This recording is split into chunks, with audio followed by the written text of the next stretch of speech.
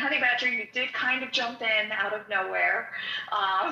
Not really. I've been on stage for a while, and I've been commenting in chat, so I don't understand. Oh, I didn't see the chat. I apologize. I could look at the chat later. Well, he did just jump in because we had a specific topic we were discussing, and he literally moved away from it to focus on a religion. I mean, that is shifting the topic. That's right, because yes, kind of want to speak about religion. And kind of went back religion. I mean, if y'all want to talk about religion, that's fine, but the topic at hand was not about that. So Honey just upset at a God that don't exist. John, this is what I'm saying. Allow me to insert something here. Don't fret, JCC. Yeah. I think the key point was mentioning of, do you believe that snakes talk? And someone said yes. And you think that's a good thing to teach your children, i.e. teach, i.e. educate. So there's the problem. Educating children to believe that snakes can talk is not an educational value. I think that's the main topic. But that same thing was taught 200 years ago. And it was right. So was the misunderstanding of the galaxies, right? No, what I'm saying is then more knowledge was learned, and then that got put to the wayside. We now know better information, so now we're going to teach that. Let me explain what I'm saying. Yes, we've got more scientific advancements now, but back then, certain schools, you had to learn like 3 different languages, right? What is the like even 200 years ago, like when they're learning like Plato and Socrates, they actually had to like read the Greek. They could just have translation. What does it have to do? What does this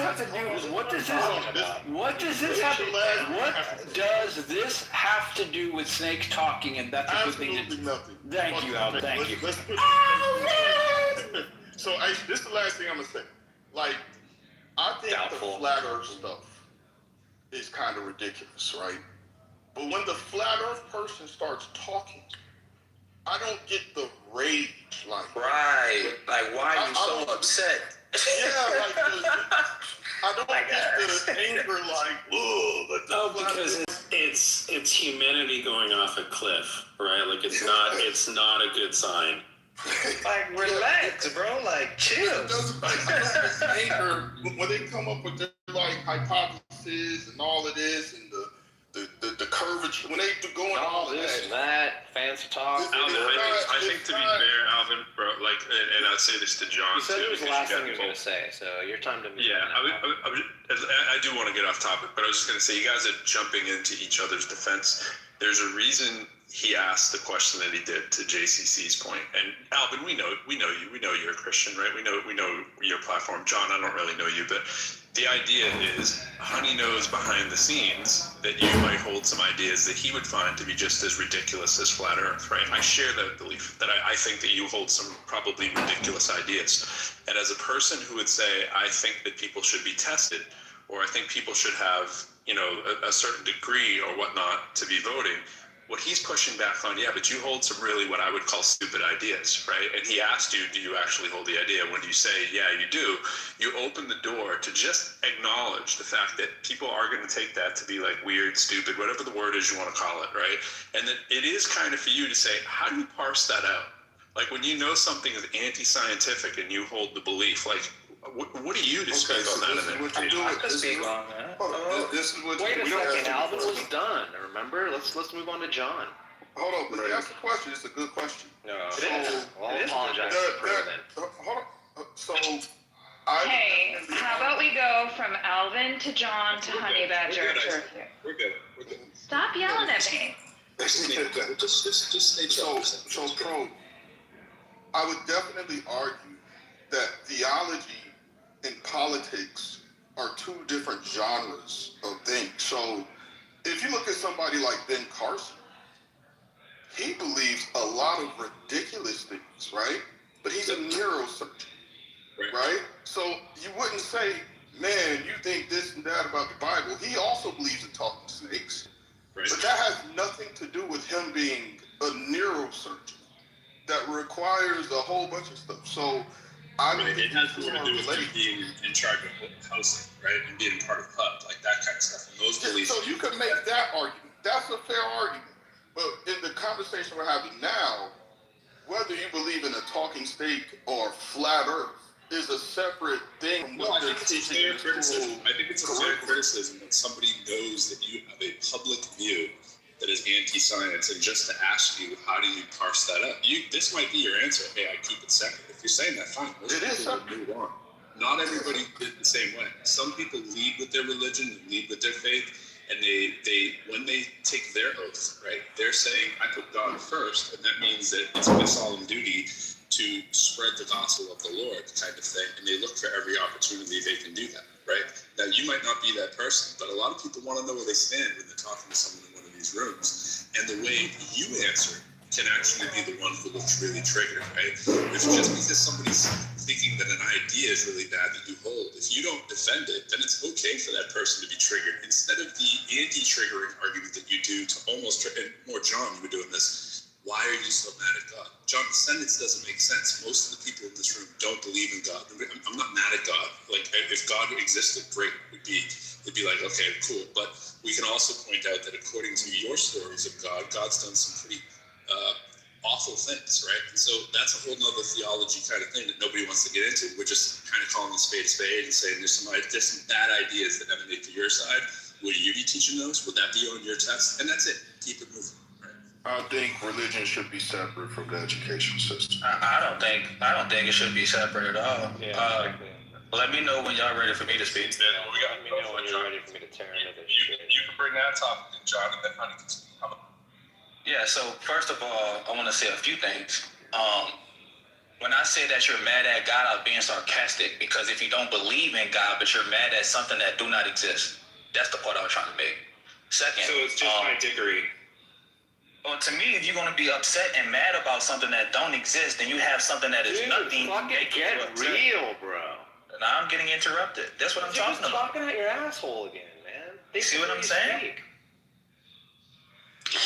Can I get in the queue? I would just like to finish without being interrupted. That's it. Why? It's not really valuable what you're John, you got something else? That's a subjective, yes. Yeah, Bro, it's but if you can, brother, if you can, respectfully, can you let Honey know to not do that while I'm speaking? We don't have I can't, but bro, I cannot go for it. I can't talk over you. All this time you could have been talking. You're talking right now. I don't care, brother. My respect comes first. Right now. I would like for him to not interrupt me while I'm speaking. Go, John. That's We're okay. going to have you not speak. We can't just go. Can I speak? Is it okay if I move on. speak? That's what you're doing, John. Just move on. All right, no problem. Honey, what you got? what Anything? me? Okay, look. You mentioned Ben Carson. So it does matter, and the reason it matters is because if that compartmentalization is that. Oh, okay, John left because he's a little pussy. So the reason it matters, right, is because he can stay a surgeon, but he also is a politician, right? If he's a politician, his policies are going to reflect his deeply held faith, and that's dangerous shit. So don't tell me these people fucking keep it separate and you should just respect their beliefs and go, oh, well, he's a smart surgeon. Not my argument. But, all right, here, I'll just mute up while you just talk out your bunghole. My argument is that, hey, if I need brain surgery, I'm going to Ben Carson. But if I need political analysis, I am not. Well, you can't avoid it if he's running for office and people are voting for him. And you know what? And I won't vote for him because he's inept politically. But That's if right. if I need to go get my brain examined, I will go to Ben Carson. That's what I'm saying. So I think these two are separate. Well, that's great for you, personally. I would argue if you go to Ben Carson, you will need your brain examined. But Aisha, were you trying to speak to? And we lost, what's her name? She left. She was probably trying to speak, but, Well, that's why I'm trying to say I'll give you an order and then people will respect the order. But I got You just gotta go quick. You can't be telling grown people too much orders and just keep it moving. That's all I'm saying. I'm trying to get people on to talk too, but just keep it moving. Let's not. Let's just. There's no. Oh my God! Stop yelling at me. Hold up. Just one at a time. That's all. I know, right? Thanks, Alvin. I appreciate it. Okay. I don't know who else was up on stage. I wasn't staring at the phone. So I see Abe is trying to talk. Romero's trying to talk. Honey Badger, did you complete? Are you good? No, I haven't even started. I just find this remarkable. Okay. I just find this fucking remarkable that people don't get this. Like, look, beliefs matter. If you're teaching your kids to accept stupid ass shit that needs to be freaking basically reverse engineered as a young adult because it was pushed into their prefrontal cortices and they just accept bad reasoning all their fucking lives on a fear-based kind of threatening system, and then this is just running us backward. We have to freaking take these people back and back and back to get them to make rational decisions and be honest in their comprehension and understanding of the things that are on the ground now. So like when someone says to me, oh yeah, I mean, I teach my kids this stuff. I don't think you have any right to judge. It's like, dude, you're keeping us here. You're part of the fucking problem. And if you don't see that, I just don't understand what you're paying attention to or what matters to you. Okay. I understand your point. I have a question, and then I definitely want to move on. Do you believe that people can compartmentalize their religious ideals from what their functionality is as in their occupation or in the government It's a or case-by-case policy? basis, Aisha, just like you know. It's No, I'm aware. It's circumstantial. I agree with you. That's why we and have I don't the know these conversation. people. That's why we ask And them and we figure it out. I agree with you, but also I don't know these people. So when you ask them, I'm waiting for them to answer too. Does that make sense to someone who doesn't know everything? Oh, entirely. And that's why John just proved himself to be unworthy of the conversation. Okay, I respect your opinion. We'll move on. Abe, it was Abe Romero, and then hey dude, you're here. And I want to chime in too. Go right ahead after everyone. Yeah, thank you, Aisha. Hey, Pro. I just want to point out, like, Alvin, I don't know exactly your position, so I don't want to, like, straw man you. But when you're saying stuff like, oh, they're separate, if that's indeed the case with you, I am skeptical of that claim. I think if I dug into your beliefs, I can show how it bleeds out into the real world. But even if by some crazy chance you were right, that doesn't address Honey's point, which is that there are millions of people who have religious beliefs, who it does affect the actual world and the way they vote and the policies they want. So the fact that you might have like a special case and you might be unique, okay, good, that's wonderful. But that doesn't address the problem that we're facing of, like, you know, when people are highly religious, they tend to be superstitious and dogmatic, and they don't understand science. They don't might even support vaccinations and stuff like that. So, and forget about like child education, teaching kids that like snakes can talk and magic is real and the supernatural is apparent in life and stuff like that. So things of this sort, I think that at the very least you're guilty of like kind of being a cover for those type of like more sick religious people by kind of like normalizing religion. Yeah, Well, I'll say that. I mean, I would say religion is already like normalized, right? So, I can't really partake into that. But I'm more so talking about, like, if you get a Christian scientist, right? Now, obviously, there's people that's going to put their everything. But you look at somebody like Kenneth Miller, right? He's a Catholic, and he debated against intelligent design, right? He's like, listen, y'all can't teach this in schools because it's not up to with the scientific consensus on what we think about evolution and everything. And he was a Catholic, right? So when you go into like the professional level, regardless of whether he believes Jesus rose from the dead and all that, he's still like, hey, that's my personal, but if we're talking scientific, this is what we're doing. And we have guardrails, right? We have guardrails. We have the separation of church and state. It is illegal to teach religion in a school as like an authority. Like you can teach it from an academic level, like a historical level, but you can't promote a doctrine in the school. So I think there's a little bit of hysteria as far as of how religion is negatively affecting the world. I think people's personalities negatively affect the world. Listen, if you're a messed up atheist and then you become a Christian, you're going to be a messed up Christian. It's not atheism or Christianity. It's like the person. If you have this personality, I think it's more so. History would disagree with you, Alvin. Well, also when you're saying that, like, oh, we have we have these protections of separation of church and state.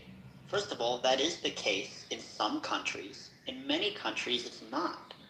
You might be talking about like the West or the U.S. Yeah, we talking about the U.S. Yeah, we have we like can even break it down to states, right? Like, Yeah, we have, like, Missouri will dozens of teach. Missouri will literally rip out science sections and books and replace it with Bible stuff. Yeah, and we have dozens of countries in the world that don't have separation of church and state. They literally implement religious laws as legislation and stuff. That's the reason why like atheists and non-believers suffer like persecution and imprisonment and death in a lot of the Middle East countries. That's disgusting. So yeah, so like the point is when Honey says that we have a problem, a real problem here, a real problem for like humans and the way societies function. And it just seems like maybe you don't understand the severity of it when you say things like, oh, it's no problem, religion's separate. Okay. No, it's not. Okay, so Like, when I it's not say at the all. severity, when you walk outside, there is no Christian or Muslim stopping you from doing what you want to do. That's what I'm saying. Look, in the U.S., it might not be like, look, the Okay, U.S. has so a separation of church and state. So, But there's so still- even if you look at somebody somewhere like Dubai, is Dubai just in turmoil because it's an Islamic state? Are they just suffering because of their poor They education? have human rights violations, yes. I And in understand that, but and in is- Qatar, Well, it doesn't seem like you do. I think it was in Qatar, Steven Weinberg, who was a... Qatar is not Dubai, physicist. dude. You should know this. I'm talking about different religious... Yeah, but he brought up Dubai. I know, and He I'm bringing brought up up a another specific one, so you're bringing And I'm bringing up a another different. one. Yeah, I'm allowed to bring up anyone I want because these You're all have change the problems. field. Yeah, thank you. What are you doing, So dude? the point is that these Talking. religious countries... These Out of your religious fucking countries... head. Shut up. No, I'll let my mom. Okay, so can I finish? The point is that a lot of these religious countries, they actively suppress education for their masses. And I think it was Steven Weinberg. I forgot the detail of who he talked to. It was like he was talking to the government because he had access to the royals for winning the Nobel Peace Prize. And he encouraged them. He said, you can make colleges and education centers in your country. And they basically said, well, we don't mind making colleges that'll teach engineering, but we don't want science, like, evolution, biology. And he said, why not? And they said, because it's corrosive to religious belief. That was their take on it. And what's crazy is they're probably right. When people understand the way the natural world works, they tend to just no longer need religious So explanation. this is a third world issue. It's not So a the first point is this, though, world issue. but the point is this, Alvin. You are from a religion, Christianity, that was lucky at the tail end of like 1,000 years of terror and torture and murder and crusades, that they happened to be pulled kicking and screaming into the 21st century by the Enlightenment, and that the Enlightenment changed it and kind of defamed Christianity. We don't have an enlightenment for other parts of the world in religious beliefs. And a lot of people still operate under these crazy ideas that are not separated. People believe God really magically poofed animals into existence as they were, ready-made on the sixth day or whatever. Like, this is absolute nonsense. And I would venture to say pernicious, psychotic nonsense. Okay. And that's a And dangerous you part. say, and all I'm saying is, I think Honey's point goes far deeper than you saying, like, oh, there's no problem. Okay, so what I'm saying It is, is not separate by any I'm means. not saying there's no problem. I'm saying you have sucked the nuance and say religion bad. It's not, okay, here's the issue with religion, but here's the structure that religion is also providing, right? I don't think something is just 100% bad or 100% good. So if It you're can be talking about 99% just one bad. second, just one second. So if you're talking about these third world countries and these setups, I would actually disagree with those third world countries and how they're setting it up. I think the separation of religion and state, at least in the West, how it is today, I think that's been very beneficial. But what I'm talking about is, when you talk about the Crusades and the wars and all of this, people don't fight over religion. They fight over territory. That's a lie. Hold up, I'm gonna explain. Please let me land the plane on this. The reason for We'll let you crash the plane into the building. Look, I promise y'all might agree with me, right? The reason for every war that has ever happened has either been over land, resources, or money. Now, what they will use religion for is they will use religion as a justification to obtain these things, right? They will use religion as a justification. They'll use it to galvanize the people and to like, hey, we're under this banner. But the goal of the Crusades was what? To take over Jerusalem. It's still a land grab, you know? So religion is an excellent galvanizing tool for bad and good. Because what did Martin Luther King use it for? Civil rights movement, right? Hey, we're under the banner of Jesus Christ, and this is what he wants, and it galvanized the people for that. And Jim Jones used religion to make people drink poison Kool-Aid. So I think it's a very powerful vehicle to be used in certain situations. It can just be used negatively and positively, depending on Then why use it at all? Like, you can do good without Well, it. thank you, Greg. I was going to say that, but thank you. But the point is this. Number one is that religion, right? It's easy to look back and kind of ad hoc and say, oh yeah, all the fights and killing was all about like resources. It didn't have to do with belief. At that point, then you're basically saying religion can do no wrong, because no matter what I bring to you, I can literally show you. Hold on. I can show you the Pope, signing letters talking about how we got to go out and like kill. I just explained how it can be used to be wrong. Hold on. Let me. Why are you interrupting, Alvin? Is that how you want to be treated? I'm terrible. I apologize. I didn't. Because I will fucking filibust you all fucking day. Every time you speak, I will start talking shit. It's fine. Wow, you guys. My bad. I don't know what you're bringing in here, but okay. Just a quick. Hello, Uncle. Hello. Hi. Oh, sorry.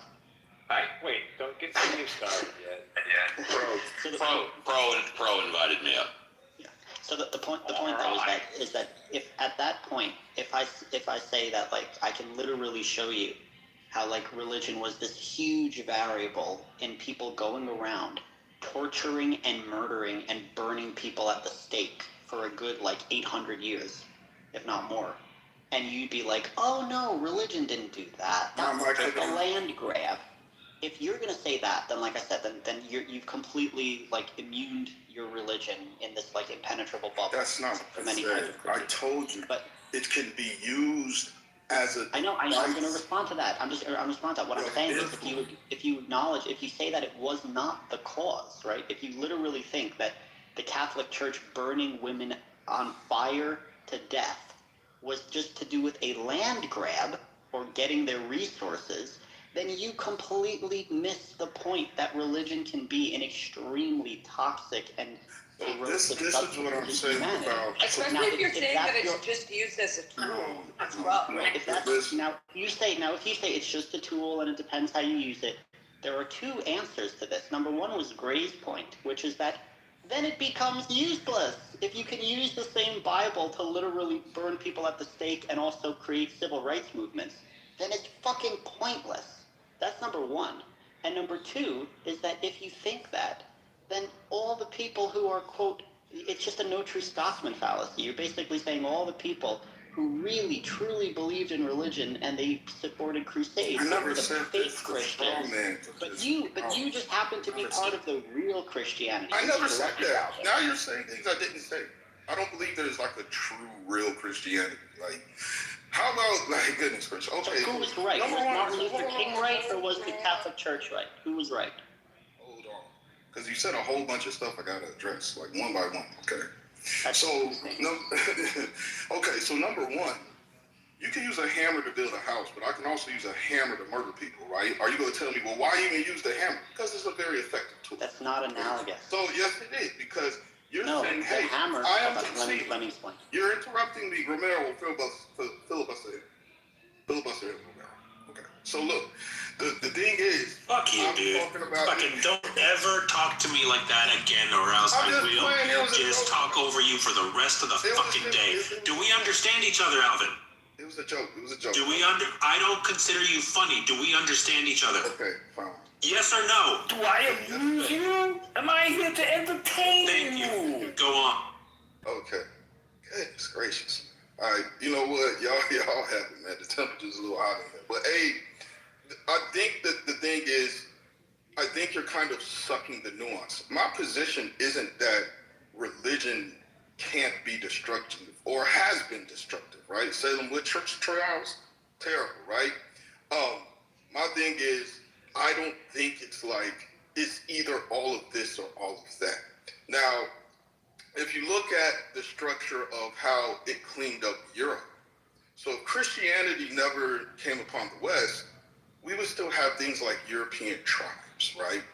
We would still have Viking raids, okay? Like, it's like those kind of things. Now, granted, it's replaced by the stuff you said that's horrible, but it introduced some kind of organization. So the first government setup we have, which is Hammurabi Code, is through a religious lens. He said he went up on that mountain and got his rules from Shamash and came down, and that introduced the whole concept of government. Now, my position is not that, oh, religion is all good all the time and we shouldn't look. It's fine to critique it, but I think the hysteria comes in when I walk outside. There's not a Muslim saying stop. It's literally not affecting most people's everyday lives. If you want to do something, you can go and do it. I think it's hysterical. It's a little hysteria how terrible it is. Right? Yeah, okay, so you're turning a blind eye to what is actually going on in the world and what has been going on in the world just because you can't see it, you can't walk out and see it. And We it's just saw it a while ago. Does not mean that it's not happening or has not happened. Yeah, so I'm going to want to... And for him to say that it's a lesser of two evils, but he's still saying that it's evil. It's something. I don't think it's a lesser of anything. So I've been trying to insert my point at the beginning for a while now. I waited patiently, and I'm going to insert it. The dangerous point is exactly what John did.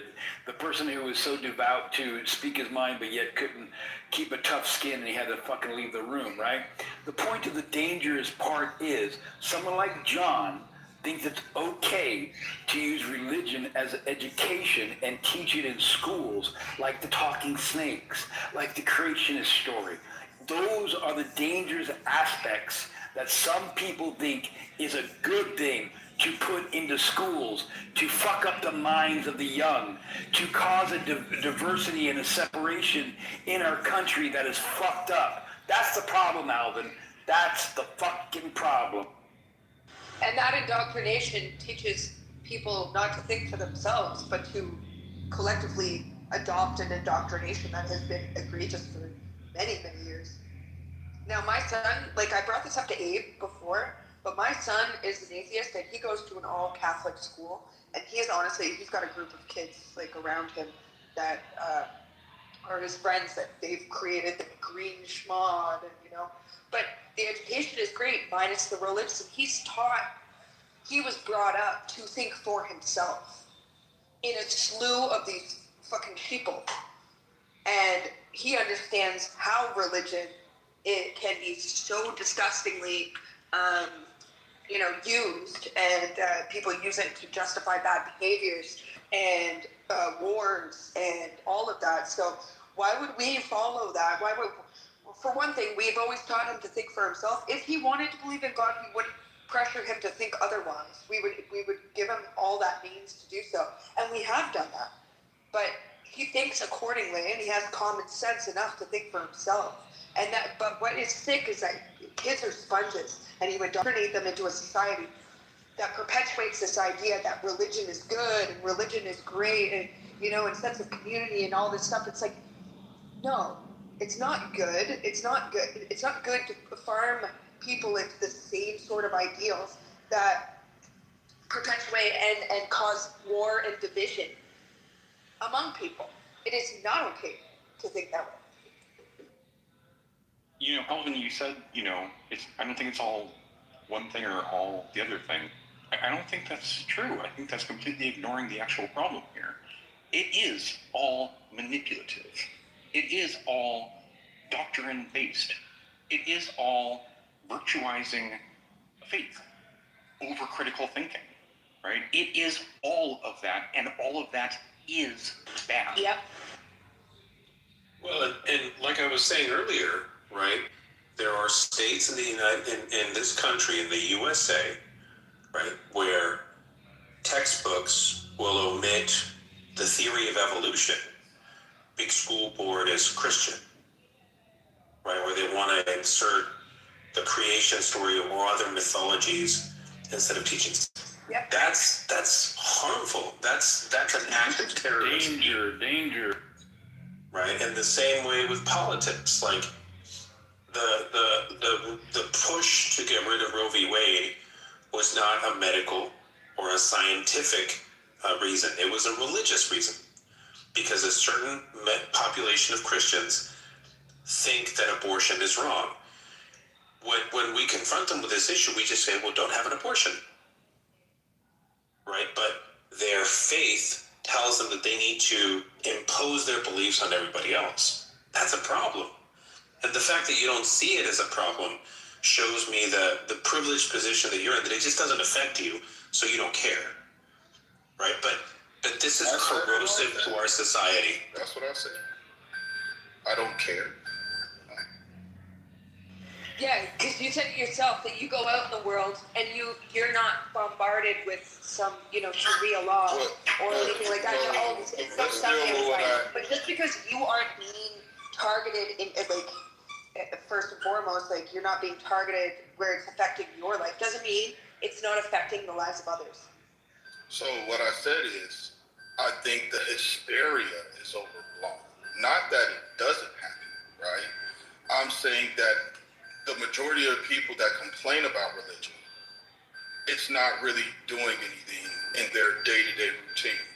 Now, if you want to make an argument, how in these third world countries, there's religious practices or ideas that are destructive to that civilization, how in the world can I deny something like that, right?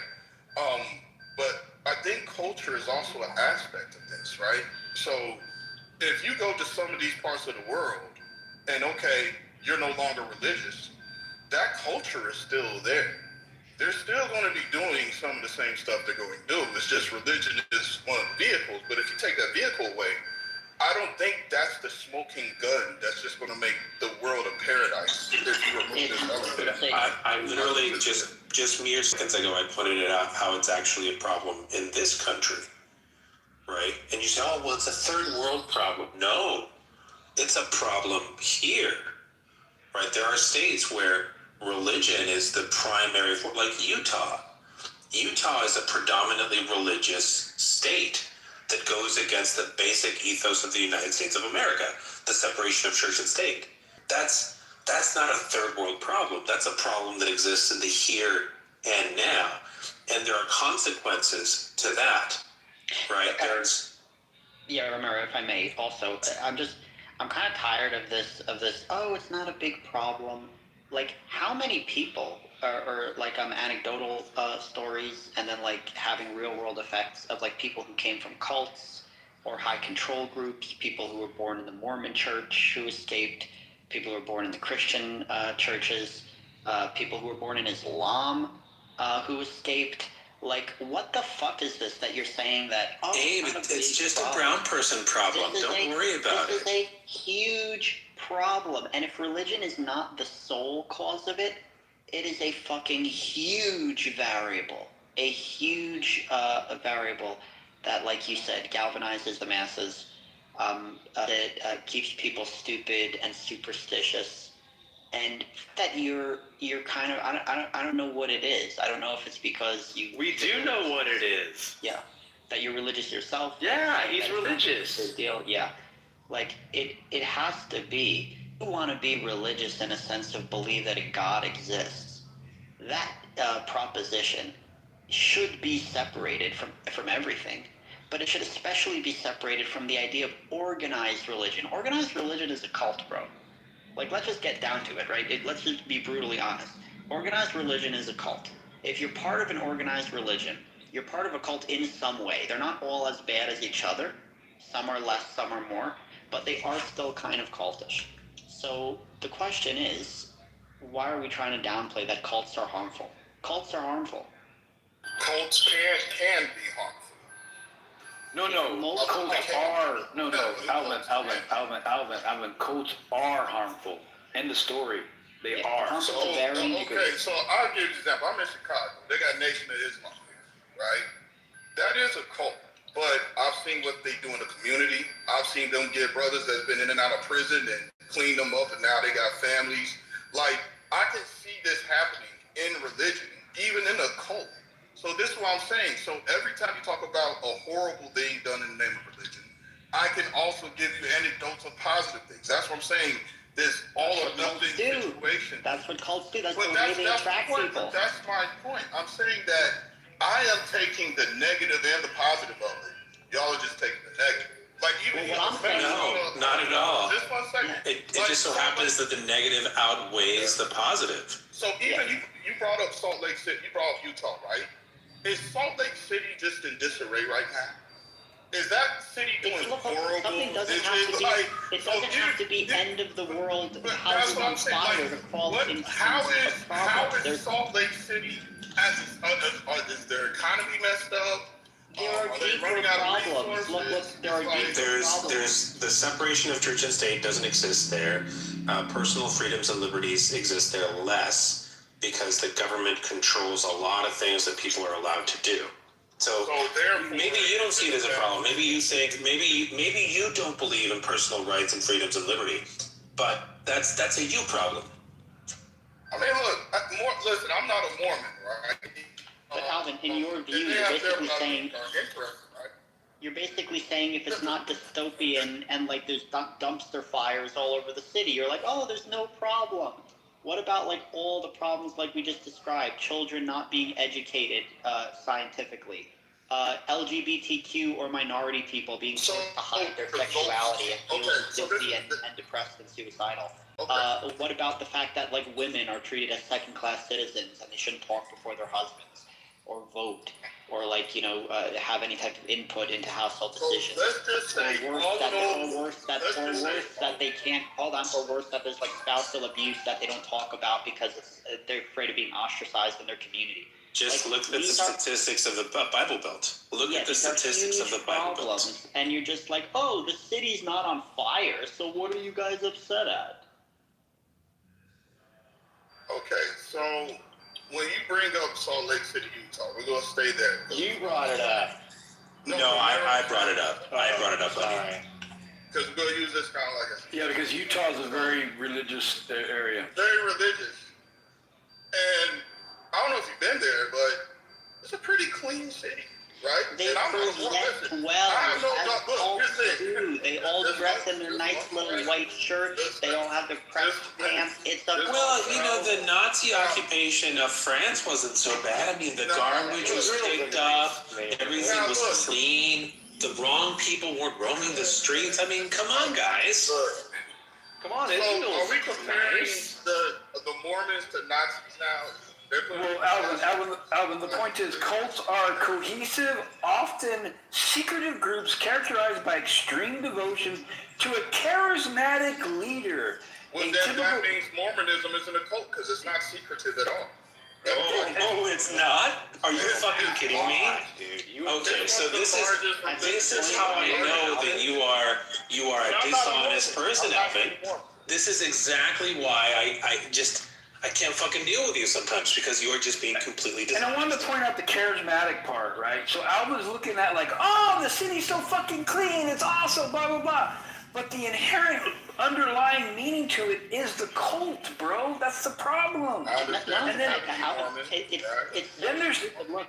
Cults, they'll help you if you're part of them. They're cult, exactly. Any type of individuality or questioning, they will spit you out so fast and leave you homeless on the street.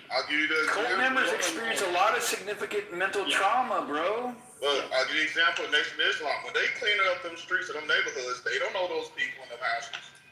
When they old ladies out, when they doing all of this, They're doing when they're doing these food drives and stuff. I seen it with my own eyes. Okay, but And I'm not a part of the Nation of Islam. Can you Your own detail eyes? for us? Wow. Hold on, just one second. Can you detail for us the temple rituals of the Mormons? I was talking about Nation of Islam. No, sorry, I was asking Alvin a question. Okay, if I could go after Alvin, that would be amazing. Thank you. Yeah, Alvin, can you detail for us the temple Lackluster. the temple rituals of Mormons, please? I'm not a Mormon. I don't know. Because it's a secret. Right, because it's a secret, and you gotta be a Mormon. You gotta have the badge to get into the club, brah. All right, so I completely 100% agree with JCC's definition of a cult, and I'll just paraphrase: manipulative, charismatic leadership, extreme secrecy, isolation from society, excessive control over members, and a central cult figure. I added a little bit to it. I completely agree with that. But the statement a couple of minutes earlier that all religions are cults is completely untrue. And where religions differ from cults is the fact that religions are generally open, and they are open to people joining and people asking questions, and they are not secretive. So I think cults are horrible. The religion that I read and what JCC said is correct. But no, not all religions are cults. That's not true. It kind of is, though. Steve, cults are open because they need to recruit new members. That's literally what they do. Yeah, but Steve All right, is Jewish, well, remember? So he can't say they're all cults. Let's This is how religion poisons everything, dude. Let's bring it home to me and personalize it. Can you please tell me what? I don't want to hear about it. Well, then you don't have to answer. I belong to the Jewish religion, and can you please tell me why my whole religion, the whole Jewish religion, is a cult? Yes, I will tell you Child that. Let's take it. Yes, we can. Let's take it one. Let's if we can. No. Let's just stop. You say, honey, let's do this. Let's do this, honey. Yes, let's take it one step at a time. Child mutilation, like Grace said. Okay, firstly, the child mutilation is. I said one at a time, please. Wait, you don't know, Steve. You just defined cult, dude. That's why I said what you say next is going to be lackluster at best. Well, then I guess I'll just go on mute and we won't take it one at a time. Cool. Thanks, Steve. Move yourself to the audience, please. Thanks. Hey. Hey, Badger.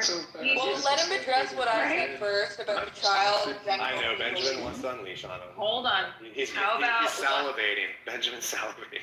I know, right? But one Throw Steve up here. We have to go all the way. no, and he wants to address each allegation, I guess, one at a time. So let's allow him to do that. Someone said child mutilation, right? Are they allegations, or are they just sort of matter of fact? I am just trying to mediate. You guys can use the terminology. Fair enough. Thank you. So go ahead, Steve. What's the first thing you wanted to address? Well, I think somebody said child mutilation. I suspect they're talking about circumcision. Yes, sir. Fair enough. We know that 80% of the population in the let me rephrase that. Population of the United States that's Jewish is 2.5%. Yet 80% of the population have 80% of the population of America, they get circumcision. Circumcision, in ways it's required to be considered a Jew, but it's definitely not forced upon you. That's my response. If you want to be Jewish, you're going to have to get your dick cut off, right? So let me ask you this, Steve. Do you remember? Let me just really. I'll make Can this I clarify super one little thing? God damn it! Circumcision is not a removal of a penis. No, it's a removal of the foreskin of a penis, Yes. which desensitizes the penis and also makes it hard for a penis. Also, the baby does not. The foreskin is part So of the can I ask my fucking question, pretty fucking please? Yeah. So, wait. Steve. Yes, you can. So, Go ahead. Steve, do you remember the day that you consented to your circumcision? No. Because you didn't, right? You didn't consent to it, did you? That's correct. That's correct. Yeah, and then the whole argument here from you, Steve, was that religions are open. It seems to me that if you have to get your dick cut, then that's not open. That's closed. That statement is wrong because it's well known that the Jewish religion highly endorses circumcision and a bris procedure during it. This is not a secret.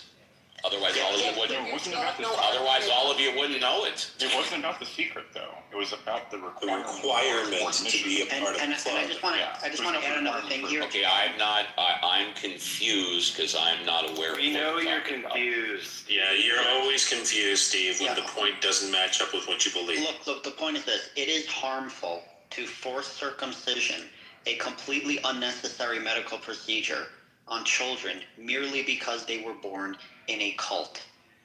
That is cult behavior. Now, the point is, even if you thought that wasn't harmful, which is completely harmful, but the point is, cults are going to be harmful to varying degrees. The fact that you, Steve, might be in a relatively healthy cult compared to some type of death cult, that doesn't mean it's not a cult. It just means it's less harmful. Okay, well, your statement is the description. No, your statement is false on many stages. Firstly, it's not forced. Second, as far as being unnecessary, you may admit The baby cannot consent, so it is forced. It is forced, Steve. You literally said that you don't remember the day you consented to it. So of course it's forced. You just don't remember, so therefore it's not forced? So like the girl who got raped when she was roofied, well, it's not forced. She was roofied. She doesn't remember, so it's fine. Can I continue what I was saying? Also, you made a point, Steve.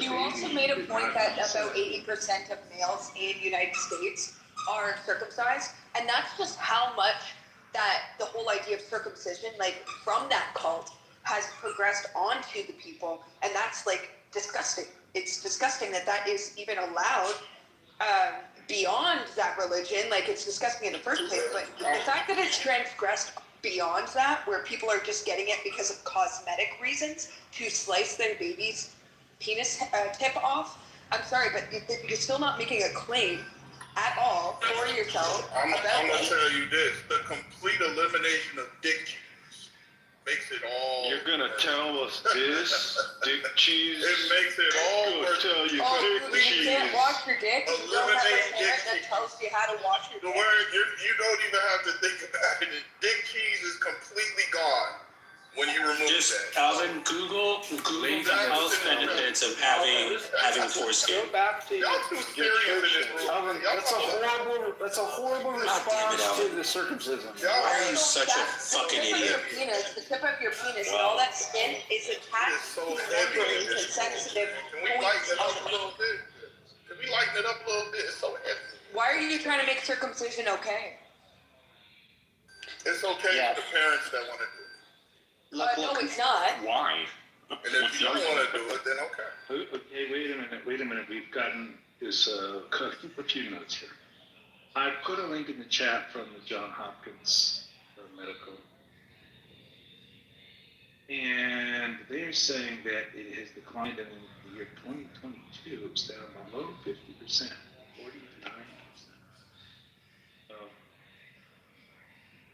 I also put a study into, sorry, Benjamin, go ahead, finish. Well, I just wondered if she was willing just to concede that his number was almost twice the actual number. That's okay. And I put a study into the chat that circumcision is a prophylactic, and it's been seen under a meta-analysis for HPV infection. It protects females that are having sexual intercourse with circumcised males, so it is not just a religious situation. It is also utilized for medical prophylaxis. Well, yeah, you can have a healthy, long-lasting life without having the tip of your penis. And it is shown that you have a better chance at a decreased risk of infection. You know what That's all else I'm is a saying. decreased risk for infection? Is not having sex at all. You're right. Look, the point Oh, is does this. that Every mean, single. so you're gonna cut the whole dick off? That is not what happens. That is not what happens. Diminish the Gray. risk of HPV. Gray. Abstaining from sex altogether would have been. I Gray. think if you Circumcision is not removing an entire penis. If you I know continue that. I to know make that, that, honey. right, I know so that, that's honey, not but a what- correct statement. Listen, what you're saying is that it would diminish the increased rates of HPV, but you know what? Why would you remove an entirely healthy organ? Contact altogether. Why would you remove an entirely healthy organ? No, when what you I'm don't saying is pass that, no. What I'm saying is that why would you get the tip of it cut off if you could just teach your child to abstain The from tip sex? is not If you start removed the sexual foreskin. partners- Do we need to go over physiology here? Whenever I say tip, that's what I mean. Well- I've seen dicks before, honey. Oh, that's wonderful. So, okay, so circumcision most commonly includes bleeding, infection, pain, or insufficient excessive skin removal. This is something that does reduce the sensation and reduces a certain amount of gland function, right? So this is not something that's just innocuous, that's just for aesthetics. It's that causes no harm, right? Again, we get back to the issue of consent. If you're okay with this, for someone to do it without any consent, I find that weird. I'm Mexican and I didn't even get my daughter's ears pierced when she was born because I believe in her body autonomy and she gets to make that decision when she's older. Yeah. Sure, that's just a different part of the argument, right? Yes. I think you should reflect on Thank your you. argument a bit. What happened, Benjamin?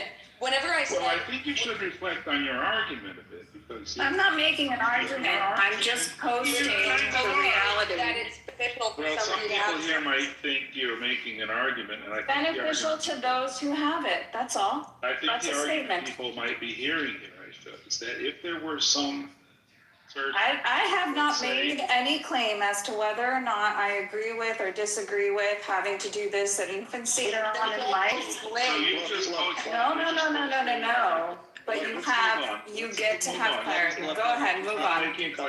I gotta drive, so yeah, go The ahead, move. arguments about it, quote, being cleaner or whatever, are so dumb and so Yes. bereft. And still medically proven.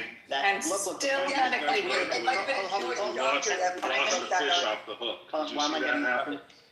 Can I finish? Look, Because when you guys were arguing, we lost the fish. you lost what? We lost the fish. I don't know what you're talking about. Steve left. Look, but the point is this: that not only is it completely unethical in a medical sense, right? And doctors are supposed to do a surgery or a medical procedure when it is medically warranted. There's nothing that warrants circumcising a baby like religious people do. Especially when there's no indication for it, right? Saying that it's cleaner is not an indication. So why do you think Let me finish. To irreversibly alter a child's body, Why do have atheist their parents autonomy or why do atheist parents circumcise? Oh, we doing this now again, Alvin? Cool. So this other day, I was watching this weird movie where this dude kept doing dumb shit all day long, and I thought it was a weird movie. Look, I just want to answer Alvin's question. Alvin, the reason why, again, is because we live in a society that has had 3,000 years of non-stop religious privilege and brainwashing. So yes, it's sad to say that even some atheist parents, when they go to the hospital now, which has been affected by religious values, the doctor says, "Oh, do you want your child circumcised?" They don't know much about it. They haven't researched it. And they might just say yes. I do just want to point out, I agree that Abe has the proper analysis here, which is that, and Aisha, you need to come on board with this. Yeah, seriously. There is a medical reason to do a procedure. And if you don't have a medical reason to do the procedure, A, you mustn't do it. Otherwise, you're not a doctor, okay? fucking I don't know what. It's just a baby. Yeah, babies don't get HPV from having sex. A baby slicer. Like that. That's You can also, on a baby. I want to bring something else up. You don't have a medically. I gotta get it from rabbis' mouths. For doing that surgery, you're a barbarian. No, I have a story. I have a person. Hang on, I want to add something to HPV, please. Hang on, real quick. I want to give HPV was brought up. the opportunity. No. Yeah, she'll get it, but hang on. I want to. This is on topic, right? About the penis and not being. The time for Hang on, Benjamin. Hang on, Benji. The point is, the prophylactic to circumcise is a good thing to prevent HPV. However, cunnilingus spreads HPV. People are dying of throat cancer because of HPV. You don't need a cock to get HPV. Having sex causes HPV. Fuck yeah. Fuck yeah. It doesn't cause Dating from sex. a virus cause. How? Yeah, I didn't bring up the cause. I brought up the spread. You understand common speak, right? Aisha, you understand common speak, right? Or are you just being pedantic? I give us the opportunity. We're doing No. All I'm doing The point is this. is letting you know that there is a medically valid reason for parents to use. No. Yes, That's not medically valid. That is a medically valid reason to allow your, it is evidence-based. It is You're worried more about your baby getting HPV than slaughtering the baby. Are you, who slaughtered? Jesus, Gray, you jump to conclusions like nobody's business and a triple jump. Yeah, it's a hyperbole, and that's not how evidence-based science works. It's not medically necessary. It's not. Circumcision. It is not how evidence-based Not science medically works. necessary And to have the entire, are you okay there, Gray? Relax. No, it's not okay. Look. Just a moment. It is not evidence-based science, and this entire conversation began on the basis.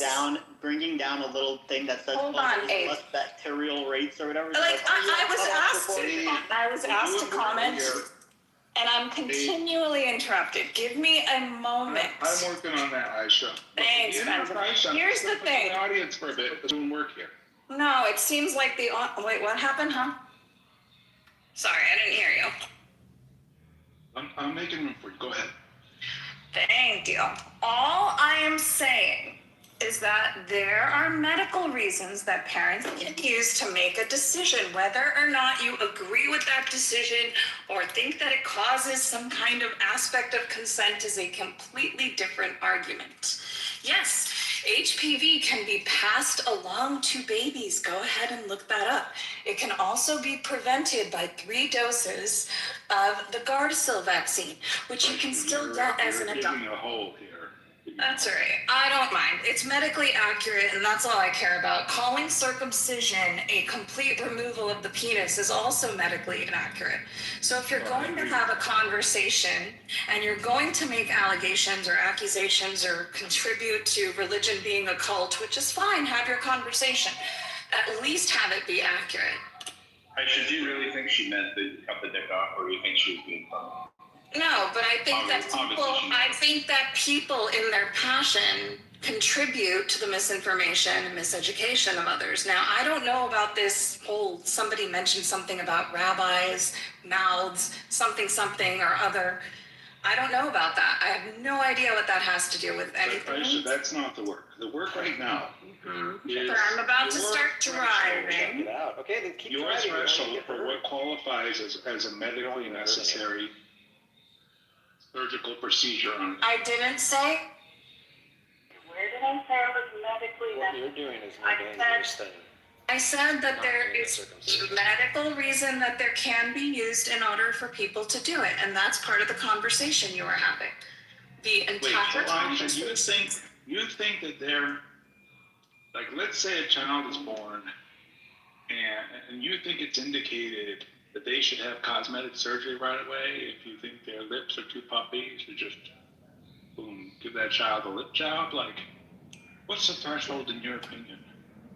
Well, see, now you're characterizing something as being cosmetic.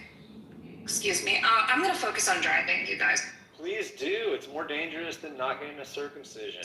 And it's more dangerous than me having to sit here and have an argument about something that people are completely misunderstanding. Come back, Less than average. Consent should be like for circumcision. Like, what age would you put that is appropriate for consent for a minor? Right. The age of consent. What should it be? 27. Is that just in general? But like, when do you think in the Kikuyu culture in Kenya, it's 13. When the child reaches 13, they talk to him about their culture, and if it's going to happen, it happens then. Wait a minute, are you Kikuyu? I used to live in Machakos, Kenya. Are you from there, bro? No, I used to date a Kenyan, and I'm contemplating moving there, so I've done some research. Yeah, I used to live amongst the Kikuyu and Congo over there. Thank you. I heard that. Thank you for allowing Abe and I know. I was actually trying to speak. The thing is that I want to point out that this is always what happens, right? If we over police, we over talk, we over jump in, it takes fucking forever to get to a point. Steve came up and Steve was trying to list off his shit. Now I understand why Honey wanted to cut him off because it's going to largely be a long bunch of long-winded one by one point.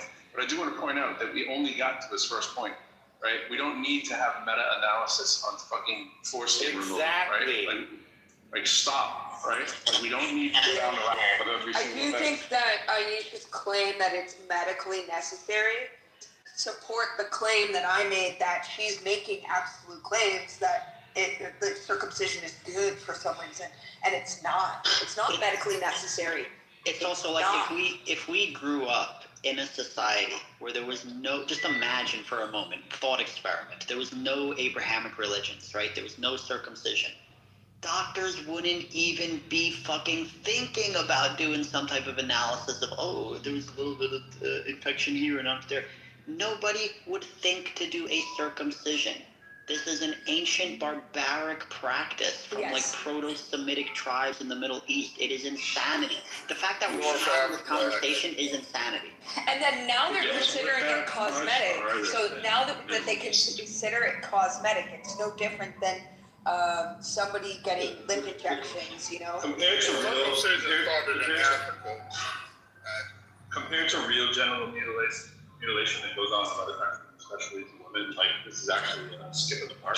And I'm not trying to trivialize it, and there are obviously correlations with benefits for it, right? But it's like we're not going to like go down the whole list. Like that article is a cool article. Like, you know what I'm saying? No, but Pro, I just want to say, look, you have to realize in those countries with FGM, the point is they'll also create delusional justifications, like, oh, it's better for the women, there's comedy. It's tighter for the men. That's the correct argument. It's not like we all need a meta-analysis on how fucking cutting off the sheath in your penis is not like fucking necessary. And we all know that it has a couple benefits. Obviously, it's going to keep a cleaner dick, right? Like, that's kind of obvious, right? And we all know that we're not having a consultation with the baby. It's just not a great point. Just keep it moving. There's way better points of why religion is a cult, other than it's doing genital mutilation, right? And that article, one of my pet peeves is when people do odd correlations. I jump all over them. I put the math in the chat. I can't fucking stand it. It overemphasizes. When someone does a study and they put odds correlation, they're telling you we don't really have a lot here, but we want mathematically for it to jump up. It's a 10% change, not a 45% change. Odds and percentages. Would you believe that circumcision is the most common surgery in the world? So that's just awful. I wonder, is there a poll? How many people regret keeping their foreskin versus regret getting circumcised? I think they just live with it and they don't really vote on it. I think that, at least in the U.S., I know Europeans don't give a fuck, right? I know this seems to be like an American thing, where there's a lot of guys who are self-conscious about still having a hoodie. And it's also like, it's a looks thing for girls, or a girl might look at them and say, American women, it's some aesthetic. That's an aesthetic reason, which is still American women that idea planted the idea that idea planted in the people's brain that it is now cosmetic and it's due to some aesthetic reason. It doesn't matter what the case is, like someone trying to justify cutting that skin off. I will say this. My cousin dated a dude who was circumcised, and she kept getting infections down there. And he was like the only one that was doing it. Like, so. Well, look, you got a dirty dick that he needs to clean, probably. Thanks for the anecdote.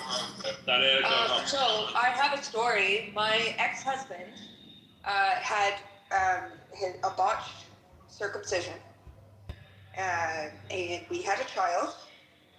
And like his circumcision was botched. It's fucked up. So his penis still worked, still a botched circumcision that he was very, very self-conscious about. So whenever we had a son, he wanted him circumcised so that his penis would look like his whenever they go to pee. Hold on. And I was like, and they asked me to pay $500 for a cosmetic surgery to have that tip removed from my son's penis, and I'm against circumcision. And then my husband at the time, he said, well, it's because of this or it's because of that. And I said, honey, you've got a botched circumcision.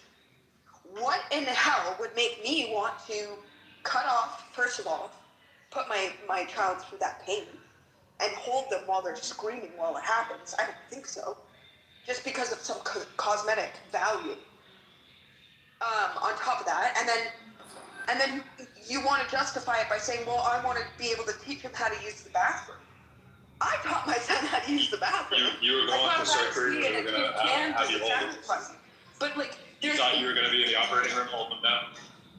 Well, my brother was whenever my mom was there. My mom held my brother while it happened. Can we move on from TikTok now and get back to the point?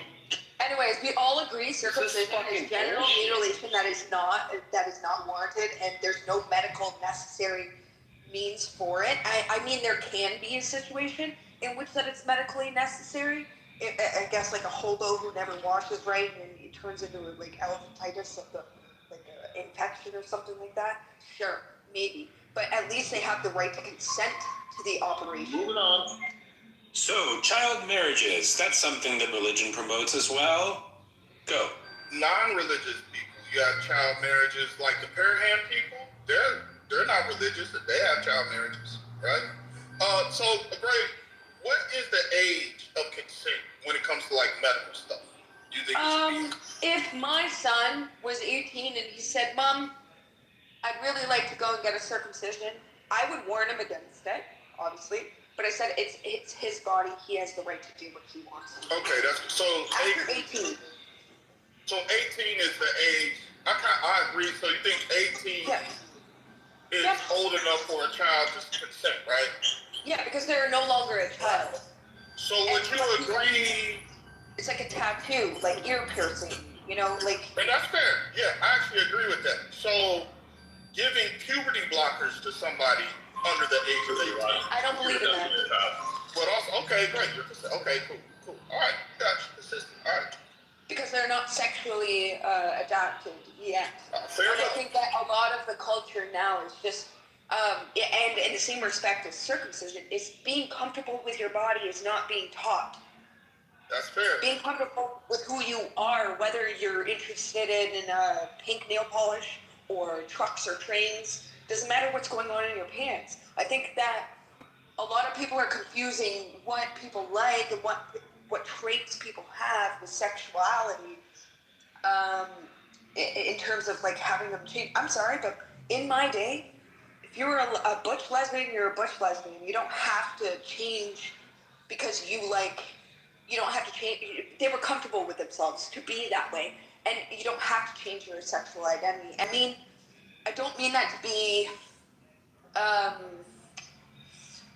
against trans people because I have trans friends. We're still on My sex trans things. We're trying to friends, get off the track. my trans friends have been like that way since they were kids.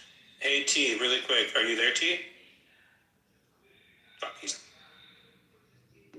Sorry for the tangents and. No, that's stuff. cool. Great. You're at least you're consistent. I'll give you that. You're consistent. Well, in the West, a lot of the child marriages are connected to religion. I'm sure there are outliers everywhere, right? But in the United States, a lot of the child marriages take place within religious households. Is it because they're religion, or they're religious people who marry kids? They justify it using religion. Yeah, I think. I mean, there's a couple of stages. First, you got to find people that are even attracted to like children, right?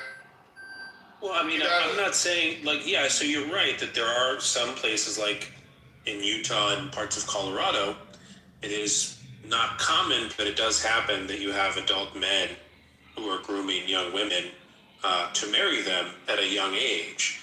And the young men of that town or society, some of them get pushed out of society because they're seen as competition for the 45-year-old. Wow. Right? And there's a documentary about it, like The Lost Boys of Utah or some shit like that. And same with other places that are like the Bible Belt, right? As underage marriages of children marrying children, and also people that are adults marrying children because they get an exception from the parents. And also the age of consent varies wildly from state to state. In some places that are much more religious, the age of consent seems to be lower. So there is a logic to what you're saying in terms of the religion portion of it. So the reason why you would see a lot of kids marrying kids that early is because, they say, hey, you can't have sex before you're married. So let's marry them at 15, 16 years old. So that's something they're not going to have to deal with, like the temptation part. So that is a thing. It's probably Utah now, but yeah.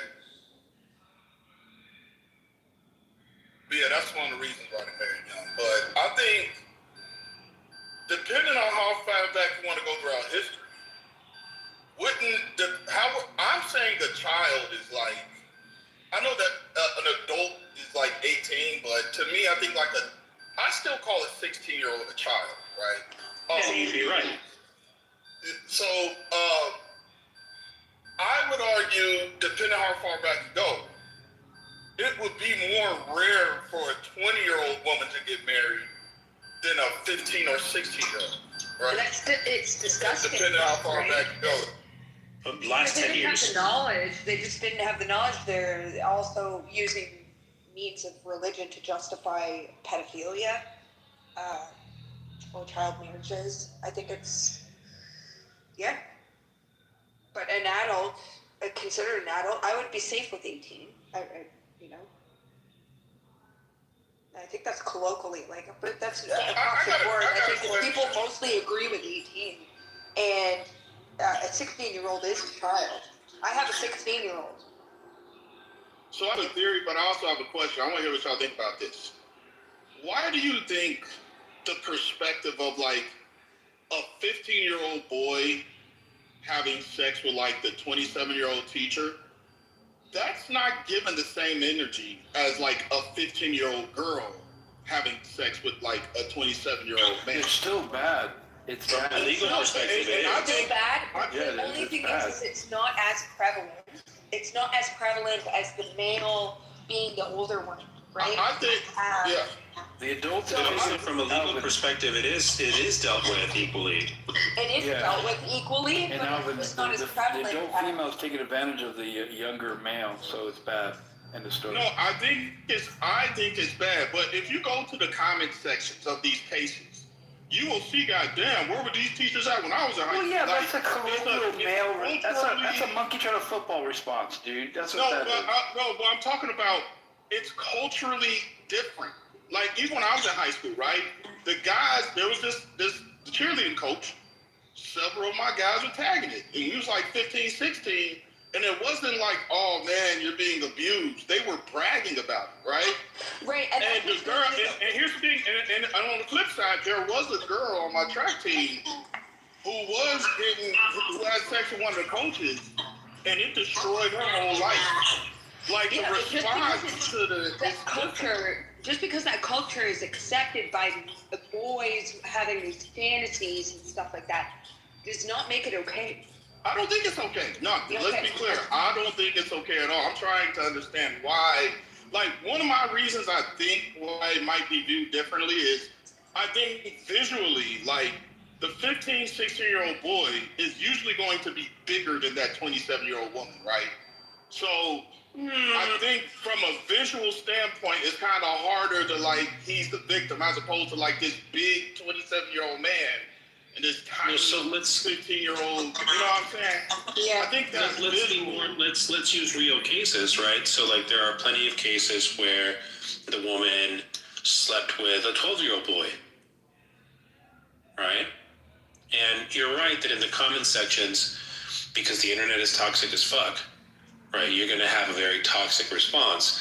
From a legal perspective, it's dealt with equally because it is considered abuse regardless of the fact. Now, culturally, the reason why you get that reaction of when it happens to a boy is because men tend to be, or males tend to be extremely horny at a much younger age, and culturally we allow them to express that horniness. So there's an imbalance culturally with how we perceive sexuality in boys and girls.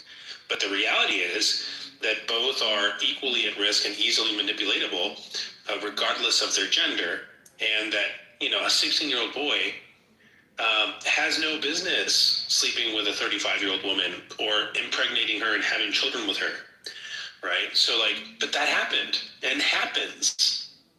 So it's less about the gender divide and more about the position of power and abuse and psychological issues.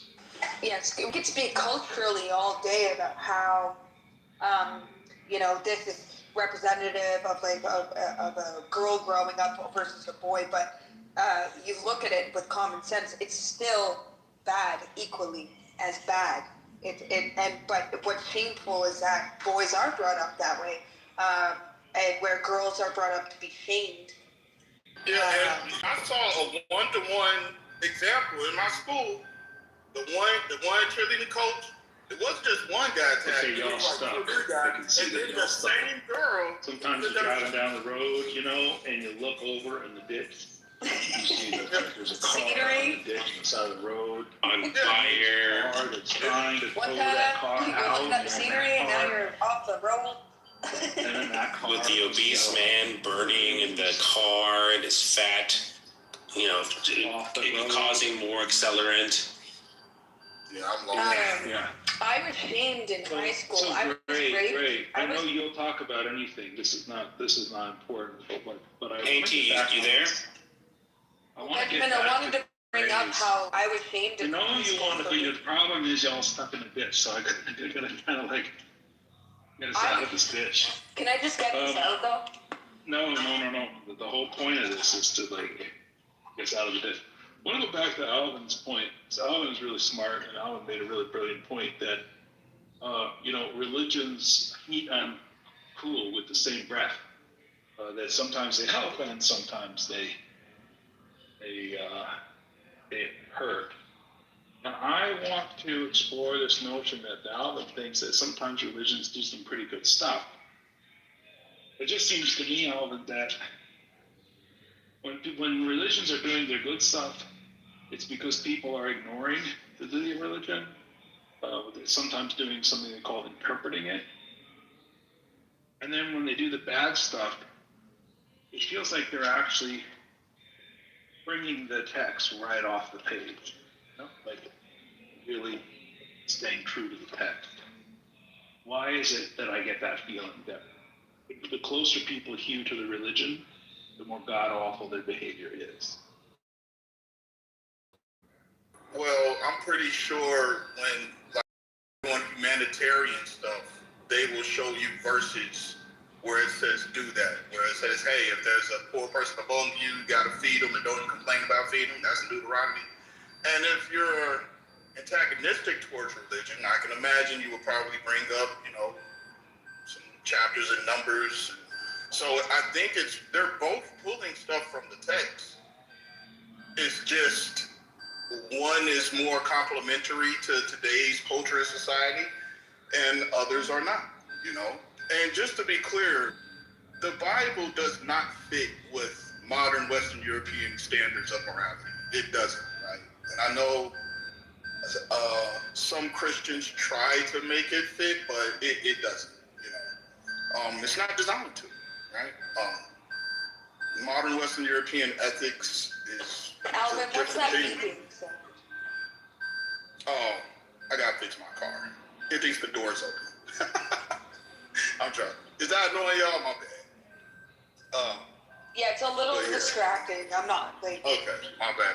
I'm almost back. Yeah, so I think that that's what it is. I think when you do talk to a Muslim or a Christian, I think they want to try to make the text fit these new modern standards of morality, and it doesn't. It never will. What it's supposed to be.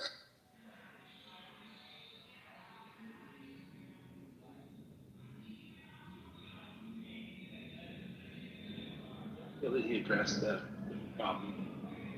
I mean, Pro likes to use the example of the Boy Scouts. It's really hard to show how there's an interpretation of the Boy Scout handbook that will lead people to do horrible, nasty, god-awful things. But it is in no way, shape, or form difficult to show that a literal translation of the Bible would encourage people to do horrible, god-awful, nasty, terrible things. So can I ask, what's up with that?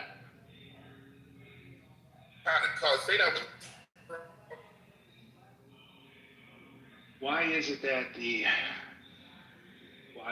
the Boy Scout handbook include that functionality that causes people to do horrible, terrible things?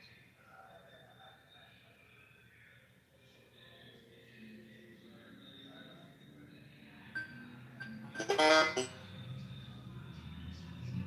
think Alan's breaking up. What y'all think? You're in the Matrix, Alvin. I did want to ask though, why is Aisha on? Was Aisha on? Yeah. Oh, well, if you click on a profile, you scroll down, it says make a moderator, and then that's how people. Oh, that's your justification? Yeah. Because she's all for circumcision. That's not in her profile. If that was in her profile, I don't think you would make her on. She's thought about it a lot. I don't think she thinks too much about these topics to begin with. That's why she shouldn't be a mom. You think that people that don't think about biblical topics shouldn't be moms? I think whenever there's a lot of discussions about biblical topics or contentious sort of topics, and then they don't really have an opinion on it, or they have the opposite opinion that doesn't really collectively share with the rest of the group, I think they shouldn't be a mod. Okay. Well, consider your advice. Yeah. She's pro-circumcision. We'll all take that under advisement, I'm sure. I wouldn't actually jump to the conclusion that she's pro-circumcision. Well, she was arguing for it because she said it was medically necessary. To be quite fair, he didn't actually say it was medically necessary. She said No, she did. She said that it was medically necessary for HPV. No! Stop! She said there's a medical reason to get circumcised because getting circumcised prevents the spread of the HPV virus. That's not a good argument. But I'm just pointing out, she didn't say it was medically necessary. Who says it's not a good argument? Also, that's not true. I don't think it's a good argument. It's not true that it prevents the spread. It reduces. It might reduce. And that's correlated with reduction. But anyway, So it's not a good argument. Why is it not a good argument? You think it's not? Was she even able to argue it? Probably not. I don't think you should be a mod on anything medical. How about that? I didn't say I That's should. why you're not a moderator. I didn't say I should be a moderator. But you're floating your idea about I who you said think should someone be who's modded in a room that no one's pro-circumcision modding in you a on. room full of people who are Why is she anti-circumcision pro-circumcision? probably shouldn't. No, you Someone should who is pro-circumcision. not informed on these topics and biblical topics probably shouldn't be moderating the room. Right, how do you know she's not biblically informed? Because Benjamin told me. Benjamin said I should not biblically I informed. also don't remember that, but okay. I didn't hear that. You're making up a lot of shit. Do you want to tell me she is informed? I just want to know why it wasn't a good argument. She's probably decently informed like most humans.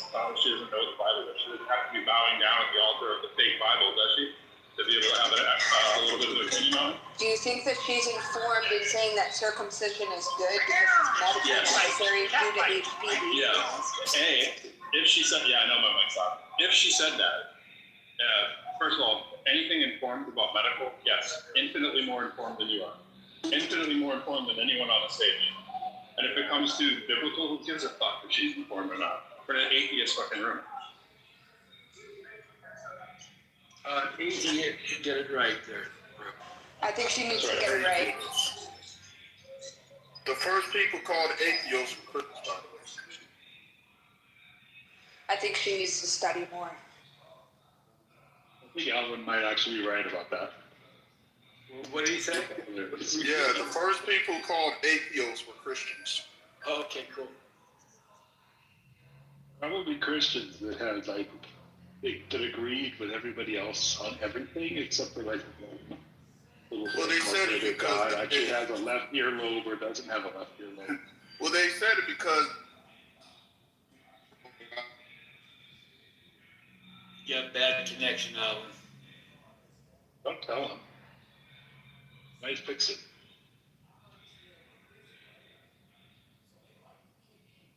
I love every single one of y'all, by the way. Don't lie. Did y'all? How long have you been driving in a car that beeps at you like that? Started happening to me yesterday. I gotta get it fixed. It thinks the door is open. It's not. So. You know, I was just looking up the atheos thing. It's interesting. In Ephesians 2:12, Paul uses atheos to describe Christians' past lives. Now, I've never heard about reincarnation in Christianity before knowing Christ, emphasizing they were, quote, without hope and without God in the world. That's what atheos meant. But the reincarnation thing is weird. I had never heard reincarnation in Christianity before. Did he specifically say reincarnation, or was he referring to like this that he's making after Jesus to talk about the your microphone's not working. What the heck? To reference those who were without the saving of Jesus as God.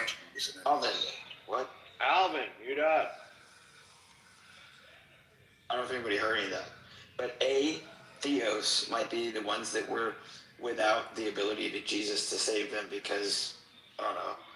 I think that's right. I think the AI just got it wrong. It's talking about people living before Christianity, not Christians in a past life.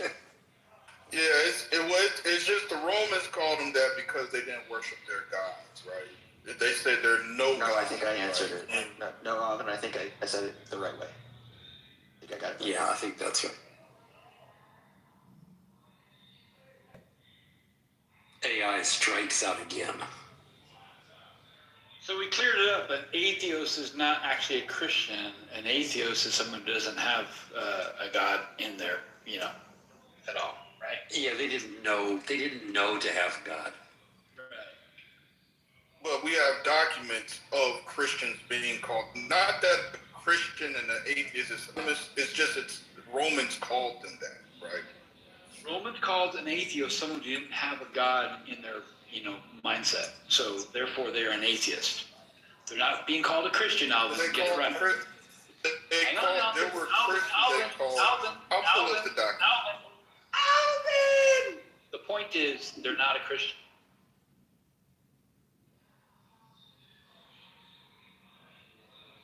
Yeah, basically atheos is what they are before they're born again or something, right? Without God signifies a life devoid of the true knowledge relationship. And So atheos, it's not somebody who chooses, who does not believe in God. It's somebody who's really never heard about it. and just to be clear, atheos is different from the modern atheist, right? Well, I think that's what I just said. Yeah, that's why I was agreeing with you, right? Correct. I think it's a different thing. But I love every one of y'all, by the way, because my religion tells me You have to. Yeah, right. You don't have any choice in it. Wait. Why should we take that as sincerity because you love us? I know, Alvin, you shoot yourself in the face all the time, bro. you don't know what it is. Alvin, that's the point. Alvin! You're just so insincere, Hey, can I talk? I'm trying to light the room up, man. It's so No, But your microphone sucks. Alvin, that's a fucking horrible thing to say, right? That's like saying, I'm only going to save you because I'm working as a doctor in the hospital. If I was on the street, I'd walk past you and let you die. Wouldn't that be accurate, though? That would be accurate, right? No, it wouldn't be accurate, right? No. That's the weird thing about Christians is that they really do. They think that if they didn't have God, they would do that.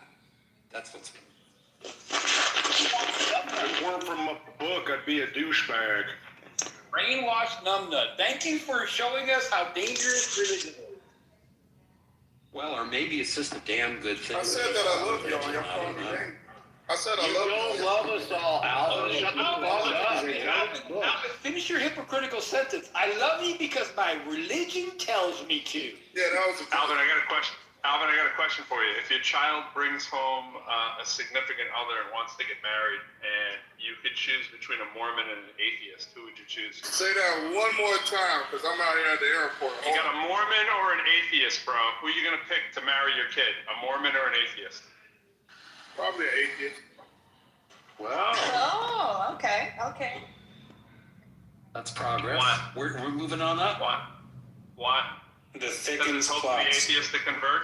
And he knows the Mormons are a cult and they ain't getting Because that the only reason I've seen atheists be married to Christians, and they'll still like go to church and do all the stuff, but they don't believe in it. So I've seen that happen a lot. So yeah, probably atheist. Oh, I've done that. We'll do a lot for that. Because they go to church?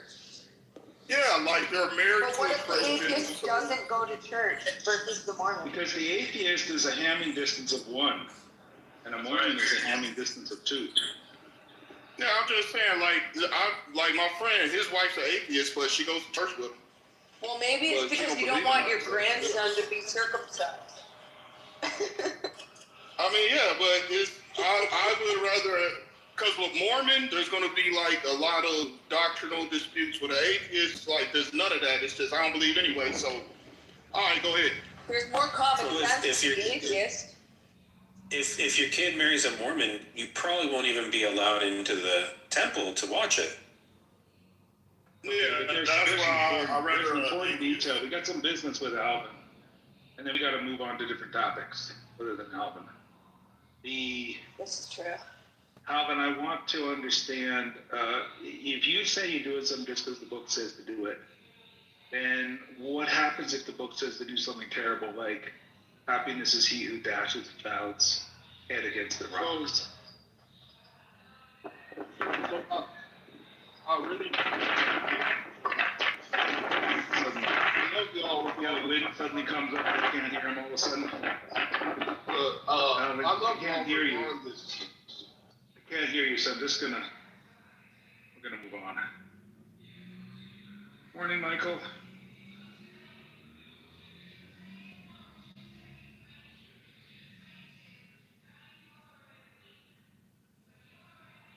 Michael, you there? For the record. Benjamin, how come you haven't moved up in the top 0.5%? Oh yeah. Because he's not a nerd.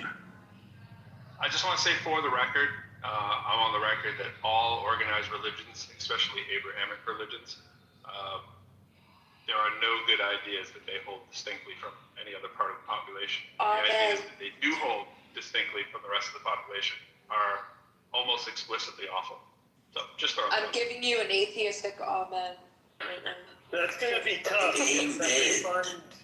That's going to be tough, given that they, although originally fought science, now they're one of the main supporters of it. So whether through baptism by fire, we got shit out of Christianity. So to say that there was nothing there is to say that the footprint had no effect. I think that.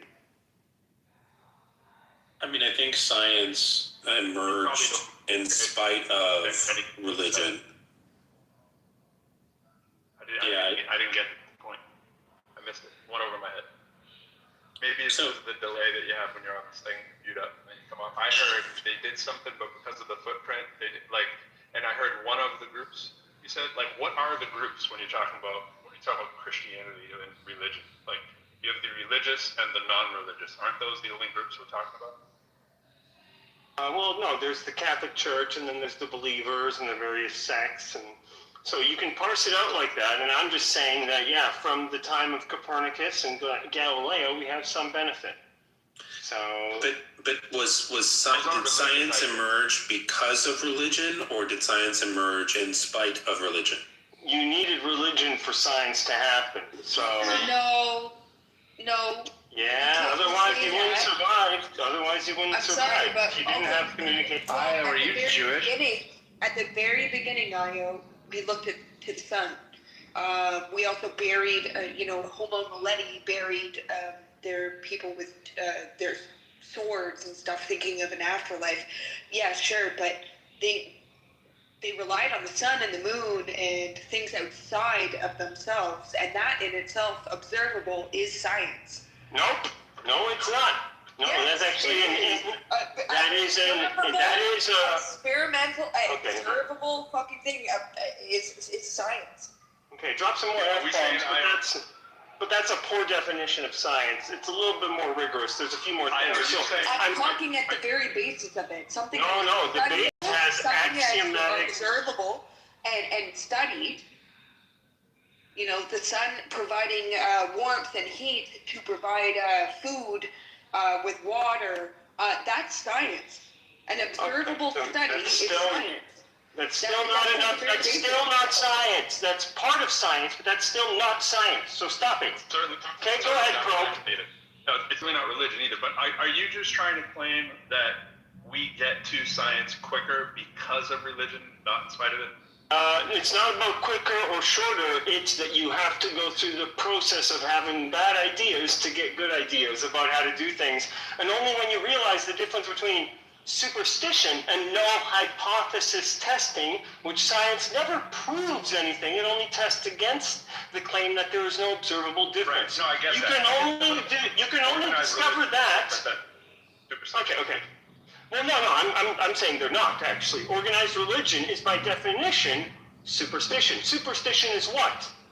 Superstition, by its very claim, is just, hey, I believe this, therefore that. Yeah, but the organized part of it and making it into a cult is the part that we're objecting about, right? See, I'm objecting to the poor critical thinking. I'm objecting to the poor critical thinking from the onset.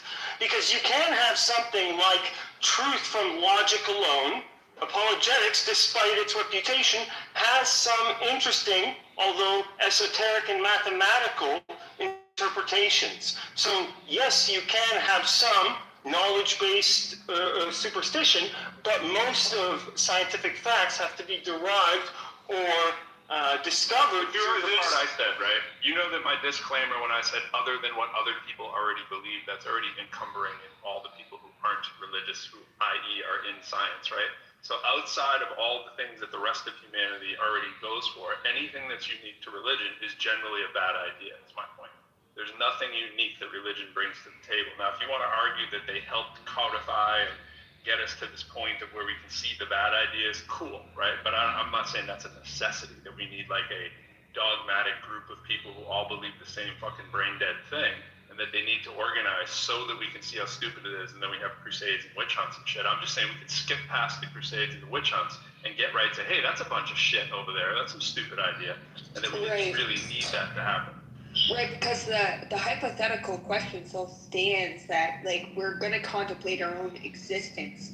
And to contemplate your own existence, and starting with that basis with the sun and earth and everything, that was science. That was science. I don't care It's for not yours. Like, no, it is science. It's not science. Look up the definition of science. Observable. Want me to pull it up? But I get the point though that without religion we don't get like the institutions and shit. That's where I figured you were going with, and you were saying we get there quicker with religion. Yeah, I don't know if it's quicker. I think it's just like a necessary condition. You have to have institutionalized superstition to see that you need institutionalized null hypothesis testing, because then you get to see the competition. Why can't it be the other way around? You get to see institutional competition, and competition of ideas at an institutional level means you got to put your money where your mouth is, and then you see empires rise and fall by the technological dagger. That's what I'm saying. And if we didn't have Dark Ages, we wouldn't know like whether we're killing the right people or not. So it's almost a necessary. What about supply chains? I mean, you can have the same supply chain is technology. Yeah. Right. Well, some people can't make. Some people can't understand the most basic scientific connections. I think we should talk about that. So, like, population size and ability to procure raw materials and have a hardened supply chain. But most people don't understand that all of our current technological age is engineered, or not engineered, has had trade. Free trade has made it so that these supply chains are extremely long for technology. Yeah, fair enough. That might be why it's difficult to decouple from China or something like that, but it still doesn't mean that technological progress, right? Yeah, because they're doing it in so many ways. Exactly. But that doesn't mean it's not science. Well, you have to. Okay, so when we say science, or when you say science, and when I say science, we might be saying different things. Because I mean, it has to be observable and measurable. I said that. Repeatable. Okay. Measurable, repeatable, and in general, we add an extra layer to that, which is peer review. Although some people don't like peer review, it's one of the kind of cruel incentives. Hey, disprove your peer, you win a gold medal, you win a gold star kind of thing. And so I think that's also very critical and unique to the church. Is if you give somebody like a priest, hey, you have all this time, go think about. I think priests were the precursor to the modern academic. That's why I call mathematicians modern day clergy, because you engage in the same kind of thought play. Uh-oh, I was agreeing with me. What's going on? Mayo, did you take your medicine today? Yeah, but it doesn't say anything to the point that I was making is my point. And when you come up to say something like that, which is just an assumption that I think we all have, generally we all understand the fact that you're making about how we got to academia, blah, blah, blah. We all know the academia story. I think most of us do, who are educated in that area. And I think that's pretty much everybody in the room. It just feels like you're doing but what about the good thing that religion does? What about the good thing? Right. I know the good thing. Yeah, no, that's what it feels like. That's how it lands when I make a statement that's not more controversial. Fair enough. So look, I'm sorry that I can't control your feelings. I'm only responsible for what I say, not for what you understand. I use very precise language and very precise wording because I wanted to get at something very critical. And I don't think that everyone has that same level of understanding, because people have been jumping off the mic. I think Gray is an individual, and you've been saying things about science, and you've been saying incomplete definitions. So I don't know if there is a established understanding of what are rigorous definitions. I'm trying to be rigorous. And so it's more like an ecology kind of statement. If you're talking about the evolution of a disease. I think science came before religion. No, most certainly did not. Unfortunately. Well, using the so sun who's your... to feed the masses. That's not science. Before. Yes, it is. No, it's just observation. Science would be the rigorous application of a loop. And it's observable. Okay, I'm not going to respond. Status-driven. He agreed that it was observable, status-driven science that we observe, which is the sun comes up, sun provides heat, sun provides food along with water, that is science. No, the sun provides photons. The plants do the actual conversion. So again, you're trying to simplify something. Let me ask you a different question. When do you think that science emerged in its modern, rigorous form? Give me a date. Give me a name. Well, now you're My name. now you're colloquially speaking on like No. how science has changed, and I can agree with how science has changed because we have gotten smarter. No, we have not. The methods have gotten better. I don't think humans have actually gotten smarter. Since the Humans have actually become dumber. We worship the sun. We have gotten a lot. We would still be in the arc ages, like arguing whether the sun was a god, if that were the case. We've gotten a long far away from that. No, actually, I would say we're actually almost close to being back there right now, given complex systems theory. So, well, that's I'm sorry that you feel that way, and it's difficult to understand the world if you think everything's retarded. I'm sorry for your confusion. No, I think you're. But that is nevertheless the fact that we now look at things in, for example, modern biology and research biology. We look at things as having perhaps capacity for intelligence rather than consciousness. So we look at something like a technological approach to mind everywhere. You can look up that paper, and in that paper we talk about how we can build an interface to a cell and talk to a cell. There are still things that we know nowadays how to grow things properly, how to feasibly live on. But that's empirically derived, not as scientific. And now you are pinpointing what actual science is, and I'm telling you, do that the whole time. Looking to the sun and using the heat from the sun and water to produce proper plants and making those plants better over time, that is also science. So you are putting science in this box, saying that we only have science now, and it was all religion back then, or whatever. That's right. Yeah. Okay. So I'm telling you that whether they knew you can it yell it louder, it's not going to make it true. The louder you yell.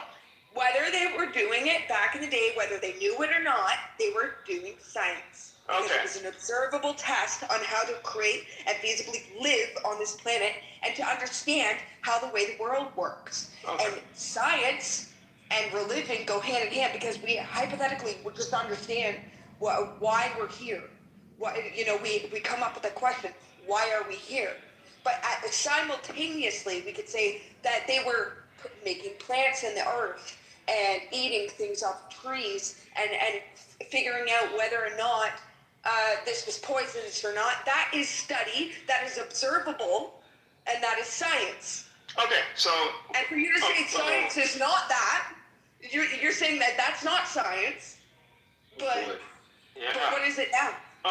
Okay, so look, so when we look at something like Copernicus, if you study what Copernicus did, it was essentially the precursor to the null hypothesis test. Now, what is the null hypothesis test when compared to superstition?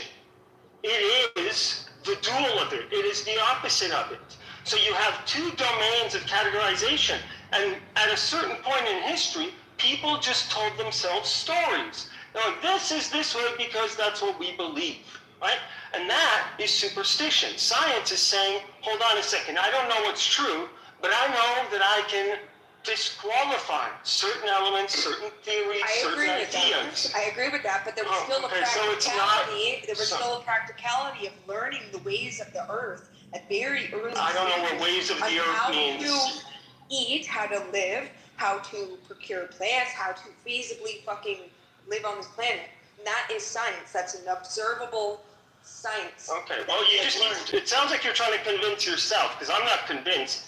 You're speaking to yourself, just so you're aware, okay? I want you to reflect on necessary and sufficient conditions, and just take away from this conversation what is a necessary condition for science and what is a condition for science. Yeah, so you're still speaking of two different sciences, and No. it's still a precursor No. to science. It's still No. science. No, modern day science is defined by the normal hypothesis test. Science, like, yeah, we have a fucking evolved. Because everything before this was superstition. Okay, you just sound like you haven't read anything, so I'm gonna bow. When it wasn't science because it wasn't documented in a certain way that you can understand. No, it was the method of critical thinking. Okay, just keep saying that. That doesn't make you right. Just makes you sound like an idiot. You know, you can be right and wrong at the same time, and you're doing it here. Well, I mean, this is so silly. This is so silly. I'm usually I know. Just used a to. second. Let's see if Pluto has a thought here. Pluto, what's your thought? Yeah, mine's just simple, like usually what I hear. But there's a difference between knowledge and science and other things. That's it. Do you think it's possible that we have a complex definition of science, and it's just the case that people don't always agree about what they're talking about when they say science? I mean, I find that people very often don't agree with my definition of science, but never found people who would agree on the definition of science. But what's troubling is if I you push them on the definition of science, it doesn't work. IO agrees with me on my definition of science, which is observable. No, I explicitly did not. Testable. I called you out for your. Wait a minute. You Let's said find it's out. Let's observable, find and out. you said it was testable. Wait. I'm going to pursue this very particular way. So, Gray, what I want you to do is find a definition for science, type it out in the chat, that you think you can defend that completely and perfectly includes all the things that we call science, or that you call science, and excludes all the things that you think are not science. That's homework for you. If you want to define science, you have to show that you can do that thing. I suspect you really can't do it. And I can do the same thing. I don't know. Is Io really making an argument here? Yes, my argument is no hypothesis. Look, I think what I heard you say, Io, is that people have not gotten smarter. Our brain box is not bigger than it was 10,000 years ago. That's right. The things we can do today don't appear to be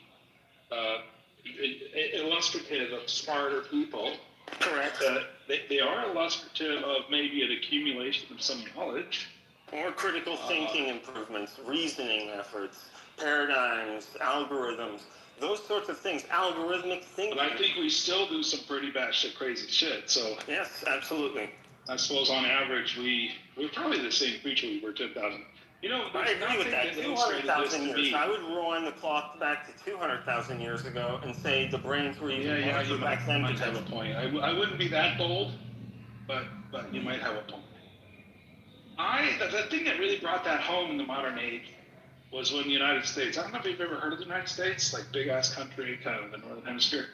Anyway, they spend all their money. They spend all their money on military.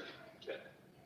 Now, maybe that's because they're smart, maybe that's because they're stupid, but either way, that's what they do. And these guys, these Americans thought they could go over and attack a country that had like camels and goats as their like highest form of technology. And so they had to be there. Like, it was crazy. I know nobody would believe this if I told you, but they actually like rolled their big ass military all the way halfway across the world, which is farther in range than you'd like ride a donkey, I think, in 3 lifetimes. Anyway, their whole military, they have these things called airplanes, you know, they fly and they shoot bombs out of the bottom of them. Like, incredible technology. And they brought all of this to a place called Afghanistan. Nobody ever heard of Afghanistan. And the Afghanis beat the Americans to a pulp. Completely just pounded them, obliterated them. Did they dash their heads against the rocks? Benjamin, did they dash their heads? Dash their heads against the rocks. I think that I mean, it was just a shit show. And all the king's horses, all the king's men, all the brains in the world couldn't beat these Afghanis with very advanced counters. And I thought, you know, if that isn't Advanced mules, actually. It wasn't camels. we are all sort of equally potentialed in terms of our intelligence. I don't know what was, but you tell me what you think.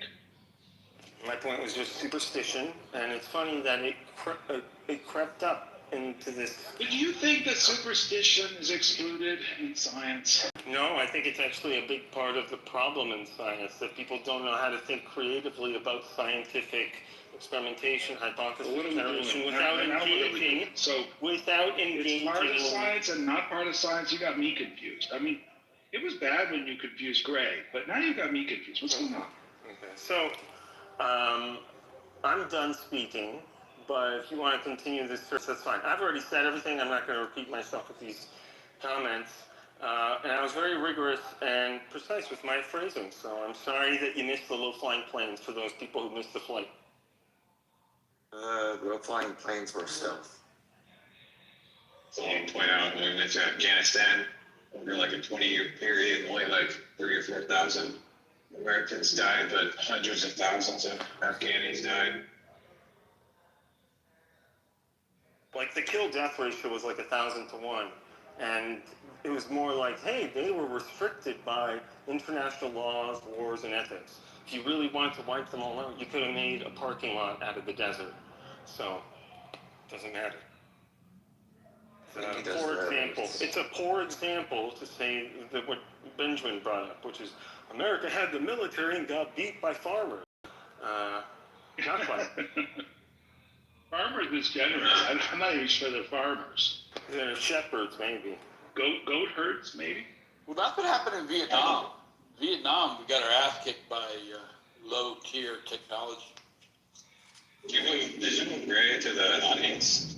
Also, by the way, everybody knows that science is when you take two loudspeakers that are bubbling over with like fog or mist, and you pour them over each other, and you cackle evenly to yourself. That's just. You have to wear a white coat too. Yeah, you need a coat and goggles. Thank you for letting me back up. An event hood, the hot box thing. Goggles too, and an eye washing station. Damn Skippy. Hey, Michael, Pipettes and Bunsen burners. Michael, I opened this room this morning with the title, Your Religion Wants Me Dead.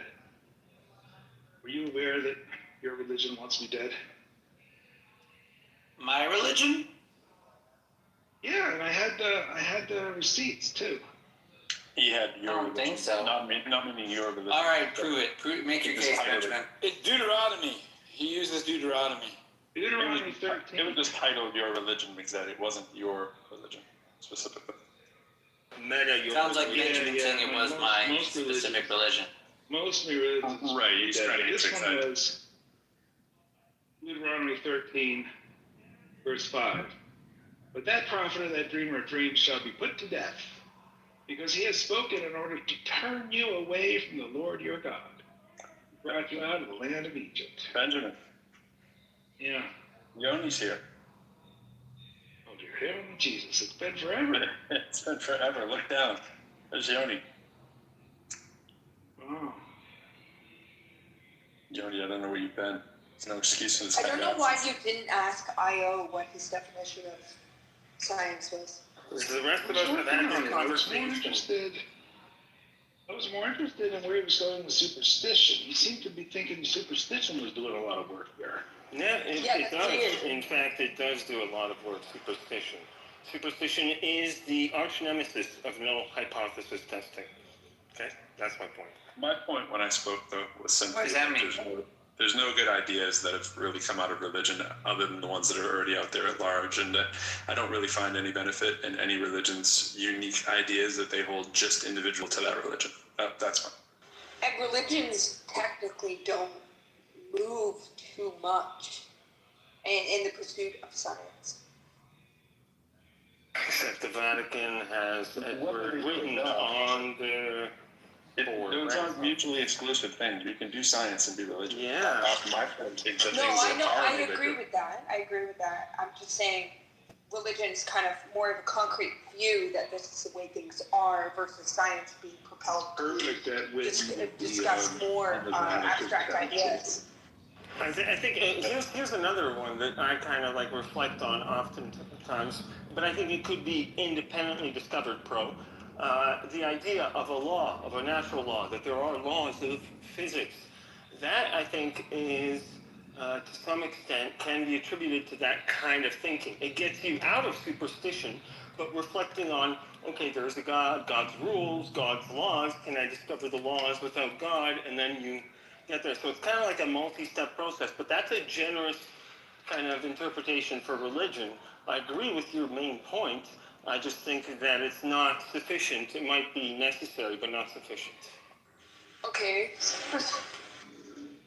Science and I think you guys are going about this a lot. I think where you can say that they're similar is that they're both like methods of gaining knowledge. Like one's one's a more one's like based on revelation and hermeneutics, and the other is based on what you guys are talking about. That's what both of you guys are talking about. That's Ellie, what do you think came first, religion or science? I don't know. I'm not gonna. I mean, the stuff that like Pythagoras was doing. Okay, like sure you can say that's like a certain kind of science, but like exactly. It's not the modern definition of science. There were killing people who didn't believe in irrational numbers. We all question our existence and where we came from, and that could be like at the very basis of like caveman. Philosophy came first. The Pythagoreans were often people thrown into the river with lead on their ankles if they didn't believe in irrational numbers. I agree.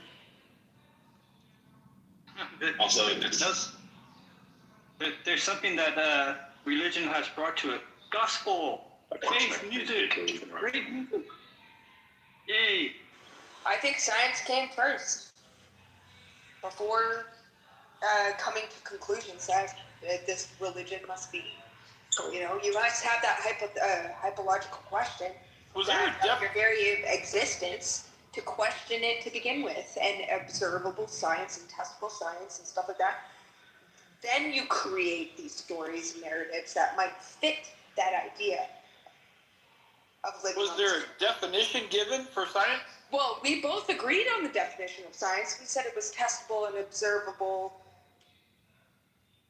I think the main thing is the understanding that a systematic, evidence-based process by understanding and studying the natural world, that would be, the most important. Yeah, that's what I agree on. You would still be largely susceptible to superstitious thinking if you didn't That wasn't the question. I know that's not the question. There's a new question, a better question that you should be asking that I'm going to highlight. No, what we were arguing was what came first, science or religion. Gray, slow your roll, Gray. And you said people finish their you thoughts. said religion came first, which is a problem. Please let people finish their thoughts, even if they're wrong, because then we can have an exchange of ideas. And if you jump into the middle of people's thoughts, then we just have an exchange. You can insult people better. Like, watch this one. Like. I can take Benjamin's sentence and I can say, please let people finish their thoughts, even if they're wrong. I mean, even if... Yeah, I know he's saying I always wrong, but... No. Watch how I can do it. I can insult Benjamin. I can insult Io if you want it. Hey, let people continue their thoughts, even if it's Io, right? You know what I'm saying? Like, you can it's so much more fun. It lands better. You're being charitable. I understand. well, it's also if you give them more rope, hang the noose tighter around them. That's right. Sometimes you got to know when to let out the line. And sometimes you got to know when to tell people, just shut the fuck up. Yeah, and I hate to go on attack mode, too. I don't want to be like that. Yeah, well, these attacks... Whenever somebody's wrong, whenever somebody's absolutely wrong, like, I should be just attack mode. You should be a little bit more informed if you want to be that aggressive, first of all. Oh, no, I'm well informed. Okay. You don't need you just want to keep insult talking. me. Okay, got it. Oh, boy. Guys. It's fine. Look, the point is that all those comments... you're wrong. The thing online where it's like the cat like attacks the car and it's like 0 damage, or attacks the bigger animal, it's like 0 damage. That's what that exchange with Gray was like. And I'm left feeling bad Nice. about that. So I'm gonna bow out. Let's do less meta. Let's welcome new people. You have Justin, Caleb. Good morning. Morning. I just wanted to give my input on religion and science, and I would just say that, of course, science is just studying the mechanism of God's creation, or the things He made. So, of course, there wouldn't be any kind of contradiction. Now, for you guys, it's just looking at the mechanisms of coincidences that created a huge, complicated system. So all we're doing is, at least with a Christian, they're replacing coincidence with God, and you guys just have coincidence at the ultimate, I guess, beginning. I agree. See how easy it is? I agree. We believe that. I agree with that too. Yeah. So we agree that we believe these things. We have these assumptions that cannot be actually scientifically ascertained. Like, you can't go before the beginning or before the Big Bang. So at that point, that's where it's not science. Same thing for me, or a lot of things. A lot of times science is, of course, guesswork, and you're just looking at the things that you're not guessing at. You're looking at the rope that's in front of you, but you can't see at the top of where the rope is coming from. Sorry, questioning things in our livable world is science. The precursor to creating a religion. Sorry, you said you can't go before the beginning? The beginning of what exactly? The beginning of the observable. Or let's say you can't go to beyond the observable universe, or you can't go beyond what you think calculus or math or anything. Science starts to break down at, I guess, the Big Bang. It doesn't break down. I don't know what you mean by that. Okay, so when someone says that the universe came from a singularity, what do they mean by that? They mean that the models that we have to use differ from the models that we use now, that we use for the universe as it stands today.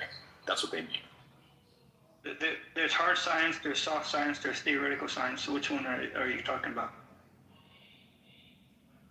All of it. As far as, are you talking to me or just someone else? I'm just talking about soft. Yeah. See, well, I would imagine, we're talking about the Big Bang, I would say it would include all of it, because hard science, whether you're talking about, empiricism, looking at the things that you can't observe and, reproduce all the time, you can't produce the Big Bang, of course. And then also, when you're looking at theoretical science, let's say you're just doing a bunch of math, eventually you're going to get to a point where it's not going to make sense anymore. What's not going to make sense? I'm still waiting for the punchline here. Okay, let's say the start of movement. How are we going to get to now without a push? The laws of motion. What are you talking about? I don't know what the laws of motion. I don't know what the start of movement refers to. Don't let this guy do this.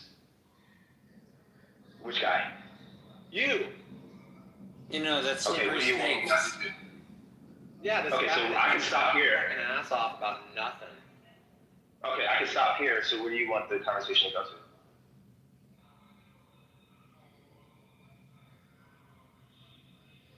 Well, is your position that 3 minutes? I want to say hello. I mean, my peanut butter and jelly. They may have more Justin than new people. We've heard from Justin. Caleb is here. Caleb, hello.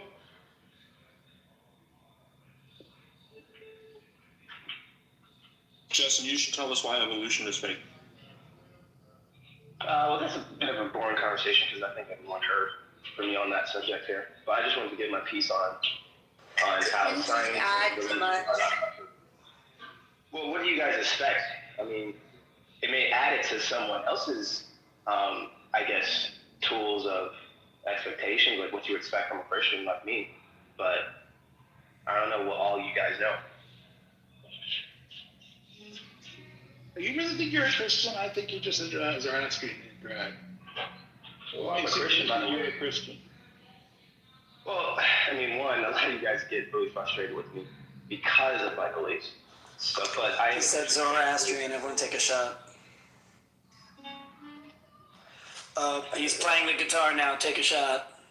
What is the traditional Zoroastrian liqueur, Rabbi? Oh, that's interesting. Right? I don't There know. should be a correct I don't answer, know. right? That would be an interesting question. Like, I like that the Vikings have mead. Mead is cool. Mead is a good drink. Why is Benjamin, like, hot micing, playing guitar? Why not? This is just stupid out there. Yeah, it's just the way he does, man.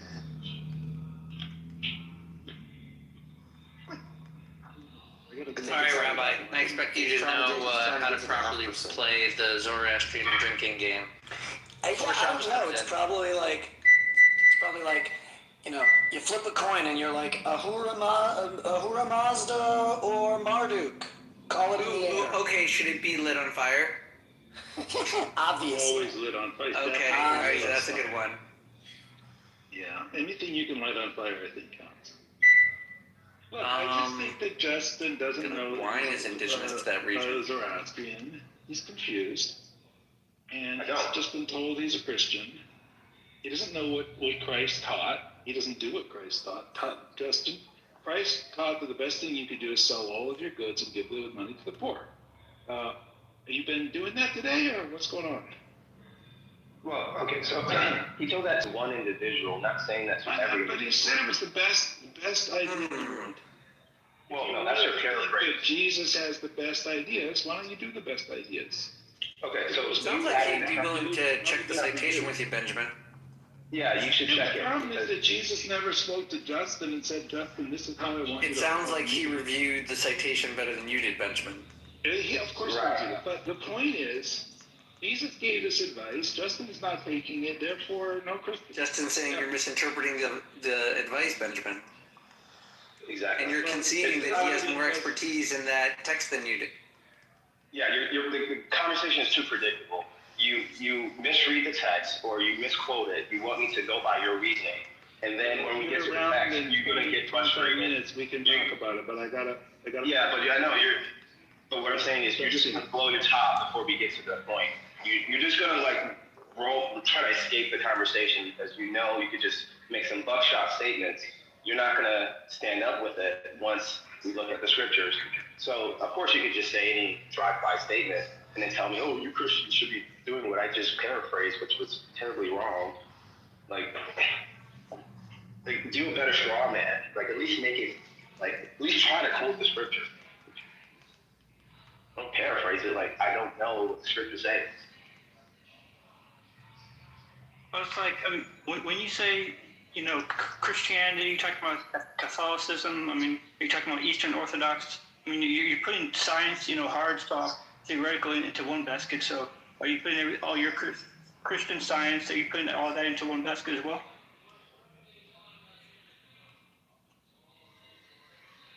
Into one is the subject of the Big Bang and things that cannot be fully explained 100%.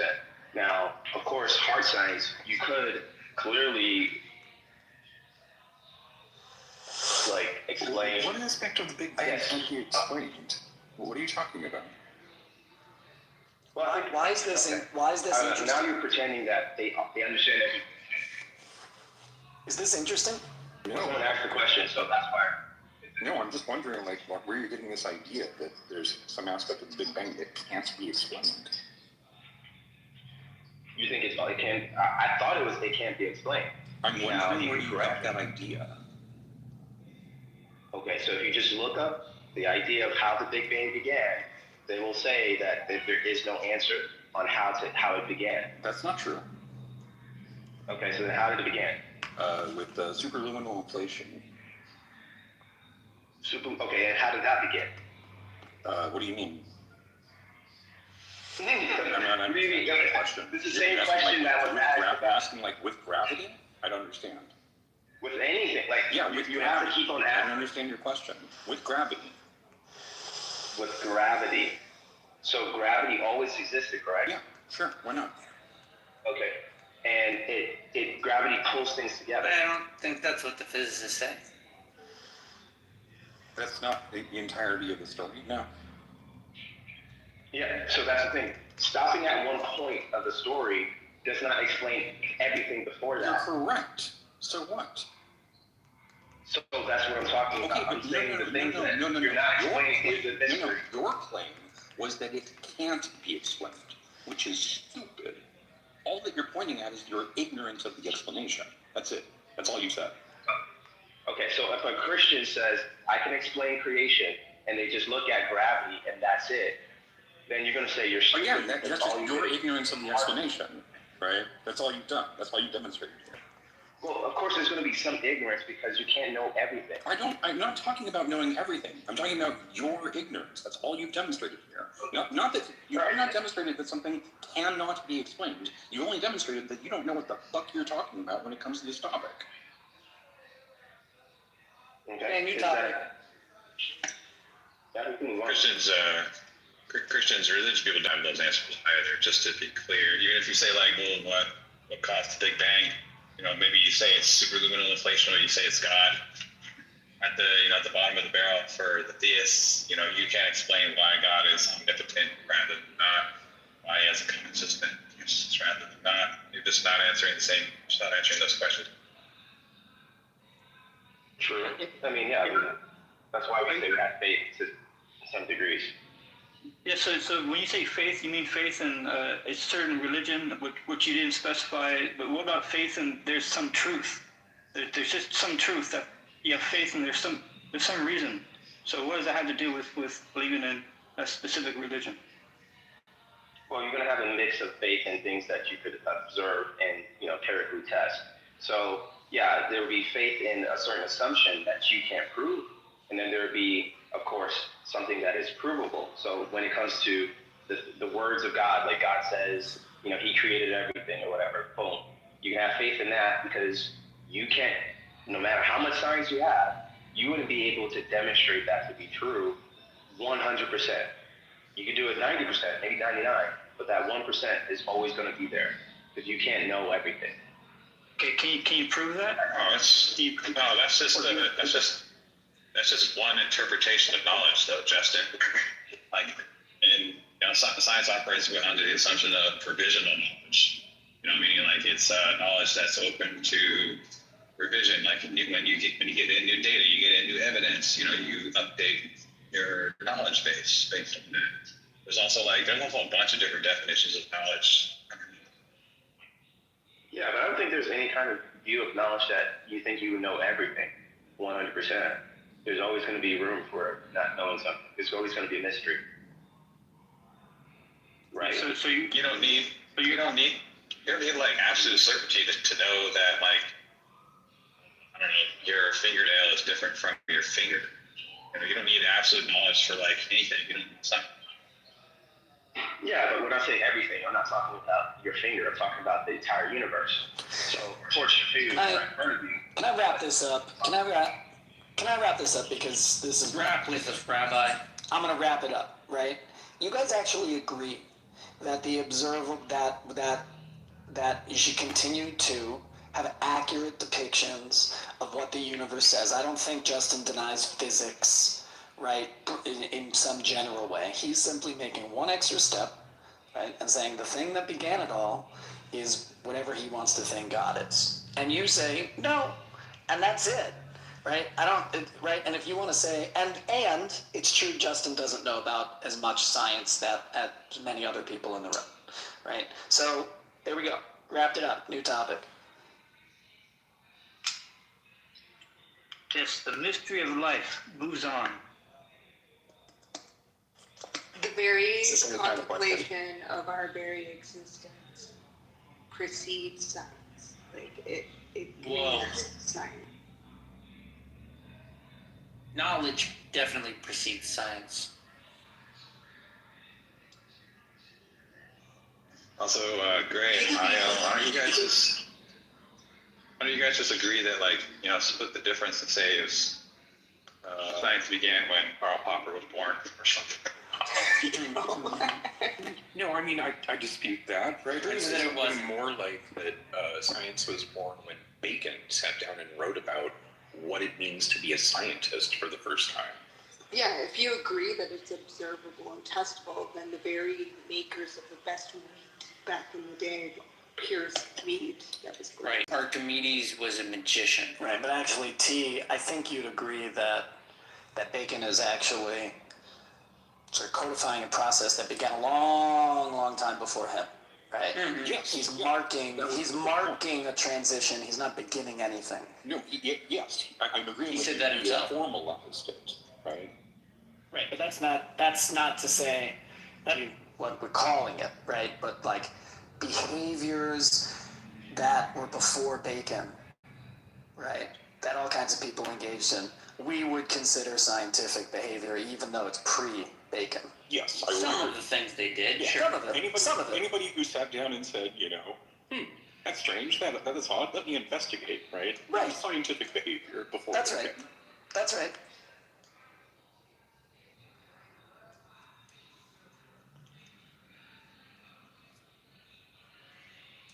Yeah, 7 degrees of Kevin Bacon. Yes, us Kevins have the bacon. Yeah, but his name was Francis.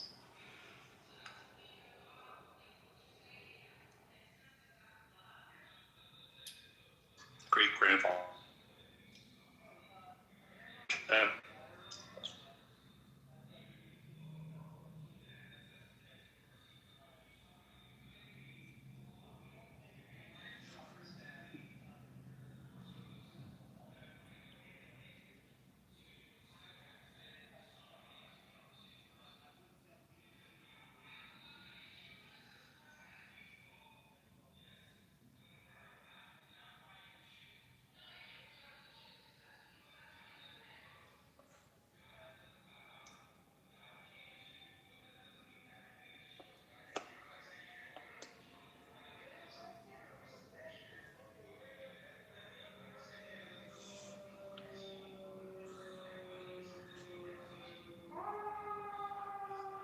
What's up, fellow cultists?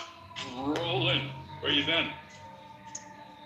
Good word. Yeah, I don't know, man. I got a little tired of the debate scene on here for a while. I'm starting to have a little fun with it again, but No way. Why ever for? I don't know, man. It's just like it was the same arguments over and over again, the same dishonesty, nobody actually being intellectually honest with one another. It gets old, and then you're just kind of like, what am I doing? But I guess I've reduced my tolerance a little bit again by waiting, so now I'm kind of hanging out again.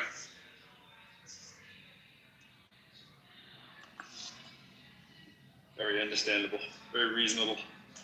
Mm-hmm. Hey, look, Alvin's back.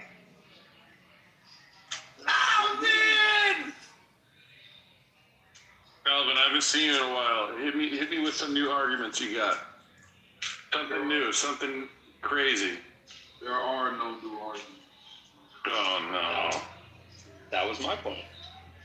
Every argument has been made. There's new variations. That was King Solomon's point. There's nothing new under the sun. There we go. But I don't know. Do you think that above the sun's fair game, though. Do you think anybody in the world's ever made this before? I think that might have been a one for. You just made something. I don't know, man. 2 million years of different iterations of human. I think someone might have. Okay, I got. Nah, that one's pretty unique. It's like the shuffling combinations of the standard deck of cards, right? The 52 factor. How about this? So large. I got a case, right? So, where we put humans? What? 365 BC? 365,000 years? That's how long we've been around. I don't remember. Sure, why not? Sounds good. Sounds about right. It's about right. That's how many days in a year. That's exactly. I like it. I like how he did that. Yeah. So would we agree, when did religion come around? Like people claiming God exists, what, 50,000 years ago? Are we gonna go with that? Let's go where you're going. Let's go where you're going and see what happens. Okay, so let's say people started believing in gods and stuff. 50,000 BC. Let's say it's all right. So, from 50,000 BC till now, there's probably billions of people claiming they've interacted with some kind of some sort. right? Let's say, I don't know, let's say 20 billion claims have been made. 50,000 BC now, 20 billion God claims have been made. Right? What's probability that 100%, right? 1/8. What was I about to say? Just being a yeah. So, what is the probability that 100% of the 20 billion claims were either they're lying or they're mistook for something else? Highlander rules apply. There can be only one. Yeah, what's the likelihood that all of them, 100% of all of the 20 billion claims were either a lie or not? Because it only takes one of those to be true. It only takes one. So it would have to be 100 and all of them were wrong out of 20 billion claims. Is that likely or not? I don't know why that would be unlikely. It seems like religion is kind of a core aspect of humans dealing with existential fear. I missed that. I think if making up gods and religions as ways of explaining things is intrinsic to our being humans, then I think it could be very likely true that they're all wrong. I don't know why more people claiming a thing makes it more likely. Especially if you can admit that we're fallible. What if I give you a math problem and I say the possible answers are from -4 to -infinity, and I give you the question, x plus 2 equals -7, right? And you guess all the answers after, I don't know, say -100 all the way to infinity. -9. Right? You'd be wrong on every guess that you take, right? There's only one right answer, right? No, you have infinite amounts of wrong guesses. I guess -7. You know what? What you said, it sounds correct, so I'm just going to agree. Okay. I'm just saying. So if you're saying that these are all just concepts. No, I get what you're saying. I'm just saying that you can have a set of all bad answers. Maybe save one, or maybe none of them are good, right? You can just, fair enough. I give you a parameter to pick from. It doesn't necessarily say anything about the strength of the argument. That's fair. But that's all I got. No, I appreciate it. But yeah, all the arguments that it's just a matter of people able to debate the arguments better than somebody else. Which I think now people have kind of moved on from the existence of God to more like the ethics of religion. I think that's and even with that kind of argument.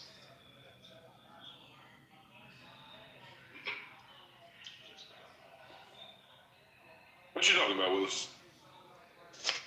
I don't know, man. Pro made my brain explain. We started bringing in mathematical stuff. Still recovering. I should have made it no negative numbers. I should have said x plus 1 equals 2, and you can pick from 3 all the way to infinity. How about that? You said this. 42. You said this. The answer is 42. I already told you I dropped out of physics, and then you go give me a thing like that. And right. I was trying to think of something for my son's last year's homework on number lines. I don't remember any geometry and stuff when I was in high school. Well, I mean, I guess some, but like algebra 2, I don't. How much of that is usually retained? I retained every single possible part of it. Depends what you do, right? Well, that's true. Actually, that's probably not true. There's probably some part of algebra that I don't remember, something, but just like anything. like I say to students sometimes when we're doing like Calc 3 or something, like, is there ever going to be a time when you forget that y equals mx plus b? Probably not.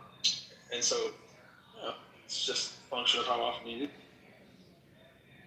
You know what I've never forgotten, dude? Is I've never forgotten the quadratic equation, because my teacher sung it to Pop Goes the Weasel. Negative b plus or minus the square root of b squared minus 4ac all over 2a. There you go. And she said it too, and she sung it to us. She's like, "You're never gonna forget this. This is gonna haunt you as an adult." Sometimes they give you dumb stuff to remember too, like alligator eats the bigger number, and then that doesn't teach you what the name of the sign is because it's dependent on what side you put the number on. So it's like some things aren't helpful. My very educated mother just served us 9 months allowance. That's the planets right here. My Mercury, Venus, Earth. Although they gotta change the pizza pie part, because I don't think Pluto's a planet. Isn't that kind of messed up how they do this? Like, why is Pluto not a planet? Like just let it be a planet. Alvin, that's smaller than Pluto, right? It's smaller. Most of the exoplanets are smaller than us. Yeah, all 238 of them. You have to call all 238 of them planets, right? But yeah, bad boys rape our young women, but violets give willingly. That's how you remember the code for the color codes on resistors. It goes black, black, blue, right? That's bad boys. Red is a rape. O is orange, right? And on, and all the way to white, right? What the hell came up with that? So, well, when you look at a resistor, that's pretty telling. When you look at a resistor, it tells you resistance by the bands of colors on it. So you have to remember, 1, 2, 3, 4, 5, 6, 7, 8, 9, 10, and the order of which these colors appear. And so bad boys rape our young women, but bad give willingly. I think you meant why that analogy. I think is what you gets started. Yeah, that's pretty rough. I feel traumatized. Now that Pluto was a planet and now it isn't a planet, that's an example of provisional knowledge. I feel bad for Pluto. You think Pluto has feelings? It may have. Have you talked to Pluto? No. Do you think Pluto has feelings? It may have. What makes you think Pluto has feelings? Because if suns can talk, why not planets? I don't know if Pluto has feelings. I ain't got no feelings, but Uranus does. Oh shit! But Pluto is feeling. It's okay. You've been demoted. You're no longer. It's all good. We still care about you, Pluto.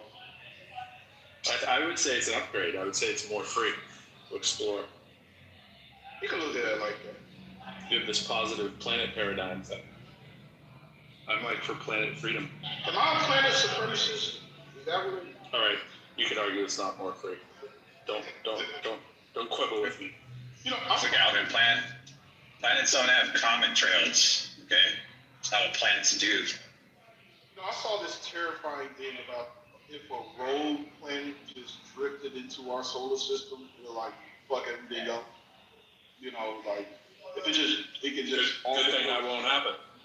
Good thing that's never gonna happen. Yeah, it was like a hypothetical. Why could that never happen? Rogue planet. Who said that can't happen? I'm curious. I say good thing. It's not. I say good thing. It's never gonna happen. Not that it can't happen. But why would it? Why are you saying good thing it'll never happen? Have you seen any influence of any rogue planets coming through the solar system in a while? No, but I'm just saying, like, why could it never happen? I think he means in our lifetime.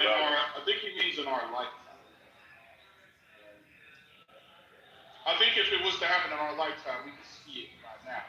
I think that's what he's trying to say. But yeah, that was a horrifying thing to look at. Because it basically, if it comes in, it'll offset our rotation, then we'll become a drip planet. And then now we'll have to bury underground.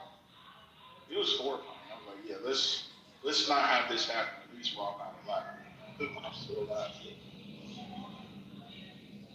It's just a probability game. It's just I don't think people realize like how far away planets are from each other, let alone solar systems, right? This is why I don't think we're really going to get off of this rock. Like Star Trek, I don't see us getting there. You know what I'm saying?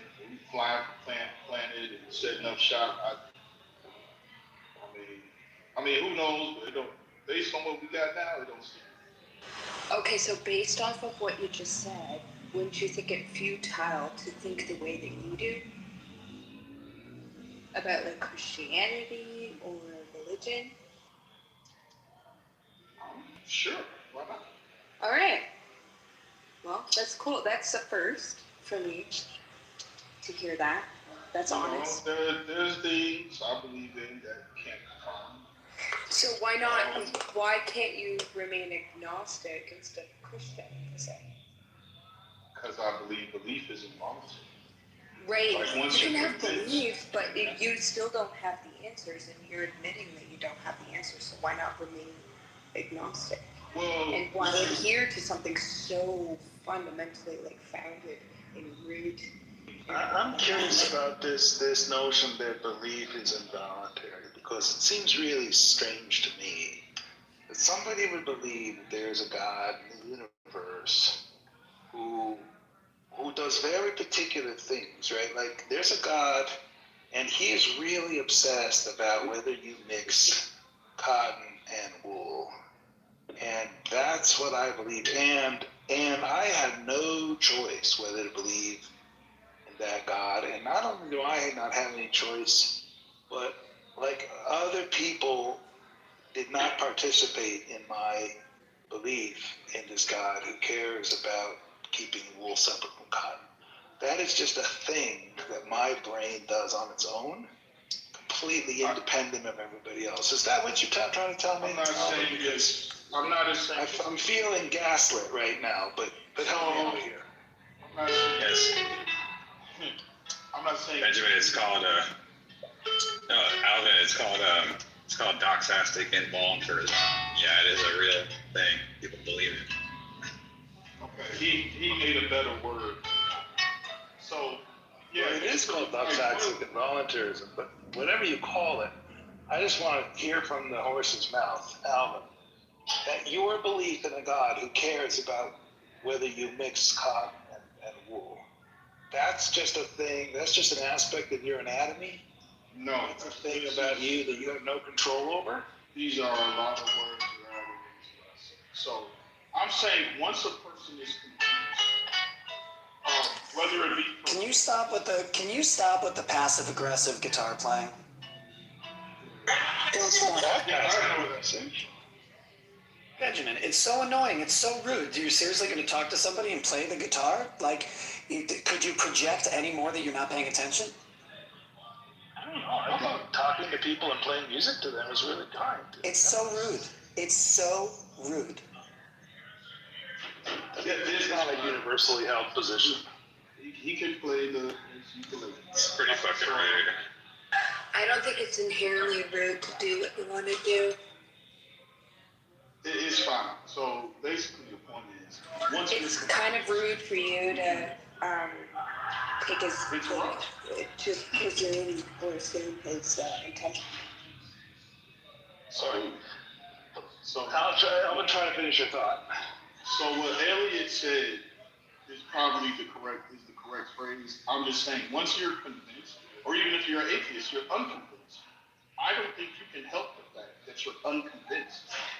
You could verbally say, hey, I believe in God, but in your head. Okay, so your position now, if I understand your updated position, you have been persuaded that there's a God whose primary interest is whether you mix cotton and wool. That's his primary interest? Oh, well, it's very high on his list of interests. Pretty obscure.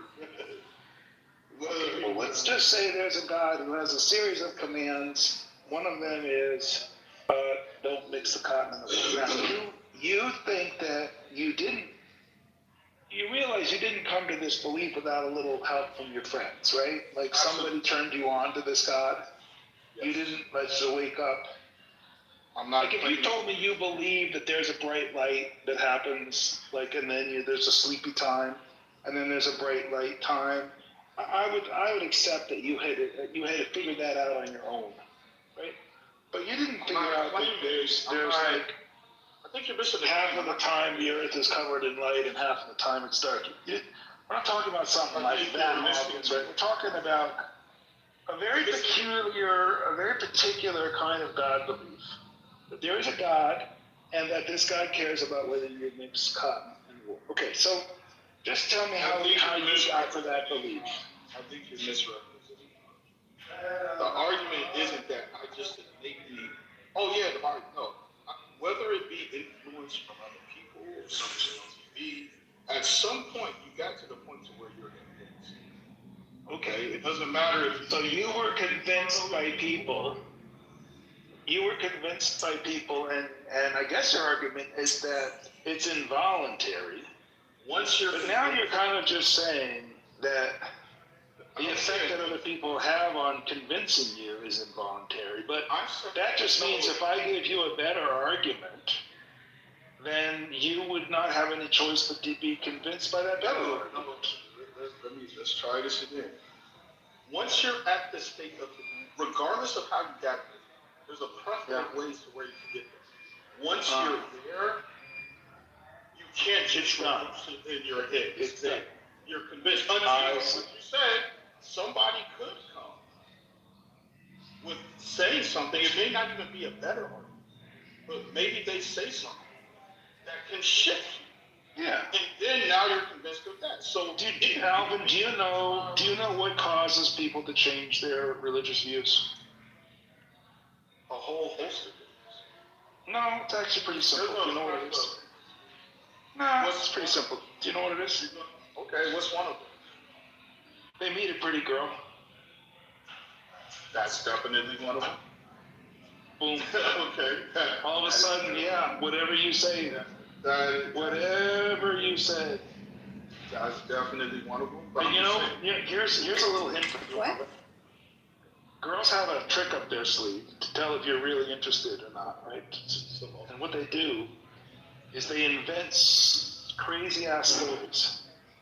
And then they make you believe the crazy ass story, right? And then if they can get you to believe, like, that the sky is, the moon is made of blue cheese, that they know that they can control you. And so then they'll take you under their wing. That would be a highly retarded person to believe that. Imagine any sort of a good woman wanting and they can control you because they've already demonstrated that they can, like, melt your mind. Benjamin hates women. What you're defining is like a psychopath, right? Like a weird. I'm giving you a theory of the case for religion. So Benjamin, I would argue that person still believes in God, but he's trying to rationalize it because he really likes this girl. So I think men can do this to women, by the way. Yeah. So he's trying to rationalize it. And, well, but I really like her, so it's not too bad if I do this. I think it's more that than him all of a sudden not being unconvinced. But I think being convinced, and I think being unconvinced, I think they're both involuntary. I don't think. But no, let's address Caleb's point, because Caleb actually made an interesting point. He kind of is picking on me a little bit, calling me misogynistic here, and that's partly because I kind of phrased this in this very particular way just for you, Alvin. But I would offer that all relationships are negotiated in this way, which is I put my bullshit down and I see if you will accept my bullshit. If you accept my bullshit, then we can have a relationship. And then if you reject my bullshit, then you know that negotiation. Why does it have to be bullshit? Yeah, hold on. Let me take you It seriously. has to be bullshit. Wait a second. It has to be bullshit. Go Wait a ahead. second. Benjamin. I'm going to ask you the same question I ask you all the time. So what? So what? So what? Okay. Your observation isn't unuseful or descriptive. The question is why are you pointing it out? And so what? I guess that's the part of me that's so postmodern, right? Is that we, in a postmodern or meta-modern reality, we live with our stories, and we live with the fact that we're living with our stories. Do you know what I'm saying? Yes. So what? Bro. So that's like a way of being honest to each other. Okay, so like, what? It's a new honest. So what? So you just want to say this is the way that it is, okay? Everybody realize this is what we're doing all the time, and let's not only do the thing that we have to do all the time, because that's unavoidable, but let's be aware that we're doing the thing that's unavoidable all the time, right? Yeah. Okay. Yeah. Great. End of conversations with Benjamin. That's the whole point of Benjamin. That's it. We're done. That's it. We're done now. Music. Right. That made you sing, man. So this is why, okay, so Benjamin, if you, I don't think with the flip of the switch right now. Benjamin, read the chat, Benjamin, before you play the guitar. All right. Is it that bad? Let's see. So, Benjamin, I'm going to ask you, I don't think with the flip of a switch in your brain, you can just think God is real. I think if you really try to go in your brain, this is what I mean.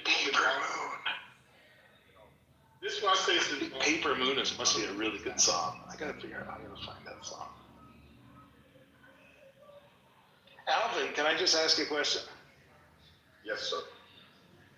You believe some wild ass shit, right? You believe in a God who created the world, and if you pray to him in just the right way, he'll help you find the car keys, like it says. You believe that God prefers you because you believe in him over me, because I think it's ridiculous. I wouldn't use it. And you think that God could cure cancer, he just doesn't most of the time.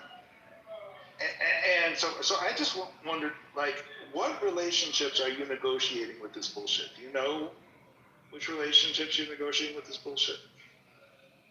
Relationships I'm negotiating with this bullshit. No, it's all of them, as you described. There are no relationships in which a person is not negotiating with somebody else's bullshit and their own bullshit. Alvin, the answer is all of the relationships. You know what? We're going to go with that. We're going to go with Congress. That'd be smart. That'd be smart. We're going to go with that. I just think but I will say, like, I think that some bullshit survives the categorical imperative. In other words, we can build a coherent worldview around certain kinds of bullshit. For example, here's some bullshit. It's been around a long time. A lot of people lived here, did some good stuff, did some bad stuff. Without them, I wouldn't be here.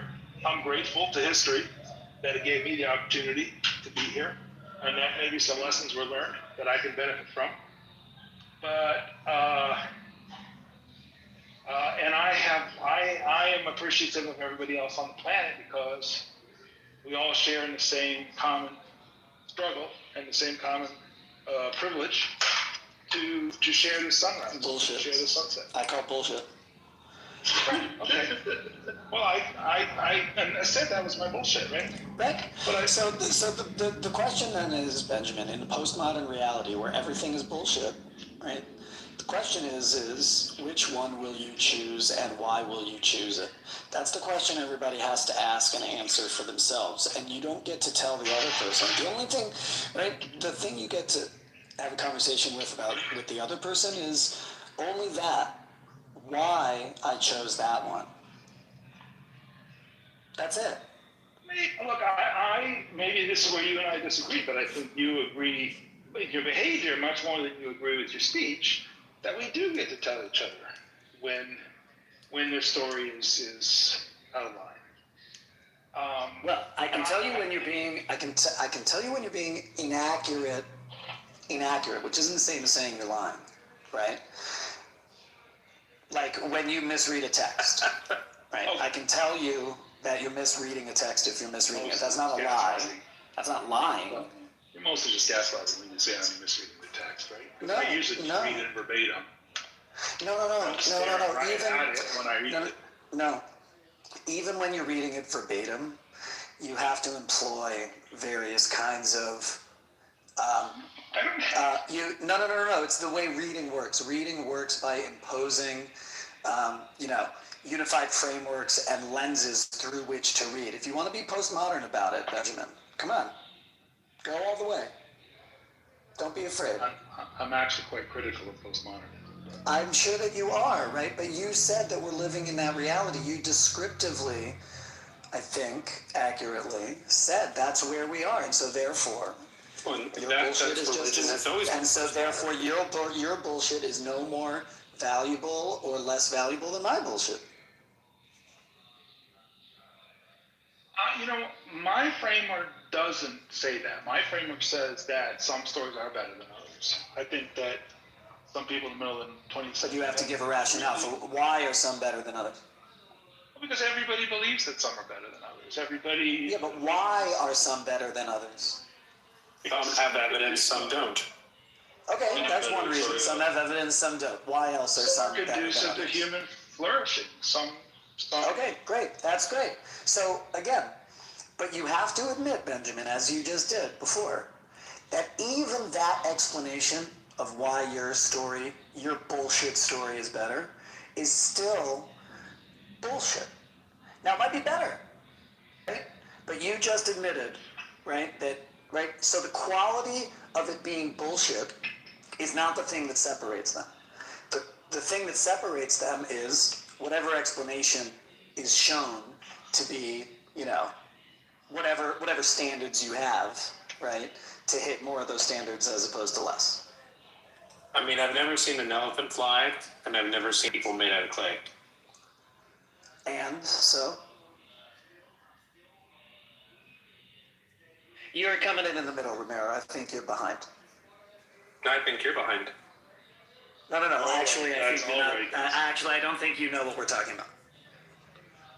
All right, let's not go there. Fair points, but my framework is still modern or not. Actually, I'm not quite a postmodern because I think the postmodern says all the big stories are lies. No, that's not what they say. They say all the big stories are constructed. Well, fair enough. No, it's a major difference. I hope you understand the difference, right? Because it really is a huge conceptual philosophical difference. Because what they're not trying to do is tear down the story because it's constructed. They're trying to understand the value propositions, the messages that are at play because this culture wants to tell a story in this way. That's what they mean by constructed. They want to know what the social meaning of it is. So my base assumption here is that of social evolution, right? Which is these stories participate in the Serengeti. They wake up every morning and they go get water and they try to find something to eat. And before the sun sets, some of them die and some of them live. And those that live have something about them that is more suitable to the Serengeti than those that die. Well, and after a time. Well, or somebody was sick and somebody wasn't sick, or you're so beat complexity, Benjamin. Complexity. Come on.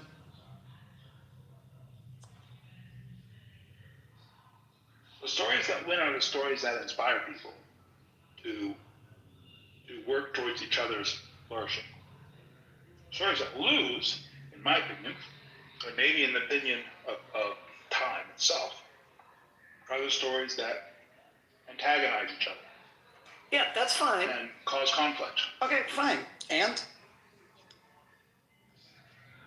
So people would be advised to choose stories that they would want other people to choose if the shoe were on the other foot.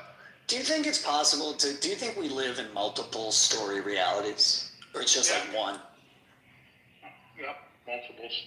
Right. So not all of those stories are of the same consequence as the other ones. And so I don't necessarily have to give those up because they just don't weigh as much. Right? Well, or I could have a bigger framework, or say it a different way. I could have a bigger framework that I might want to attempt to unify all of my other disparate stories under, right? Some kind of unified field. I hear you, but I think sometimes if you want one story to make sense, you have to give up another story. For example, if the UK were ever to want a story in which the Britons are not racist pieces of shit, they would have to give up the notion of birthright monarchism. Because birthright monarchism is just a example of being racist pieces of shit. You'd think that some people are worth more than others on the day they're born. So you got these two little people, five people bouncing around, playing some LARPy game in their museums, right? Which are their castles and whatnot, and kind of doing this perpetual medieval ritual of, which is more for entertainment and tourism, and you got the changing of the guard and people will take the video next to the horse, and everybody loves the shit, right? It's the show. The problem is at the fundamental base root of that show is birthright monarchy, which is a caste system in which some people are, because of their birth, because of their blood, are more valuable, more important than other people. This notion of commoners, for example, people who are not royal. So you keep that shit around, you're gonna have a constant reference source for racial tension. It's just a reality. You can't. And it only works due to religion, by the way. Well, only religion makes that possible. Weirdly. The horrific ideas of time and time. They're just only horrific. religion is evil. Well, it is the point to make that the horrific ideas that emanate out of religion are time and time again, and we don't do anything about it. We don't stop it and say, this is racism personified, and yet we worship it and watch it on TV so that we can keep up the monarchy, so we can keep up the tourism of England, so that we can keep up the idea that this God-ordained kind of weird ritual, blood rite passage, ethnic superiority kind of thing that is baked into the Magna Carta, leaks into the United States and becomes our backbone of our tradition, and therefore we can carry on slavery and sleep at night, right? These are just horrific ideas that are always passed on to us because we believe there's a higher power that has our back with these ideas.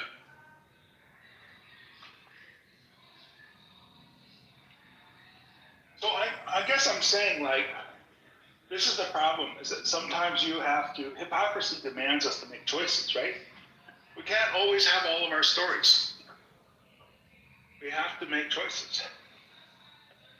And I think, I've said so many times to you, I don't even want to say it again, but I think the stories you prefer are just blatantly incompatible with the values that you prefer.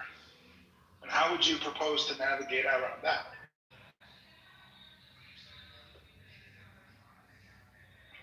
By just saying, well, it's this, but it's also that. And have those this and that's be antithetical to each other. Ultimately, I think that's the so what. And I think Pro kind of nailed it, right? Well, and Kalev always says, so what? That's his trump card. Hey, nobody gets to criticize except me. Okay. Put it another way, I think I do enough for this room and two more like it. Your room, your rules, dude. You don't have to pile on. Horrifically bad ideas.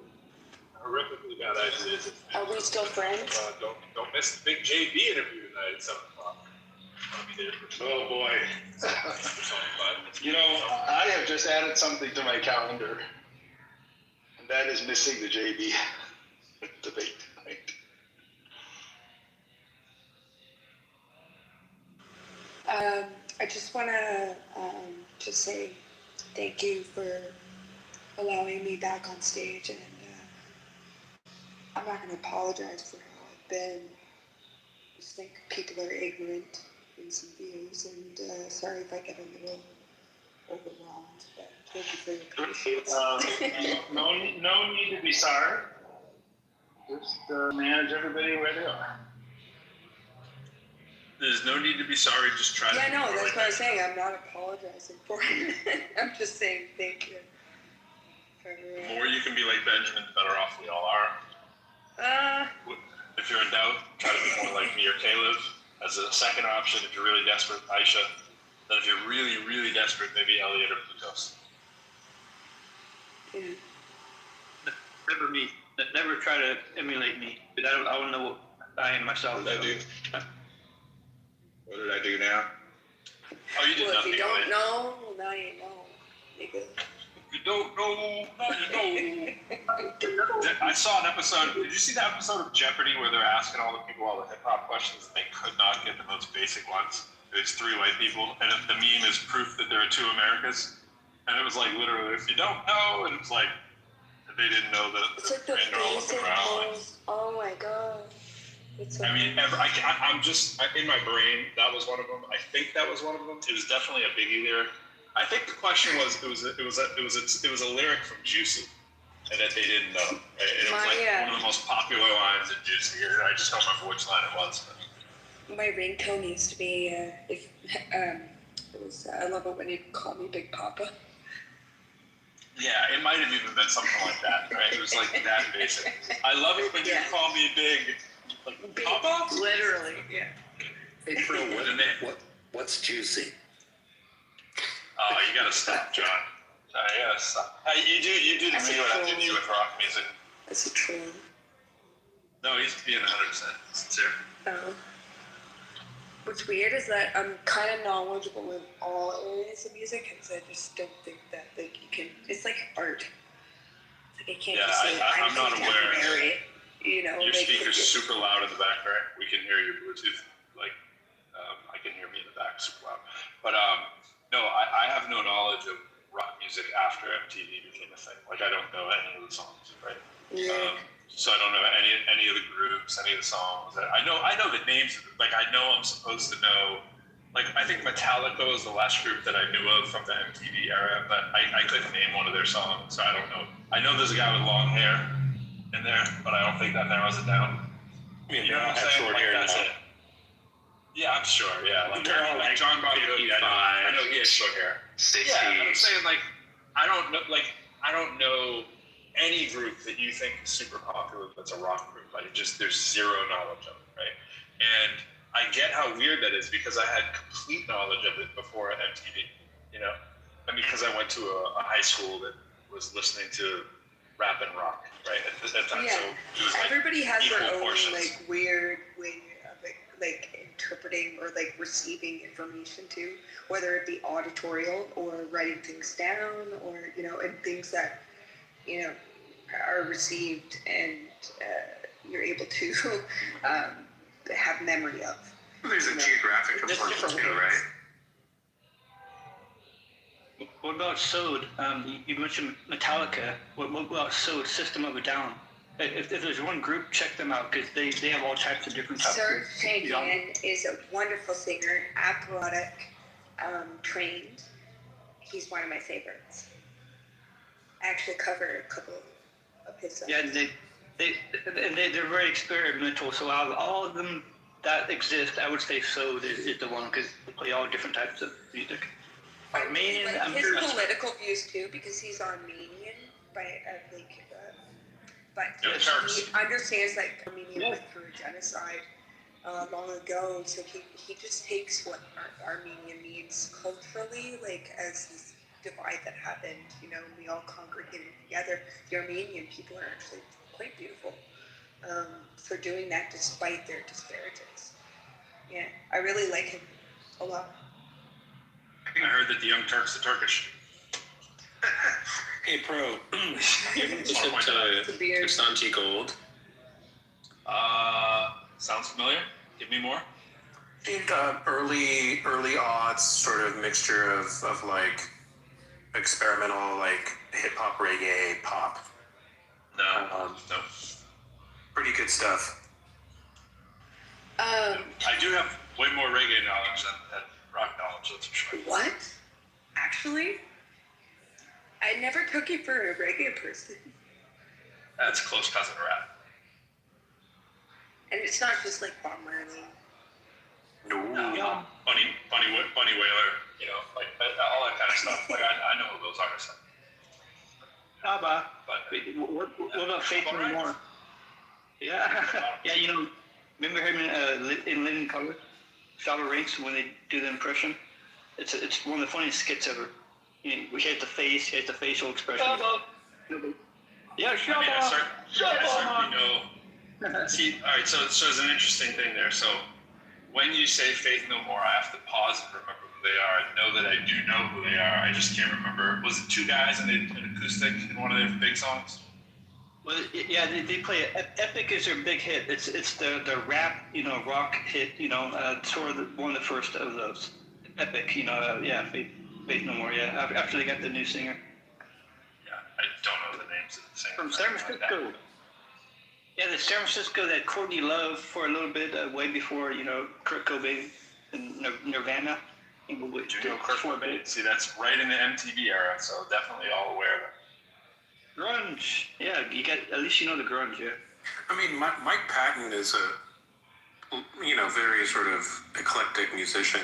Like, yeah, Mr. Bungle, I think, is one of my favorite of his projects. Yeah, Mike Patton. What those words are. He's the most. Yeah, Mike Patton. Yeah, that's what I mean by the new singer. Yeah, he's one of the most diverse musicians you'll ever encounter. Yeah, very experimental, if you like all that.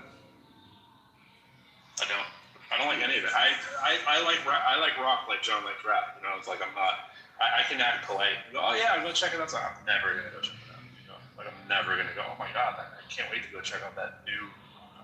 I literally don't care. I'd probably quicker check out country just because I find it more hilarious. And I think there's probably like 1 out of every 50 country artists like, that one's tall. Especially since they started blending in the hip hop stuff. But I generally have a visceral reaction to rock music. It's like classic rock and stuff, yeah, but the like metal rock and stuff, I pretty much dislike all of it. So you're done with like ELO? I don't know what that is. Electric Light Orchestra. 70s rock. I mean, not really. I don't really know. That's like before my rock time, you know? I'm telling you, I'm flatly in the middle of MTV. If it's on MTV, it's in my wheelhouse. It's not, unless it's Kiss or AC/DC. I don't know who they are rock. Bon Jovi. Then again, they were MTV. Well, anyways, Faith No More, you know, walked, you know, dude looks like a, you know, the Aerosmith, Run DMC. That's Aerosmith. Yes. Yeah. Yeah. Besides that, you know, the next best one, yeah, is Epic. Epic's the big rap, you know, rock, metal hybrid song. Yeah, but who is the hybrid with? It's just them. Oh, so what are they? I mean, hybrid genres, music, you know, the rap, rock, metal, you know, combining. I mean, for that fusion word. Yep. Yeah, exactly. Yeah. Gotcha. I don't like any of it either, but sorry. I mean, there's a lot. I mean, to be fair, there's a lot of rap I can't stand to, so you know, I get it. People don't like rap. Plenty of it's awful.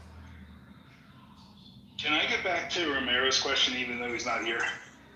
No. Because he was asking, why does this negotiation story have to be bullshit? Why does it have to be made up and arbitrary? I think it has to be made up. What do we mean by negotiation story? I don't remember what that definition means. Well, the argument is that when two people negotiate, they lay down their bullshit, and the other person has to decide whether to call them on their bullshit or agree with them on their bullshit. And if they've been indoctrinated into a culture already, they have a common culture, this is really easy, right? Because somebody says, if we find the right person to kill, then that person's blood will cleanse all of the bad juju out of our bodies. But do you think that's the case now, though? Even if we're sick, we'll die and go to heaven, and we'll live forever in a beautiful place in heaven. Is this the case now? I think it is, actually. I think this doesn't change, and I think it has to be arbitrary, because we don't negotiate on reality. Everybody agrees that the sun comes up and then it goes down. And we don't have a lot of arguments. We don't have, with barely the exception of flat earthers, we don't have a lot of people arguing. But the flat earthers are going to they're going to use that and say it's not so as their bullshit, right? And what does that get them? It creates a microcosm, a community of people who accept each other because they accept their bullshit. But the way they signal to each other that they accept each other is because they accept their bullshit, right? And this is why women are so effective at changing people's religion.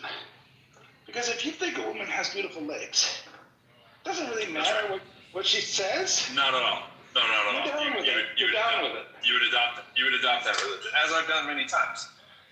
Exactly. But that's totally understandable. I think it works. You've done that many times, bro. Oh my God! Yeah. From my very first girlfriend. She was although she was Catholic, but she was going to church every week. She believed. That was at the time when I thought that most of it was bullshit. I just didn't have the. Yeah, I just didn't have the. But I was on both sides of the pendulum. I thought Orthodox stuff was bullshit. I thought Catholic stuff was bullshit, but I didn't know which parts were and which parts weren't. I still held out on the belief that maybe some of it was true, and I just needed to do more studying, kind of thing. But I could sense that the premise was bullshit. Right? It was how would we know that? And they really believed it, their whole family, and they were oh, we're gonna go to church, and oh, you're Catholic, right? I was yeah, damn absolutely, damn straight, yeah. And that started it off. And so I was I wasn't lying, I was Catholic. What made me? I say that all the time. What would make me not Catholic? I didn't I never turned in my paperwork, And then I had non-denominational girlfriends. You know what I'm saying? I was hey, let's go to non-denominational trips. That fits me because I'm not really a denomination either. Look how pliable I am. It's Tuesday. Yeah, it's non-denominational day.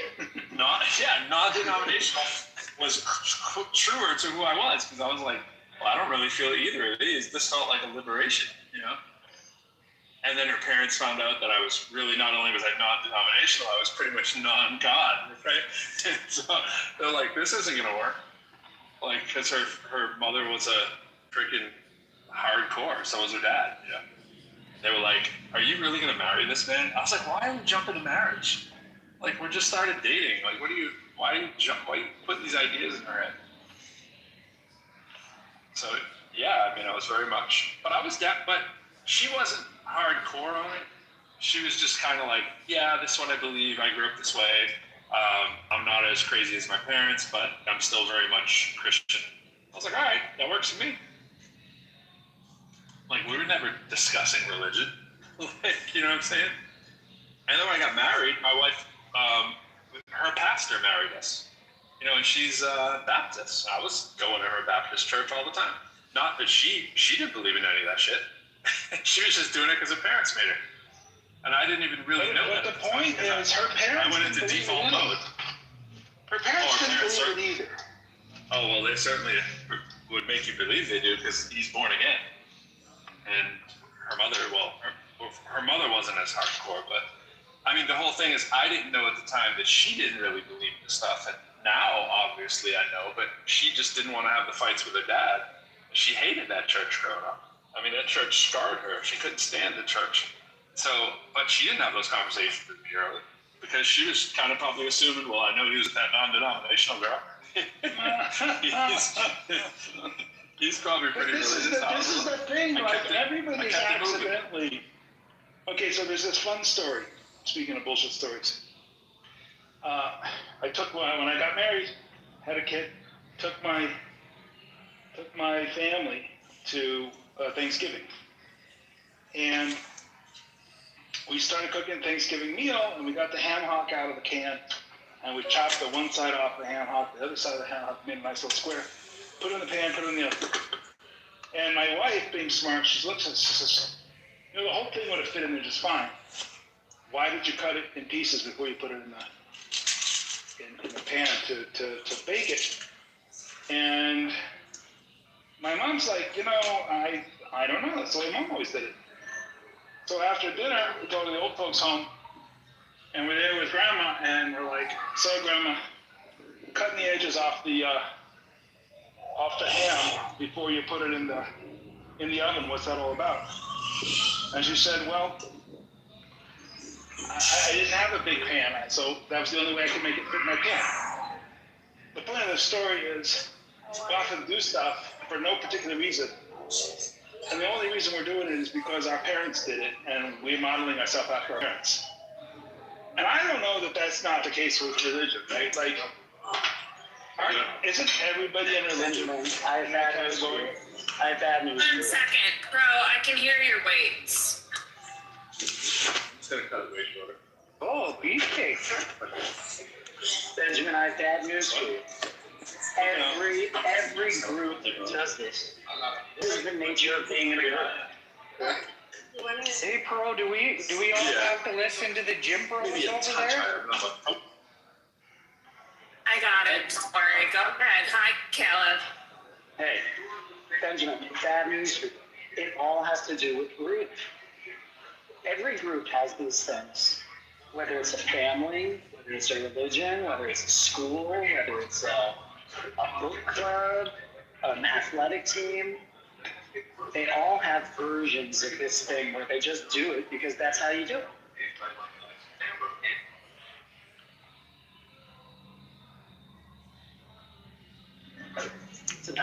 It's about group, and your big critique is group's bad.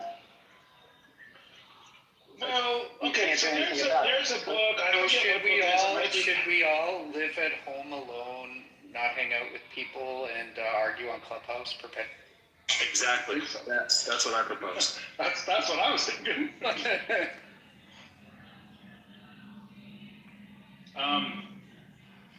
Here's my critique about group.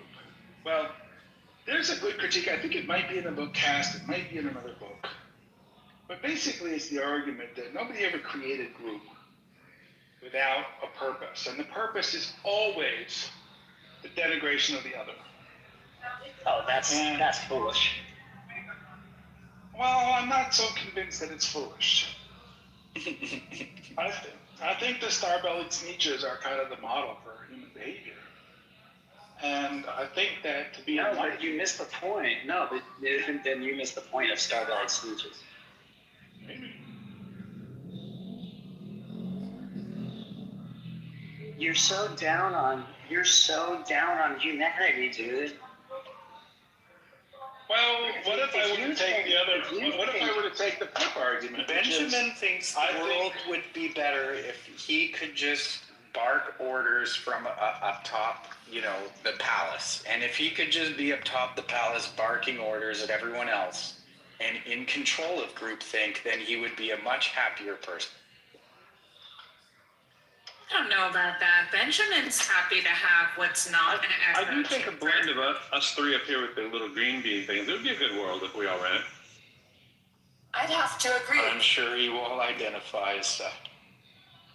Well, it would be a good world if Isaac did the medical shit and Pro did the mathematics shit and I took care of the physical reality. But if you get those out of order, out of place, then you and I regret it. Could do the musical provisions. No, let's respond. I think Davey should be the mod. Davey should definitely be the mod. Caleb has a point here. Let's see if we can interact with it. Elliot can always be a mod. Yeah. But I'd be humbled to provide your health care. Thank you. Appreciate it. I am concerned that when we manufacture distinctions, whoever manufactures the distinction is always creating an underclass. Nobody ever said, hey, let's create this kind of person you can be. And that'll be the kind of person that's better than everybody. Okay, so what you're saying not is... be that kind of person. Let's be... Okay, so how do you have a human society Oh, I without should try to be like Benjamin? Bro? How do you have a human society without those distinctions? And a little bit Elliot. Don't forget Elliot. Oh, heroes that little heroes. I didn't get first. Dude, did you have something for me? I'm sorry. Oh, and I didn't even realize John's here. We got to include John too. John's here. It was acknowledging that the moderators identify as the world would be a much better place if people Caleb, just thought there's room for you too, Caleb. Okay, go ahead, Benjamin. So, how do we have a society if we don't create a hierarchy? Honestly, I think that societies without hierarchy are possible. Can you show me a good one? Show me one that works. I don't know if they're the most durable thing in the world. Oh, so by that logic, since they're not so durable, you would say that they're doomed to actually be kind of like evolutionarily selected out because they're not there for human flourishing. Aha, caught you, Benjamin. If by hierarchy we just mean some people are stupider than others, I think that's just kind of a necessity, right? Like, you kind of want your smart people running the show, and you want your stupid people falling in the back and picking up wood and moving rocks, right? That's right. And it is human nature to settle into some type of hierarchy, no matter what it might be, just because we tend to place people into classifications no matter what, right? I mean, that was I don't buy the notion that is a universal human instinct, but it might be Benjamin. It might be a common human instinct. Benjamin. Without being a universal instinct. Sociology 101, but go on. Well, if you're saying everybody does a thing, yeah, that's it. Benjamin doesn't care about sociology and anthropology. He thinks they're bullshit science.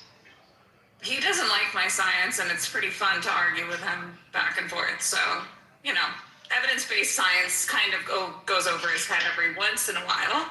Not all the time. Once in a while. Okay, I'm giving you credit, Benjamin. Sometimes there's less evidence for what you think is science than you think there is. No, Benjamin. We're not going to start this again. Last night was a clear example. There were some witnesses here. It's okay. I'm going to go and get myself ready to go take a nice walk outdoors and touch some grass. I advise many people to do the same. Good clean air is good clean air. Exercise is good for you. But anyways, go on.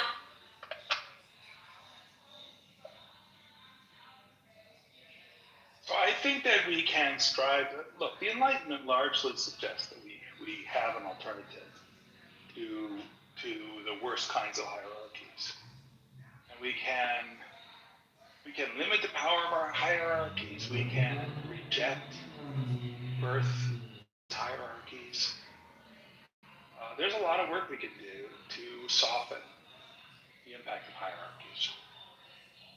Well, you can do that, right? And you can reject birth-based hierarchies. And I'm well aware, there's a rejection of things like the caste system, but you're never going to be able to disable the reality of, socioeconomic disparities, right? It doesn't matter what society you're in. Yeah, but if you argue caste systems, that hierarchies are unavoidable. They are, and that's what I was saying earlier, right? The next argument is that they're necessary and therefore good, and that we should have them. And then it's just an arbitrary decision about who do we put in the. You don't have to go in the gulag. Who do we put in the? I don't even know how to do that. I was trying with that troll that came in and started speaking in nefarious gibberish. Oh, I didn't know how to do it. But that's not what I mean. What I mean is what group of people do we put at the bottom of this hierarchy? And why. But that's the thing, right?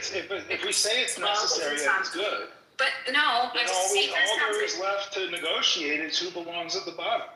But Benjamin, you're jumping again, right? Because who do we serve it's the not, to and who do we put it's in not the a matter of who is placed at the bottom. It's a matter of who naturally filters down to the bottom, like sedimentation or a sedimentation rate. When you have high income, elite, higher, like a stratification, and you have a low income stratification, it's always the low income people that are going to be at a disadvantage. Do you agree with that? Well, generally, yes, but... Okay, so it's not a matter of placing someone there, unless you want to talk about the systemic issues that cause people to be placed in You're that not system. describing the caste system anymore. I am not. I know that's what you were talking about. I am not describing the caste system. I don't agree with a caste system. I have plenty of people who are in one. Well, I know plenty of people who are in one. They find it just as obnoxious, but I digress. Okay. Just louder. What system did you say? A caste system, but I mean, we spoke about it generally. Cut out again. I'm sorry, cut out again when you spoke. At least on my mic, it cut out. What'd you say? A what system? Okay, can you hear me now? Yeah. Yeah, like Benjamin was talking about a caste system and how there should not be a caste system. Yeah, like caste, like in Hinduism, there's a caste system from Brahmin all the way down to the deplorables. But again, this is analogous in multiple cultures, so anthropology and sociology upheld. Sub-Zero?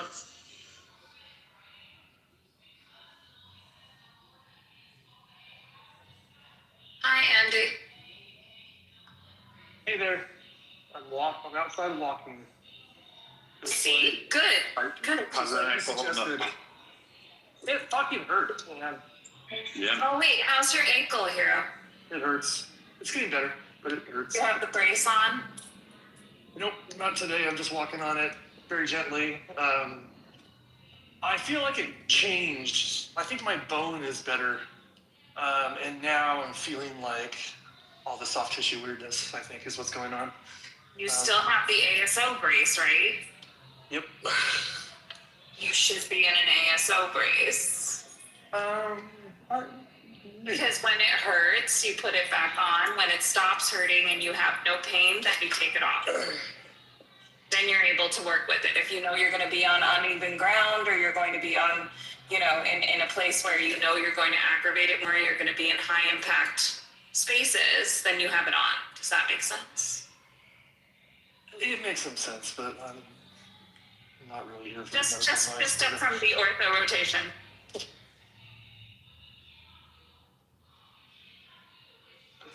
Zero, this is a losing argument. You're always wrong. Remember that. At the same time, I'm doing looking. Hero is not always wrong. Hero has a cute little mouth. Can't be wrong all the time. Oh, Aisha, I looked up the formula you talked about last night. I forget the name of it. Oh, finally. Okay, so you looked up the Nernst equation. What did we learn? Nernst equation. It's Nernst with an N, N-E-R-N-S-T. Yeah. Yes. Okay, fantastic. There's multiple ways to implement the Nernst equation. What did you learn? It's cool, but it has to do with that, you know, the way in which cells create and move around ions. Yeah, not just that, but yes, that is one application of the Nernst equation. Yeah, anyway, I was just checking that. Love that. I believe in you, Benjamin. It's pretty far outside my discipline, I'll just say that. In electronics, you don't use that, I suspect. But I think it is almost exclusively biologic. I think if you look at it, it has biologics. But I don't know, it might have application in batteries, but I don't know. I'm sure this is obvious to everyone here, but Kamala Harris endorses Jasmine Crockett in the Texas Senate race. That's an update.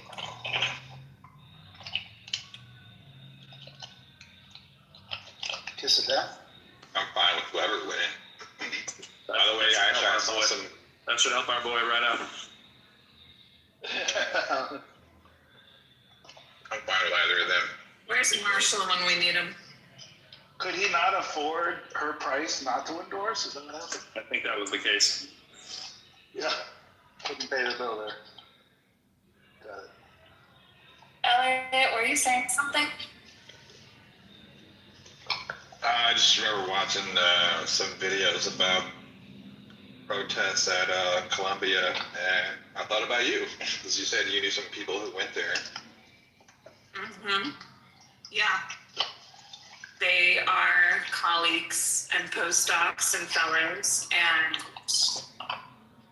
yeah, it's such, there's so much that's going on with that university for sure.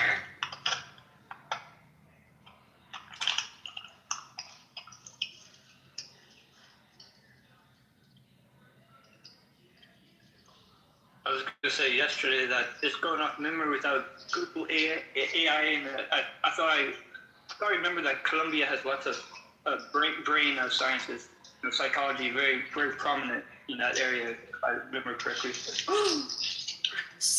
Are you good? Oh my God! Sorry, this woman just decided to drive like straight at me like a psycho. Anyways, yeah, no, that's when we were going over neuroscience last night. I think you were in the room, Plutos. The entire book was created with Columbia University faculty, and the Neuroscience Institute is a big one. So that's why my friends are at the Neuro Institute and stuff. And one of the guys, Richard Axel, resigned because of his ties to Epstein. And then who else? Don't you hate it when your ties to Epstein get in the way of your Seriously. plans? Yeah. To rule the world.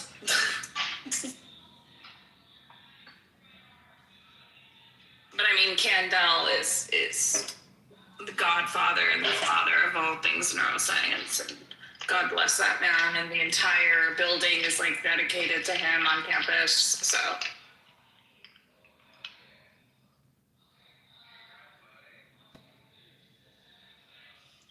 Well, you got to be good with the psychology in New York, perhaps, to deal with chaos and melting.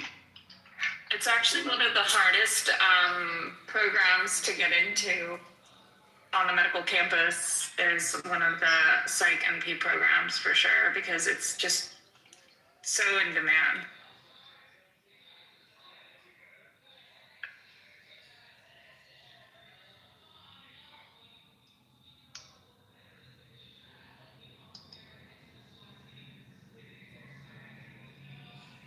But my my postdoc friend is actually a neuroscientist at Columbia, so yep. And I'm supposed to go out with, well, actually, no, I don't really talk about that, so I'll keep that quiet.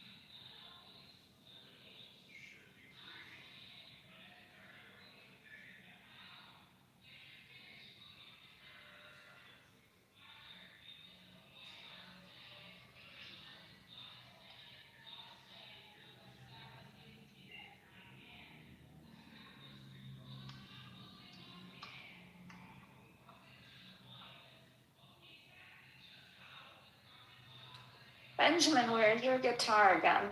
Apparently no one is anyone. Hi, Ben. Hey, Ben. I actually have to check on something right now. Hey guys. Cheers. Howdy ho. How's your workout going? Your training, sorry. Me? Oh, said Ben. We're on deload week because its competition starts tomorrow. So, yeah, chilling today, not chilling tomorrow. Oh, okay, good. Resting. Good luck. How's your daughter's training? Yeah, cool. We're doing exactly the same thing. We're like Tweedledum and Tweedledee with 30 years apart. But yeah, good.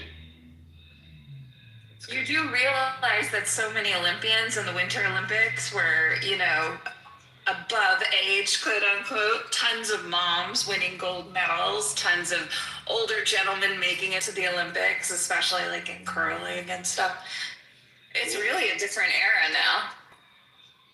Yeah, I'll see how my performance is. I don't really care what the number is. I don't care if somebody's younger than me or older than me or whatever. I just do the thing, listen to my body, and if it wants to do it, it'll do it. I mean, at the end of the day, me and my daughter do exactly the same training, and we respond to it roughly the same. She picks up the more technical stuff like snatch and clean and jerk, and some of the more technical maneuvers like the Olympic lifting stuff quicker than me, probably because I've got too many preconceived movement patterns in my brain that I have to try and overwrite. But everything else, we're trending up together in strength and fitness. It's really good. We both recover at about the same rate, so I don't know. I'm not sure about this whole like, you're old so you can't do it thing. At some point that's going to be true, but the point is I've never reached my full potential, so it's all very well for like an elite athlete who actually found their peak to say, well, I'm now, my peak is now declining. But if you've never got anywhere near your peak, then I don't mind to say I have no idea what my peak is, so never really pushed myself before, so yeah, it's fun, it's good. And lots of time with the daughter, which I can't complain about. I'm so excited for you. I feel like you've come in all the time and told us all about your training, like over and over and over again. I love it. That's awesome. Is it your first big competition? Is this nationals? Well, this is the CrossFit Open, so there's going to be 300,000 or 400,000 people doing it around the world in their own local gym. And then as you go through the round, it gets more and more like regional and then international. And eventually they'll crown the biggest man and woman on earth in I think, where is it? It's on the west coast of the States this summer. Yeah, and then there's all the age groups. So both my daughter and I are in age groups. So it's cool. We don't really know what they're going to throw at you for the last minute. We found out yesterday what we're going to be doing tomorrow. Yeah, looking forward to it. It's good fun. Are there like Olympians showing up to your stuff? Because like the Masters National, It's never going to be an Olympic. CrossFit will never be an Olympic sport because it's a brand. Right. The same as like Formula One probably won't. It's a commercial brand. So, so no. I mean, we're kind of a jack of all trades. So when we do Olympic lifting, we're okay at it. We're nothing like the people who only do Olympic lifting. When we do running, we're okay at it. We're nothing like the best runners. But nobody else can do the. When we do the gymnastics stuff, we're okay at it, but we're not as good as gymnasts. So it's more just a question of being a wide cross section. It's like decathlon, but instead of 10 different things, there's about 60. No. So I could just go get a gym pass and enroll and compete as well? Yeah, sure. Anybody can exactly. compete. Yeah. So do you hear that? You're asking him questions like it's a prestigious thing. Anyone can join a gym at a CrossFit gym. No, that wasn't my question. I was just about to clarify. I was just curious if there were like Olympians who decided to do CrossFit after the fact who come in, because I know a couple. Yeah, that was my question. I'm aware it's not. Or more likely the other way. You discover, you build a strong base and then you go off and specialize in something. Yeah, and your daughter's one of the top CrossFit athletes as well, right? Top 100, not top. That's good, but they're only taking the top. Yeah, she's in the top 100. So. Yeah, no. We'll see what she does this year. She needs to be in the top 20 to get to the final. So. I'm rooting for her. Yeah. Well, we shall see. The workout, the first workout that we've got tomorrow, most of the elites can't finish it. It's got a 12-minute time cap, and only 4 women and 7 men have finished it so far in the world. It's not designed to be finished. It's designed to get as far through as you can. So, got to make sure you leave your ego on the shelf and not even start the pace that you could finish it, because there's no way I'm finishing it. Not to be 12 defeatist, but minutes? How many activities in 12 minutes?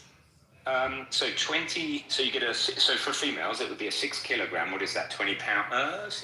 15 pound wall ball, like medicine ball, thrown up to a 8-foot target, 20 times. So 20 wall balls, 18 box jump overs over a 24-inch box, 30 more wall balls, 18 more box jump overs, 40 more wall balls, 18 box step overs holding the wall ball, 68 more wall balls, 18 more wall balls being carried over the box, another 40 wall balls, and so on.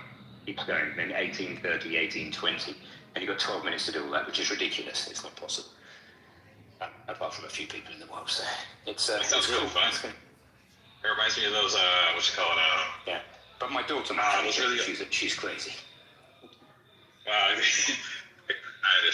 understand that. Well, yeah, I understand that. But shit, what are those old TV shows where what's it called, like American Gladiator or something like this, or like there's another one, something Ninja.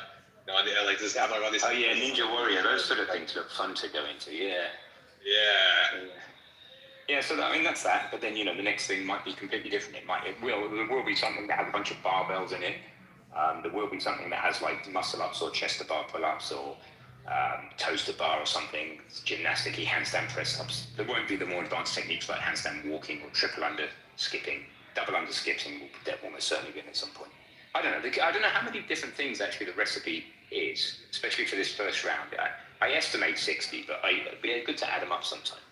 Something like that. It's roughly that many things, and you typically get like two to 5 or 6 different things in one workout that you work through.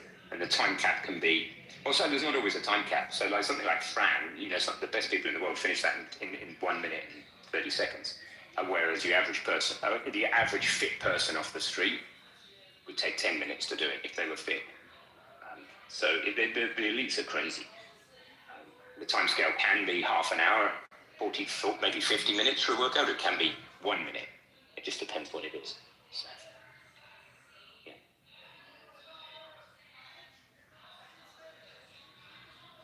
I've learned, like, being a competitive person for a very long time, like decades now. Sports, video games, school, whatever it is that there's always, and I didn't really understand this when I was young, but not till later. But there's always someone who's better, or faster, or more skilled, or more talented at you, and that's difficult pill for people to swallow. Yeah, except for the person who's the very best. But then It they can close to crush somebody. dreams, literally. Yeah, you've got to enjoy the process, because the smallest thing can come up. You can get ill, you can get an injury. The smallest thing can come up, and you just can't do it. So you can train all year for something, and then the silliest little thing comes up, and you can't do it. So you just got to enjoy the process. Exactly.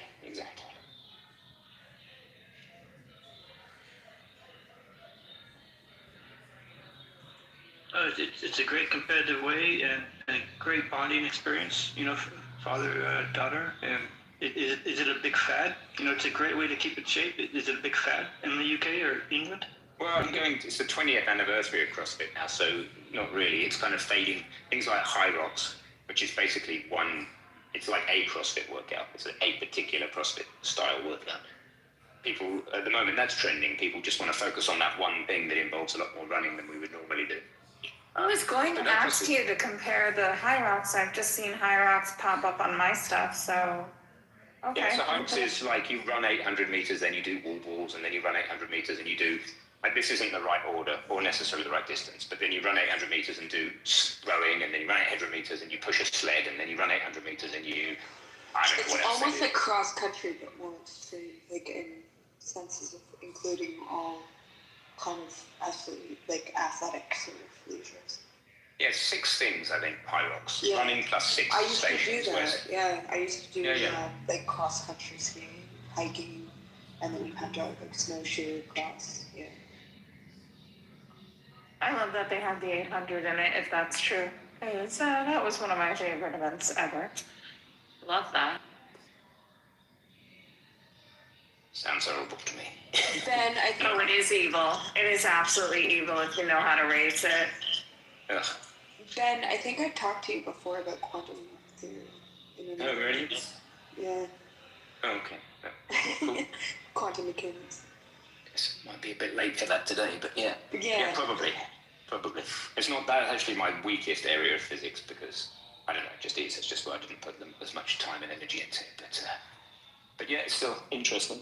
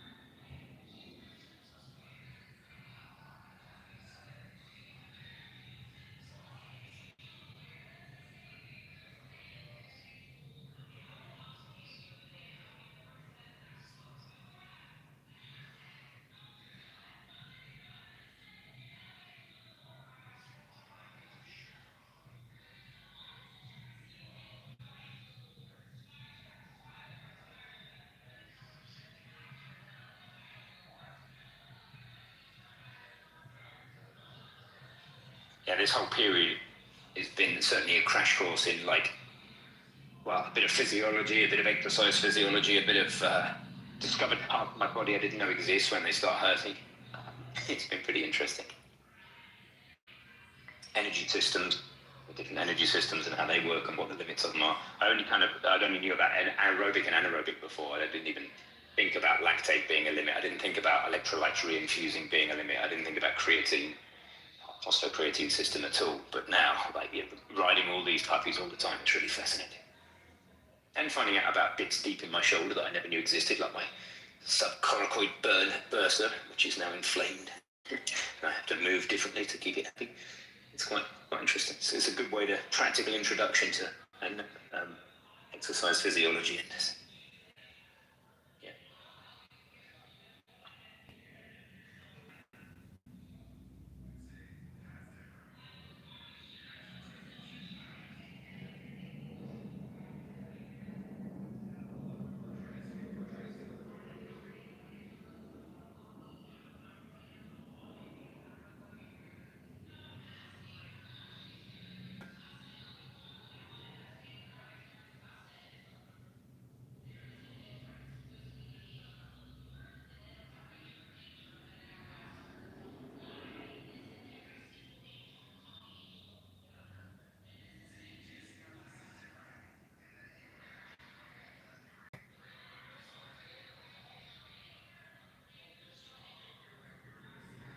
How you doing there, John? See you with your number one. If you can't have it on your actual icon as a proper annotation, you might as well put it in your PTR, right? Don't know if John's there. No one's here. The room has died.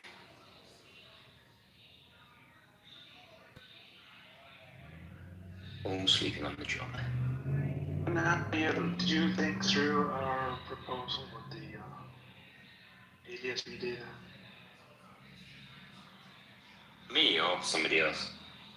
Yeah, you. I don't really remember hearing the ADSB proposal. I think you were saying that you don't like the way that some of these approaches are dangerous and that you think there's data in the patterns in the ADSB data that would help make interesting decisions. But I think what Andy said was fair enough, is that in the particular case that sparked you to think about that, the guy was being an idiot and doing something that wasn't approved anyway. But if that's the case, then no point in making better procedures if people are just not going to follow them. I mean, you might be saying make better software on the Garmins or whatever. I don't know, dude. It's an interesting question to say, like, should you make like the consumer bit of electronics better, or should you focus on people on making the procedures better and getting people to follow them? I don't know. Where do you hope is, so if you did that, if you did a bunch of pattern recognition on this data, where do you hope that would end up? As FAA regulations, as different approach charts, as software in the Garmin? Like, what's the end result that you would hope? I think it is ultimately, if it doesn't result in waypoints in the Garmin, I think the work will have been not useful. But it could just be a preference for the right approach. Maybe we can find approaches that don't vector into mountains. Hopefully. I mean, I think you're probably trying to solve this problem for private pilots, but are you more than professional pilots? What would be, for example, what would be the advantage? What would be the reason to come down to a particular altitude so early that if you kept the same descent rate, you would go into a mountain? Just come down later. And if you can't come down later and still get into the mountain, like I don't think there's any benefit to that particular. I didn't see the details, but approach being the way it is. If it were, sometimes you've got to get down low enough to assess the minimums, right? To work out whether it's a go or not go. And you need to do that in a timely way so you can divert it. Right, but that doesn't have to point you at a mountain. No, it would be better if it didn't, I think. Yeah, I don't know, Tish. Yeah. Was this? Yeah, I think there's a disconnect between professional pilots and private pilots in the way they can do things, and I think it's not beyond. So I have a different generic case to make, right? Which is that at the time that aviation started doing instrument approaches, there was no GPS, and so they had ground-based systems. And when GPS was put in place, Garmin became the number one company in avionics because they had the best GPS solution. Because the new technology created a new thing that made aviation safer.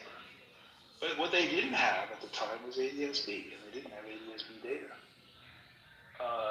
Today we have ADS-B data, and we didn't at the time that Garmin was implemented as a GPS solution to replace the ILS solution.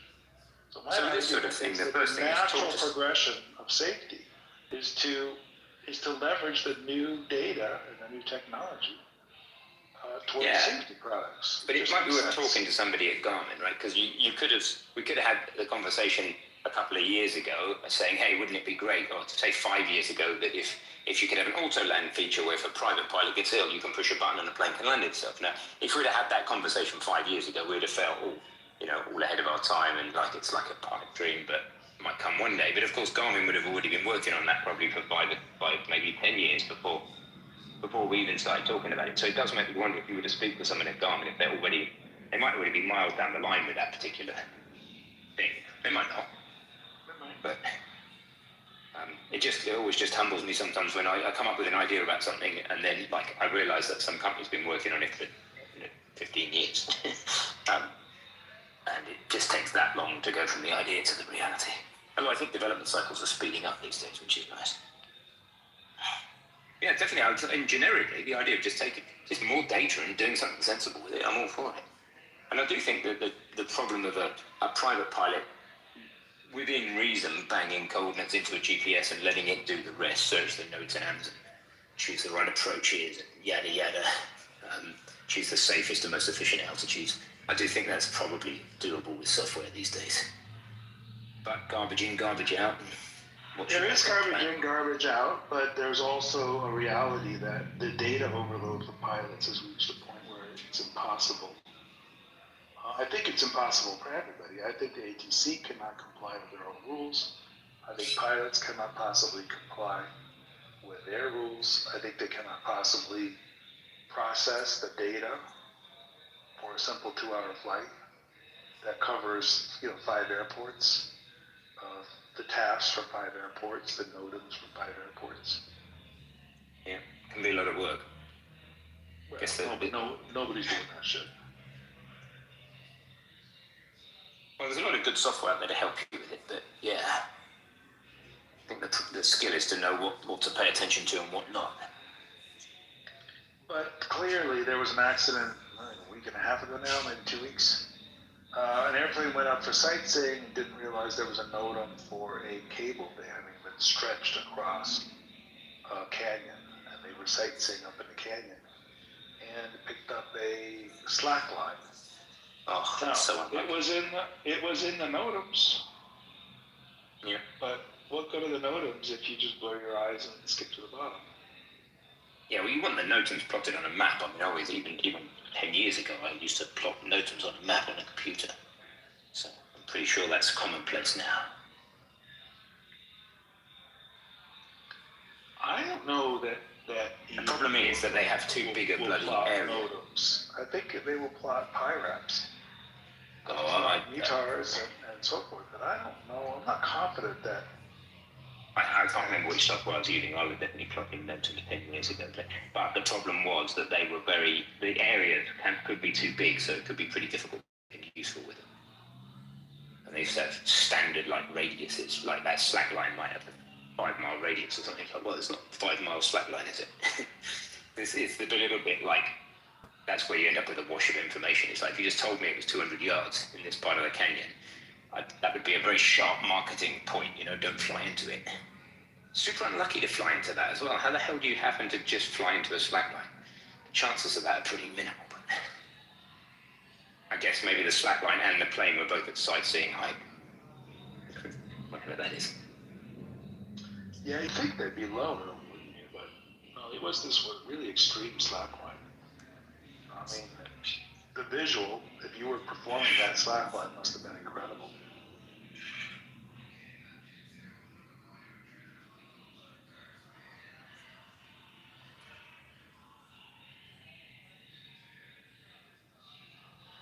Yeah, a modern glass cockpit aircraft really, I haven't been in one recently, but they really ought to be streaming in things like NOTAM, all of this data in a really reliable way.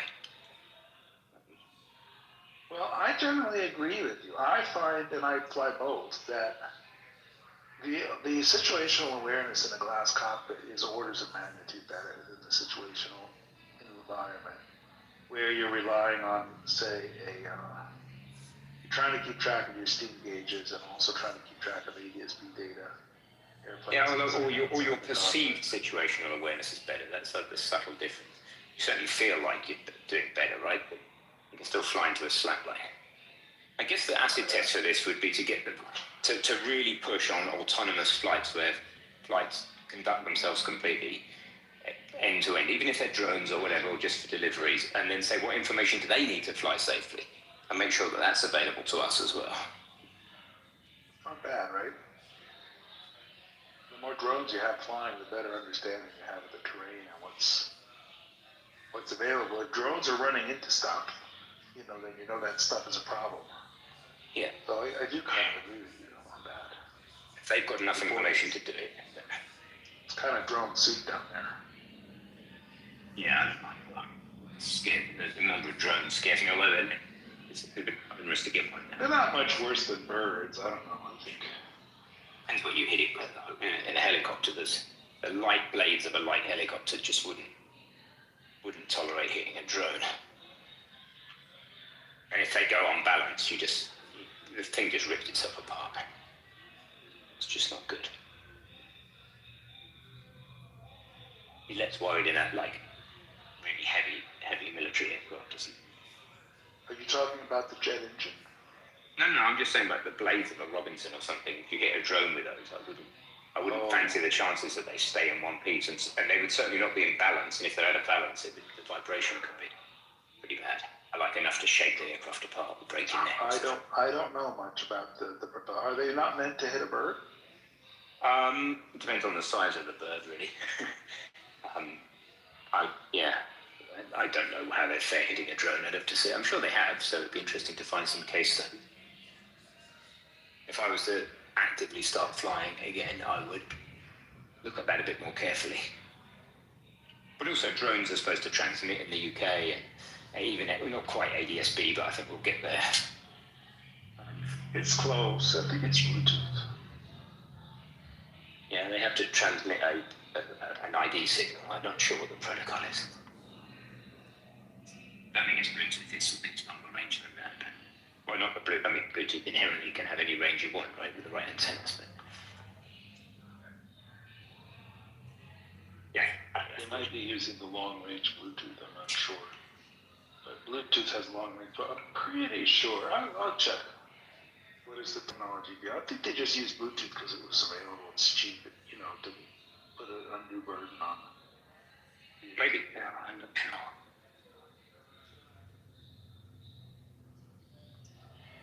You know, my phone can pick up these remote IDs. I have an application on my phone that will map out drones. Must be an Android phone, maybe. Was it an iPhone? No, it's just it's an Android, yeah. Now AI seems to think that it's either Bluetooth or Wi-Fi. I don't know.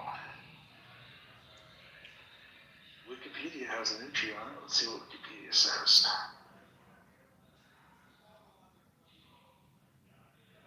Naturally, there's two kinds.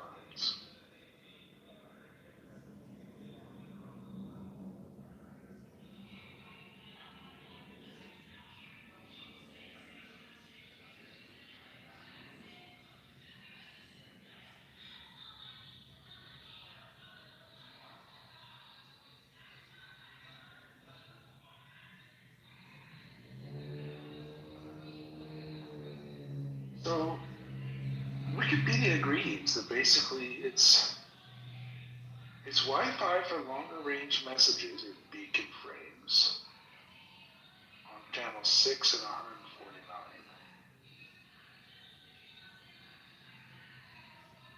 149. And Bluetooth low energy for short range messages. 37, 38, 39.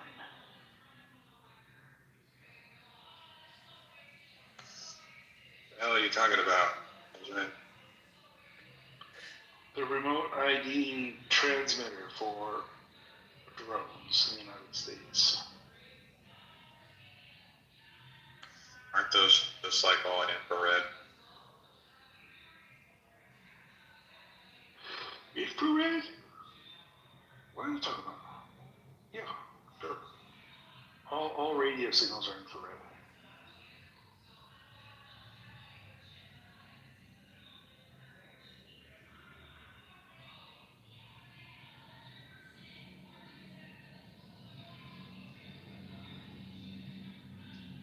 Okay, so what's the problem? I don't know what What is the problem? We're just figuring out the technology that's in a drone ADS-B. It's the where is your drone broadcaster. It keeps track of your drone. It's not, weirdly, it's not available to pilots in a meaningful way. But also it could be available. Because you can just get an app on your phone. Yeah, that shit drives me nuts when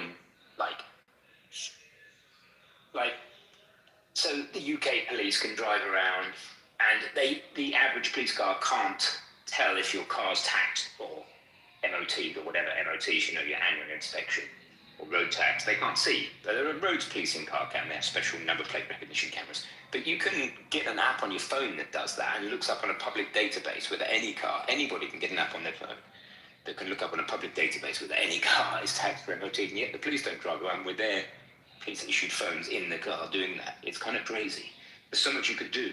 They don't even have navigation. So when you go to a job, you get given an address and you have to know the way to the address, or you have to type it into your phone and then like balance it between your knees, or hope that there's a phone holder in the car. It's kind of crazy when there's a job issued phone that they could just send electronically the navigation data to, so you don't have to fanny around when you're trying to hurry there.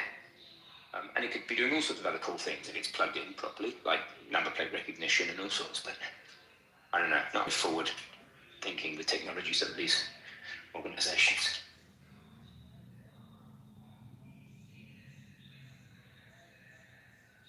Sounds about par for the course.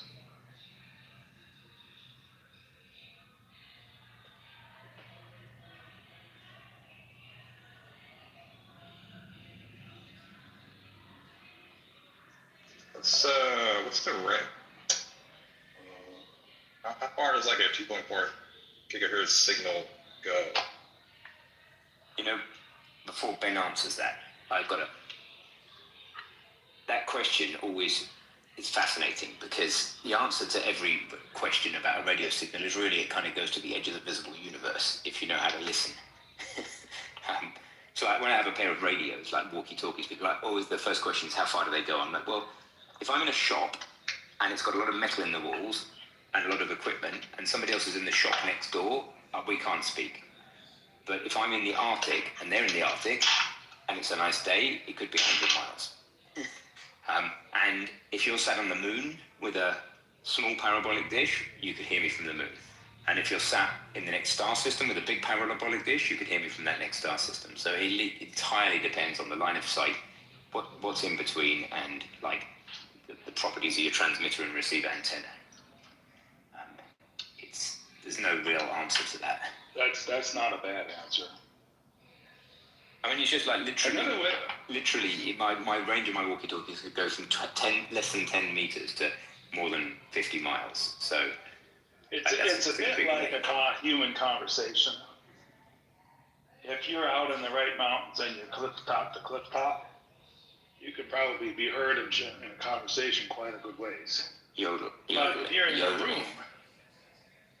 a room, and there are three people between you and the person you're trying to talk to, you probably can't hear that conversation 4 feet away, right? There is an answer, of course, which is that for a given pair of radios, like a walkie-talkies, you get to a point, even in perfect conditions, where just the receiver sensitivity is not enough. So unless you get a higher gain antenna, so like instead of a flappy duck that picks up signals from basically all directions, you start to go to like a Yagi, standard TV antenna, or you go from there to a parabolic dish or whatever, or a phased array like Starlink.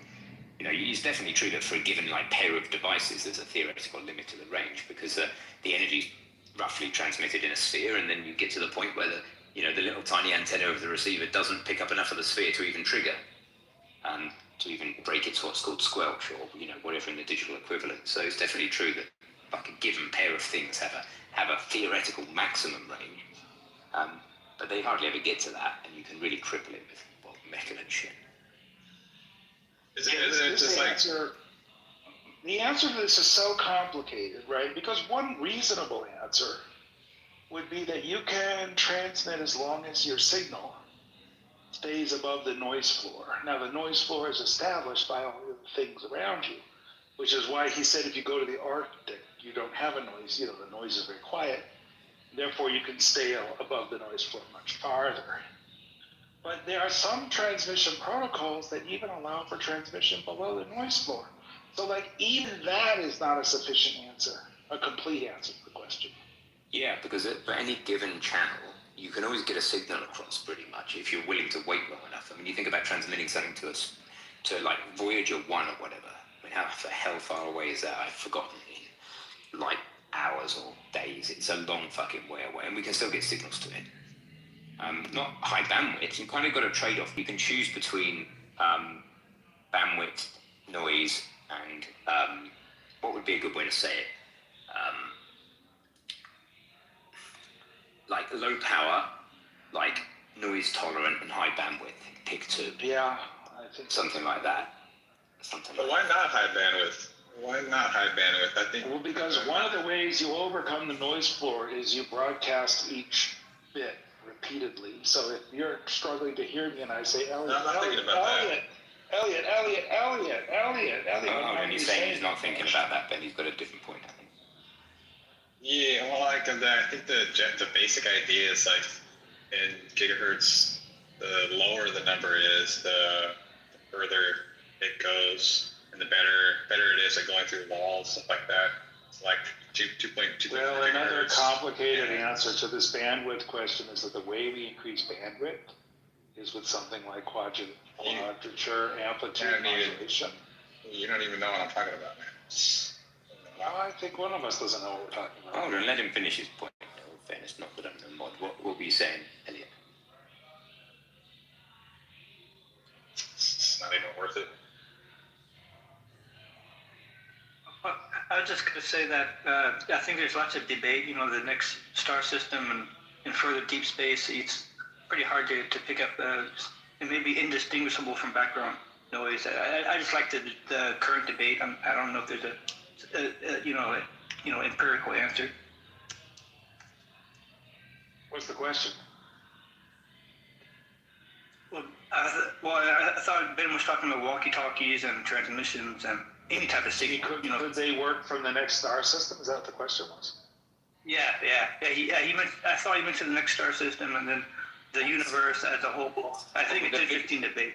Yeah, because of the noise, because of the background noise, right? Sure. I mean, I'm taking that to the extreme, but clearly you can transmit to the next star system if you let a supernova go off.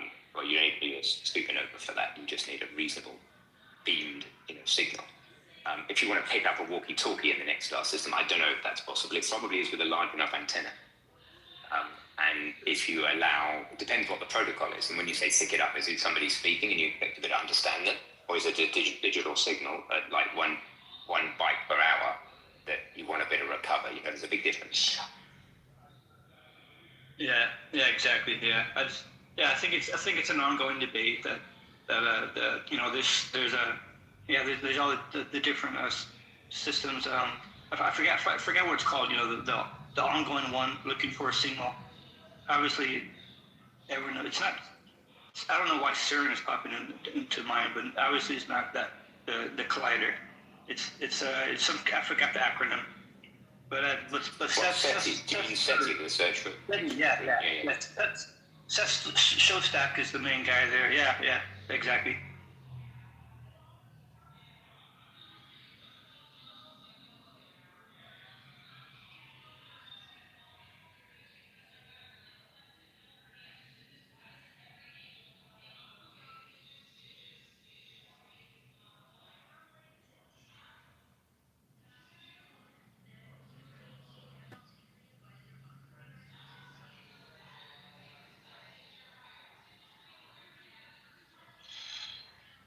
Radio formats are really kind of interesting, but I don't know if they're... Don, what are you doing? Are you following along radio formats? This is all raw physics stuff. I think John's just doing his taxes. Can't be bothered with physics today.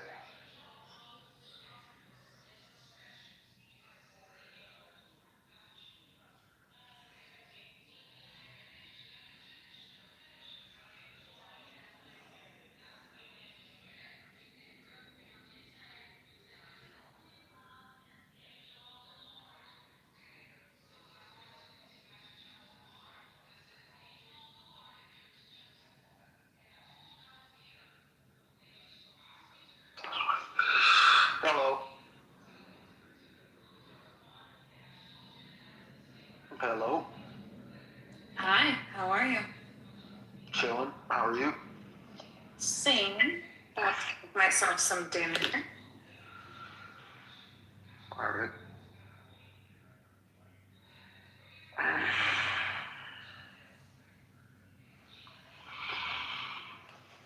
Atheism is cringe, I'm not gonna lie.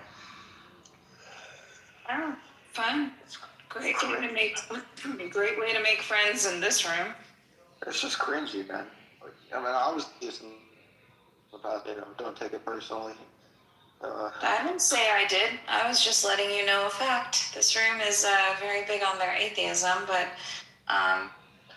is it cringe? Yeah, it's just especially cringe when you're passionately atheist, because that was me too.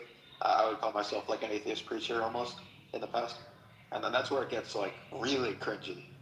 So like you're really passionate about there not being a God. In retrospect, it doesn't make any. Retrospect, what? I didn't hear what you finished with. Sorry, in retrospect, it doesn't make a ton of sense to be passionate about God not existing. You know. Why would you say that? Sorry, I'm just washing my hands on the mute. Why would I say it doesn't make sense to be passionate about God not existing? Because, I mean, charitably, it's a passion for the truth and kind of coupled with a strong conviction that that is the truth. But more realistically, it's egoism, I would say.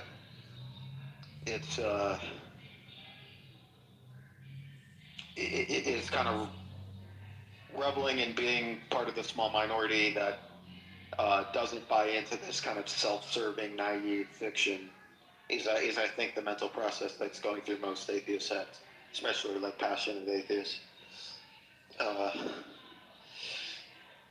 And I think it's cringe. Greg, you think that atheism is cringe? Yeah, specifically passionate atheism, like atheist preaching, kind of. That's what I think is really cringe. Do you think that Christianity is cringe? No, I'm like terrified of Christianity, bro, to be honest with you. So, what's your worldview? I would say Christian. But Christianity is cringe. How do you... No, it's not cringe, she's terrified. Oh, it's terrifying, so how do you reconcile? I think Greg's just not a confused Zoroastrian that wandered in.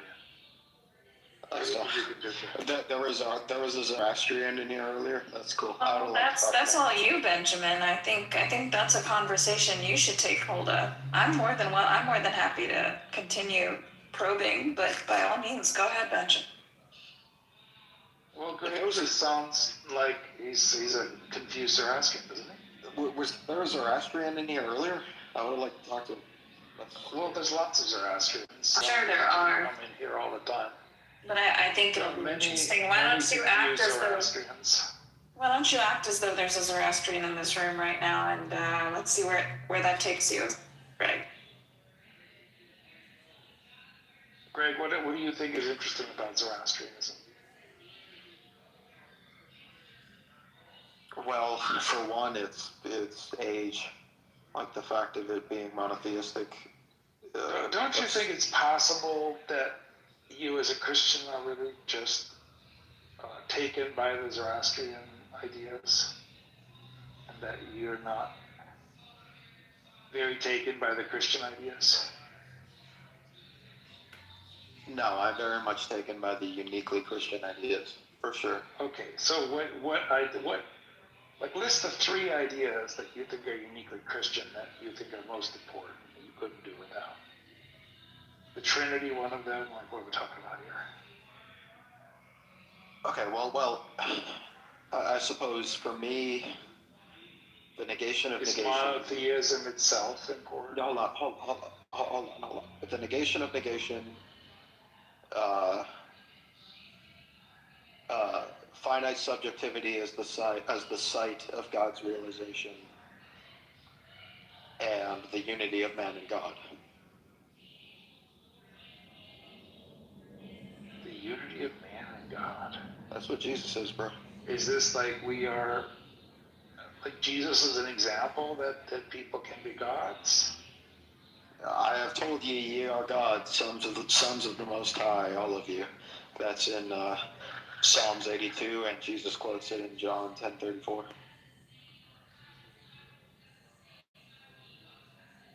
And you think that humans being gods is unique to Christianity? No. Okay. So let's skip that one because it's not unique. What's unique to Christianity that you think is important? The resurrection. Okay. you think the resurrection of deities is... What does the resurrection imply to you? Do you mean It the implies, resurrection of Jesus? yeah, Or do you mean the resurrection of everybody, including you? Yeah, so it mirrors kind of a deep metaphysical truth, which is alienation and return. Okay. This is how thought develops. This is how truth develops. This is how reality develops. Alienation. And is this the notion that you're going to die someday and then you're going to be resurrected? Is this the notion that I'm going to die one day and be? I'm talking about. Does resurrection capture for you when you say resurrection? Does it only capture the resurrection of Jesus, or does it also capture the resurrection of the elect? Well, I'm a universalist, so for me, the elect is all of humanity. Of course you're a universalist. Why would you, as a Zoroastrian, why would you be anything else? I'm not a Zoroastrian. Of course you are. Okay, this guy, you seem like you're not actually interested in learning anything, so I'll let you kind of have your opinion. Why? You seem to wanna try to feel smart, even though you're not. You're not going. Well, you're a universalist. Go ahead and tell me what that means. So I know that you know what I'm talking about. Go ahead and tell me what I mean. Well, if I understand what you mean by everybody's going to die, and then they're going to wake up in the netherworld, and they're going to go through a process which evaluates whether they're pure or not pure. And if they're pure, they're going to go into the glory of the one true God forever. And if they're not pure, then they're going to go through a process of purification. And after a time of purification, they will also go into the glory of the one true God. Well, that would be like a purgatorial universalism, and that does happen to be my position. But there are other forms of universalism. So, but yes, that is my. I don't know of any, to be just fair. But purgatorial universalism is a Zoroastrian invention. We'll stop. Okay, the fact that Zoroastrianism contains some true things does not mean, what's your point? Yes, of course it does. So does Taoism, so does Sufism, so does Kabbalah. Yes, God doesn't leave. No. I'm not saying that this is a true thing. I'm saying this is a thing, and that you have acquired this thing directly from the Zoroastrians. That's what I'm claiming. Yeah, you're claiming. What you're doing. You didn't get this from the Scientologists. Can I get a sentence out? Do you mind if I get a sentence out? Yeah. So Greg, you've gotten sentences out. He's completing his. Do you notice my cadence? Because I know that he's going to interrupt me, so I have to get my shit out quickly. No, it's okay. It's okay. Greg, frontal lobe regulation. Breathe. It's okay. Go ahead. Speak. Benjamin, give him a second. Okay, so what you're doing is you're presupposing, some other spur. Go ahead and say what the fuck you have to say. Why do we have to get angry? What's going on? Because I just do that, and then this fucking 75 IQ Greg, why do you have to curse at people? It's okay. No one's attacking you. Hi, Plotus. Go ahead. Greg, you take a minute. Oh no, I was just gonna say we're pretty chill here, man. But I mean, I don't know. Okay. No, we are coming in hot is unnecessary. Okay. Go ahead, Greg. Do you understand that you're exacerbating the thing I'm complaining about? No, I'm not exacerbating. Yeah, and you cut me off again. I'm calmly modifying you. You're calmly interrupting. Yes, I am. Because guess what? I've got a green bean and you don't, and Benjamin wasn't exacerbating anything, and you are in here to have a fight. And that is unfortunate because the people here can have a great conversation and discussion. Okay, let me know when I can talk. Let me know when I can talk. Can you regulate your frontal lobe? Let me know when I can talk. How old are you? Let me know when I can talk. How old are you? Let me know when I can. Yeah, you're just waiting to be able to be heard, and that's problematic, right? Because that means that you're not in here to have a conversation, just as you accused Benjamin earlier.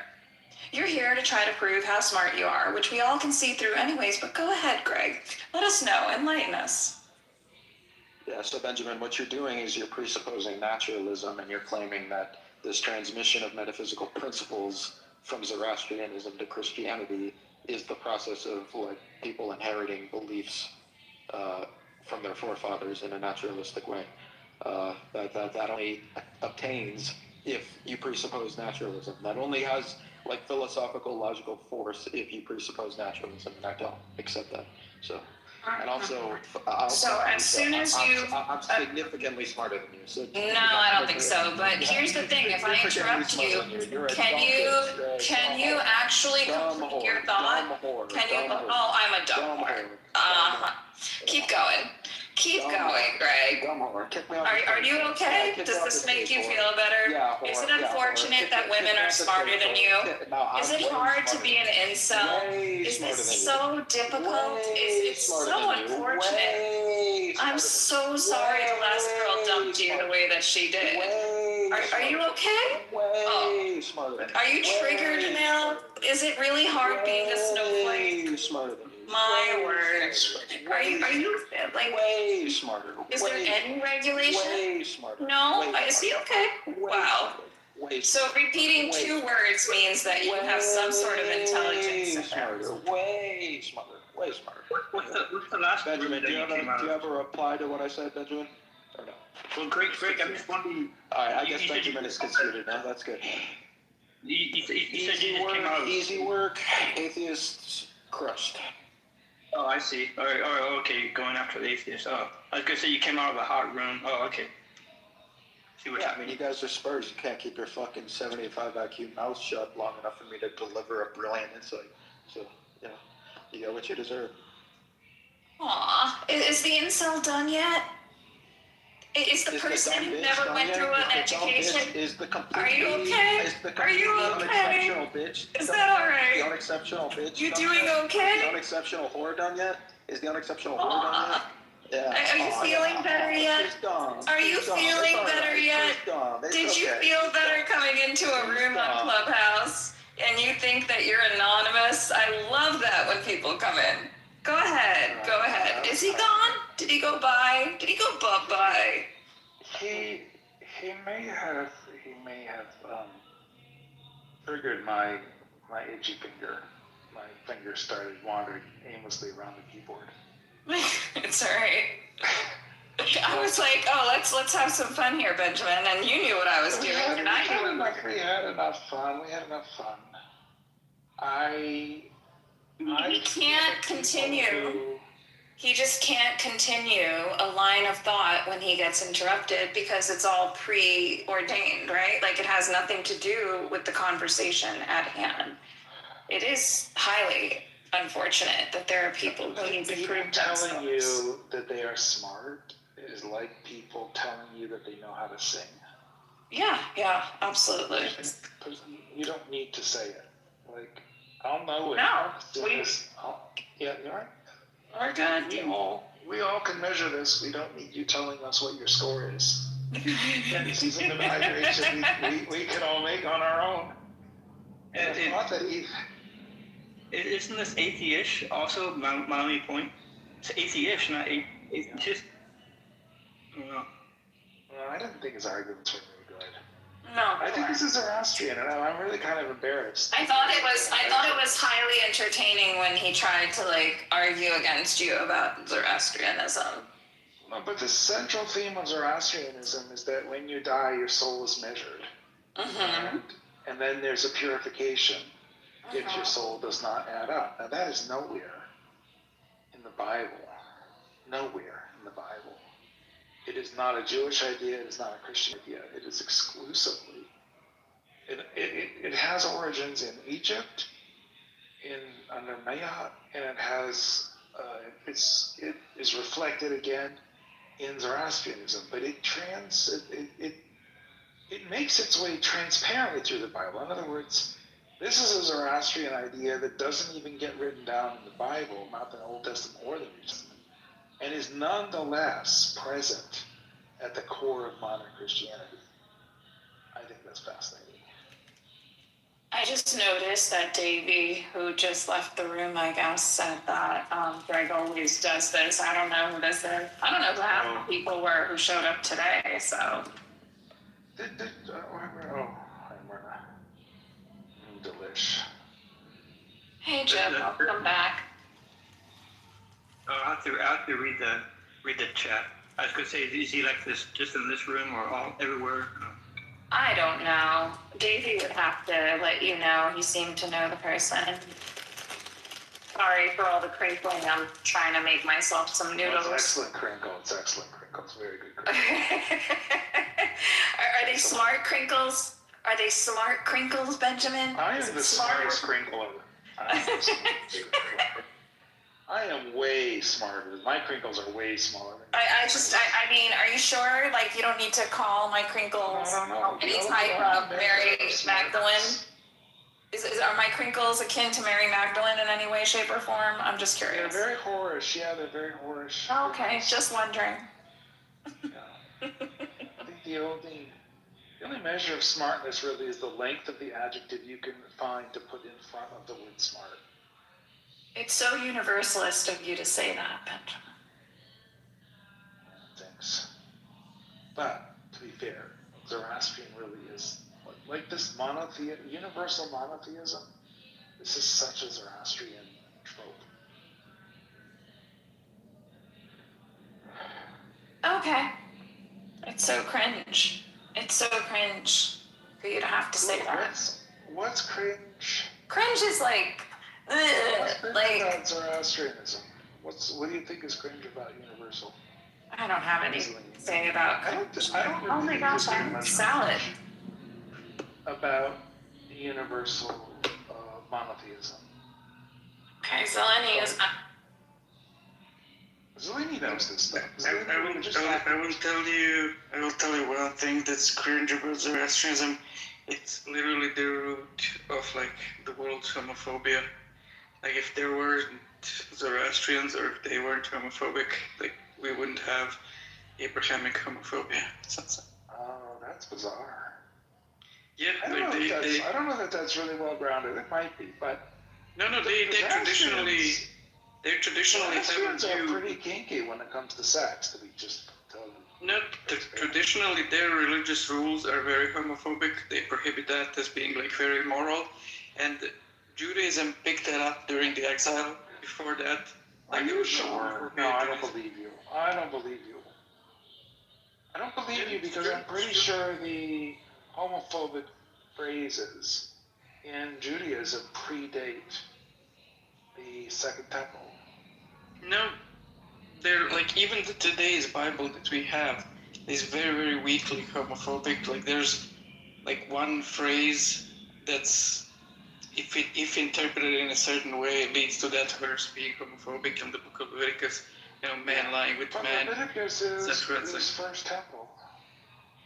Yeah, but like that sentence, I would say is not actually homophobic, but its interpretation in Judaism became homophobic later. And it seems that they got that from Zoroastrians after the exile. Maybe. That's an interesting point. I don't know if it's well-grounded or just loosely grounded. Not much is well-grounded. Yeah, of course. There's no like. I don't think there's any evidence for like we can point like it's definitely that they copied from here.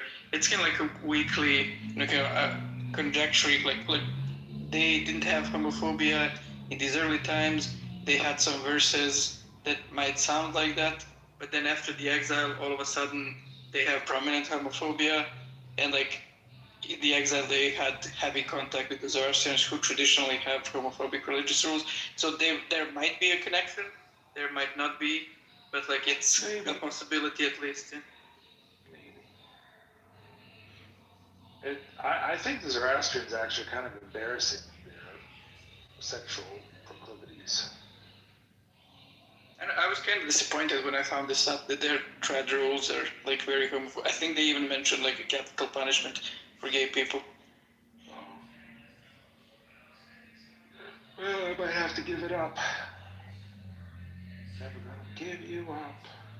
Well, I mean, there's always like the better version of Zoroastrianism, the Mazdakite reform movement, which preached free love and socialism, and vegetarianism. So yeah. And vegetarian, no doubt.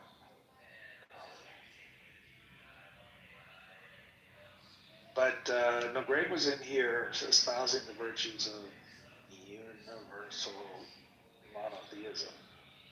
And that made me think that he was pretty square on the Zoroastrian trip. Now, I suspect you're also a Unitarian monotheist. Is that fair? Yep. So, do you acknowledge that combo has its roots in Zoroastrianism? Or do you I would think say it has an Zoroastrianism, independent- yeah, I do think Zoroastrianism has like large influence on the spread of this, definitely. But I don't think it's the only route. I think like there's actually a very interesting theory that I've heard. There's a lecture by a historian who's also like a pastor in a weird Christian denomination. It's a liberal denomination. He has this like lecture that he gave about world religions and why these world religions developed, that we know of them, like Christianity and Islam and Hinduism and Buddhism, and the way that they look today. Because like when you look how religions looked before these world ones crystallized, they looked a bit different. Like they weren't as kind of monistic. They weren't like these focused on like these universal, unitary kind of things. And his theory is that this is connected to the emergence of empires. That before empires, countries were smaller and like societies were more decentralized. And that's why people were okay with polytheism.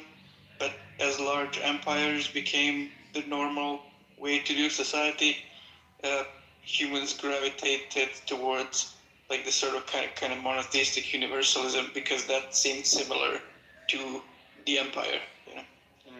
Right, it's an right. interesting Yeah, theory. no, I see what you're saying, right? Because like if you see, for example, Hinduism and like I don't know, Greek religion, pagan Greek religion, like they used to be very polytheistic, and as they survived in the era of empires, like Hellenistic pagan Greek religion in 2nd century CE, 3rd century CE, like looked very, very differently than very different than Greek pagan religion, like 3rd, 4th century BC. Like it was much more philosophical. It was talking. You have these like Neoplatonic like things. But there's an interesting reality here, because it seems like you're saying that religions follow society. And That's that the as theory we of get this more professor. materialistic, the religions reflect society, but at the same time, I think societies reflect religions, and that peoples that had highly hierarchical religions probably were more comfortable in a hierarchical reality. So what if religion is a weird kind of repository for our social ideas, and then we put them in the bank, so to speak, when we have them, and we take them out of the bank when we need them? I mean, they could be like this back and forth, like their influences both ways.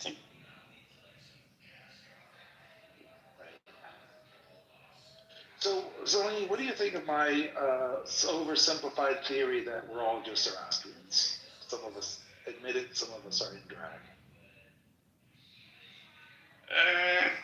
I think that's overstating stuff. Like, yeah, Zoroastrianism has huge effects. I would just say everything is just like math to Zoroastrianism. It's an overstatement, right? You agree? Yeah. But would you offer that?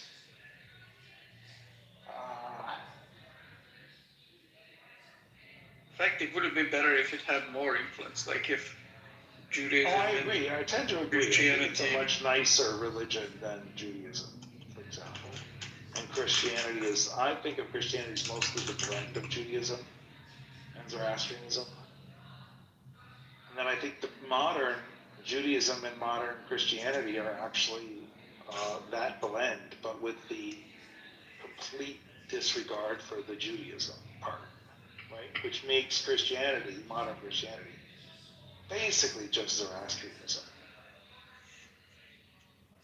Because the book, the New Testament, to me, reads like Judaism plus Zoroastrianism.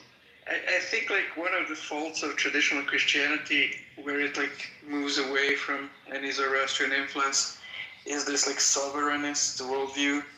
Like in Zoroastrianism, you have this fundamental dualism and this opposition. So you can kind of believe in a good God, you know, that like, why is there evil? Well, because there's this like anti-God who's fighting against the good stuff. And that's why evil exists. But in this like kind of mainstream Abrahamic view, which became mainstream in early Middle Ages, this sovereignist view, you just have one God and he's responsible for everything. That's pretty bad. Why is evil? Isn't that a Platonistic fact, though? Yeah, it was mostly established due to, like, in the Bible, that this isn't the worldview. I mean, similar, like, kind of inklings of this worldview do appear, but throughout the Bible you have this, like, cosmic conflict view that's very pagan-like. God is struggling against these other gods. Right. There are these waters that want to destroy the cosmos, and he needs to... This is where the omnis, the tri-omni God in the Bible don't work together very well, right? It's like Legos from different sets. They don't really connect. Yeah, there are no omnis in the Bible. No, that's like a Platonist, Neoplatonist thing.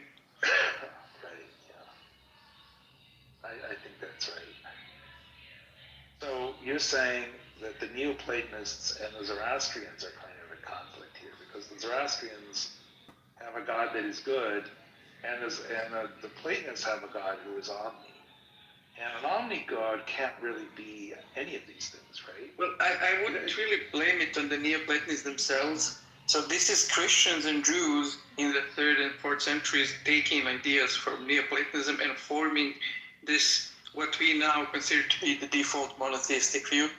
But the Neoplatonists themselves, who have had their ideas taken by these Christians and Jews, did not have that kind of worldview, actually. Their view about like the one emanates the intellect and the intellect emanates the soul and the soul emanates the world, like that's something totally different. They have this like kind of pagan-like almost view where like God, the one, isn't God. The intellect isn't God. The one, like Plotinus calls it a force, dynamis. He uses the term dynamis in Greek, like, which means just like force, kind of potentiality. You know, like the one is this force that has no traits to it, except that we call it good because it exists and brings things into existence.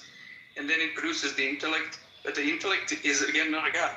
Like the intellect is not a personal being. The intellect is this kind of like memory bank of all concepts. It's not a conscious being. It's just like this formal mental container that contains all ideas. Like, and then we have a third emanation, which is the soul, and that's something that people recognize as God. And God is like creating the world by using the ideas that he knows from the intellect. But even that, he's not doing that on purpose. Like God is... So Zeleny, if I want to argue that Zoroastrianism is sufficient and necessary for modern Christian thought, would you defeat that or would you accept it? Yeah, it's not sufficient, definitely, because they have huge, like, these fundamental monotheists, this sovereignist monotheist. So you would give me necessary, but you wouldn't give me sufficient. Yes. Okay.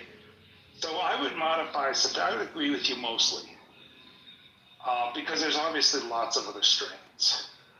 But I want to capture, I need a word that's like sufficient, but that captures the importance of things. And I guess this argument goes something like this. Christians, like seminal influence or something like that. Seminal? Yeah, that's not bad. But I feel like Christians are fairly pseudo in this way. That if you ask them about the Bible, they will disown every single part of it, except for the Zoroastrian stuff. Do you think that's fair? I don't know what you mean by that, to be honest. Well, if I say, why aren't you out stoning children who argue with their parents today, as God orders, they will give me some bullshit like, well, that was then, this is now, that was an old book. Jesus came to fulfill the law, and we don't go by the Old Testament. They'll give me that, right? They'll write off the entire Old Testament, most of the book, pretty much in one sentence, with no pushing at all. You just give them one sort of nasty verse in the Old Testament, and they'll just completely uncouple the entire back end of the train. That leaves you with the New Testament. And you basically do the same thing with the New Testament, and they will disown it in bits and pieces and parts. I'll say, well, you should sell all of your goods and give it to the poor. And they'll say, whoa, slow down. That was just like one time to one guy. It wasn't said to everybody. It was just said for this one dude. And they'll continue to do this kind of, uncoupling the train, sort of one car at a time, until basically all that's left is the Zoroastrian bits, which looks something like this. If you do good shit during your life, you'll go to heaven when you die. And if you do bad shit when you during this life, you'll probably go to purgatory and be purified, and then you'll go to heaven or something like this. Or they'll say you go to hell or whatever. That's but they're missing the dualism, and that's very important. Okay, so explain how the dualism in modern Christianity is not exactly the same dualism that's in Zoroastrianism.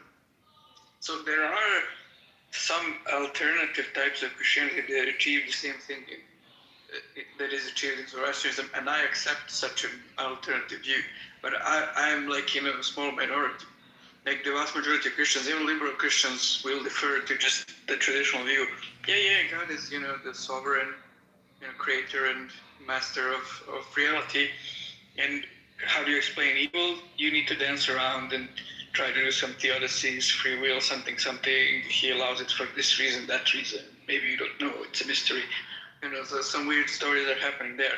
Zoroastrianism has a clear answer, which I think is a very important thing. Like, God, evil exists because some other thing, in addition to God, that God cannot defeat by the Zoroastrians, in other words, take the first horn of the Euthyphro dilemma, and they say there is a God, there is good, and the nature of God is to respect the good. I mean, it's not really that connected to the Euthyphro itself, but kind of if we make a similar kind of parallel to Euthyphro, like there's why is they're evil. The Zoroastrian is going to say, but your omni-God, doesn't your omni-God have to take the second horn of the Euthyphro? The Neoplatonist God is more second horn. Not necessarily. That's, as I said, the Euthyphro is a different topic. Like here, the topic is why evil exists. Like that's, I think, the big question. The trad Christian. So you think your average Christian? Well, you think your average Christian thinks that evil exists because God created evil because it was necessary to try men's souls, that they have an alternative? They're going to concoct some theodicy, but they are very reluctant. Well, you would agree that it's ridiculous, right? And it doesn't work.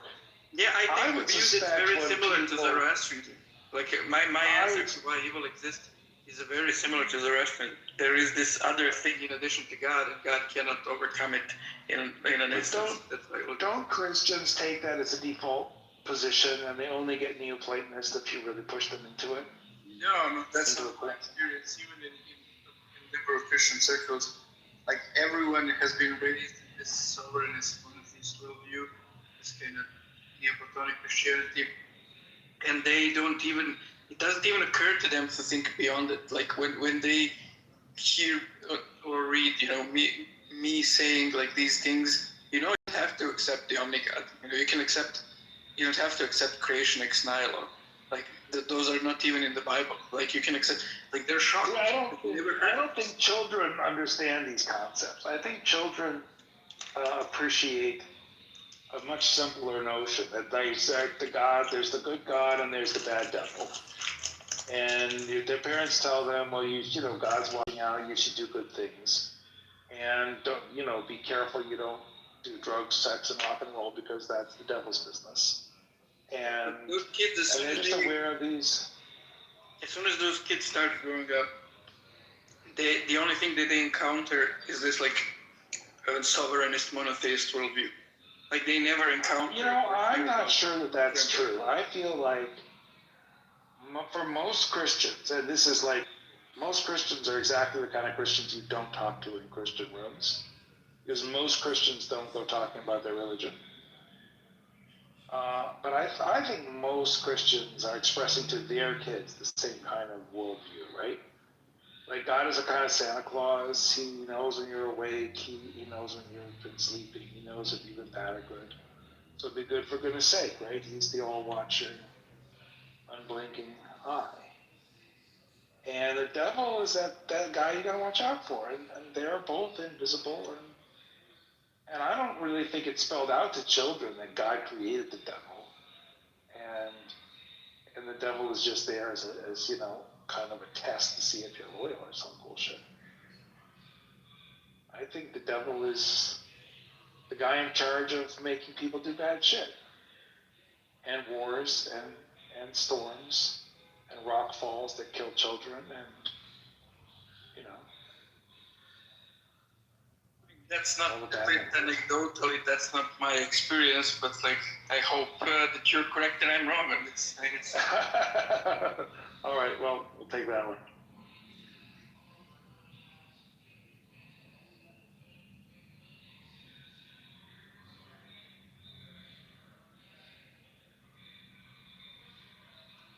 I made dinner.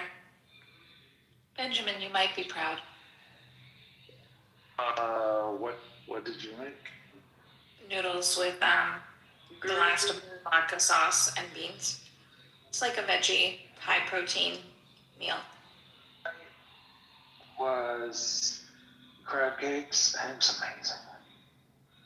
I have this garlic sauce. I love crab cakes. Go ahead, tell me more. I made this like sharp garlic, pickly, slightly hot maybe sauce with the butter. It was not your dad's crab cakes.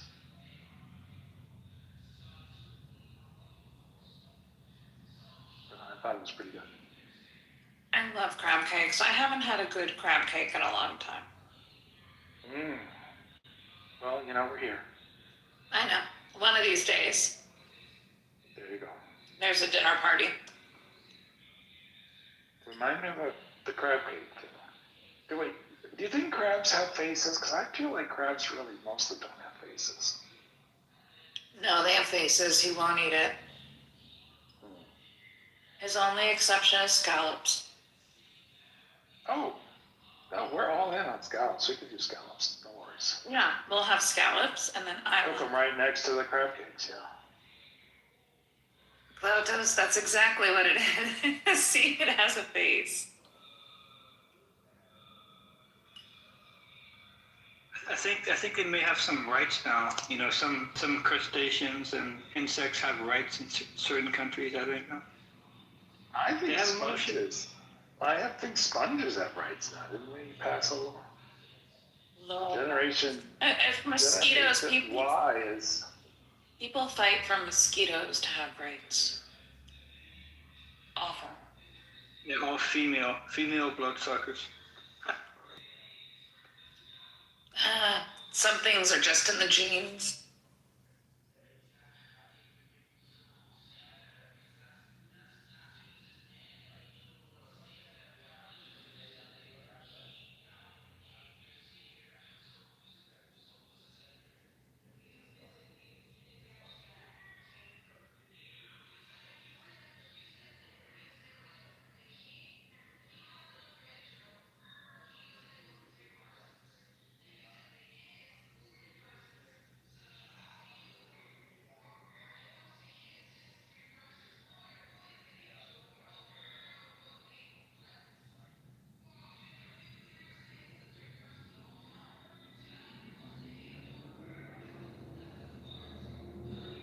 I showed you the meal in my PTR. Look, Greg had to come back. He's the anon in our group. Oh, hey.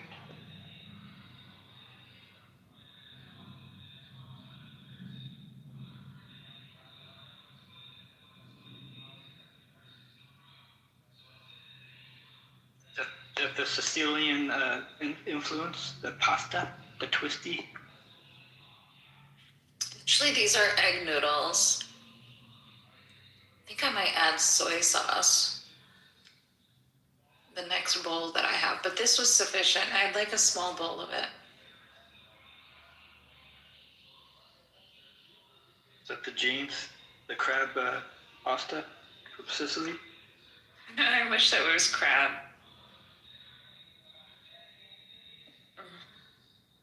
I told myself I'd come home and start studying. I wanted to go for that walk in the park, and then I realized that the snow has been melting and it would be soaking wet, all mud, and everything isn't probably cleared off yet. Especially the track is cleared off. It's too late to go out now anyways. Might have to get on the bike. But it was such a nice day out here.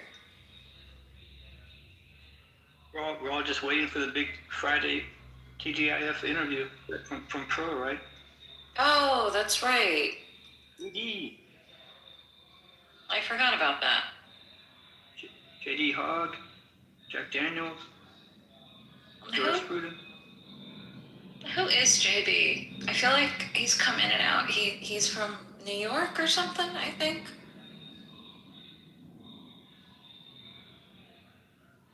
No? I guess we'll find out tonight. I'm sorry to hear that, Myrna. You're not getting kicked out of here. Not for no reason, anyway. I don't even know how to kick people out. I was trying to find it when that one troll came, and I couldn't figure out how to do it. 3 dots. I have to check the 3 dots then. Welcome back, Abe. Hello.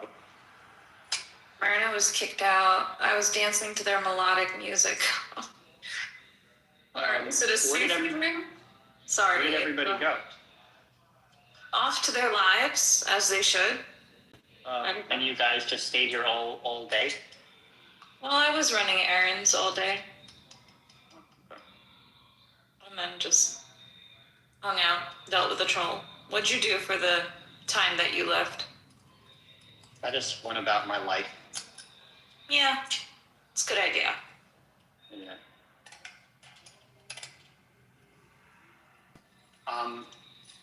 When did Pro leave? Was he here or did he? He's been in and out. What were we talking about? Who was here again? I can't remember. We were talking to Alvin and I forgot who else. There were a lot of people. Yeah, it was Alvin, and the other guy wasn't here too much longer. But I was talking to, and I was trying to get him to specify, what parts of Christianity and what parts of science, theoretical, hard, soft. But he apparently didn't get into detail, I guess.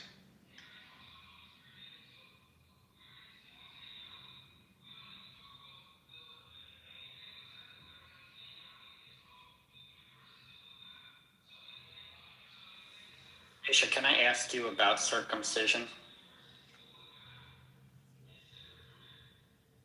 What is it you need to know? What we were talking about before. What about it? Well, the arguments you were making about that, like somehow. I wasn't making any arguments. All I said is there are medical reasons why somebody would want to have a circumcision done, whether it's on their child or someone who's of age. Yeah, that's an argument. No, it's not. It's just a statement. It's a factual statement. Okay, but the statement has implications. No, it doesn't. It just Yes, has. it does. And then what's the point of the statement? What's the point of science? What's the point of presenting factual information that has evidence-backed basis of science? That's the To argument. sway people's minds. No, it has just nothing. an argument. No, The argument that you were making, Abe, you were making earlier, if you remember correctly, which I hope you do, was that you cannot have people who have religion in their lives to make an impartial argument because they would dissuade themselves from science regarding Adam and Eve and a snake. Am I incorrect in making that statement? That's the argument you made earlier, which means that when scientific evidence is presented, it should not be marred by anything that has anything to do with religion. Does that make sense? That is No, the that's not only. what I said.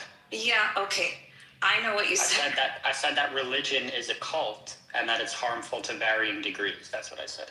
Oh, yes, and then you went on with the others to make an argument that religion is harmful because it disregards science. So at this point, what you're doing is disregarding science in the name of a religion. No, I'll look here. Here's what I'll do. I'm the one who's for science because I'm non-religious. Sure. So then you would be for. So the point is this. You would be for the fact that there is a lower incidence of infections for those who are circumcised, which is what that study said. Does that make sense? So let me. You agree with that? Do you agree? Do you agree that if someone is circumcised? No, because what you're doing is what you did was confound the information with regards to whether or not that was a mandate. So let me answer. There is no mandate. Not necessarily, no. There is no mandate. There is informed consent, and that is all I did was post what is involved. There's not informed consent. What are you talking about? We're talking about a. Do you understand what the medical? Do you understand what the medical background of informed consent is for parents? If a parent asks for the information about circumcision, they can be given the medical pros. There's pros and cons, of course, right? The medical pros of circumcision. Yeah, there's big cons. I'm sorry? That's not a medical ethics issue then. But it's not an ethics issue. No, yes, it is not. Look, it is personal. It is a personal. Let me explain. Are you going to let me talk for 2 minutes uninterrupted? You can have it in just a moment. There is a personal ethics issue and there are medical ethics. What you are arguing against is science. Now, I have no issues whatsoever. Sit there and talk about consent of the baby, consent of this person and that. Then you get into a specific argument of ethics that has nothing to do with the medical science. Does that make sense now? They are two separate entities. To force an opinion upon me that I never stated, never made, never said that it's medically necessary, those are not words that I stated. So are you good? Because you are going to make an argument that confounds that information. I guarantee you. Go ahead. Okay. Can I talk uninterrupted now for like 2 minutes? I don't care. Go ahead. Thank you. So the point is this: different things, right? One has to do with ethics, like philosophy of medical ethics. The other has to do with scientific evidence or studies that have been done. I'm against both of those. Number one, I'm against the. Well, then you're not for science. But go on. One, because when I'll explain how. In fact, or whatever. You can explain how. I already know everything else that you think about science. Interrupted. So look, I'm not going to talk if I'm going to be interrupted. You said I could talk for 2 minutes. You said I could talk for 2 minutes uninterrupted. Are you? Who's stopping you? Nobody's stopping you. Are you going to talk now? You're interrupting. No, I'm not. Go on. Go on. The thing about the thing about being having high rates of infection is that you could easily do a scientific study where you say we had a bunch of kids, and we cut off their right finger, and they had 0% infection on the right finger because we cut it off. Whereas the kids who cut their right fingers, they had a percent of infection. This is what they had a percent of infection. So the point is this. There is always a.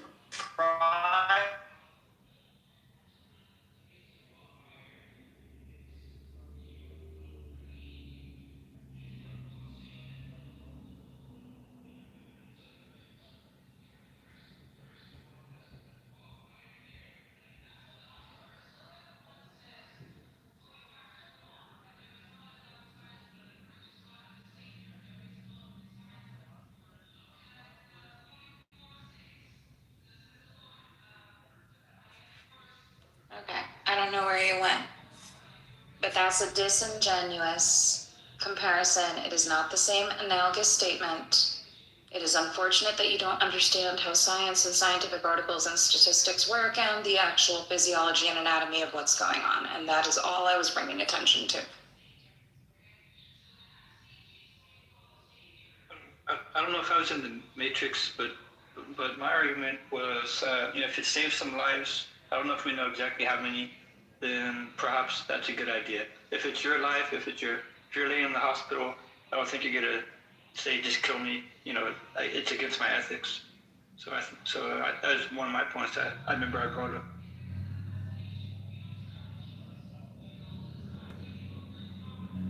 Look, I think you're on thin ice here,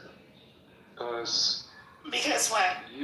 Was I pro or anti-circumcision of babies as a mandate with religion? I never made a statement about that. I don't make a comment. There's nothing for me to comment upon. I brought you factual proof, scientific evidence, evidence-based science, whether or not you want to believe it or you want to entertain it. Now that just shows how anti-science people are. It's very simple. Same people who are making... Give me 1 second, Benjamin. The same types of people who make this argument are the same types of people who don't vaccinate their children. It's very simple. It's the exact same analogous mentality. But go on. Let's stipulate that circumcision reduces the spread of HIV, which is the evidence-based science that you put forward. If I find evidence to help support that claim, it's a claim that should be supported, that's all. So I think the problem is that before people make a decision to become sexually active, they have an opportunity to make a decision to become circumcised that they desired. And because there's plenty of time for the individual to make that decision for themselves, there doesn't seem to be a kind of parental urgency that would override the default right of the child to be intact. Who's responsible for a child, Benjamin? Well, let's say we agree that the parents are responsible to the child. Okay, so then it should be a parent's decision while given all the information, right? The doctor is responsible for what the doctor does. Well, does the doctor do this without the parental consent? But parental consent is not sufficient. But when parents are in charge of their babies, and you and I agree on this, and we've had these conversations before, that the babies are innocent and the babies are the ones who should be protected at all costs, right, Benjamin? That's like one of your numbers on your scale, right? So I agree with you.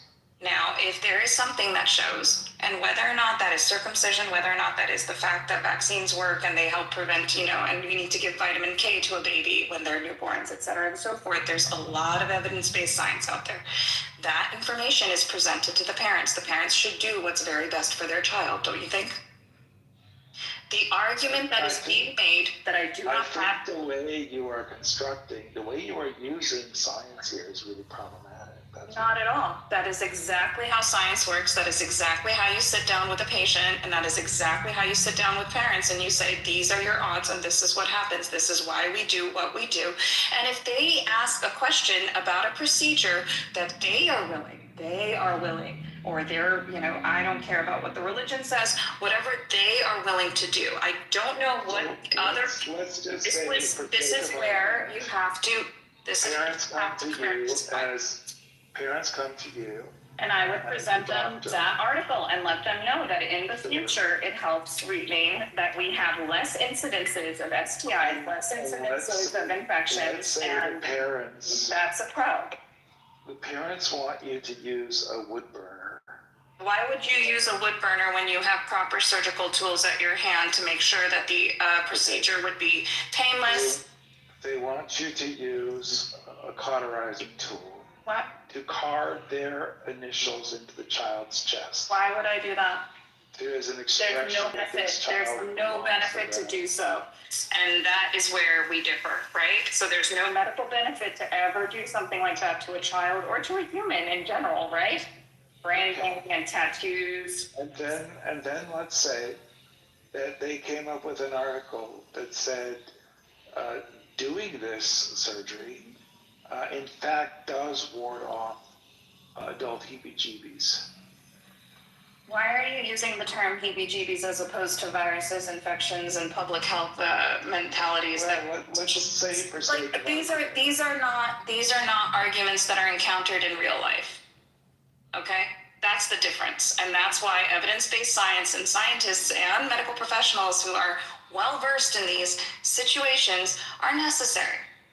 I have not made a single statement in pro or con of any religion and religious mandates. That's an argument you guys can have. What if it were the case that female genital mutilation? That is a different story. It is not the same. It is not the same skin. It is not the same way that the skin is, and I don't agree with it because there is no benefit. Because the way that no, Benjamin, you opened the jar. The way that is enabled in the sub-Saharan continent is not only non-aseptic, non-disinfected, it's not done in a surgical manner, it has absolutely no functionality considering that there is no benefit to chopping off someone's labia. It's just extra skin. That is cosmetic. That is something that the porn industry has propagated, correct? When you have a vaginoplasty done, when you have something else that's cosmetic, when you have anal bleaching, now these are all things that I'm pretty sure that the people that come in here and want to attack some religious mandate, which they have every right to do, can make a statement about. I don't have anything against something that has a medical clearance for it, that has an evidence-based proxy for it. I won't. What if we had a study, and I'm pretty sure this is true, by the way. Well, find it. You know how this works. You find the study and you post it. This is the unfortunate part. No one can actually contradict that study. That's the unfortunate part. You have these personal issues, you have these emotional issues, you have these other situations that are philosophical about the situation. The people who are making these arguments, I hope I don't find their babies posted on social media because they don't have consent for that either, right? Okay, that's all I'm going to say about it. It sounds to me like if there were a study that showed that female genital mutilation was correlated with fewer cases of HIV, that you would. It's not. I would make a statement that said that this has been found. However, the way that it is done right now is by using tools that are unnecessary, stitching up. I'm not. And here's the other problem. No, I'm not. You are. I'm not. Because when you have a foreskin. She just likes to talk, Benjamin. She doesn't give a fuck about what you're saying. Hey, no criticizing. No criticizing. No criticizing what? I just like to talk. I didn't talk to you guys the whole day. Aisha. Oh. She's dumb. She's dumb. And she literally can't shut her mouth for 2 seconds. Yeah. No, Abe. Unfortunately, it's really sad. Don't address me. I'm not talking to you, but I'm going to come into a voice app where people talk to each other. Shut up. There's a reason that I'm not going to go on and on and on about it. I posted a study. That is what it is. It's very simple. Either you accept the results of the study or you find a way to show me that the study actually was incorrect and flawed in some way, shape, or form, which is what we do as scientists, Benjamin. All I did was give more information for people to go upon. Unfortunately, this is what we deal with every day in not only academia, but medicine. And again, this isn't an office, this isn't a medical office, this is not HIPAA compliant, there's nothing to do with it. Feel free to have a personal issue with it, but it's unfortunate that anyone decided to put words into my mouth today. Now we got 2 anons. I don't think people are really trying to put words in your mouth. They are trying to understand. Y'all did. Well, That's I think why they I stopped. implied certain things. I did not yes. say it was a medical necessity. I take a little bit of concern That's with that fair. from people. That's fair. I did not say that. And so when you do that, not even you, but Benjamin, we've had this conversation, right? What's the point of having a discussion with people if you're going to twist and malign the actual statements that were made and the reality and nuances of the situation? The hypotheticals you're posing don't exist, so I don't feel a need to actually address them. These are things that are great to go. You're hiding your arguments behind maybe some studies that don't exist. I don't think that that's The studies, if they exist, bring them up. I'm happy to discuss them because that's part of practice, right? But they're not. But And the sometimes unfortunate part, it is fair and useful to imagine the hypothetical on the other side. this is the because same then we can thing. evaluate I'm with you. whether we're being balanced or not. But here's the thing, right? So this is, and I'm sorry for the water in the background. I know Pro goes nuts about it, but I gotta clean something. It's not here at the moment.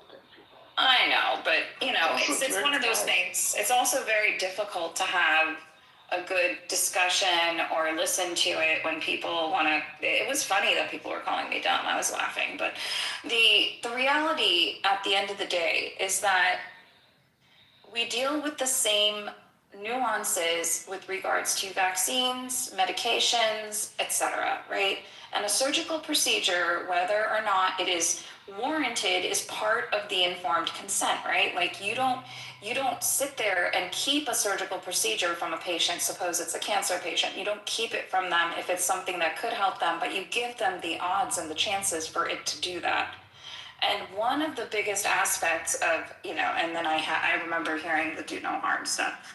Now, excuse me. Okay. The reality is that what we are seeing now, and to the religion aspect of it all, I haven't ever commented about it in any way, shape, or form. There's a lot of misinformation that gets thrown around here. I mean, just the fact that somebody had to say that you're cutting off penises is a problem, right? Because that's not what you're talking about. To misrepresent that, then to sit there and emotionally have an emotional appeal to make a point, that's not any kind of discussion.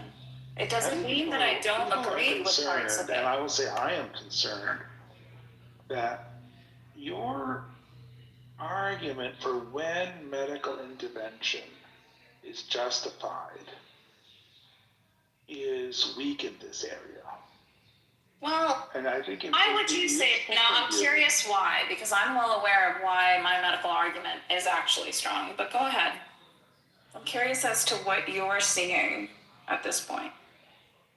Because advising parents to do interventions, irreversible interventions. Who said that a parent was being advised for that, though? Go ahead, I'm sorry, finish your sentence. Well, that's the implied context here, right? But that's not implied. There's parents who are seeking medical advice. Sure.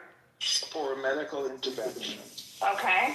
That they kind of have currently in the United States, it's a 50-50 proposition, by the way. Which means that the question That's the study that was brought up.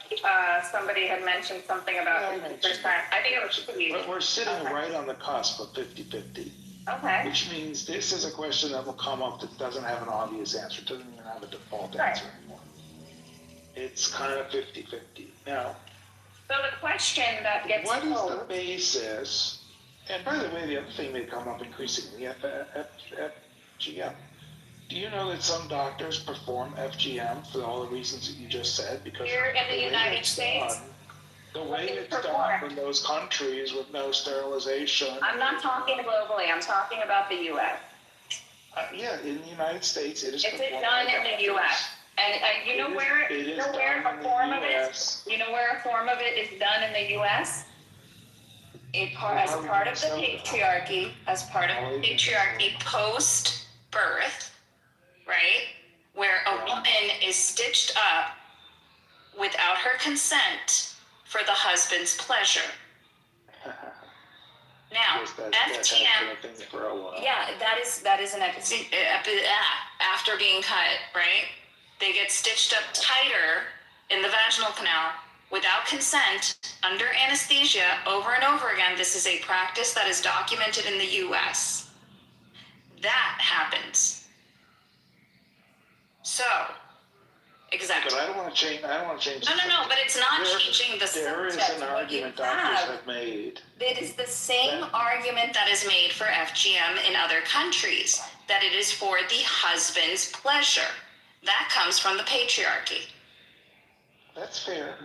Okay, thank you. But getting to the point about the FGM, I just want to say, I mean, I think all of y'all were making arguments about FGM without knowing. I can show you the arguments. There are arguments doctors make for performing FGM.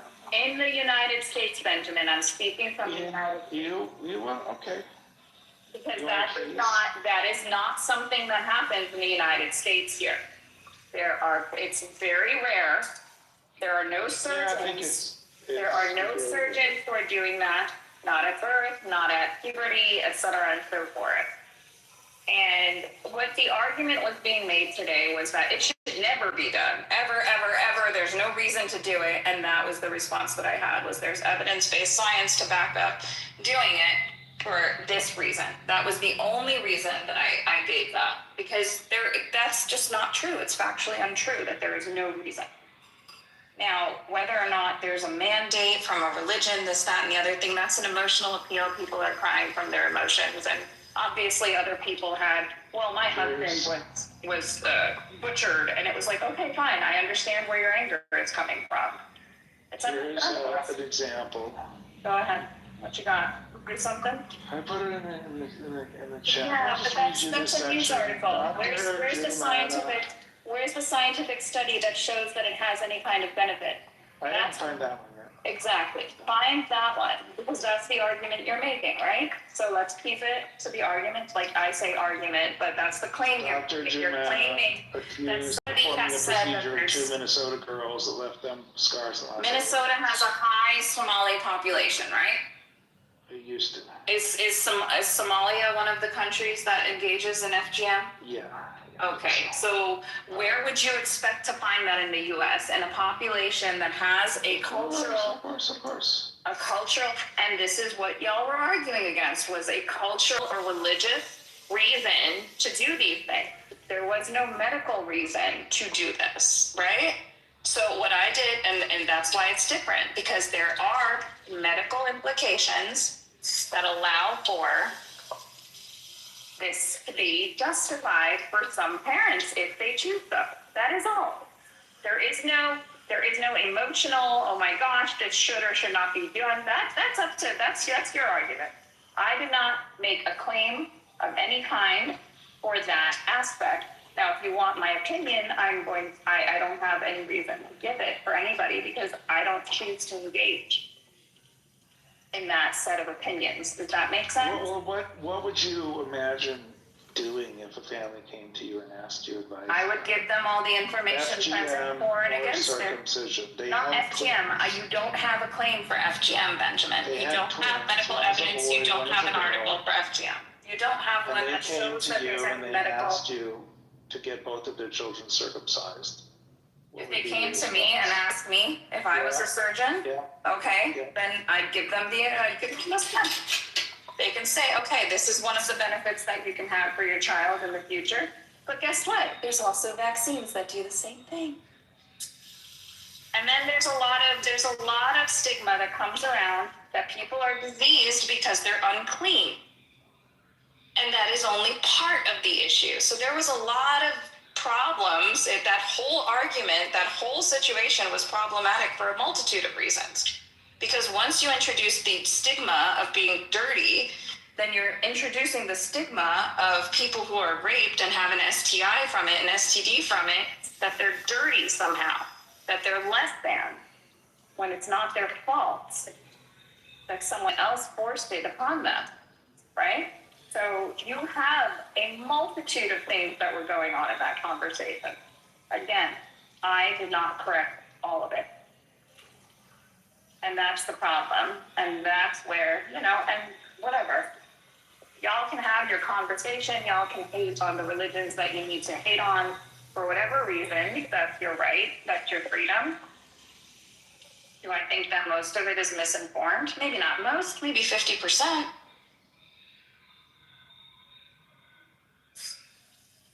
Excuse me. Wait, I need The husband stitch is pretty rare now, though, isn't it? I thought I heard. There is no husband stitch. That's the problem, right? That's part of the patriarchy. That's what happens. We have the same problem in women's health when you have IVF, which of course people can have their own moral outrage about IVF and surrogacy and stuff, and I've seen it all. But the reality is that there are doctors and there are people who insert their own sperm and not the sperm of the donors in order to fertilize the egg and match a problem, right?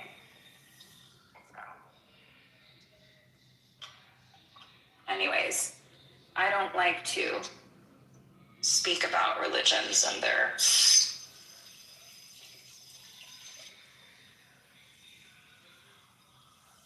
let me shut off the mic.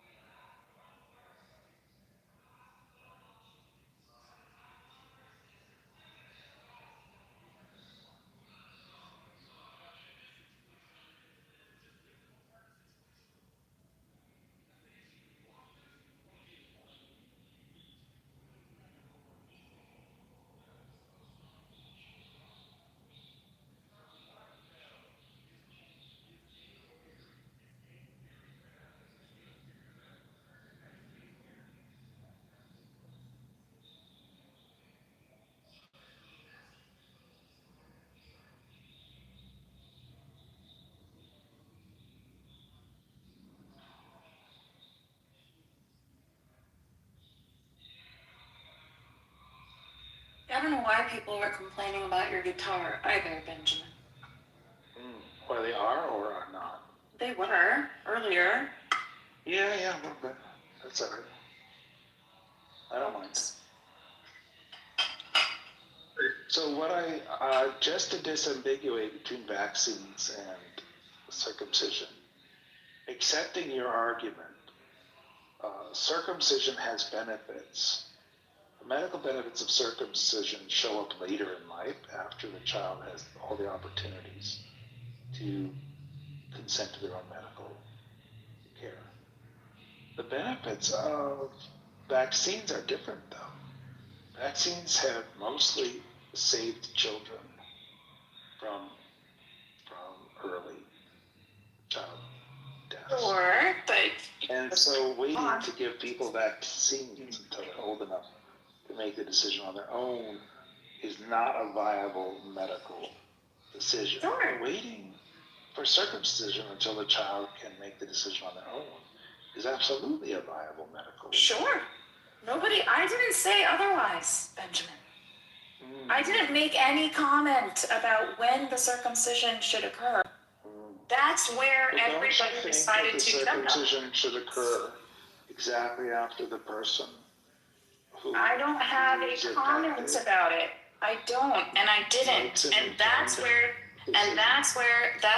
the problem occurred, right? Because everybody jumped to a conclusion that I never even made a statement about. Does that make sense? I have not opined about whether or not. I think that I have not made that opinion, nor I did think I your make it. arguments on this confused a lot of people today, and No, a lot of people made assumptions about where I stood because I provided a medical study, and that, That's right. my friend, is where the problem was. That is where the problem was. Not that there is a medical evidence for the benefits of circumcision, but the fact that people don't know how to listen and made an assumption because they don't know how to critically think, make reasonable arguments, or understand debate. And I wasn't involving myself in the debate. Now is there clarity to the situation? Yeah, they just assume that it's that, when you're really young, but I was, you can get it any time. I thought everyone knew that. Nope, people don't know how to think, and that's part of the problem, which is why I'm going to respectfully remove myself from that conversation at this point.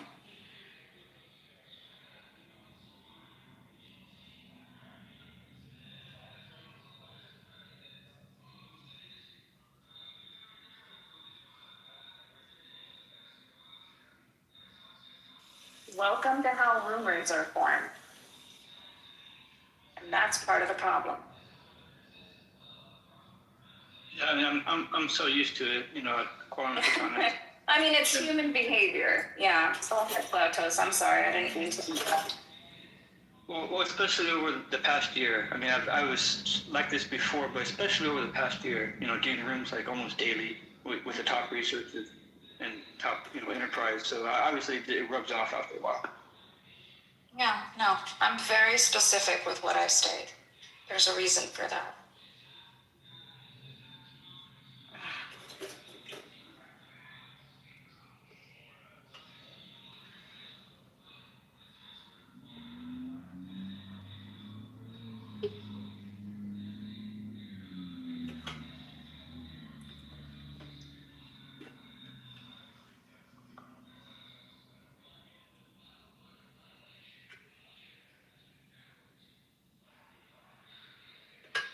Sorry, the mic is on, hands are wet.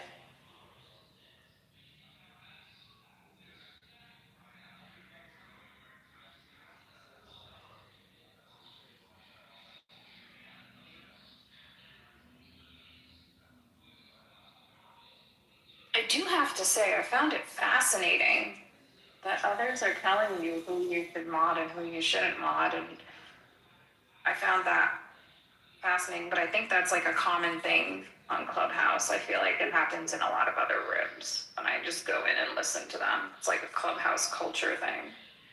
So everybody in the room wanted an echo chamber where everybody agreed with them. Yeah. I was gonna say, are you sort of new to Clubhouse? Well, I couldn't figure out how to kick that one troll. Like, I don't care, like, if somebody feels that somebody needs to be kicked, sure, but I couldn't figure out. There was that one guy who came in, had a horrible accent, was yelling and screaming in like a fake voice, and I couldn't figure out how to drop him at least to the audience, which is what Pro says he does. So I kind of learned from the rest of you guys.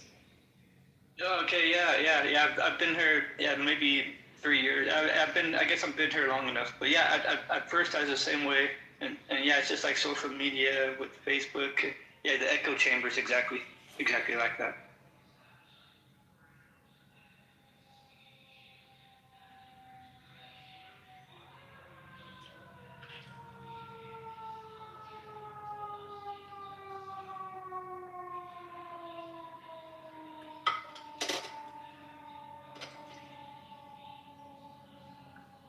Oh, so perhaps you haven't heard healthy debates. You know, Benjamin knows.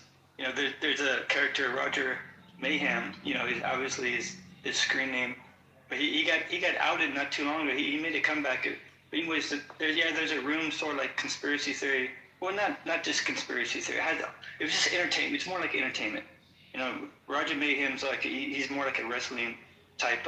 You know, he's into wrestling actually, and he's Benjamin's joking that what if he's a short guy? Yeah, I said he actually is. He says he's a short guy, but he's built like a bulldog. So yeah, so healthy debates.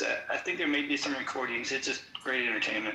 I mean, and obviously you learn some stuff. You learn stuff too. Sure, but there were a lot of logical fallacies today, and that's, you know, and again, I just don't have an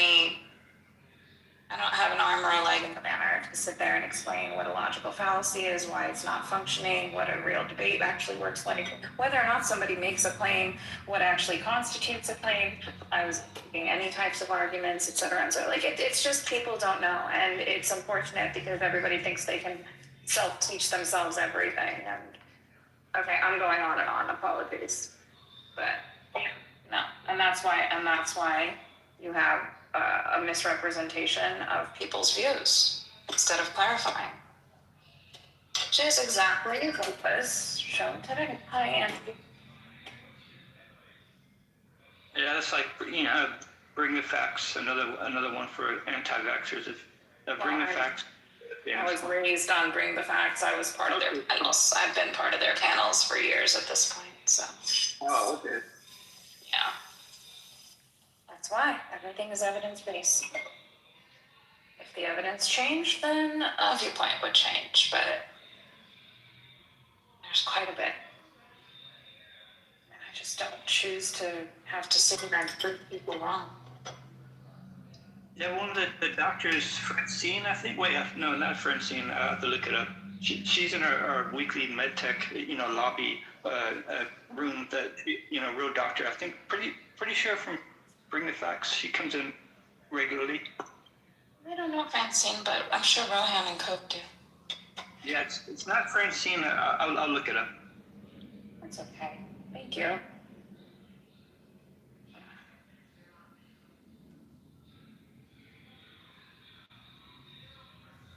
And thank you guys, because honestly, I use Clubhouse often just to get the work done that I need to get done around the house.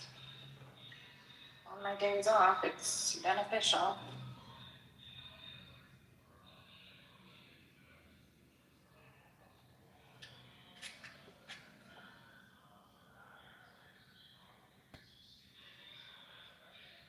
Hi, Sam. Well, it says Sam is here. Hi, Sam. Oh, our regulars are coming through. How was your day, Sam? How are you, Sam? I can't bring anyone up. My hands are wet from washing dishes, but I don't know if you have to get brought up or if you can just come up. Speaking of scientific discourse, founder. Yeah. It's a good thing. What's up, Sam? Just hanging out. Cool. How you feeling? Okay. Good. Friday. No, I always worry about you guys. See, that's the difference, right? Every time anybody comes up, I'm always worried about you guys. Like, I've gotten to know you guys a bit. Of course, I'm going to worry a little bit. After you're feeling better. Why? What do you think is going to happen? I don't know. I just worry about people. How come IO, Hero, and others aren't coming up? I don't know. It's okay. They can stay. I hope you heard that I agreed with you today. I did, though, and I think it's important. When someone's right, they're right. Hey, Paul. I don't think we know. Do I know Paul? Hello. I'm doing the dishes, so I'm gonna shut the mic off now so you guys don't keep hearing this.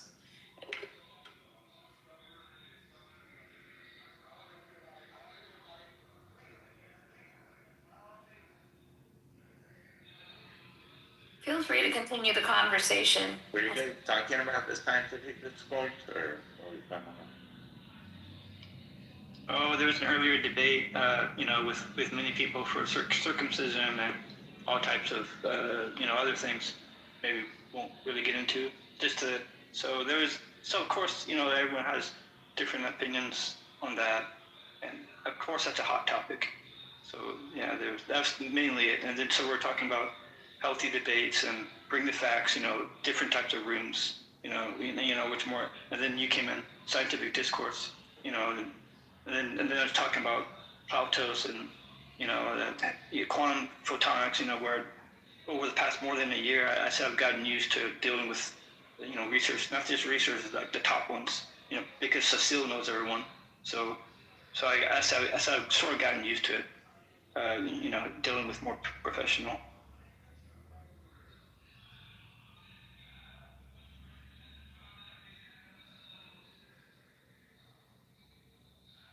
Welcome back, Romero. Yo. I remember. Yeah, I'm gonna restart scientific discourse pretty soon. I took some time off for the move and all that. So hopefully beginning of March next week or week after that, I'm gonna restart it.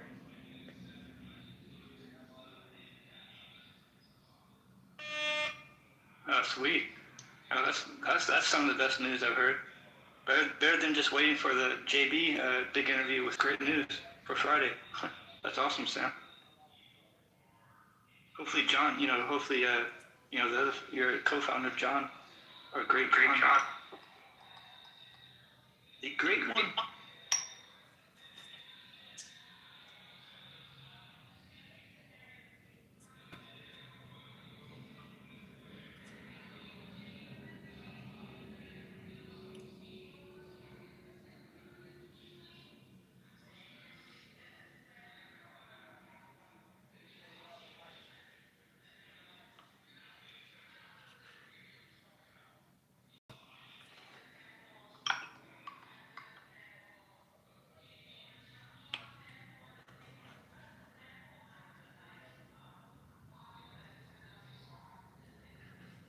Are you gonna change the format or anything, Sam? Because I've heard from feedback, many say, "Oh, chemistry is so complicated. It's so mathematical and so precise. It's hard to follow." I don't know if there's anything. Yeah, the way I'm gonna change it is I'm not gonna teach it in a cumulative fashion that you have to have been through the course in order to understand the new lecture. I'm just gonna present them as one-off lectures, so you don't need any previous kind of knowledge to enjoy the lecture. And then I was doing 3 rooms a week, a chemistry one, a pharmaceutical one, and a animal one. That ended up being too much for me, so I'm just going to do 1 room a week, but kind of toggle between those 3 topics. Oh, awesome news! Yeah, that's great. No, not too many prerequisites or not too much previous knowledge needed. More mainstream. That sounds awesome. Reboot to begin with. Can't wait. And also talk more about the everyday stuff as opposed to fundamental stuff. So like chemistry of food or chemistry of paint, or, things like that. Oh yeah, that's perhaps better for a general audience. Yeah, that should maybe attract more of a broader audience, broader interest, I think. maybe on the app. Something to look forward to. Wow.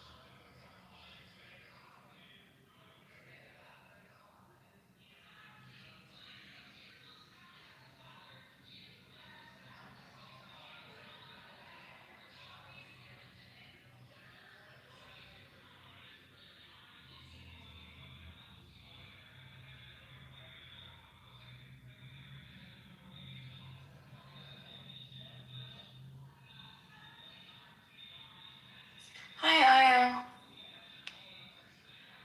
Hey, yeah, that was frustrating earlier. I saw what you wrote, so I appreciated it. It was just one of the situations where the person doesn't know enough nuance. And I was trying to be generous, and then after a certain point, I just gave up.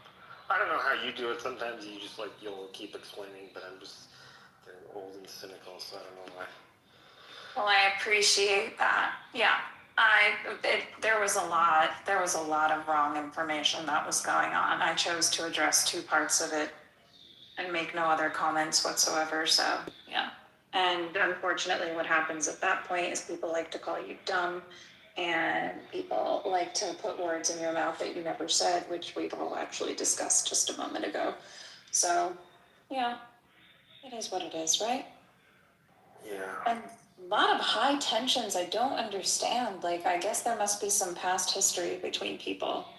I don't think I've ever spoken to Gray or anything like that. In any serious or extended way that I didn't remember her name from a previous reaction or conversation. So forgettable or not, it was my first interaction with that person being so intense. But it is what it is. Hopefully they'll reflect. But yeah, Anthropic is going to get banned. It seems like you're going to use the War Act or whatever. And it's the end of Claude today. Seems like it. So that's crazy. That's in the news. Oh, wow. Okay. Hi, Colleen. Hello.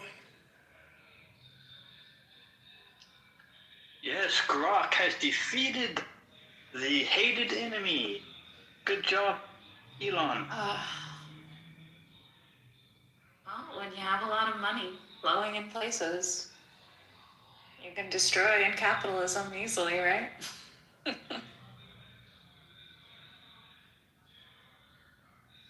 It's crazy. Here's the post. So this is from Secretary of War Pete Hegseth. So already that title is crazy. This week, Anthropic delivered a masterclass in arrogance and betrayal, as well as textbook case of how not to do business with the United States government or the Pentagon. Our position has never wavered and will never waver. The Department of War must have full, unrestricted access to Anthropic's models for every lawful purpose in defense of the Republic. Instead, Anthropic and its CEO, Dario, have chosen duplicity. Cloaked in the sanctimonious rhetoric of effective altruism, they have attempted to strong-arm the U.S. military into submission, a cowardly act of corporate virtue signaling that places Silicon Valley ideology above American lives. And so that is crazy, because the next thing that's going to happen is if MOD doesn't back down or whatever, just give them the weights, they're probably going to restrict Claude from being trained on any GPU clusters, because GPUs are in this weird kind of category of weapons of mass destruction if the government wants to classify them as such. And so you can lose access to GPUs very, very quickly. All of a sudden, there is no more Claude. It can't run on anything. It can't run on Amazon, and so on and so forth. So what a stupid, stupid decision. Thanks for bringing it up. I'm curious what anybody else thinks. I don't know how much you use AI, but Claude is very woke sometimes, and the CEO is even more woke than to realize, oh, once you already have a Pentagon contract, you probably should just be like, here's the weights, you do what you want to do, you can't run it on our service, you run your own service. That's literally how it works with the Pentagon. If you do a contract, they're usually like, please clone your server for our use. And like you upload the server, you check every day, but they have their own access. Like they have their own copy of Facebook. They have their own copy of Twitter. They don't need our Twitter to look at everything. They have their own copy that's made in parallel. So you could have just understood that that's the contract and not argue with it. It's kind of like being like, hey, I want to work on nuclear weapons, but not for the U.S. But if you live in the U.S., what are you going to go work for China? Like, God damn it. So the more I speak on it, the more angry it makes me. Because you do have to pick sides for these kinds of things. Can't virtue signal your way to AGI. Yeah, Pro's a big advocate for the AI stuff, so he would have a better informed opinion than me about what's happening there. Literally exactly in his wheelhouse, but I'm sure you could ask him about it later. Well, I'll have to catch him later then. But he's doing that interview with that human trafficker, pimp rapist, right? So I have no idea. I don't know. And one of his goals in doing the profiles is specifically to allow people to better understand who they're interacting with. So if that's who that person is, I'm sure he's not going to softball the questions. He did last time. Like he did. So it's a little bit underwhelming when you have these kind of conversations. He's a little bit softer than I would be, when I'm also like super crazy intense myself. So there's some sort of line in. Really, I didn't notice. But I will fight in this phone booth. Yeah. But seriously, I think there's some sort of middle ground. I think he needs to just press harder. So, but it's going to be tough if he doesn't know any of the stuff, if he hasn't looked into it. But basically, like, there's a Newsweek article about this guy, how he, like, convinced women to come in for porn, like, tryouts or, you know, the casting couch thing. But then they would get, like, assaulted by 50, 60 men. Oh my God, what? 50 or 60? Yeah, that's the kind of person. And this is the person that he's interviewing today? How did he verify any of this? Because it's all over Clubhouse. It's not anything new. A lot of people already know who Jay is because there's literally a Newsweek article about him. What? So it's fucked. So, like, it makes me sick to, like, I'm like, I understand reconciliation, all that stuff, but some people can be buried under the prison, as far as I'm concerned. Okay. All right. Who did we lose just now? Oh no, it switched. Sorry, the people switched on my screen. I don't know why Clubhouse does that. I did update the app. So. It just switched twice for me as you were speaking. Got it. Okay. It was such a nice day out today. I would have liked to have done a nice walk somewhere, but the snow is still melting into all the grass and things. Anyways. Yeah. What an interesting room today, to say the least. Sam, what is it that you're teaching? Right now? The lectures? But I taught law for about 20 years. Right. No, I thought you said something about chemistry or in the science groups or something. In the scientific discourse, I did rooms in chemistry, pharmaceutical, and patent law. Oh, that's right. Area of the expertise. So did you work as a lawyer somewhat in the intersection of pharmaceutical laws and patents? Okay. Yeah, I was a pharmaceutical patent lawyer. Love that. I mean, I still am for about 30 years. Yeah. Okay. All right. I forget sometimes, so I just like to rep. Hi, JCC. Welcome back. Yo. Hello. Yeah, I got my PhD and then did a postdoc and then went to Boston. Oh, I love that. That's so awesome. I don't know what's happening with all the loans for all the graduate work and higher education, so I would be happy being a student. The job market is a bit tight right now for PhDs in life science.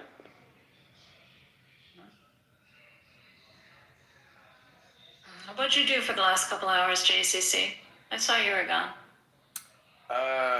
Walked the nature trails on my dog, ran some errands, ate some grub, bounced around some other rooms. Lived some life? Lived some life, some outdoor life. Touched some proverbial grass. Oh my god, I felt so silly when I was like, yeah, I'm gonna go to the park and I'm gonna do like a big long walk or something and enjoy the outdoors, and then I realized that all the snow was melting and the grass was probably soaking wet and I couldn't go and nothing was probably cleared off. The track might have had a lane cleared off if I went by the track instead, but yeah, kind of bummed me out. And then the sun went down and it's no fun after that. It's a balmy 90 degrees where I'm living. You are so lucky. I just am grateful for, I don't even know what it was. Let me see, hold on. What did we have today? I feel like we had the 50s today because it's 37 now. Hi, Dennis.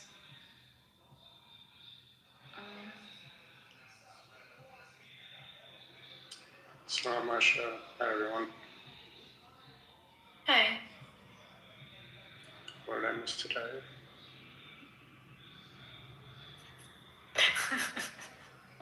A lot of poor conversations about circumcision. You do know about JB, right, Dennis? JB, the human trafficker pimp. What? That's a person? Okay, never mind then. It's okay. Pro is interviewing a person that goes by JB on Clubhouse tonight in his Profiles series. He was. It looks like he canceled, according to the group chat. Oh, apologies. Let's take a look. I dislike JB immensely.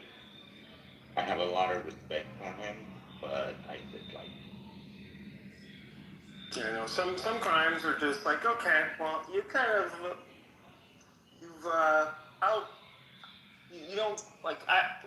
you've outstayed your welcome on Earth, as far as I'm concerned. Things like that. Like, you are no longer... Like Epstein? Exactly. Like that's who he is. So, like, I feel bad for all the people who got to know JB and then found that out in a certain way. As soon as I learned that, I was, like, nauseated and disgusted. I didn't even know JB that much, and I was like, I cannot. It's like, I don't care what your fucking reason was. You're a piece of shit. Fuck you. I harbor those strong feelings for men who do those things, yes. It's canceled? It is. It's canceled, yeah. Thanks for letting us know, Dennis. He just canceled. I wonder why. How come he doesn't interview normal people?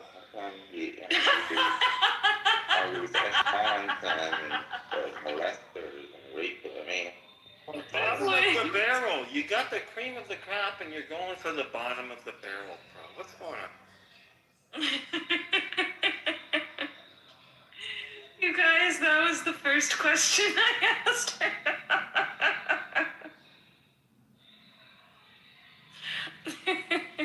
Was there a response you can share?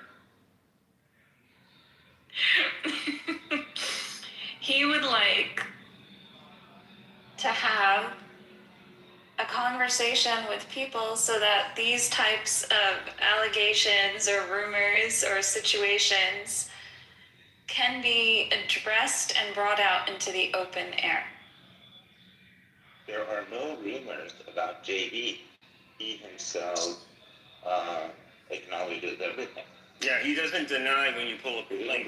He just, like, What? Yeah. He's like, yeah, that's me. I know, come up on stage and talk to me about it. And I'm like, there's nothing that you could say that will change the facts of that article and my willingness to ever occupy the same space, virtual, physical, or otherwise, with you. Like, bleh. Oh, I know, that's another thing we have in common. We do the vomit. I need a vomit emoji. Look at this. I love that. Yeah, and it was yeah, no. I'm in agreement. I have pushed back on that. But you know, he's good at interviewing, I feel like. I think it's always a good conversation. I didn't finish listening to the Rachel one. Maybe it is always a good, I don't know. John, he did, okay, so he's on number 4 today, I think, or 5. So he interviewed Benjamin. Benjamin was the first person. Then he interviewed John. Then Rachel, right? And who was the next person after that? Hey, Andy. And you know what's awful? Like, I like just think, oh, I should find more people to interview. And I was like, not with that sequence. I'm sorry, that sequence is like, if you do that kind of sequence, I'm not following up in that sequence. I don't even want to be associated mathematically with the sequence that involves JB. So if you interview somebody like JB, I'm never going to do an interview. Not that he would ask or that I would care if he asked, but it literally just gets removed automatically. You interview JB, you will not ever be interviewing me in that kind of context. Who's Rachel? Wasn't it Rachel? That was the person from last week. She was in a cult and she wrote her story and she's creating a movie. She comes around these parts sometimes.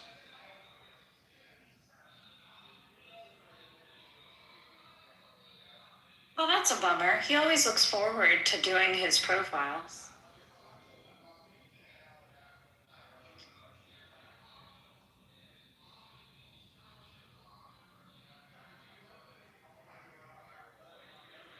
Breaking news, another Novo Nordisk class action alleges Ozempic caused vision loss. Wait, what? Yeah, 2% over the course of 10 years. There's Yeah, 2% exactly. Put the give us the p-value and the CI. Come on. It's an allegation that it causes weight. Like we have no studies that show these things. There are just random side effects that are of a very small. Let me see what's going on. Because anybody can create a cross action. Let's see. Caused vision loss. All right. Yeah, but here's the thing. So, like, are you doing it within the amounts? Or, for example, if you're using it too strongly, like, let's say you're using it to lose weight. Now, to stabilize weight, for example, you could be malnourishing yourself. Malnourishment does lead to, like, vision loss in some people. So, if you're not noticing that for every pound of fat that you lose a pound of muscle, people don't realize that their heart gets at risk and all these things. So even though your arteries get better, if you're not working out or doing all these other things, you risk very kind of careless side effects. Ozempic has a lot of side effects that need to be monitored, and you know, you have to modify your lifestyle in order to be able to use it properly. If you experienced vision loss while taking Ozempic, Wegovy, or Rybelsus, and later diagnosed with NAILON, okay, you may be eligible to file a lawsuit. It says here Robert J. Stottlemyre is suing Novo Nordisk. The Ozempic lawsuit was filed in Pennsylvania federal court. Well, isn't that fantastic that we have a pharmaceutical lawyer here that could probably give us a little bit more insight if you'd like? Maybe Sam would like to comment. Let's take a look. A new class action lawsuit claims that Novo Nordisk's drug Ozempic caused a patient to suffer severe.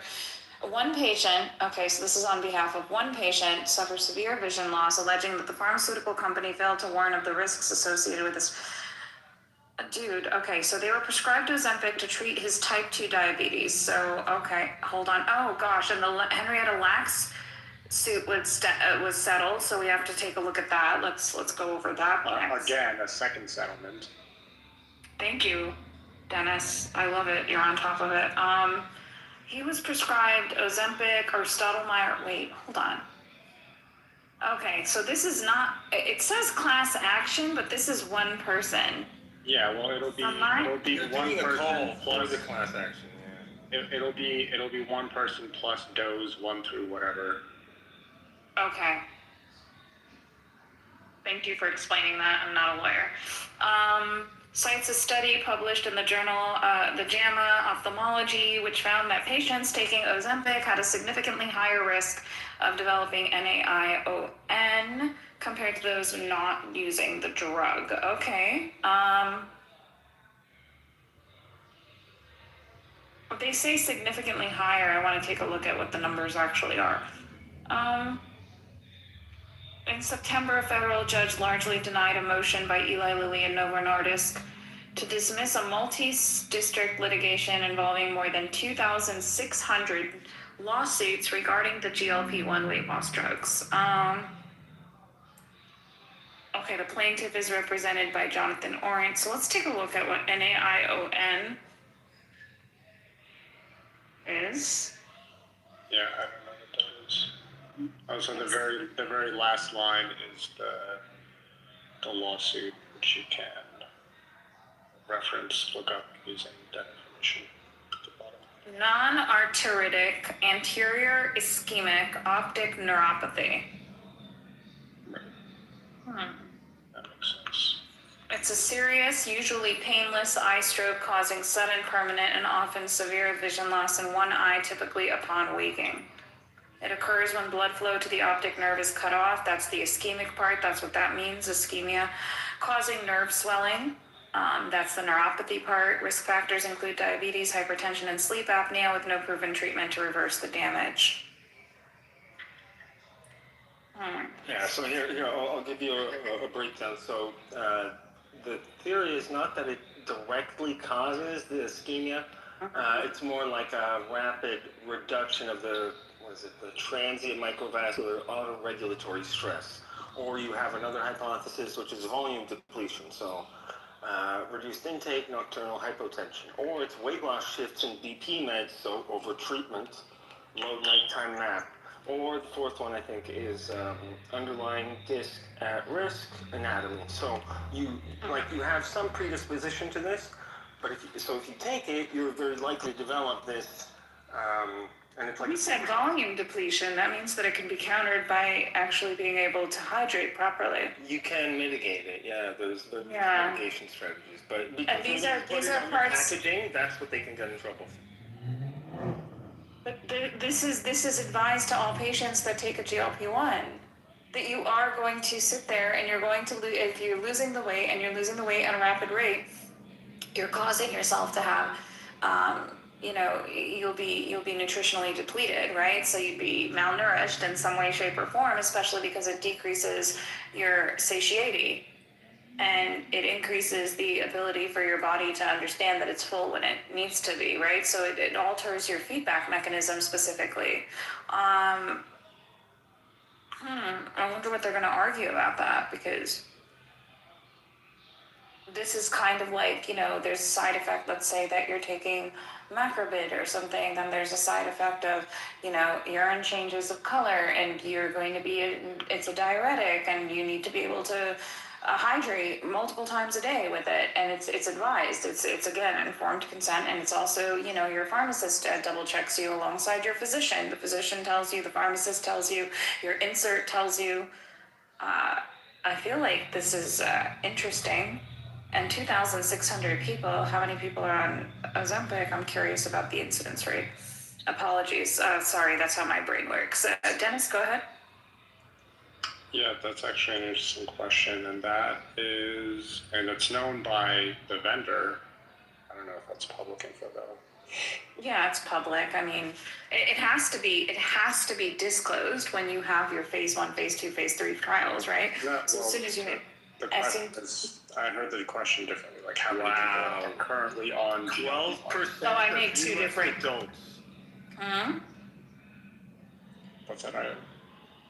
So around 12% of U.S. adults report having tried GLP-1 drugs like Ozempic. About half of those continue current use. The injectables are used by roughly 2 to 3% of the U.S. population overall, based on some surveys. And within the population of adults diagnosed with diabetes, 24 to 29% report GLP-1 injectables, not all ours. So that's quite a lot, because you got to remember, like 60 to 70% of people are already overweight. So that's already a bunch of confounding, like comorbidities.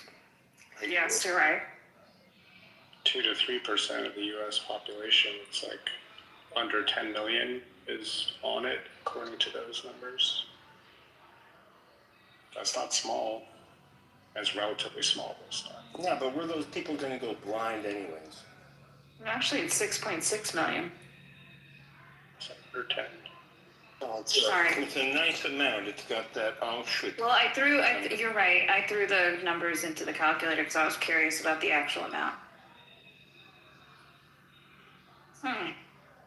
Well, yeah, so there's 6.6 million. But here's the other thing. I mean, the majority of type 2 diabetes the majority of diabetes in the population, for those who have it, 95% of people with diabetes have type 2, which is brought on in older ages.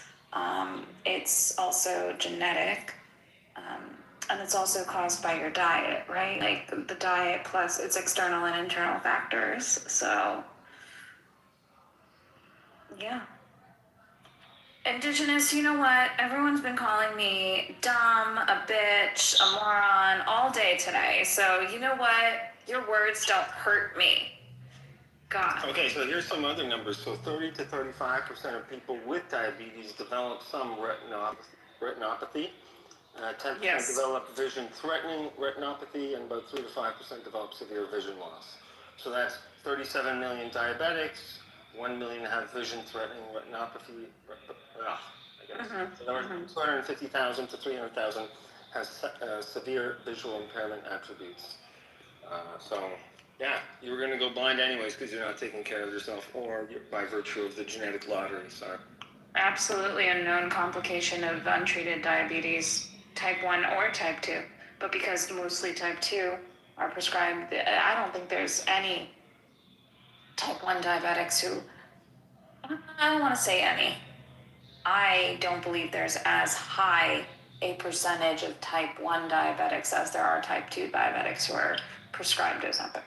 Wow. Or even pre-type 2 diabetes. Okay, go on, sorry. Yeah, so the computer, here's an estimate, just their rough calculation. So the probability of going blind per year is about 0.02%. So from that pool, that's kind of like the statistics. So if we're talking about like what is vision loss and so on, so 3 to 5. But last time I looked at this, it was 2%, but now they've updated it to about 3 to 5%. So okay, it's kind of concerning. Sucks. Yeah, it'd be interesting to see the mechanism study. Sam, do you have thoughts on this discussion? I don't. Okay. Yeah. That's fine. He's patent law too, so the pharmaceutical law that he's doing. Yeah, I don't do. I mean, this is product liability law. So I don't practice in that. Well, thank you for clarifying. I like learning. All right, so now we're talking about, but again, they're saying that 2,600 people signed on to this lawsuit. So if that means it's a little different. 2,600 lawsuits, and I'm not sure how many individuals within them. And also, a fun fact: I'm looking at the docket right now. This actually originated with a filing fee of $405 in Superior Court of New Jersey, Bergen County. Oh, so the federal government brought all these cases together and centralized them.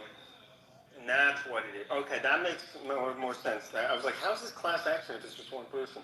So they're like compressing everything and centralizing the cases. So that's interesting. I know where that is. I think it's more likely that the defendants argued to have this transferred to federal court.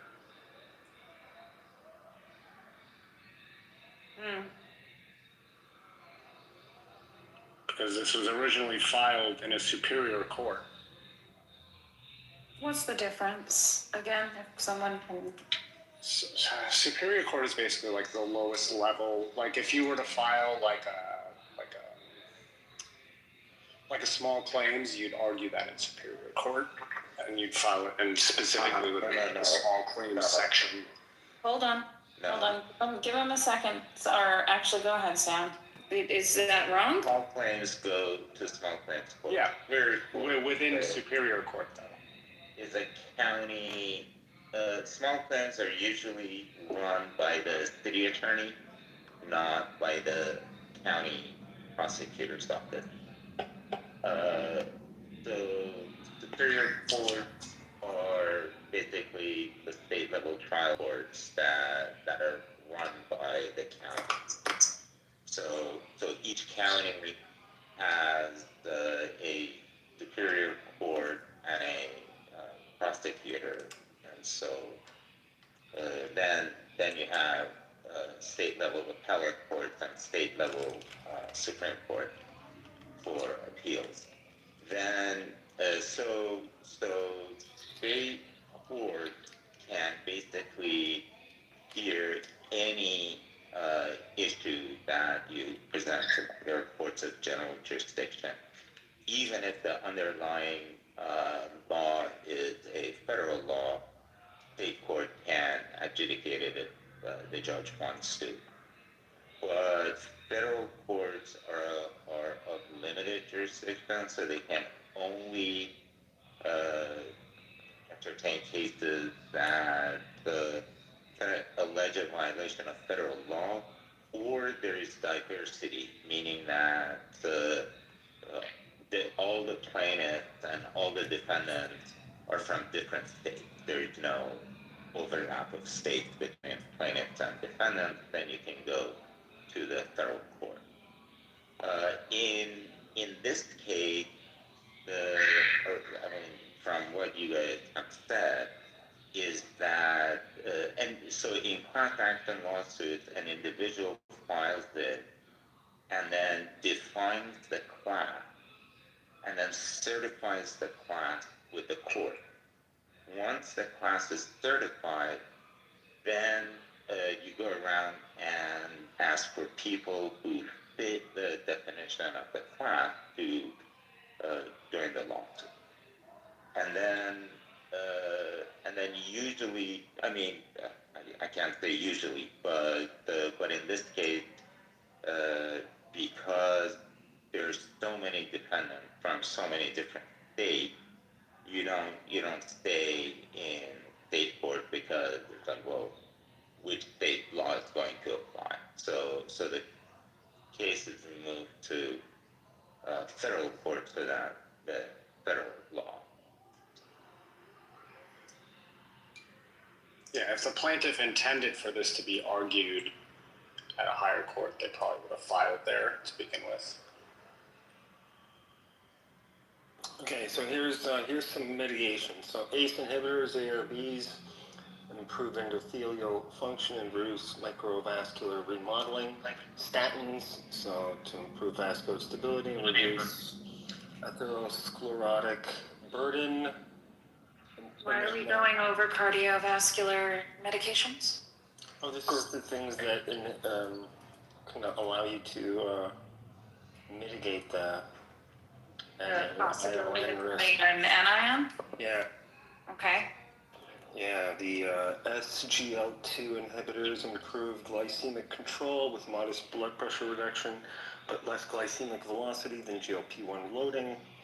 And then the most important thing is avoid overaggressive blood pressure lowering, which just sounds like a management issue. Like if you're doing things with a doctor, if you're ordering these drugs online, maybe and just saying, no, doctor, I need more of this. Or you're not dosing yourself properly. Yeah, that could be a problem.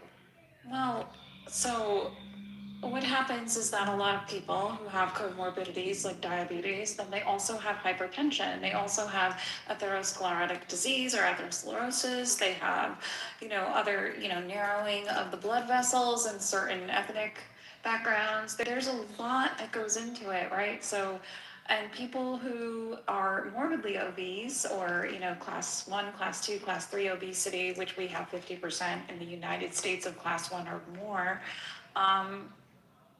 you have these other situations that come upon, you know, people. That's just what it is. These are the comorbidities that come with it. And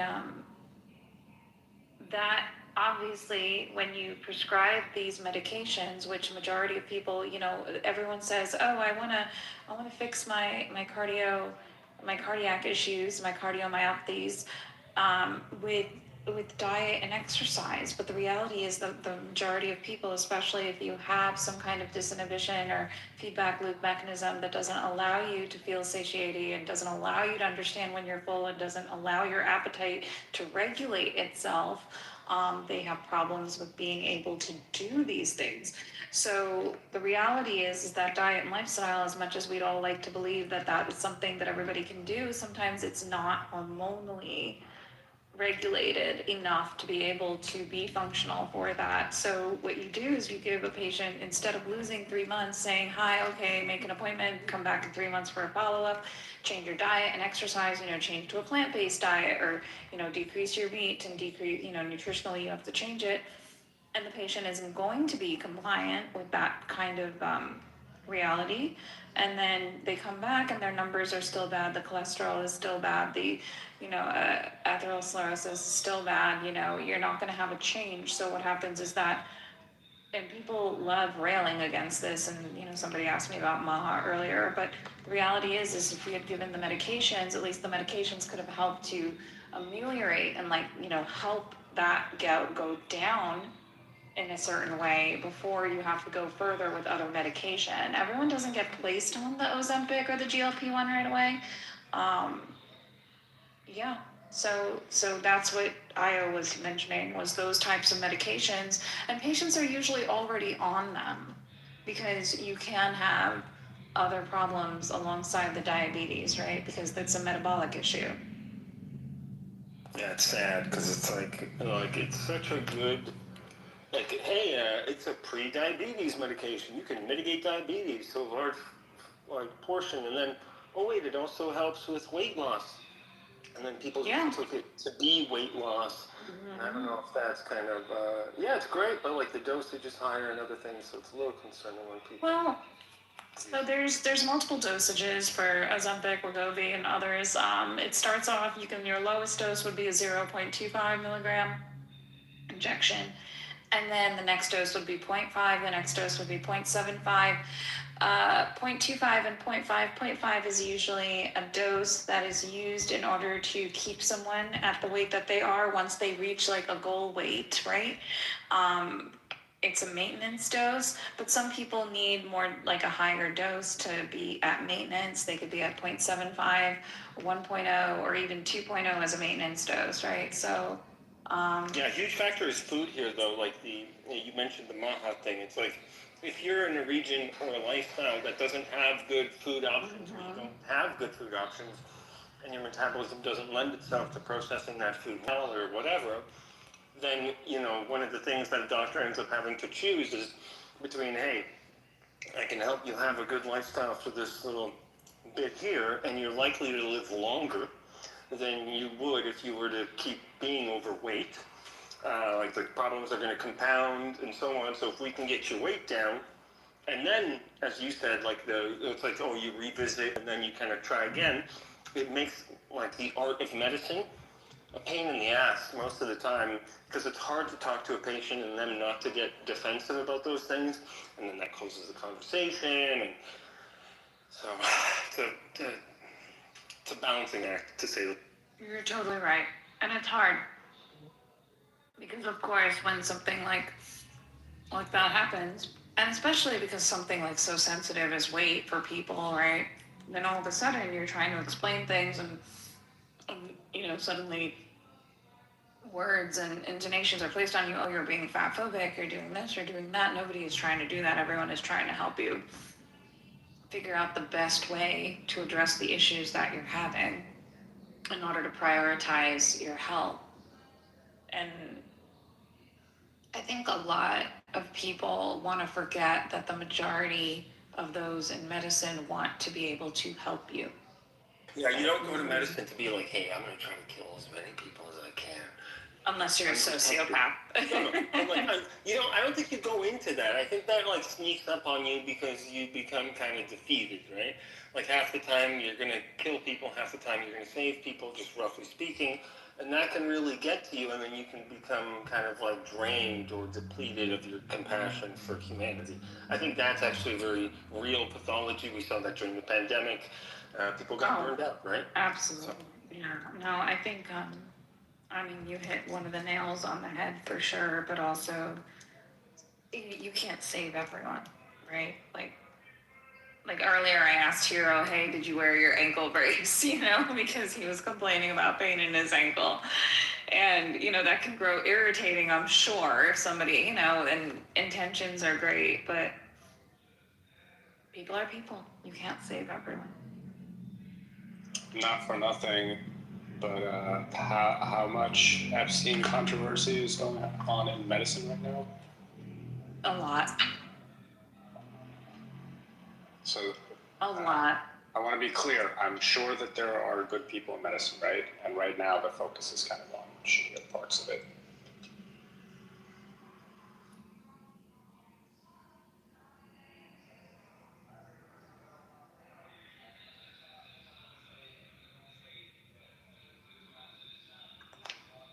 Looks like Pro started this room, by the way. Already? Yeah, I was there a second ago. I saw him open. It was just him. I didn't see who JB, whoever that is, that arrived. I've seen JB a couple of times on stage, but yeah, I didn't know if I was past. But yeah, I'll check and see. I'll check and see if he's there. Why don't you go be the spy? Hey, Chad, just before you leave real quick, any chance you can get Cecile to unblock me so I can listen to the quantum photonic stuff? What the hell? Why? I don't know why you, Albanian one. I don't know why it would be you. Okay, yeah, I'll mention it for sure. Okay. Well, because there was a thing a while back where she was copying the Science Society. Oh yeah, the big controversy. She told me about some of the controversy. Yeah, and from what I can tell, also trying to like do other things. So there was some problems there. Oh, okay. But Science Society is not really going on anymore. So nope. And it's been a while, so maybe she's okay with that. Yeah, she has like 2 bookstores in New York. I forgot her name. I forgot the woman's name now. The PhD. Yeah, I guess apparently she's busy with 2 of her bookstores there. And, well, she's also a children's author, right? So. Yeah. She's more of a science communicator. Yeah, for children is what I heard. Yeah. Thanks, Scott.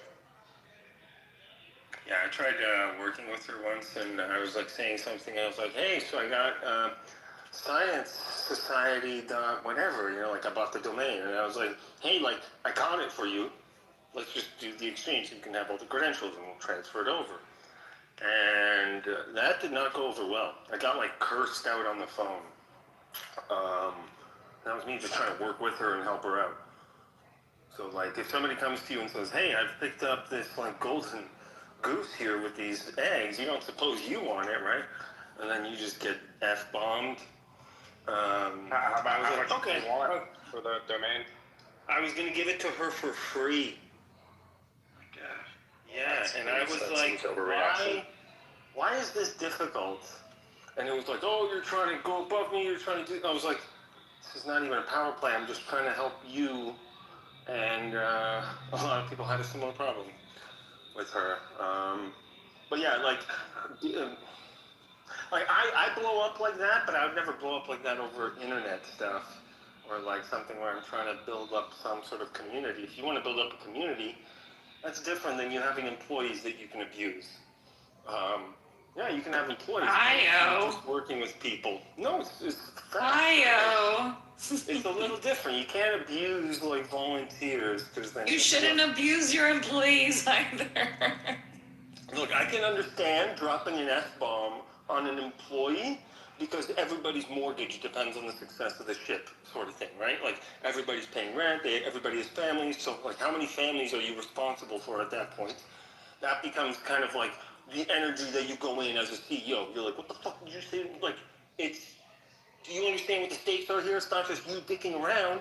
It's, there's a business here, and there's this, you know, so that kind of approach, I get that. That's why I say abuse is okay in that kind of situation. Of course, not in the way that, like, I'm saying it jokingly, but dropping an F-bomb in that situation makes sense. But if the stakes are just like altruism and community building, it's very anti-communal.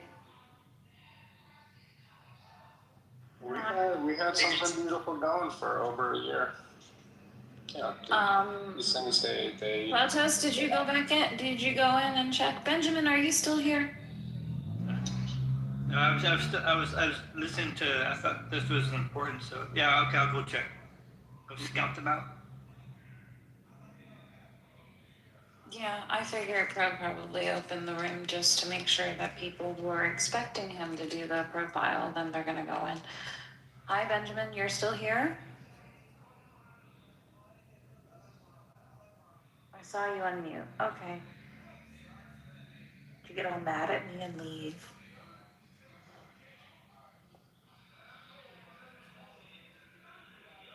Oh, Indigenous said Sam smells. Yeah, JV canceled. That's what we know. He's just going in to check on it and see if there's like another room. Are you gonna keep your room open if he starts his own room? Welcome back. What you got, Flautos? Yep. Yeah. Pro just said that he's just there to tell people. Indeed, like the new study, it's been canceled. Okay.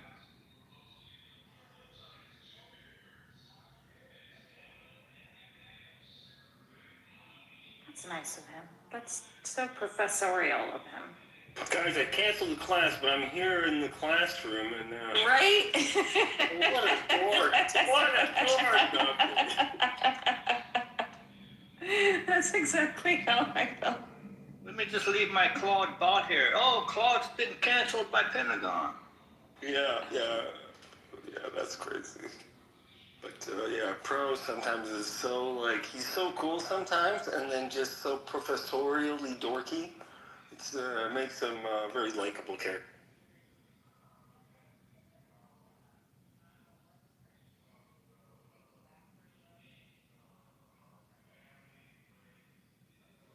Shit, I forgot I had drinks in the car. Fucking, it's like frozen tundra here, so I gotta go get them so they don't fucking explode. But I'll be listening. That's so annoying once you get in the house and you get yourself all warm and then you realize you left something in the car. Yep. I cannot wait to move to Berkeley. That's my plan this year. Moving over to Berkeley. So yeah. Well, I wish you would. My neck of the woods. We'll have to meet up. Yeah, finally. Hell yeah. Like, I'm really pumped about it because it's like a nonprofit and like a startup. So, like both ventures. I'm trying to get in still. I'm gonna finish my degree but then Plautos, and we're doing that now. Nice. Yeah, no, I think that's really fucking cool what you're doing. Like it's, and I'll say this like respectfully, it's buggy as shit sometimes, but you guys trooper through like only scientists and believers would. So I think it's for what it's worth, it's pretty fucking awesome. And like just to put it into context, like if you go to Quantum Photonics or like listen to that room, Cecile has like interviewed all sorts of like researchers. I think there's maybe a Nobel laureate, a few others. Basically, like big shot professors in every field and every kind of thing. You could probably even go there and give a presentation of like your work or research or whatever, and it counts as like a little public talk, public facing. But it gives you this opportunity to talk to all these researchers that you wouldn't be able to otherwise. And like, for example, that's how I got to talk to Dr. Michael Levin. That's how I got to talk to Dr. Marco Pettini. And the two of them have something in common that they were like separated by 4 years, and I was like the connection that like, oh, hold on a second, I think you guys should talk. But only because I went to a quantum photonics talk did I even make that connection. And now be doing a podcast on the 11th of March, so that's pretty fucking exciting. Yeah. Oh my God. Yeah. I know. I can't wait to gear up for that. But yeah. Three Nobel laureates and many contenders and yeah. It's funny as heck because you know I was doing one room. We were doing one room, and then I was saying, yeah, I have to go to the. We're starting in 5 minutes, and yeah, we've had some Princeton you know researchers on. Oh, this one from and then the one that was coming on was one of the researchers was from Princeton as well. You know, because I used to. Right, you went to Princeton, so. No. I didn't go to Princeton. I have worked at Princeton. Oh, sorry. It's okay.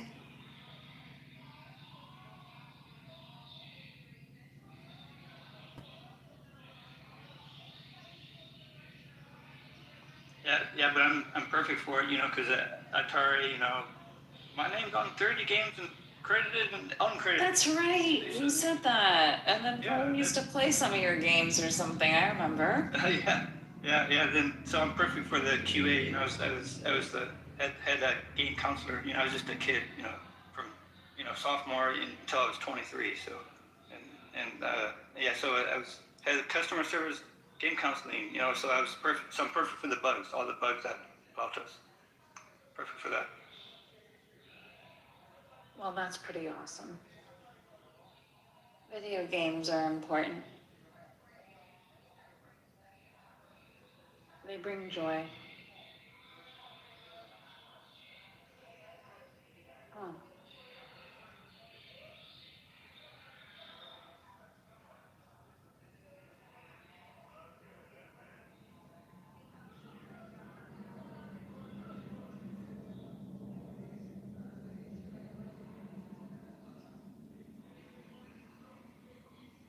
Well, Io has very strong feelings about JB, so. Yep.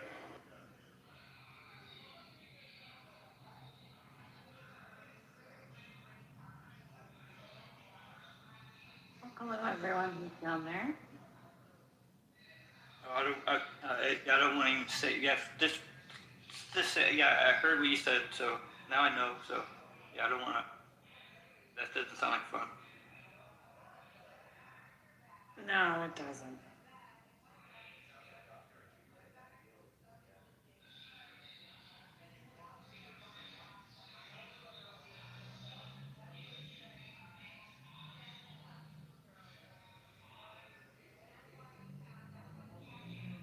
It took all day for me to get my stuff done. I didn't like that. It took a lot longer for me to go pick up the clothing that I wanted to pick up today, and I went to a consignment shop, and I just kind of want to remind people consignment shops are a great place, but it's also kind of weird. I don't know. I don't like, I don't mind donating my clothes, but I also, like, am super clean about them. And I don't know if I can trust other people and what they feel is clean or not clean.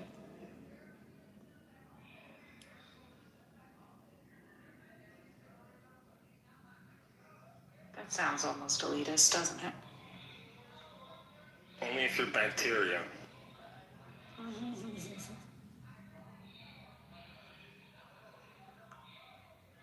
I don't know. So the consignment shop that I go to, it's great. I mean, I found quite a few really amazing designer pieces, which people here probably don't care about.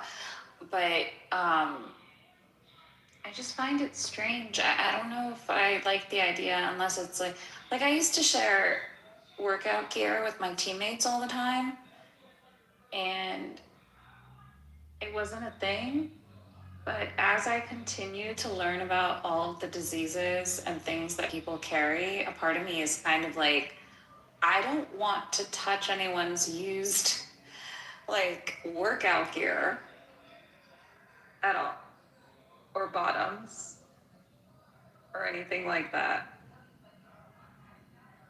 I really thought that I was going to go pick up some really good quality, like, you know, brand new with tags kind of Lululemon pieces or something. And I was like, nope, I don't. Nope, that's gross. Nope. Just couldn't bring myself to do it.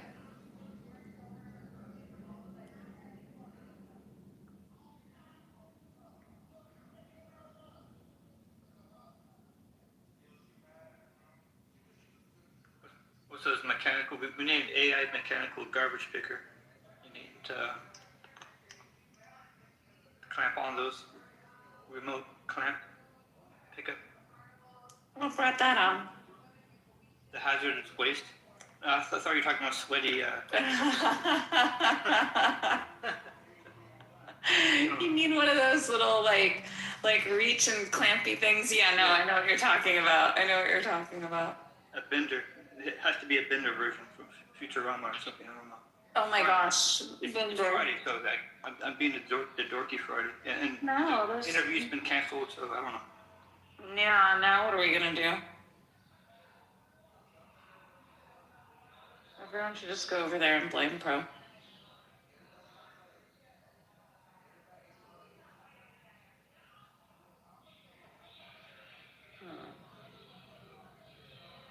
My glasses are in the other room and I don't want to get up to go get them. Like, I'm all comfortable in my bed now. It's 7:30 and I'm comfortable in my bed. Gosh. On a Friday night. I know, in the olden days, in 5 hours, I'd be taking a train and getting myself into the city. Or the girlfriends and I would just be getting ready to go. Well, actually, no. Fridays are B&T nights. So, you know, all the losers would show up on Friday and Saturday. So we didn't really go out like on Friday and Saturdays. Like, the best nights to go out in the city were always Thursdays and Sundays.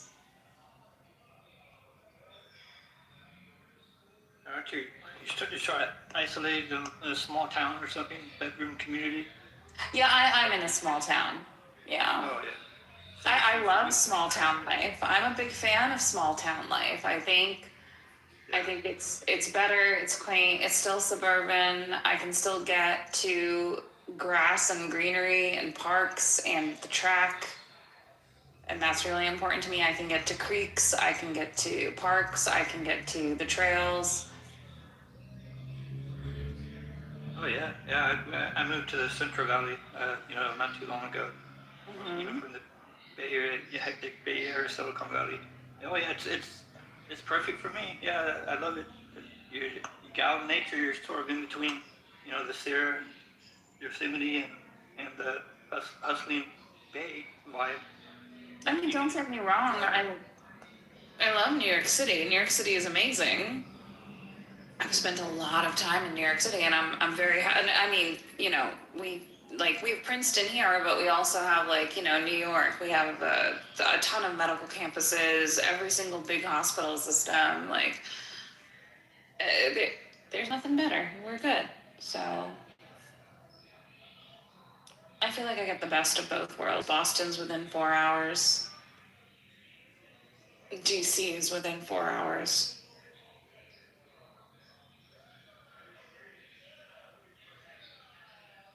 This weekend seems like a championship weekend for a lot of people. Go ahead, Platos. I was going to say we're both in maybe great places on either coast. Yeah.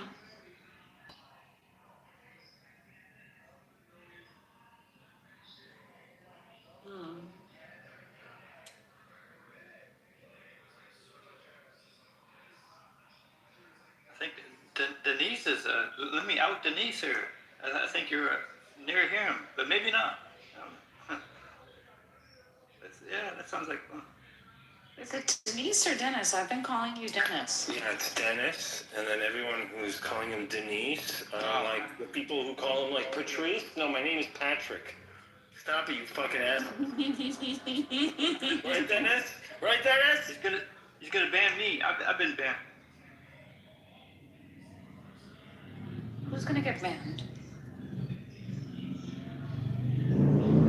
He said he was telling me about That other guy. You know, he was apparently banned in some old, mishaps of the battles before with the differing houses. So I'm gonna try to unban him. Sweet. Me, Io, Hanson's down there. We have to get Cecile to unban Dennis from old beef. I've asked. That's good luck with that. Okay, I'll try my best. The Science Society and all that. Yeah, it's just saying thanks. Yeah, Dennis has been labeled as the axis of evil, so I don't know. He's gonna have to do some. He's gonna have to sponsor FIFA in Saudi Arabia or something. I don't know. Oh my god, my lab and I had the biggest debates and conversations about FIFA and where it was being hosted. Oh, those were really long days. It was right before one of our parties because someone had just, finished defending their PhD thesis. So we always have a big party in the lab when that happens. And God, we had an entire day where all of us were involved with mediating between, I think, 3 of our lab mates. 4 lab mates. And the most heated, you think that it gets heated in here. It was just as bad, if not worse.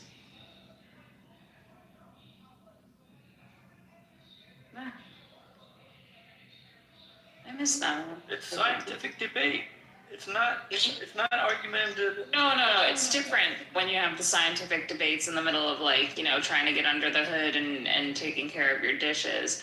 It's completely. It was definitely. It was like a big causative. It was all day. It was all day. We had nothing to worry about because we had already put all of our dishes away and we had put all the cells away and we were just waiting for growth cycles to go through and it was just oh gosh that was a lot. I forgot about that until you mentioned FIFA.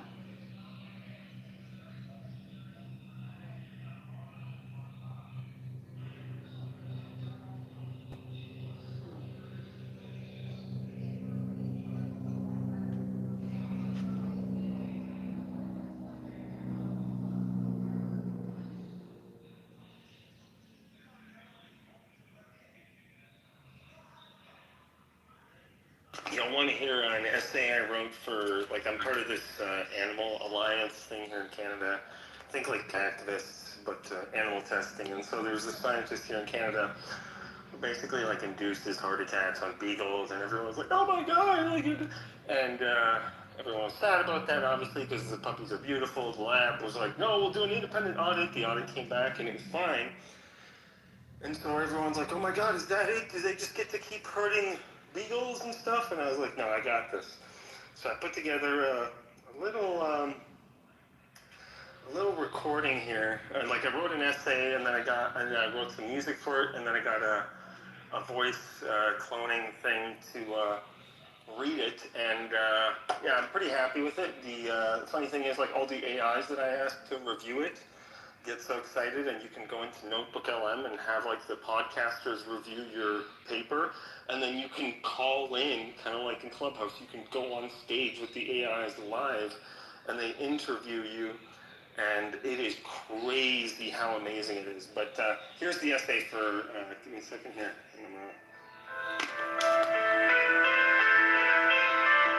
To the reader and the professor. According to a document from February 18th, 2026, the core failure mode of our biomedical world is not that it is cruel, it is that it is blind at the wrong timescale. And that single sentence, if you take it seriously, is the most precise critique of animal experimentation you will ever read. Professor, I am not writing to call you a monster. That would be intellectually lazy, and you are not worth lazy thinking. I am writing because your work sits inside a historical hinge. A moment when the old measurement substrate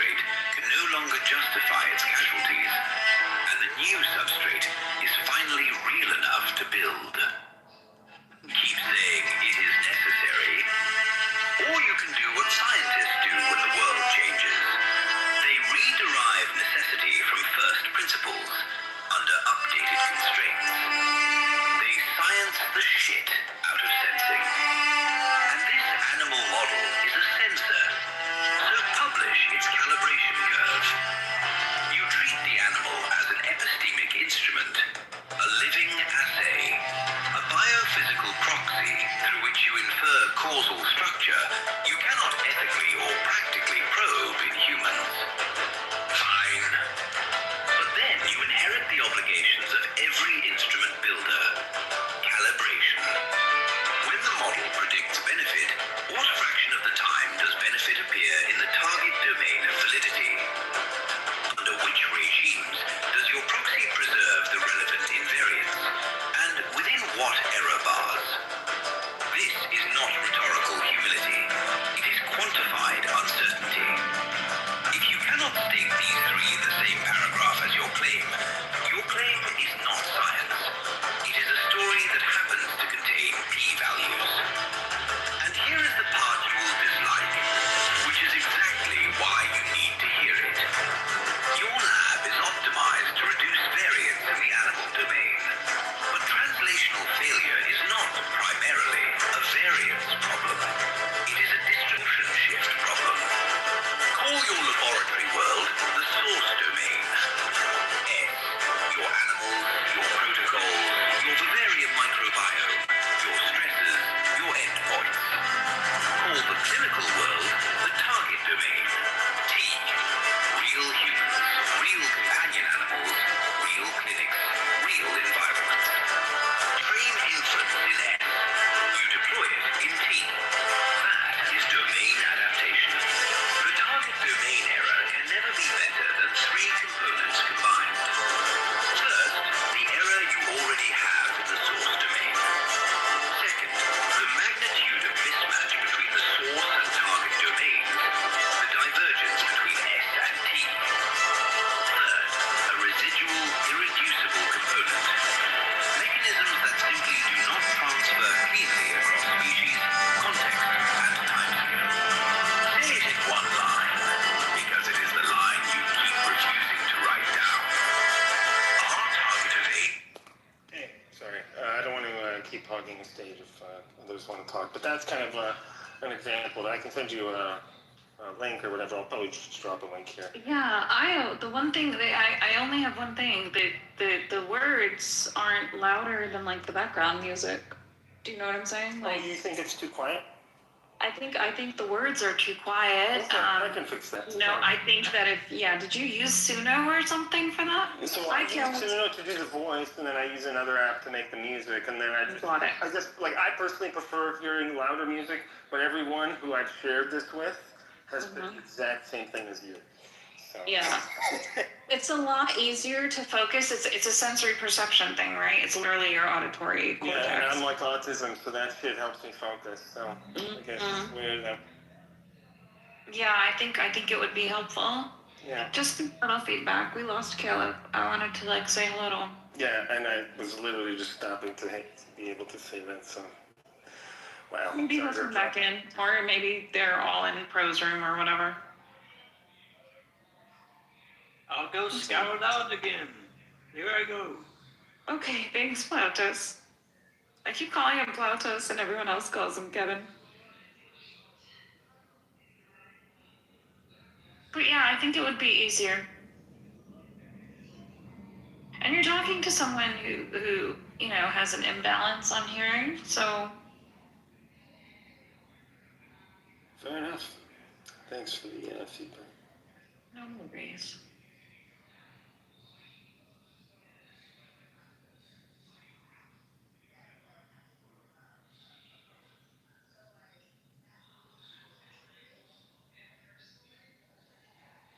Yeah, but the AIs did a really funny job of like reviewing it. I'll give you an example here just so you can get some context. If you're not trying it, you should. So Notebook LM, you can do this kind of stuff. Welcome back to the deep dive. I want to start today by asking you, the listener, to visualize a battlefield. And no, I I mean, I don't mean a literal war zone, though I guess some people might argue it actually is one. I'm talking about the debate around animal testing. Oh yeah, it's basically trench warfare at this point. It really is. On one side, you have the cruelty camp. PETA, the activists, the people holding signs with pictures of beagles. Right, and their argument is fundamentally moral. Suffering is bad, animals have rights, so stop being monsters. Exactly. And then on the other side, you have the necessity camp. The scientists, the pharmaceutical companies, the research institutions. And their argument is utilitarian. Utilitarian, right. It's like, we need to cure cancer, we need to ensure drug safety, and if we don't use the mouse, your grandmother dies. Yeah, that's the classic framing. And usually these two sides just scream past each other. It's this endless loop of, you know, you're a murderer versus you're anti-science. It's exhausting. I think most of us just tune it out because it feels totally unsolvable. Yeah. But today we are looking at something that refuses to play that game. It completely sidesteps the game. It's actually fascinating. We have a source material that landed on our desk with a pretty heavy thud. It's an audio transcript of a letter titled The Professor. Right. It's written by Eric Osolowski. He's the CEO of a company called Pine Power, and it's dated February 24th, 2026. Which is today. Yes, depending on when you're listening, this is hot off the presses. And what makes this letter so distinct is that he doesn't care about the moral argument in the way you'd expect. No, not at all. He isn't saying stop animal testing because it's mean. He's saying stop animal testing because your math is bad. The calculus of cruelty. Yes, that's exactly what we're calling this deep dive. Because the core argument here is that the failure of animal testing isn't just an ethical lapse, it's an engineering failure. It's a signal processing failure. The letter actually argues that the entire enterprise of using animals to model human disease is, and this is a direct quote, blind at the wrong time scale. Blind at the wrong time scale. That is such a heavy phrase. It really is. That's a bunch of If stuff. you are a scientist, that's not an insult to anyone. Yeah, look at you making up. That was entertaining, though. It really was. Yeah, so do it for any of your papers, Notebook LM, and just do the audio overview. I need to learn more about Notebook LM. Maybe NotebookLM.google.com. Just go there, upload a source. Okay, I will check that out because again, me and AI, we are not best friends. Well, Rabbi Caleb, right? Am I getting that right? So they tell me. Okay, all right. Hello, welcome. Were you here for all of that crazy conversation earlier? I was here for some of it. Okay. Not all of it. It would have been good to have someone with an intimate background to, like, I don't know, talk about things. But no worries. Welcome back. Thank you. It's interesting. You said something interesting about, like, let's look at this, like, let's be sociologists and anthropologists about this, right? Like, I don't know why we can't do that more. That seems to be an approach that will help us. We don't have to deal with the supernatural claims at all. We just talk about human culture. Oh, I agree. That's why I brought it up. I was driving at the time. I try not to, like, interact while I'm driving. I can, like, just hit the button. It's not like I have a phone in my hand, everybody, by the way. It's mounted on my car, so it does the whole Bluetooth thing. But when I do the Bluetooth, everyone made fun of me the first time that I used it with the car, with the new phone, because I sounded like I was a flight attendant, apparently. Okay, I don't think anyone in the room actually was there when that happened, so never mind. What's up, Caleb? Or Platos, did you have something to say? Oh yeah, you came back. What? Oh yeah, he's just he's talking to our favorite neurodivergent fairy, AJ Fairy. It looks like she's up on stage and they're just talking. He seemed to be talking about sort of himself more. She's probably interviewing him. And replays are off. So yes, and there's a sort of an audience as well. Oh. Well, let's bring the peanuts and start throwing. Let's go. Okay, Benjamin, what are you thinking?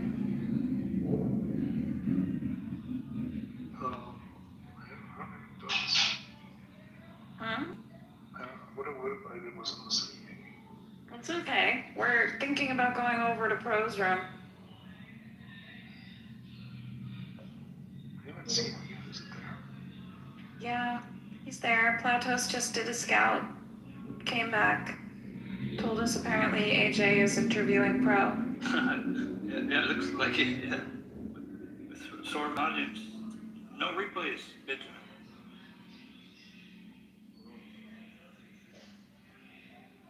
We haven't had any debates or anything going on in here for a little while. Do you want to tell our people to move over? What do you want to do?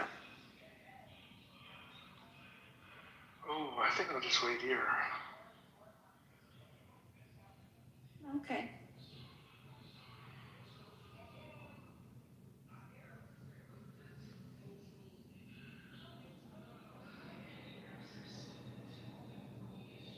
But yes, anyone who wants to go over, I guess I went over there.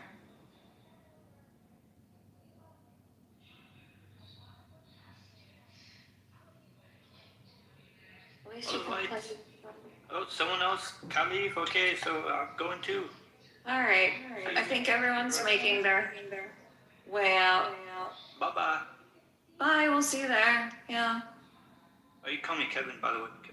Oh, yes, I'm sorry, Kevin. I'll get there.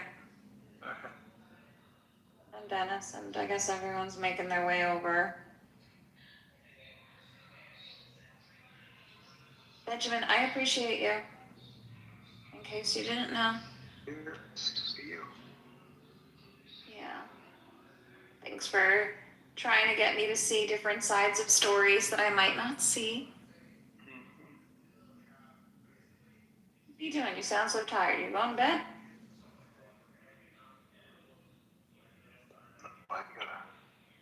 I gotta do a project that I've been putting off for too long. Because it's technically challenging and intimidating.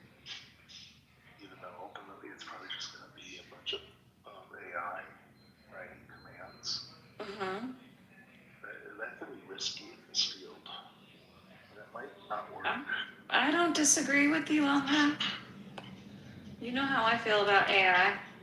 Okay, well, I will leave you then to do your work. We'll come back in, I guess, later, maybe, or whatever. Thank you for having me reopen my neuro textbooks, though, because I wanted to restudy a couple of things anyways, so I appreciate you. Yeah, that's not the books. Yeah. That's not the tools. I need you to start dusting off some books, okay? I'm gonna start assigning you books because I think you can do so much.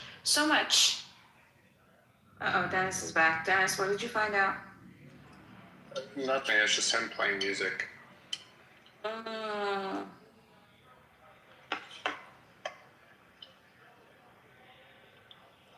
Okay.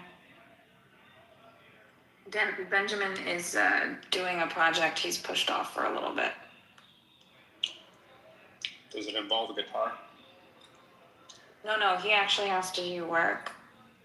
And I'm sitting here with my texts anyways, because I've been half listening and then, you know. Feel like reading out loud from your textbook at all?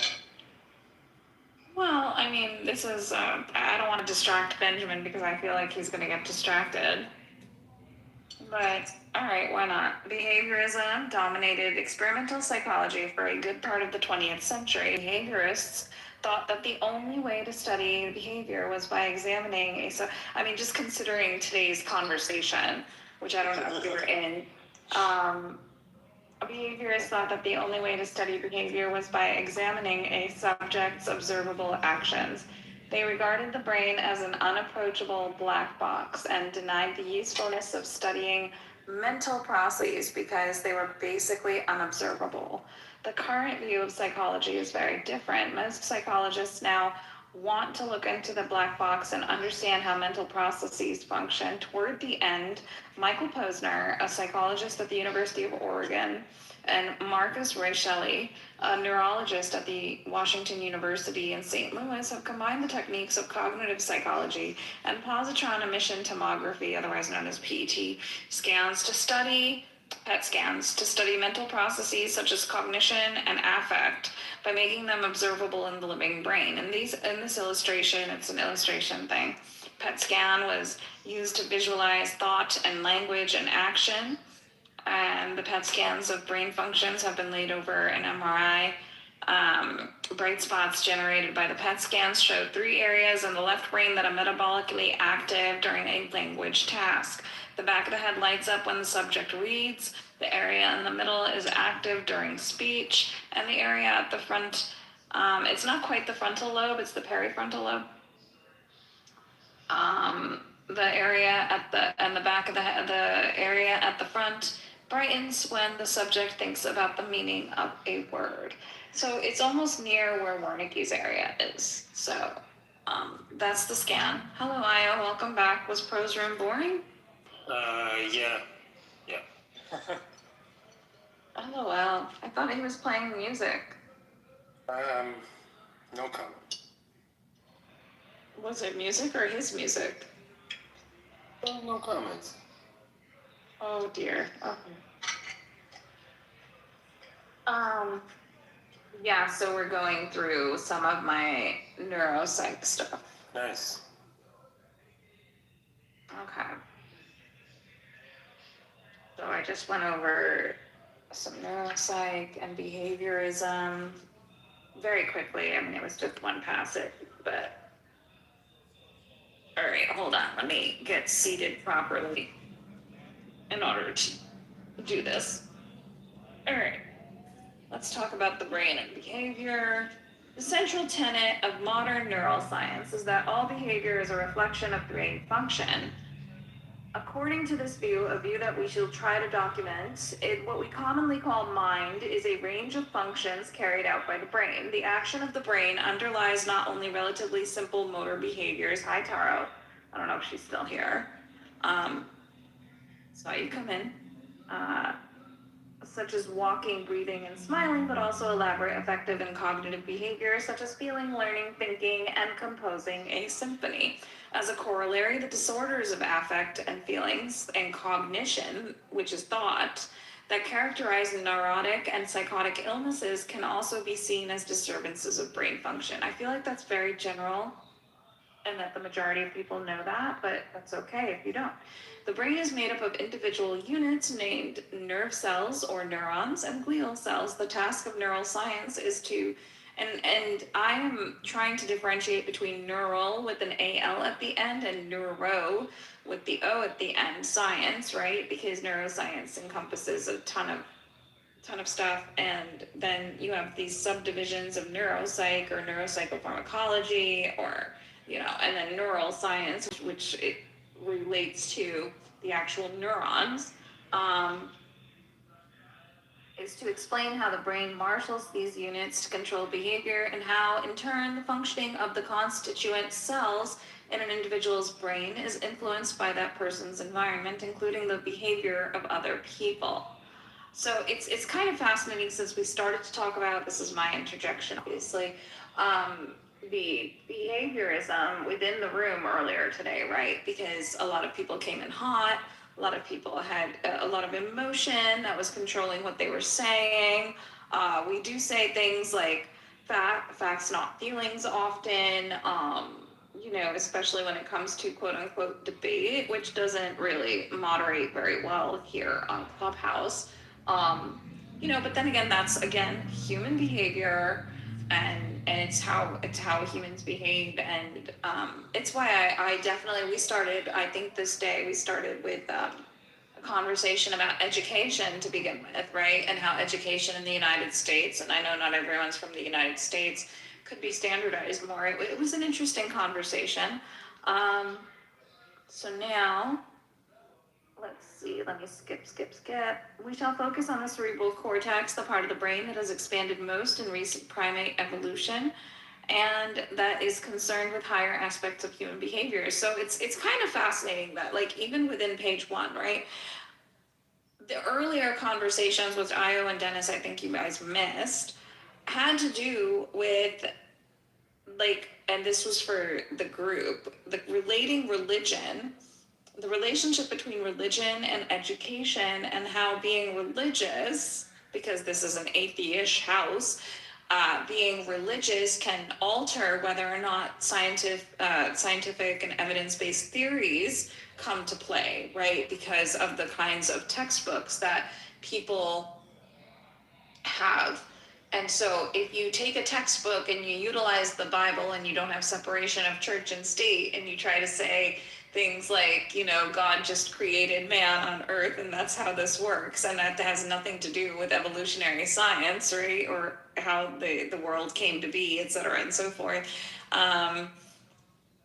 then you're allowing religion to intrude on evidence-based science. So a lot of today's conversations throughout this room happen to have evidence-based science and religion and the separation of church and state, and a ton of conversations that were happening with regards to all of that. And then some of them were lost, in my opinion, in that. So we illustrate how large groups of neurons are organized within the nervous system. What's going on? LOL. Yeah, Benjamin. No. Tara. I'm reading Candell. I'm reading the Bible. LOL. Which in a room of atheistness is funny. This is a neuroscience Bible. This is literally every neuroscientist. This is like our God's work, right? Like this is everything. It's been in my capacity. I've actually had access to it for 2 decades now because I stole all of my older siblings' stuff for medical school and stuff. So this is a graduate medical school textbook that I stole. Wait, that's a PDF? No, this is I have actual books. I do not care to read things on computers and stuff. I like having actual text in my hand. I can highlight, I can notate, I can, keep track of notes. I can copy them into my like lecture notes or anything that I have like with, I'm very old school like that. Like I keep a pen and paper planner. Yeah, I hear you. There's been some studies, I haven't actually reviewed them, about the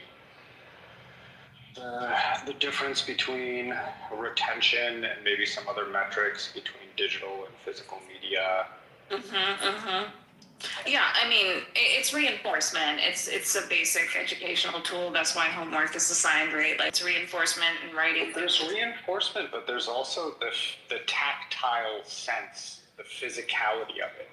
So when you're scrolling the screen, that's like it activates different parts of the brain versus what you're doing when you're writing things down and retaining them. And like touching a piece of paper, which is probably most likely either like a neutral charge, but like an electrified device is not a neutral charge. Are you saying the book is alive? The fuck are you saying? I'm saying devices emit EM fields, and you're touching EM fields, and that the way that a CCD display works is by with your presence, causing a disturbance in an electro-sensing net. So you move your finger around, the technology is tracking you disturbing an electrical field. That's okay. Which is different than a page. I just wish I knew where I put my glasses. Oh, there they are. I'm wearing them. Oh. Yeah, I wish.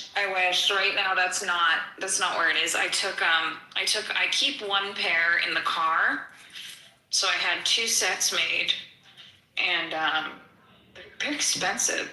And I had 2 sets made for my lenses, and I keep one in the car so that I don't ever have a problem. Oh, here they are. I got them. And so I don't have a problem while I'm driving, because sometimes that happens, but I don't need them, but I definitely need them when I'm doing work or something like this. So give me a moment. And I found the most amazing lens wipes at Walmart yesterday when I took you guys on the trip with me.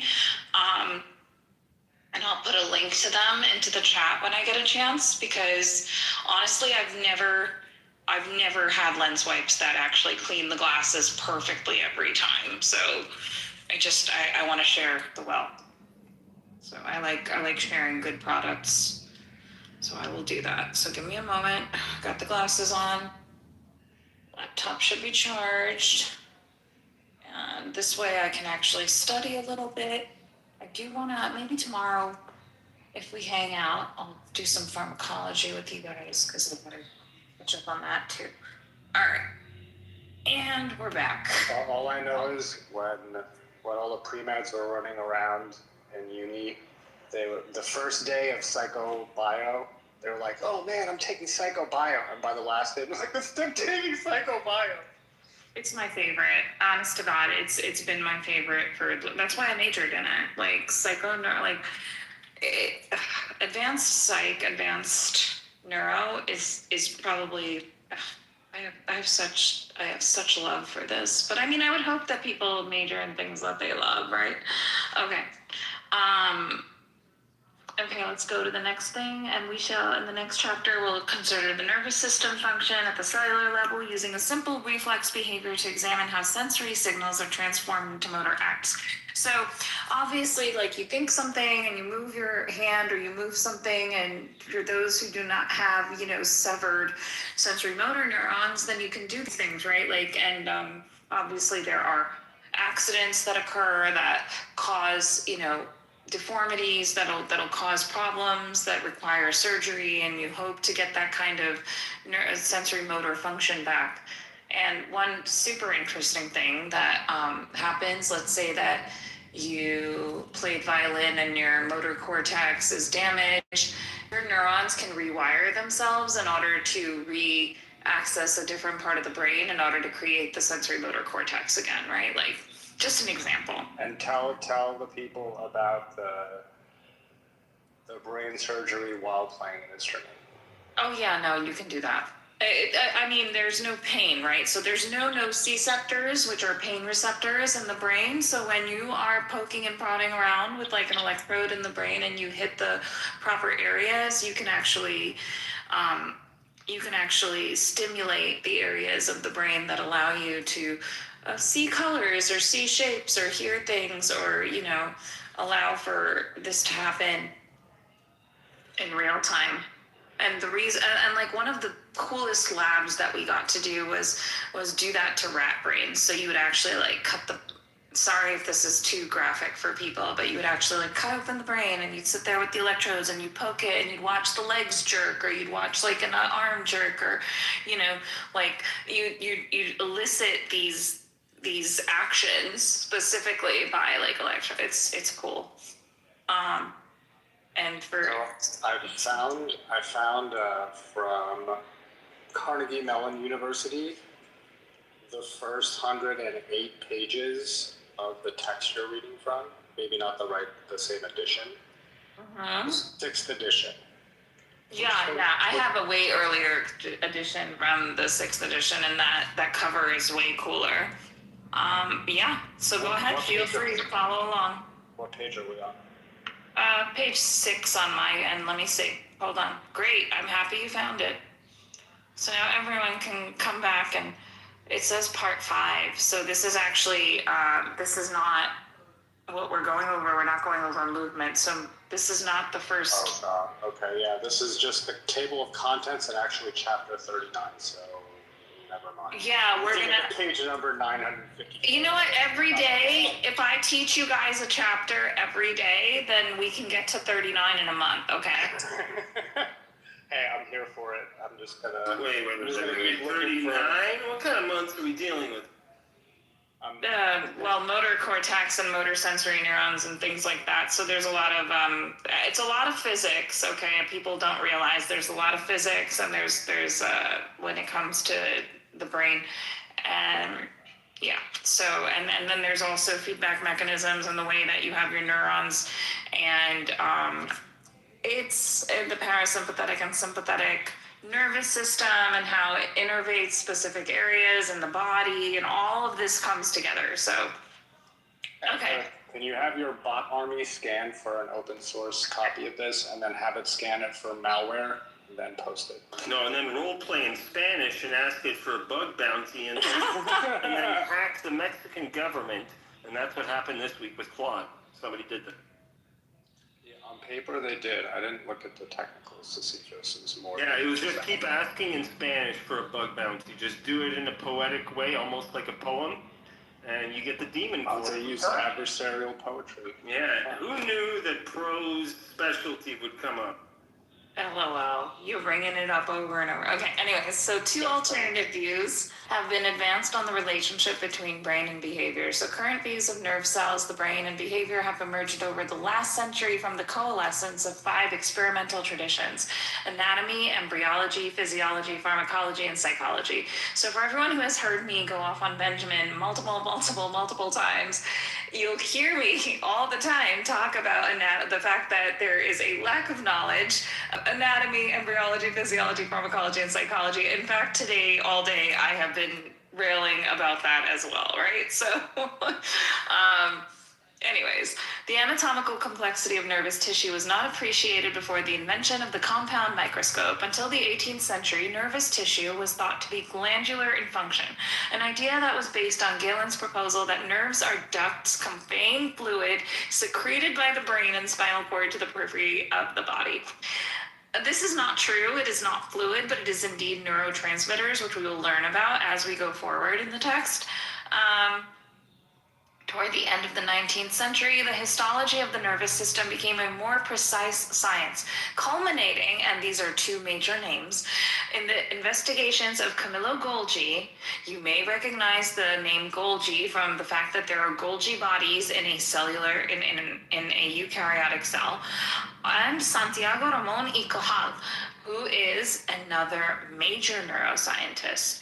Golgi developed a silver impregnation method that allowed for microscopic visualization of the anatomy of the whole neuron, including the cell body and its 2 major processes, the dendrites and the axon. Ramon y Cajal used this staining technique to label individual cells. So just a reminder for those of you who do not have a background in neuroscience, an individual nerve cell is called a neuron.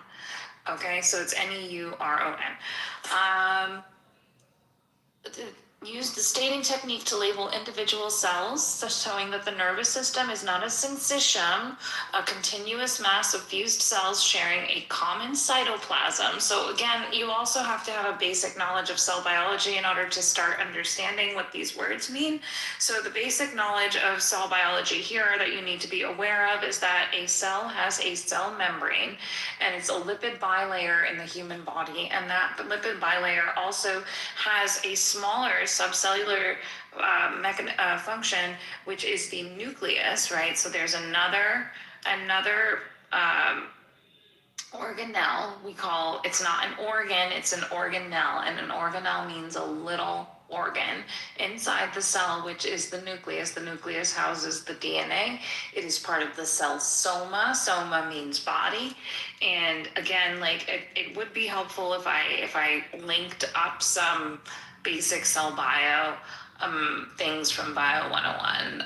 If you need it, I'll look it up and I'll put it into the chat a little later if you need a basic throwback. But anyways, the Ramon y Cajal showed that it's not a syncytium, but which is a continuous mass of fused cells sharing a common cytoplasm, which just means that there could be multiple cell bodies, there could be multiple organelles, and it shares cytoplasm from different cells. That's just not what neurons are. Neurons are connected through their dendrites and axons, and depending on where they innervate with regards to nerve cells and muscle cells, etc., and so forth.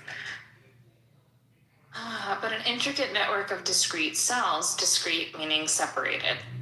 In the course of this work, Ramon y Cajal developed some of the key conceptual insights and much of the early empirical support for the neuron doctrine, the principle that the nervous system is made up of individual signaling elements, the neurons, which contact one another only at specialized points of interaction called synapses. So now the synapse is the space between 2 neurons in which a vesicle, meaning an enveloped body, is going to be sent across from one neuron to the other, which includes neurotransmitter. And you've heard of some of those from people who talk about the limbic system, which is your pleasure pathway.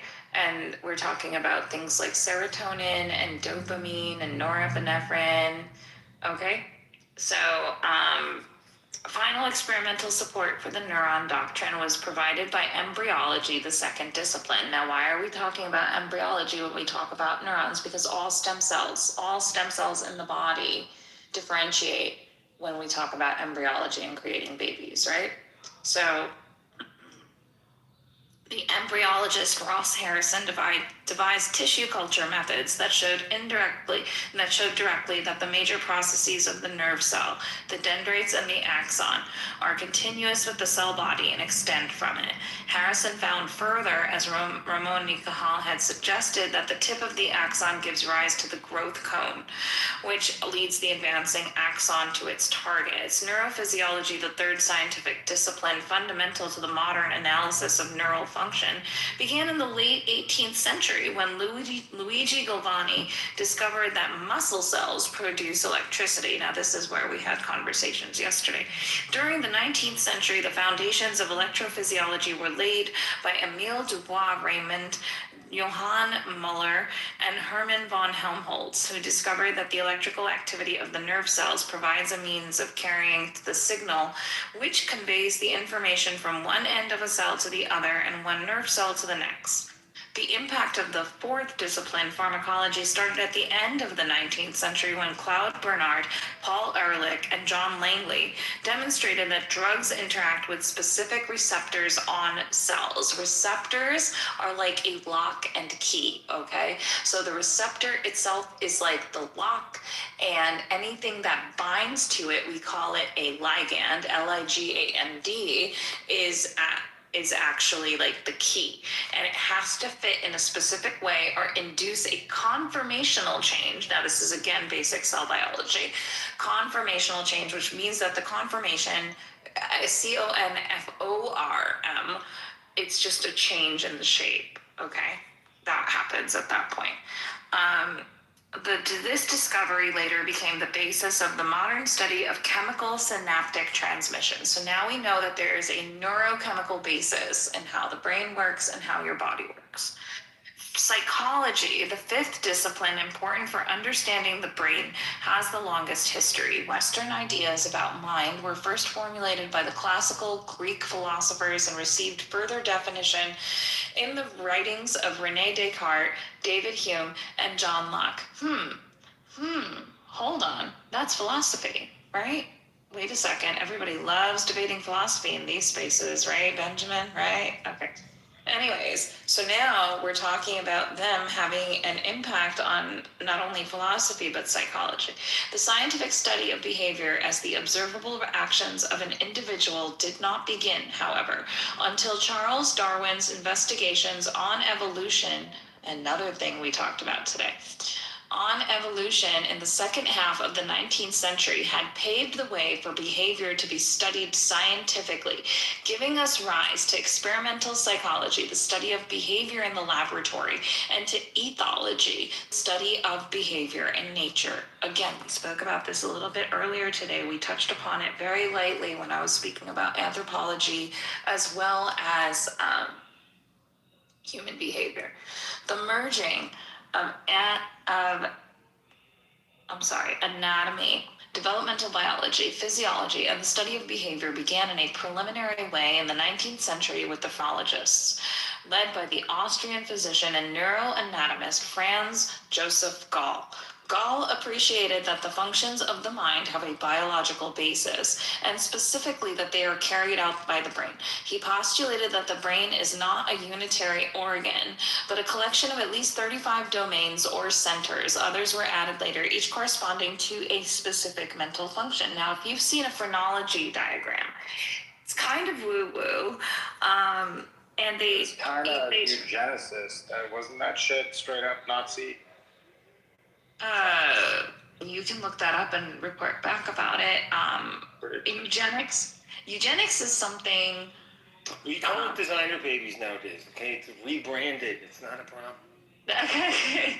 Well, that's one part of it, right? And eugenics is it's interesting because when it was taught to us in class, it came with a very specific warning, right? Like anytime a professor spoke about things like eugenics or ethnicity or race theories and things like that, it always had to come with a disclaimer, because they are charged territories when it comes to the studies, and they can cause quite a bit of harm when compared to certain amounts of trauma. Now, am I going to do that here? Not necessarily, but if you come back with something, Dennis, let us know. Phrenologists attempt to associate higher brain functions with the bumps and ridges on the human skull. And honestly, like, I mean, this isn't something that correlates to anything, right? Like, we know this now, but people were definitely trying to do this and trying to map out things. And if you see a homunculus, homunculus, UNCULOUS, right? Homunculus, you'll see where people try to relate the body and its sensory systems in a thing. If you look up the word homunculus, it's definitely, you can see it'll give you visuals of what we're talking about. So phrenologists were doing the same with like the skull and the brain. It distinguishes 35 intellectual and emotional faculties in distinct areas of the skull and underlying cortex. Now, the reality is that phrenology only touched upon the surface of actually being able to map out the brain with functional MRIs, right? As soon as we were able to do lesion studies, open up little rat brains and poke around, and also have the ability to do that type of mapping, the functional MRIs allow for neuroscientists to map what they need to be mapping, right? So, where was I? Gall thought that even the most elaborate and abstract mental functions, generosity, mother love, and secretiveness, occur in discrete areas of the cerebral cortex. Discrete meaning separated, remember? So he further believed that the center for each mental function could develop and increase in size as a result of use, much as the size of a muscle is increased by exercise. What we now know is that it doesn't increase in size, it increases in neuronal connections, right? It increases in how many ways these neurons are able to connect with other neurons, and how many different dendritic functions we can have, right? So, as each center grew, it was thought to cause the overlying surface to protrude. So, like, all of those bumps and ridges on your skull, that has nothing to do with like anything about how you think or how much you use your brain. Sorry, not sorry. Like, that's reality. But these are like the early days when people were trying to figure out how it worked. Therefore, the location of cranial bumps would indicate which regions of the brain are most developed. By correlating the personality of the individuals with the bumps on their skulls, Gall sought to develop a new objective science. Oh, it's so funny that it says objective. For describing character, yes, I am talking about phrenology, based on the anatomy of the brain, anatomical phrenology. Go Viv. I think you chimed in a couple of times earlier today as well, and I remember appreciating your commentary, so thank you for that. Like, I'm going back up now because I feel like you said something earlier that I wanted to touch upon. Oh wow, there's a lot of chat. I guess a lot of people were really heated all day. Viv, you said something earlier. I'm sorry. I just wanna point it out. There it is. Brain ain't together until sometime in the 20s. And that I appreciated. And then I see all of your other commentary. Does this person know how words work? No, I felt the same, that a lot of people didn't know how words worked. But yeah, so the frontal lobe isn't fully developed until, honestly, I would say nearly 25 years of age. So she was right, or he was right. Oh, okay. Well, maybe she or he will come back. This extreme and fanciful view was subjected to experimental analysis by Pierre Flourens at the beginning of the 19th century. Flourens attempted to determine the specific contribution for behavior in different parts of the nervous system by removing various portions of the brains of experimental animals. From these experiments, Flourens concluded that the mental functions are not localized, but that all regions of the brain, especially the cerebral hemispheres of the forebrain, participate in all mental function. He proposed that any part of the cerebral hemisphere hemisphere is able to perform all of the functions of the hemisphere. Injury to one area of the cerebral hemisphere would therefore affect all higher functions equally. Thus, in 1823, Florenz wrote, all perceptions, all volitions occupy the same seat in these cerebral organs. The faculty of perceiving, of conceiving, of willing merely constitutes, therefore, a faculty which is essentially one. The rapid and fairly general acceptance of this belief, later called the aggregate view of the brain, was based only partly on Florenz's experimental work. It also represented a philosophical reaction against the materialistic basis of the mind, the idea that the mind is completely biological, implied by the view that specific parts of the brain are dedicated to such human emotions as benevolence, hope, and self-esteem. The aggregate field view prevailed until the middle of the 19th century, when it was first seriously challenged by the British neurologist J. Hugh Jackson. Jackson's clinical studies of focal epilepsy, a disease characterized by convulsions that begin in one part of the body, showed that different motor and sensory activities are localized in different parts of the cerebral cortex. These studies were later elaborated systematically by the German neurologist Karl Wernicke.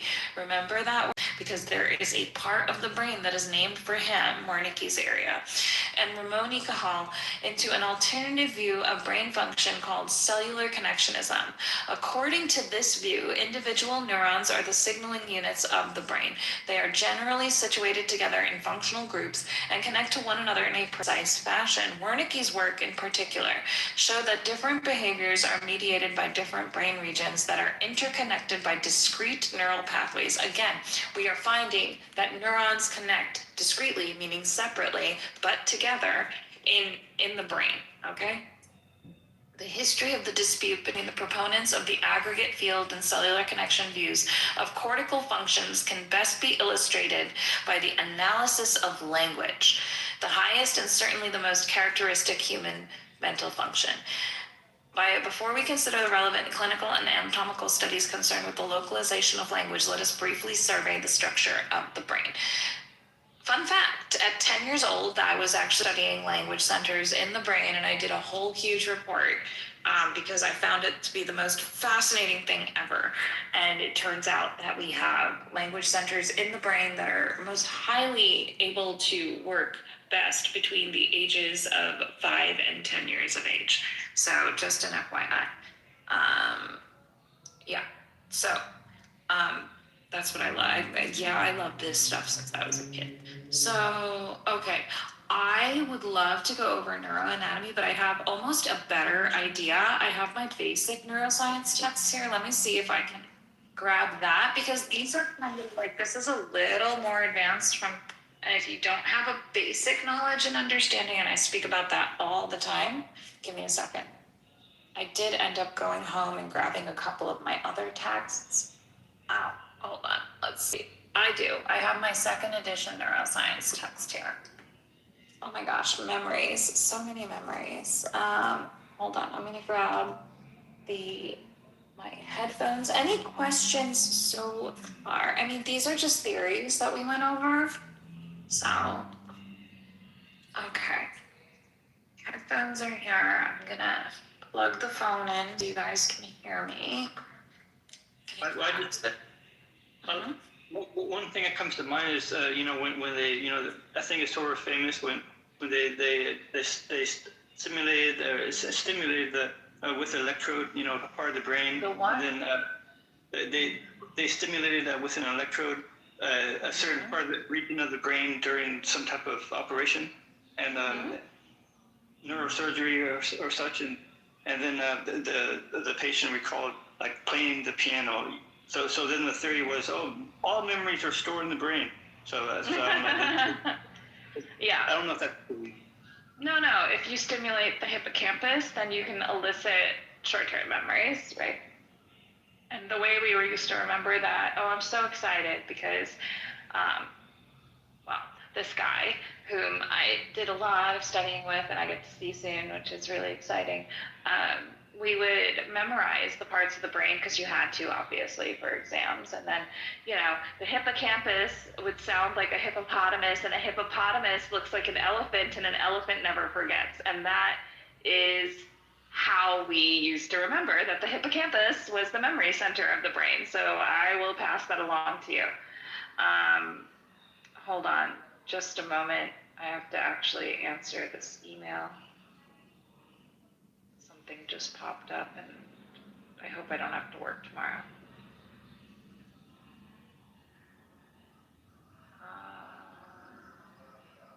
What just came in? Something, urgent confirmation at 1:21. Really?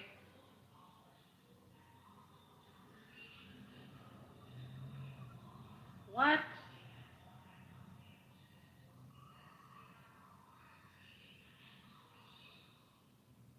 Oh.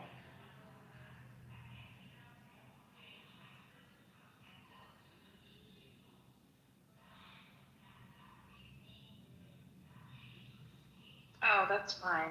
Mount Vernon, I think, is really far from me. Let me take a look, because they want me to work in Mount Vernon. That's in north of Jersey. It's not. It's an hour and 17 minutes away. It's not New Jersey. It's actually in New York. Yeah, I said north of Jersey. Mm-hmm. It's a 3-hour meet. How much is it? It's not that bad. I will deal with this later. Yeah, the tour. Mm-hmm.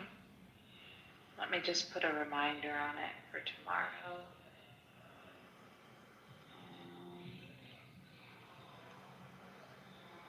And hold on.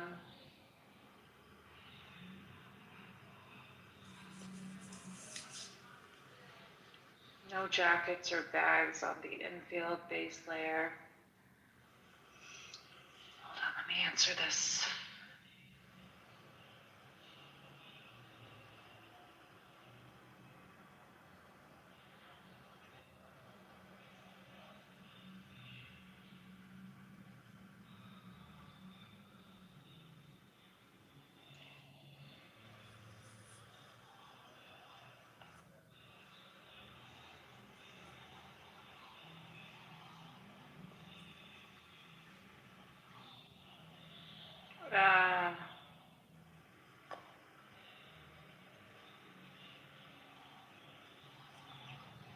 Shoot.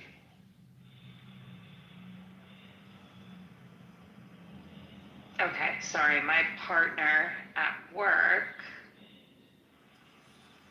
is actually away right now, so I don't know if she saw the email, but I'll text her later. Okay.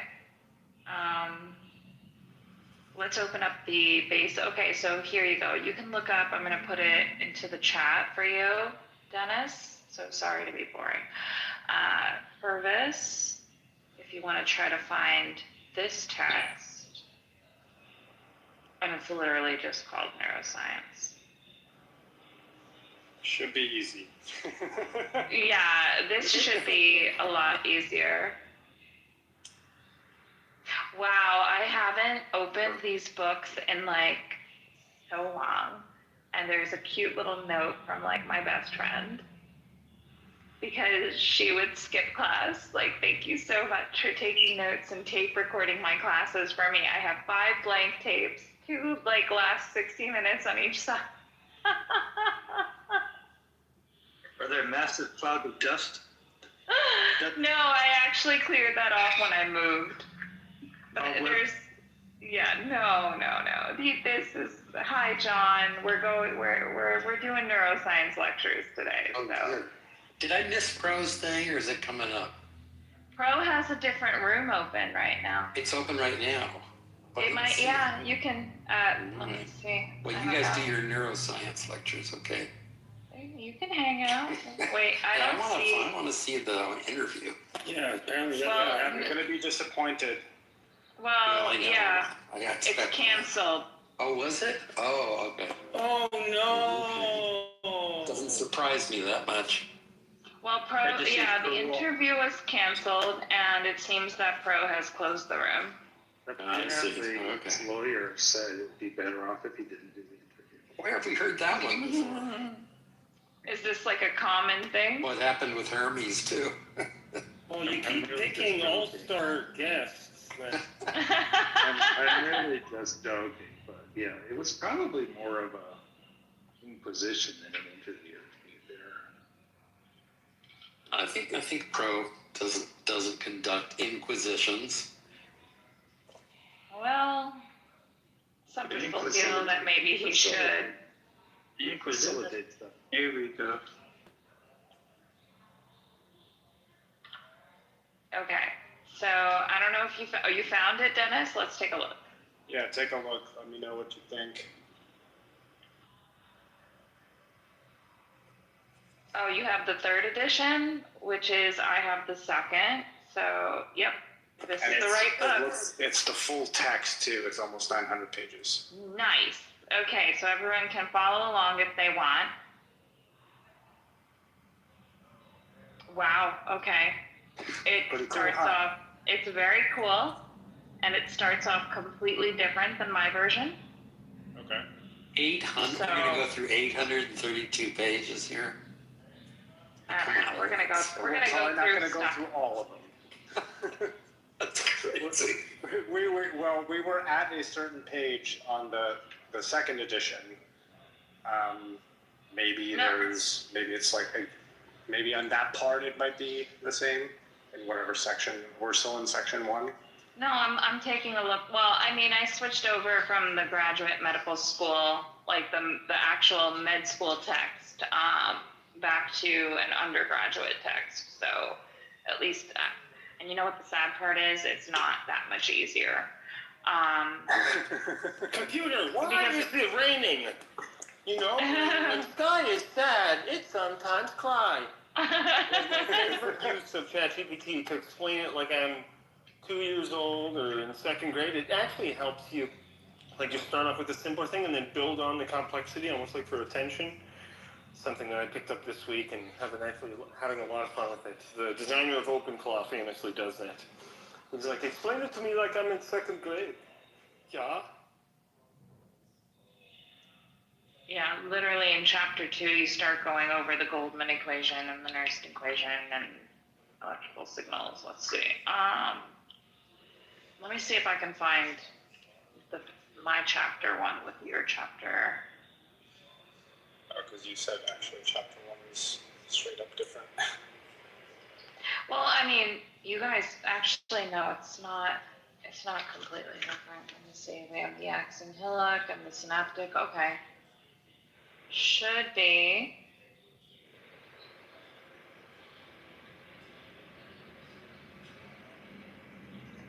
Computer, riddle me this. Yeah, I finally caved and named my AI Jimmy. So it happens. I finally gave him. Up until now, he was just named Computer. LOL. Okay. Well, I can just read the text that you put down. It's not that serious. It's the same thing. So, okay. Let's go. Chapter 1, Studying the Nervous Systems of Humans and Other Animals. Overview. Well, it's the same thing. Neuroscience let's see how much you remember. Neuroscience encompasses a broad range of questions about how nervous systems are organized and how they function to generate behavior. These questions can be explored using the analytical tools of genetics, molecular and cell biology, systems anatomy and physiology, behavioral biology, and psychology. Again, everything I yell about anytime someone has to come up and doesn't understand basic biological mechanisms, right? So if you've listened to me enough, you're aware. The major challenge for a student of neuroscience is to integrate the diverse knowledge derived from these various levels of analysis into a more or less coherent understanding of brain structure. What I'm going to do, I got to put this into my computer, you guys. I'm going to read it from the laptop. It'll be a lot easier. Give me a second.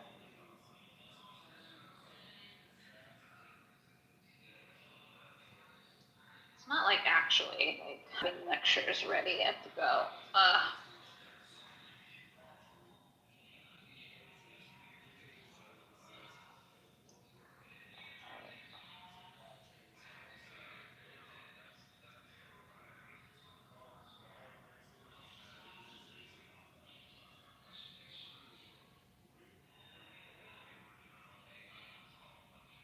There we go.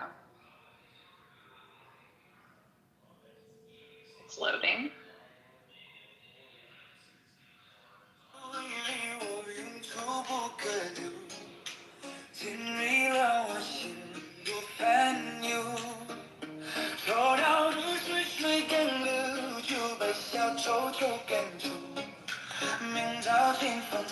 Is this whole music from China? This is AI China music. Yeah, this is they made a video of Kanye West earlier this week, and so then I obviously had to remix their song, and that's just been a lot of fun. So Royvis, as some of you know who that is, that's kind of my muse in a funny way, and he is making his rounds. He's doing his world tour. He's in China right now. God bless. Just a glorious CCP anthem. Yeah, you got an NFT for that yet?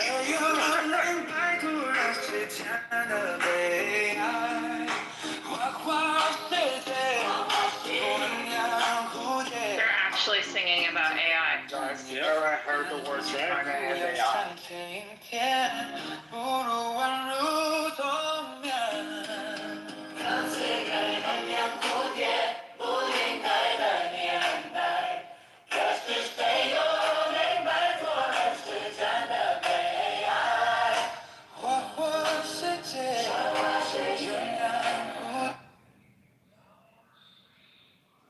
Too much fun having, too much fun, Suno. Thanks for all that wasted time, Suno.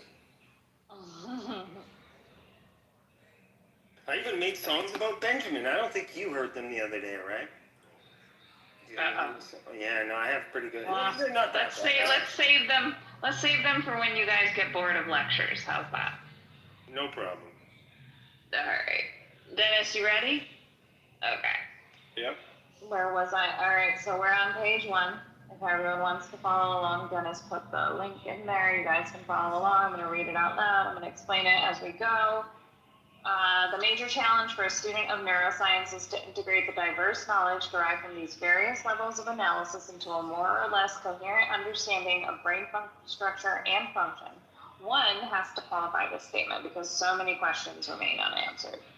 Many of the issues that have been explored successfully concern how the principal cells of any nervous system, neurons and glia, again, neurons and glia you can think of as almost glue, perform their basic functions in anatomical, electrophysiological, and molecular terms. Again, like your brain is amazing. It literally encompasses everything and anything that the body can do in order to convey messages between the cells. The varieties of neurons and supporting glial cells that have been identified are assembled into ensembles called neural circuits, and these circuits are the primary components of neural systems that process specific types of information. Neural systems comprise neurons and circuits in a number of, again, discrete, meaning separated, anatomical locations in the brain. These systems subserve one of 3 general functions. Sensory systems represent information about the state of the organism and its environment. Motor systems organize and generate actions. And associational systems link the sensory and motor sides of the nervous system, providing the basis for higher order functions such as perception, attention, cognition, emotions, rational thinking, and other complex brain functions that lie at the core of understanding human beings, their history, and their future. Genetics, genomics, and the brain. The recently completed sequencing of the genome in humans, mice, fruit fly, Drosophila melanogaster, and the nematode worm. I want you to remember the nematode worm, Caenorhabditis elegans, okay? So Caenorhabditis is usually abbreviated as C, period. So you'll listen and you'll hear neuroscientists speak about the C. elegans, okay? It's perhaps the logical starting point for studying the brain and the rest of the nervous system. After all, this inherited information is also the starting point of each individual organism. So there are analogous structures between all of these organisms: humans, mice, fruit fly, and nematode worm, okay? We can follow the development of the brain, we can follow the development of specific stem cells, we can follow the differentiation, meaning the specialization of these cells into different cells through these specific genomes. Okay? That's why we're talking about them. That's why they're super important. The relative ease of obtaining, analyzing, and correlating gene sequences with neurobiological observations has facilitated a wealth of new insights into the basic biology of the nervous system. In parallel with the studies of normal nervous systems, the genetic analysis of human pedigrees with various brain diseases has led to a widespread sense that it will soon be possible to understand and treat disorders long considered beyond the reach of science and medicine. We are watching this happen in real time in the last few years with the mRNA platforms that have been used to create both the Moderna and Pfizer vaccines, right? So the mRNA platform is phenomenal, specific to the fact that you can have, you know, specialized treatment of diseases, and we're watching it do this, and I can't begin to explain how overwhelming it is to have that kind of set of advancements at our fingertips. A gene consists of DNA sequences called exons that are transcribed onto a messenger RNA and subsequently a protein. Kind of funny that I mentioned mRNA vaccines and the platform just now, and now we're talking about messenger RNA. Now, here's where we have to go back to basic cell biology and understanding what a cell is. And maybe some of you know and some of you don't. If you really have a big question, come on up. We'll go through it together. But the basics of DNA, which is located in the nucleus of the cell, right? So the DNA is in your chromosomes. Your chromosomes have DNA sequences. The DNA is transcribed into RNA. The RNA is translated into proteins, right? This is the basic sequence of events in a cell. This is how your entire body works. You have to have this. And there's so many details that occur in that basic biological sequence. So when we look at DNA is in chromosomes, they are twisted, everything is coiled up, and all of the genetic information that both of your parents through a sperm and an egg, we're not going to talk about the deviations or any kind of sexually dimorphic disorders or anything like that, but when you have it, the DNA has a sequence. The sequence has what we call introns and exons, okay? Those are two parts of the DNA. They contain all of the alleles for the genes that you have that need to be expressed. And when we talk about a gene being expressed, you know, you could talk about certain genes that maybe are there for hair color, for eye color, for your skin tone, whether or not you have congenital diseases. So you need to be able to activate these parts of the DNA, right? So the gene consists of DNA sequences called exons that are transcribed onto a messenger RNA and subsequently a protein. The set of exons that defines the transcript of any gene. Oh gosh, so this is not only basic cell biology, but it's also kind of like advanced cell bio that you would need to know and how this works. Oh, good Lord, I thought I saw a bug. Sorry, I don't have bugs, thank God. Everyone knock on wood. Okay, I just thought I saw one. The transcript of any gene is flanked by upstream or 5', that's how you read that. So anyone who's following along in the textbook and reading, upstream or 5', 5' denotes the end of the DNA that we're talking about, or downstream or 3', regulatory sequences that control gene expression. In addition, the sequences between exons called introns further influence transcription. And this is all going to sound like foreign languages to anyone who hasn't studied basic cell biology, and I apologize. Let's see, Kat, you said in the advanced bio, no? Well, we're not talking about that right now, Kat, but thank you for sharing. Of the approximately 35,000 genes in the human genome, a majority are expressed in the developing and adult human brain. The same is true in mice, flies, and worms. Excuse me. The species commonly used in modern genetics and increasingly in neuroscience. Again, remember what was the term that I told you to remember with the worm? that we study in neuroscience? Look up the previous paragraph. Someone tell me. Anyone? Yoni is like, do quiz questions on the reading. I am doing one right now.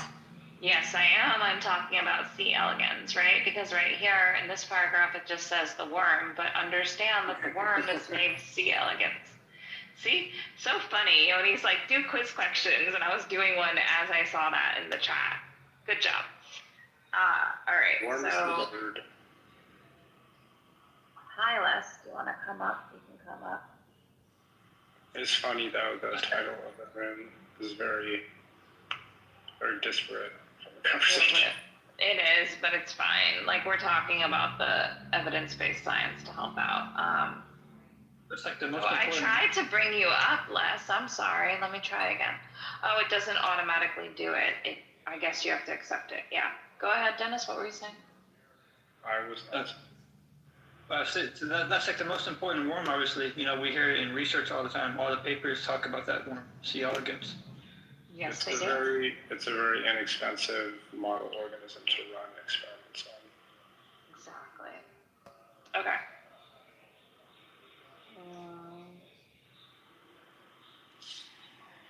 Sorry, I have to find my place. Nevertheless, very few genes are uniquely expressed in neurons, indicating that the nerve cells share most of the basic structural and functional properties of other cells. Accordingly, most brain-specific genetic information must reside in the remainder of nucleic acid sequences, regulatory sequences, and introns that control the timing, quantity, variability, and cellular specificity of gene expression.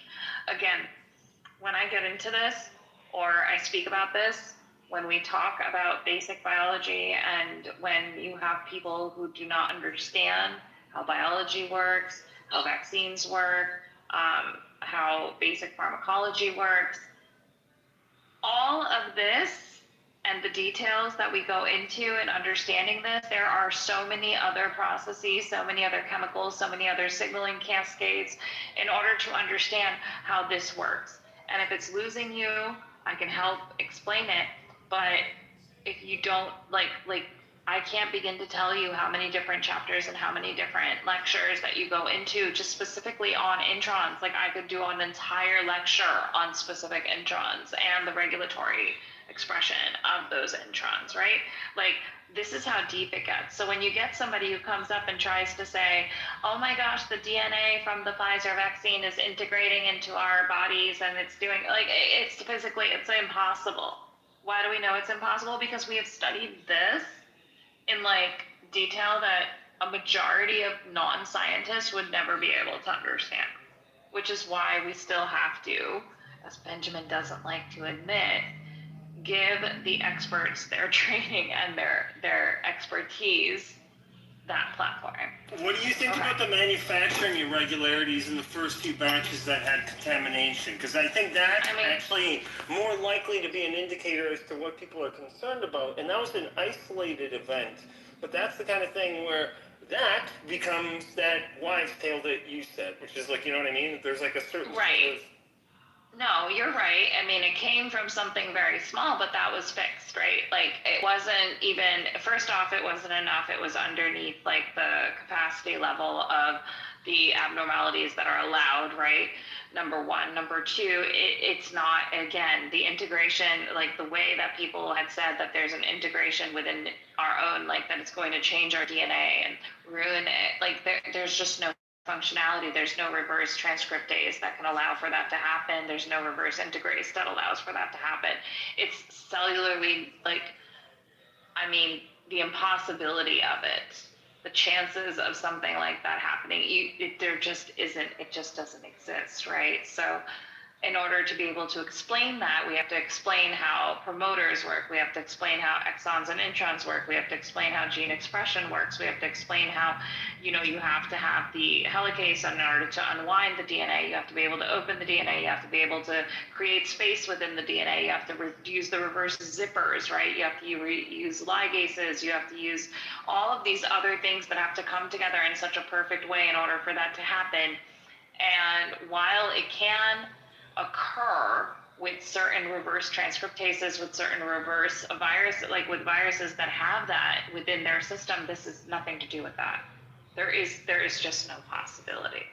And if we're saying that, it just involves so many different pieces to the puzzle. So where were we? Let's see. The control that we did that. So one of the most promising dividends of sequencing the human genome has been the realization that one or a few genes, when altered or mutated, can begin to explain some aspects of neurological and psychiatric diseases. This is when we talk about things like nature versus nurture, right? There is an event that occurs and the experience of a person that allows the activation of something within nature, meaning within your genetics, right? So, before the post-genomic era, quote unquote, which began following the completion of the sequencing of the human genome, many of the most devastating brain diseases remained largely mysterious because there was little sense of how or why the normal biology of the nervous system was compromised. The identification of genes correlated with disorders such as Huntington's disease, Parkinson's disease, Alzheimer's disease, major depression, and schizophrenia has provided a promising start to understanding these pathological processes in a much deeper way, and thus devising rational therapies. Genetic and genomic information alone do not completely explain how the brain normally works or how disease processes disrupt dysfunction. To achieve these goals, it is equally essential to understand the cell biology, anatomy, and physiology of the brain in health as well as disease.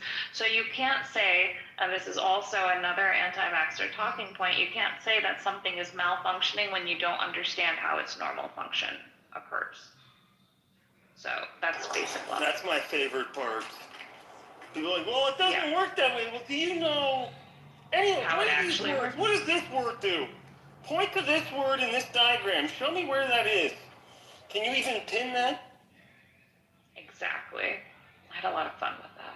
When I'd like put a basic cell bio picture up and they couldn't like actually label it, I'd be like, what's wrong with you? And then you want to sit here and talk to me about what exosomes and you don't know what they are. Anyways, I digress. What is his name? Dr. Copeland on here. He's a military geneticist, and he did a lot of like public outreach on Clubhouse regarding the virus and so on. And he would just grill people as soon as they came up. There was like a pop quiz. If you didn't get the 3-5 questions right, you were like booted down. It was savage. And the one time that he quizzed me, thank God, I just happened to know those questions. It wasn't like I was like able to, for all of his questions that he could have asked, but I was just like thankful that they were pretty. And then he was like, oh, here's my thesis, and then it's like, what does this do? And so you get like a minute to read it, and I was like, oh geez, let me see if I can understand this. And he's like in on stage waiting for you to read it, and it just gave me PTSD of working with the supervisor. And they're like, here, take my book, go out in the hallway on that desk there and just read it and come back in 10 minutes. I'm like, shit, 10 minutes? Jesus Christ, that might not be enough for my dumb ass to get... That seems like a ridiculous test. Here's 10 minutes on my thesis. Go. What? but you're not going to know, but I got it.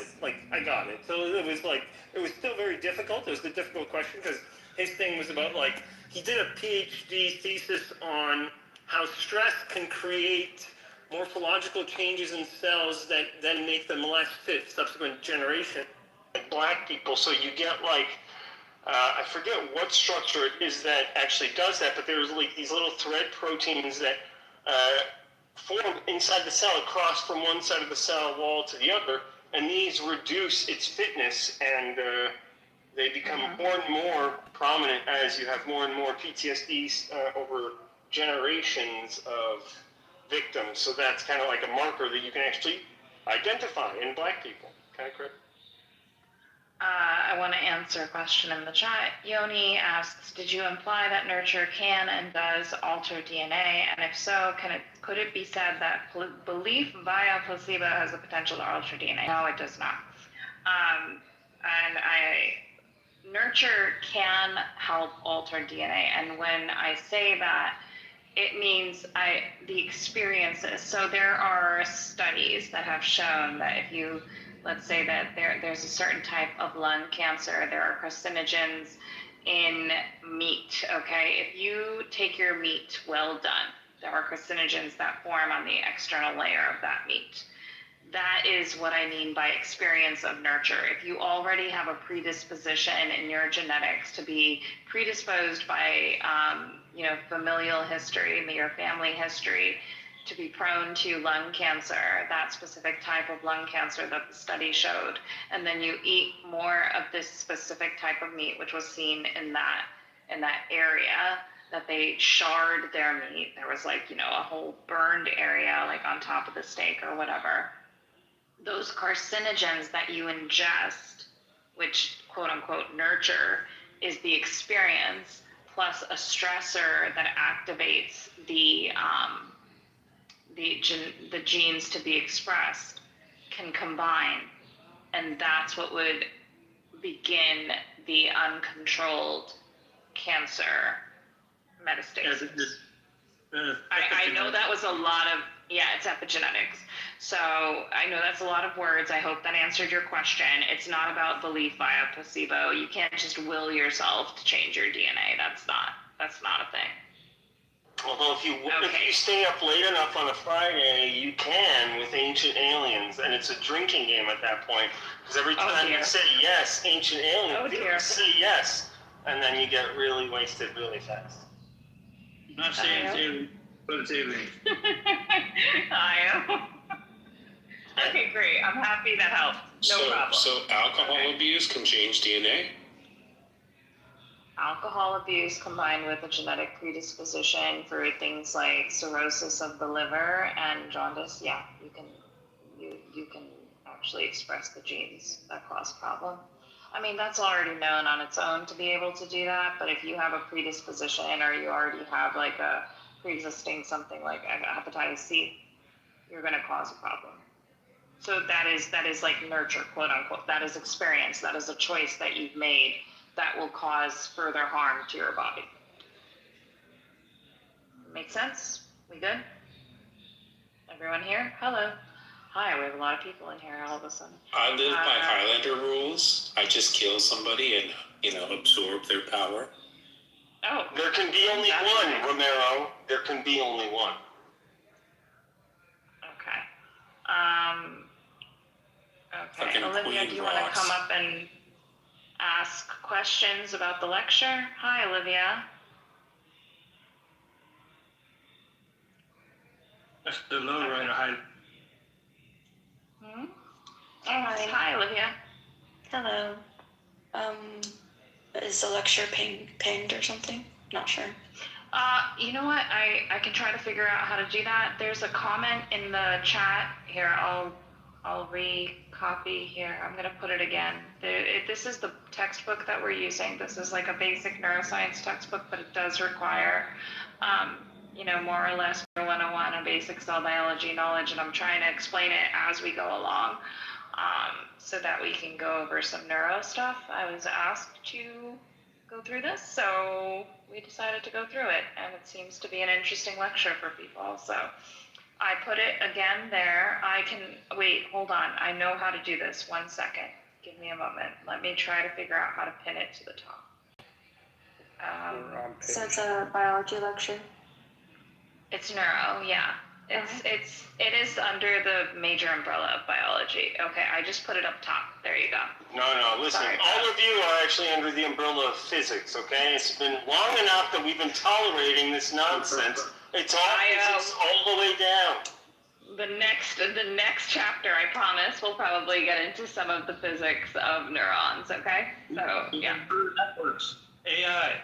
It's applied physics, it's biophysics. Yeah.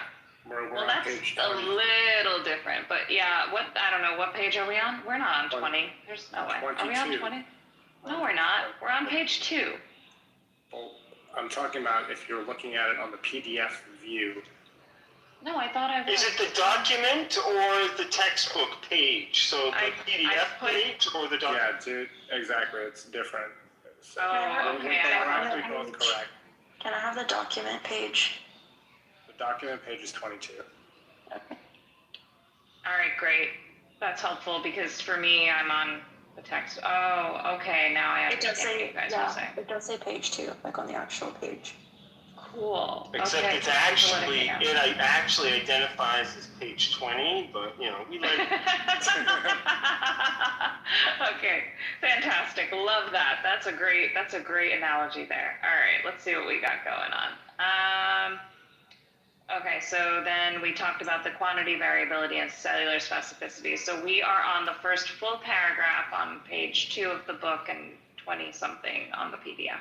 Okay. One of the most promising dividends of sequencing the human genome has been the realization that one or a few genes, when altered or mutated, can be, oh wait, I already went through this. Hold on, let's go on further. Genetic and genomic information. I'm on the third paragraph before the cellular components of the nervous system. Genetic and genomic information alone. See now, here we go. Genetic and genomic information alone. That means, you know, your nature does not completely explain how the brain normally works or how disease processes disrupt its function. To achieve these goals, it is equally essential to understand the cell biology, anatomy, and physiology of the brain in health as well as disease. Yeah, we said that already, but it's good to say it again because as you've heard me, I mean, I've been on those Copeland spaces. I've definitely been on the panel. I've been one of the people having to do Socratic method. Like I was brought up in that. So the cellular components of the nervous system. Early in the 19th century, the cell was recognized as the fundamental unit of all living organisms, right? So the cell is the smallest part of your body, the smallest part of your organs, the smallest parts of your tissues that still retains the characteristics of that tissue, right? So when we talk about the heart, we talk about cardiac tissue, and I'm sure a lot of you have learned that colloquially. And so we have cardiomyocytes that are the basic building units of that cell. Now that, you know, the cardiac tissue that we have, majority of it all is muscular tissue. So when we talk about cardiomyocytes and you break down the word, cardio for heart, myo for myo is muscle and cyte is cell, right? So the cardiomyocyte is a heart cell. Okay, and we further differentiate that into striated and skeletal muscle, right? But we can talk about that later. I mean, not skeletal, I apologize, but striated muscle tissue. It was not until well into the 20th century, however, that neuroscientists agreed that nervous tissue, like all other organs, is made up of these fundamental units. The major reason was that the first generation of modern, quote-unquote, neurobiologists in the 19th century had difficulty resolving the unitary nature of nerve cells with the microscopes and cell staining techniques that were then available. Now, I'm going to go through, oh, wait, hold on. This inadequacy was exacerbated by the extraordinarily complex shapes and extensive branches of the individual nerve cells, which further obscured their resemblance to the geometrically simpler cells of other tissues. As a result, some biologists of the era concluded that each nerve cell was connected to its neighbors by protoplasmic links, forming a continuous nerve cell network or reticulum. So when we talk about reticulum, if you remember anything from Cell Bio 101, which some of you may or may not be familiar with, we have things called like the endoplasmic reticulum, endo meaning in, plasmic meaning within the plasma, reticulum meaning network, right? So this is how we learn basic medical terminology. Everything is Latin, everything is broken down. You have to, literally the only way to understand this is to memorize it. So for anyone who's going into it or trying to learn it, that's how that works. Okay, the reticular theory of nerve cell communication, which was championed by the Italian neuropathologist Camillo Golgi. Do you remember that I spoke about Camillo Golgi from the previous text, for whom the Golgi apparatus in cells is named? Again, these are organelles. These are, you think of an organ organelle is a mini organ, and in cells, in Eukaryotic, meaning animal cells, we have organelles all over inside that cell. And these are different parts of the cell. They have different functions. And the Golgi apparatus is one of them. Again, I would have to do a basic cell biology lecture for you guys just to like understand exactly what we're talking about. But for now, just kind of go with the flow. The reticular theory eventually fell from favor and was replaced by what came to be known as the neuron doctrine. The major proponents, again, you're going to see these names again, of this new perspective was the Spanish neuroanatomist Santiago Ramon y Cajal and the British physiologist Charles Sherrington. Now, again, Santiago Ramon y Cajal is like a major figure in neuroscience, okay? So you're going to hear his name a lot. The contrasting views represented by Golgi and Cajal occasioned a spirited debate in the early 20th century that set the course of modern neuroscience. Based on the light microscopic examination of nervous tissue. Okay, I'm going to come back to this sentence because I really want to go over, is everyone taking a look at these visuals here of what we see, different neurons, right? These are all neurons, okay? I hope everyone's able to follow. It says here, neurons in the mesencephalic nucleus of cranial nerve 5. Now, cranial nerves are the nerves that innervate all throughout your face and your upper body, right? Like your neck and stuff. And I'm still going over them to memorize exactly, you know, each nerve and their innervation points because that's part of my semester. And that's part of my anatomy coursework that I have to go through.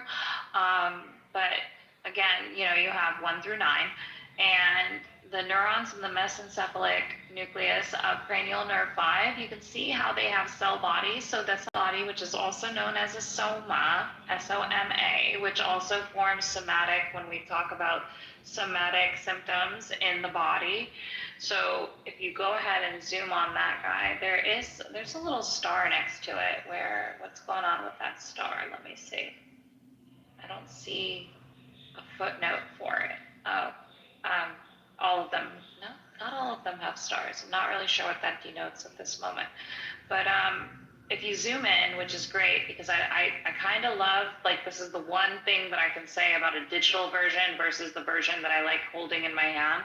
You can actually zoom in on these images and take a look. So you see the cell bodies. Now a normal, quote unquote, normal neuron usually looks like what we look at B, okay? We have a retinal bipolar cell, breaking it down, bi meaning 2, polar, having 2 poles.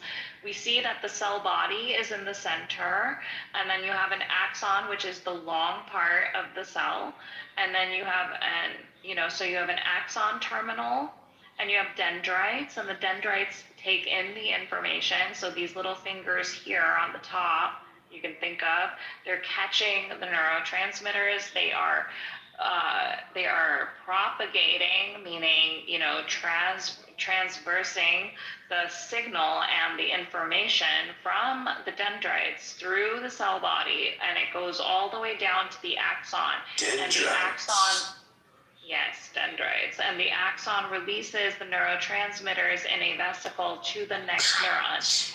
And you make me want to make, like, that sounds like those videos where they make the coffee and like it's like this dude with the mustache. I don't know if any of you seen it, and like it's like coffee. ASMR. It's like kind of ASMR, but it's like this hot chick, like she's so gorgeous, and she just makes like this coconut milk plus coffee plus espresso and adds cinnamon and like in like a coconut or something, and she stirs it up, and there's like a dad with his young children who try to copy and mimic like the sexy way the woman does it. And it's very cute, and if you know what I'm talking about, then you know what I'm sorry. I just like saying like really normal things and like sexy voices. Yeah, but you did it like exactly how that woman did it. Yes, exactly. We're making neuroscience sexy again. We're bringing sexy back. Okay. Okay, back to the somebody. What is it, Kevin? Can you hear that? I'm making coffee right now. Oh, the Yeah. doubling. Nice. I just okay. Yeah. So you're gonna stay up with us and continue studying. Okay. Synchronicity. So let's do it. So yeah, so that's exactly how we have propagation of the information from one neuron to another. But like, I mean, it's also far more in depth than that. I just want to let you know. So then these dendrites, let's take a look at C. We look at the retinal ganglion cell. Now you see how there are so many more dendrites and it's such a branched neuron and there's still just one axon. Notice how that means that this specific retinal ganglion cell, right, like retina, meaning in the visual cortex, is getting information from multiple places. That's what that's showing you. So yeah, we're going to go over the differences between our neurons and our glial cells a little later. It should be in chapter 1. I would assume it's in chapter 1 if my memory from decades ago serves me right. So, oh no, I forgot to purchase something. Sorry. Shoot. I wanted to get that jacket today. Okay. I'll remind myself later. Yeah, so that's what we're seeing there, right? So for D, and now we're talking again about another retinal cell, the amacrine cell. Anytime you see INE, you can think of exocrine or endocrine. The dendrites there, you see that there's even more in that one. And the cortical pyramidal cell is also, again, in the visual cortex, right? So, and this is cortical, in the cortical area. Then we have, it says asterisks in these photos indicate that the axon runs on much farther. Sorry, I already knew that innately, and I apologize for not, telling you guys. And now, if you look at F, the cerebellar Purkinje cells, holy cow. Like, how much input is going into this one neuron, right? And somehow it has to condense and take all of that information and pass it along to the next neuron, right? So Purkinje cells are a specialized subset of neurons that we can talk about a little later, maybe not in this chapter, but when we get into the physiology, right? So you can read about figure 1.2 there on your own time. So let's keep going. Where was it? We talked about this. Contrasting views represented by Golgi and Cajal were on the last paragraph. Occasioned a spirited debate in the early 20th century that set the course of modern neuroscience based on light microscopic examination of nervous tissue stained with silver salts according to a method pioneered by Golgi. Cajal argues persuasively that nerve cells are discrete entities, again, discrete meaning separate entities, and that they communicate with one another by means of specialized contacts that Sherrington called synapses. And this is where we are going to learn about the synaptic cleft and how neurotransmitters are given in a vesicle, like they are created into a vesicle and travel across the synaptic cleft to the next neuron. The work that framed this debate was recognized by the award of the Nobel Prize for Physiology or Medicine in 1906 to both Golgi and Cajal. The joint award suggests some ongoing concern about just who was correct, despite Cajal's overwhelming evidence. The subsequent work of Sherrington and others demonstrating the transfer of electrical signals at synaptic junctions between nerve cells provided strong support of the neuron doctrine, quote unquote, but challenges to the autonomy of individual neurons remained.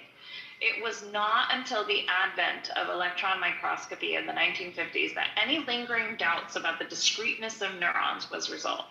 The high magnification, high resolution photos that were obtained with the electron microscope clearly established that nerve cells are functionally independent units. Such pictures also identified the specialized cellular junctions that Sherrington had named synapses. And we'll take a look at figures 1.3 and 1.4 at that point. The histological studies of Cajal, Golgi, and a host of successors led to the further consensus that the cells of the nervous system can be divided into two broad categories. Nerve cells, again, which are also known as neurons, and supporting cells called neuroglia, or simply glia. Nerve cells are specialized for electrical signaling over long distances, and understanding this process represents one or more of the more dramatic success stories in modern biology, and the subject of Unit 1 of this book. Supporting cells, in contrast, are not capable of electrical signaling. Nevertheless, they have several essential functions in the developing and adult brain. So, Yoni, we are going to go over the neurons and glia and the differences. Can we give a simple example of how neurons form circuits to do something basic like a reflex? Yes, very, very simply, the brain elicits a thought. The thought gets converted into a neuron that has a neuromuscular junction to move your finger. The neuromuscular junction, the sensory neurons have feedback. The neuromuscular junction is activated throughout the long neurons in your arm. You move your finger, and then after you move your finger, then you want to move it back. Your brain has feedback, instantaneous feedback, nearly instantaneous feedback, alongside what we have of the propagation to go faster because it's like insulation, right? And it'll just, anything you want to do when you move a muscle, that's the feedback loop. It turns around and comes right back up to the brain. That's your basics. It gets very, very complicated with inhibitory and excitatory neurons and synapses that have to go back and forth. We can talk about that later when we get to it in the chapter. Hi, Richard. Welcome. We're having a neuroscience lecture. Okay, so now let's go up to the we have the subheading of neurons. Neurons and glia share the complement, meaning, they're complementary, they go, one hand in hand with each other, of organelles found in all cells, including the endoplasmic reticulum, which I spoke about earlier, endo meaning inside, plasmic meaning the cytoplasm, and Golgi apparatus, which we all know from what scientist? We have a mini quiz. Come on, somebody give me the scientist's name. Who discovered the Golgi apparatus? Mario. No, Was not it Mario. Buffalo Bill from Silence of the Lambs? No. Gosh. I thought you were going to say it like Buffalo Bill. Was it Buffalo Bill? It was Golgi. I fucking hard. It was a coincidence, but Andy got it. Good job, Andy. You get a star. Golgi discovered the Golgi apparatus and therefore earned, and what else did he earn alongside Cajal in 1906? What award? Oh, come on, I just read it out loud to you guys. Was it a Nobel? Yes, it was a Nobel Prize in 1906. So again, like I said, Ramon Cajal is a major figure in the neuroscience world, as is Golgi. Okay. So the Golgi apparatus, mitochondria, and a variety of vesicular structures. Does anyone know what the mitochondria is also known as? The cell's battery? Kind of. We call it the powerhouse of the cell, right? So that's where all the energy comes through. Power. And yeah, so you have a lot of wellness grifters that want to tell you that your metabolic issues and your mitochondria, we're going to help make sure that your mitochondria are maximized, mitochondria maxing, et cetera, and so forth. There's really no way to do that. Oh, you just gotta drink apple vinegar, right? Like apple cider vinegar will cure everything. Why not? Take like a shot of that, take a shot of other things. There's no evidence, there's no evidence-based science to correlate the two, to causate the two, et cetera, and so forth. But the fun fact about mitochondria is that it comes from your mother. Your father has no bearing on your mitochondria. Mitochondria has its own DNA. Fatherchondria? No fatherchondria. Mitochondria only has maternal DNA. So. Mitochondria is live. Yeah, low emission photons might be the reason why mitochondria can communicate across such long distances. We'll drop a link to the paper. That's a great link. And a variety of vesicular structures. In neurons, for all of our new friends who are joining in, letting you know, the link at the top is a link to the textbook that we're using. We're doing lecture on chapter 1. So if you'd like to learn some neuroscience today, just go ahead, jump in, follow along how you'd like to. Why are some receptors fast and others slow? Okay, so we're going to go over this. And it's not the receptors that are necessarily fast, although, okay, this has to go into cell biology. You have receptors and you have cell signaling pathways that are activated by those receptors. Receptors are different from neurons, okay? There are receptors on neurons.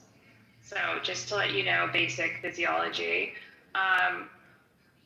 Why are some faster? Because there's different parts. So some receptors, when you activate them, they can instantaneously have a transformational change, or what we call a conformational change, which means that the actual shape of the receptor changes, which initiates. If you've ever watched, I forget the name of the type of things, when you drop a ball and it goes down a chute and then it hits another ball, which tips a bucket, which does this, which does that, and then at the end it drops the Rube Goldberg machines, right? So that's how you can think of cell signaling. Something has to create a conformational change, which changes something else, which allows another activation, which brings in another molecule, which creates another conformational change. It could be a G protein, it could be something else. And then you have a pathway that the body has to go through in order to initiate the transcription of certain proteins, et cetera, and so forth. Okay, you think of it like a Rube Goldberg machine, and the more moving parts that there are to the receptor activation, the slower it is. Now with neurons, the difference is that when we look at the axon, if you go back to figure 1, and you look at the axon, if the axon is myelinated, myelin meaning a sheath, it's a sheath that is like an insulator, and it's kind of wrapped around like I wish I could. I use my hands when I teach. Like you have like a roll of. Let's think about it. Like I guess. It doesn't need to be complicated. Think of it as an extension cord with a plastic sheeting around the copper wire on the inside. The myelin is the plastic sheeting. Myelin yes, you could. And plastic. You can think of it that it's rubber. Okay, when you have those electrical cords, that's like rubber, right? It's an insulator. But it's also like if you, I just wanted to explain exactly how the sheath is made. That's what I'm trying to explain. It's like if you think of a Reynolds wrap. Hold on. And then we can talk about what happens when it doesn't form properly. Yeah, but that's a pathophysiology, right? So 1 second, Dennis, hold on. If you think of how you get Reynolds wrap, right? Like aluminum foil at the store and it comes in a roll. That's how myelin wraps around an axon. That's what I was trying to explain, Dennis. Because it's literally a sheet that goes around. And then there are multiple sheets that go around. And in between, there are little holes. And those holes are called the nodes of Ranvier, okay? And if you have those nodes of Ranvier, then the electrical signals, because again, it's an electrochemical signal that neurons communicate with, can jump from each little hole, each node of Ranvier over the myelin sheet. And if your axon is myelinated, if your neuron has myelin, then it can travel the speed of the neuronal messaging can travel much faster than an axon that is not myelinated. So the pathophysiology of something like ALS or MS, multiple sclerosis, or the Michael J. Fox has ALS, right? That is because there's a degradation of the myelin on neurons, which causes the lack of messenger efficiency. Okay? Yoni, you've got a lot.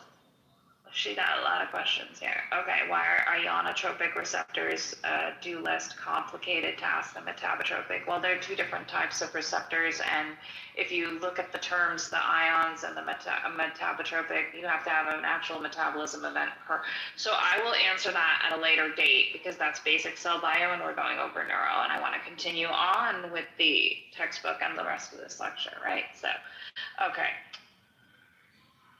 Where were we? In addition to the distribution of organelles, and oh yeah, no, this is important. In neurons, however, these organelles are often more prominent in distinct regions of the cell. Distinct regions of the cell meaning some are, concentrated in the axon, some are concentrated at the membrane, some are concentrated within the length of the axon, depending on where your vesicular your vesicles are being created. In addition to the distribution of organelles and subcellular components, neurons and glia are in some measure different from other cells in the specialized fibrillar or tubular proteins that constitute the cytoskeleton. So now we have to talk about the cytoskeleton of the cell. It's like skeleton of your body, but it's cytoskeleton. Cyto means what? I said this earlier. Tubular. Well, tubular is a good word and a good guess, but cyto means cell. So it's the skeleton of the cell. The cytoskeleton is what forms the rigidity of these axons and these dendrites and the neuronal structures that you need in order to propagate messaging, right? So then, although many of these proteins, isoforms of actin, tubulin, and myosin, again, there's an entire lecture that is dedicated, like an entire 3 hours of learning the isoforms of actin, tubulin, and myosin, as well as several others, and how they propagate alongside a cell. And it's not just cell biology, like in advanced neurobiology, you literally could do 3 to 5 hours easily on just actin, tubulin, and myosin.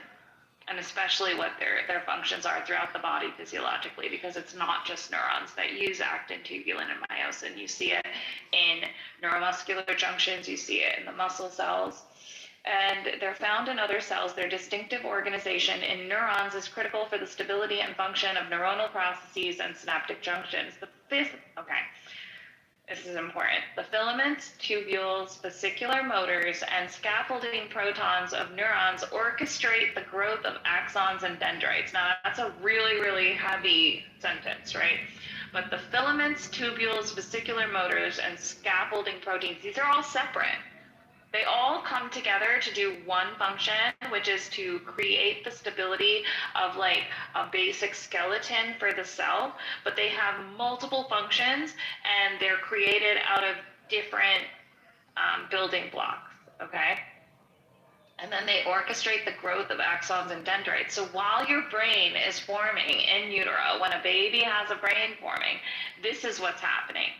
You have all of these scaffolding proteins, you have all of these parts of the neurons, they're trying to find other neurons, they're giving these cytokines and these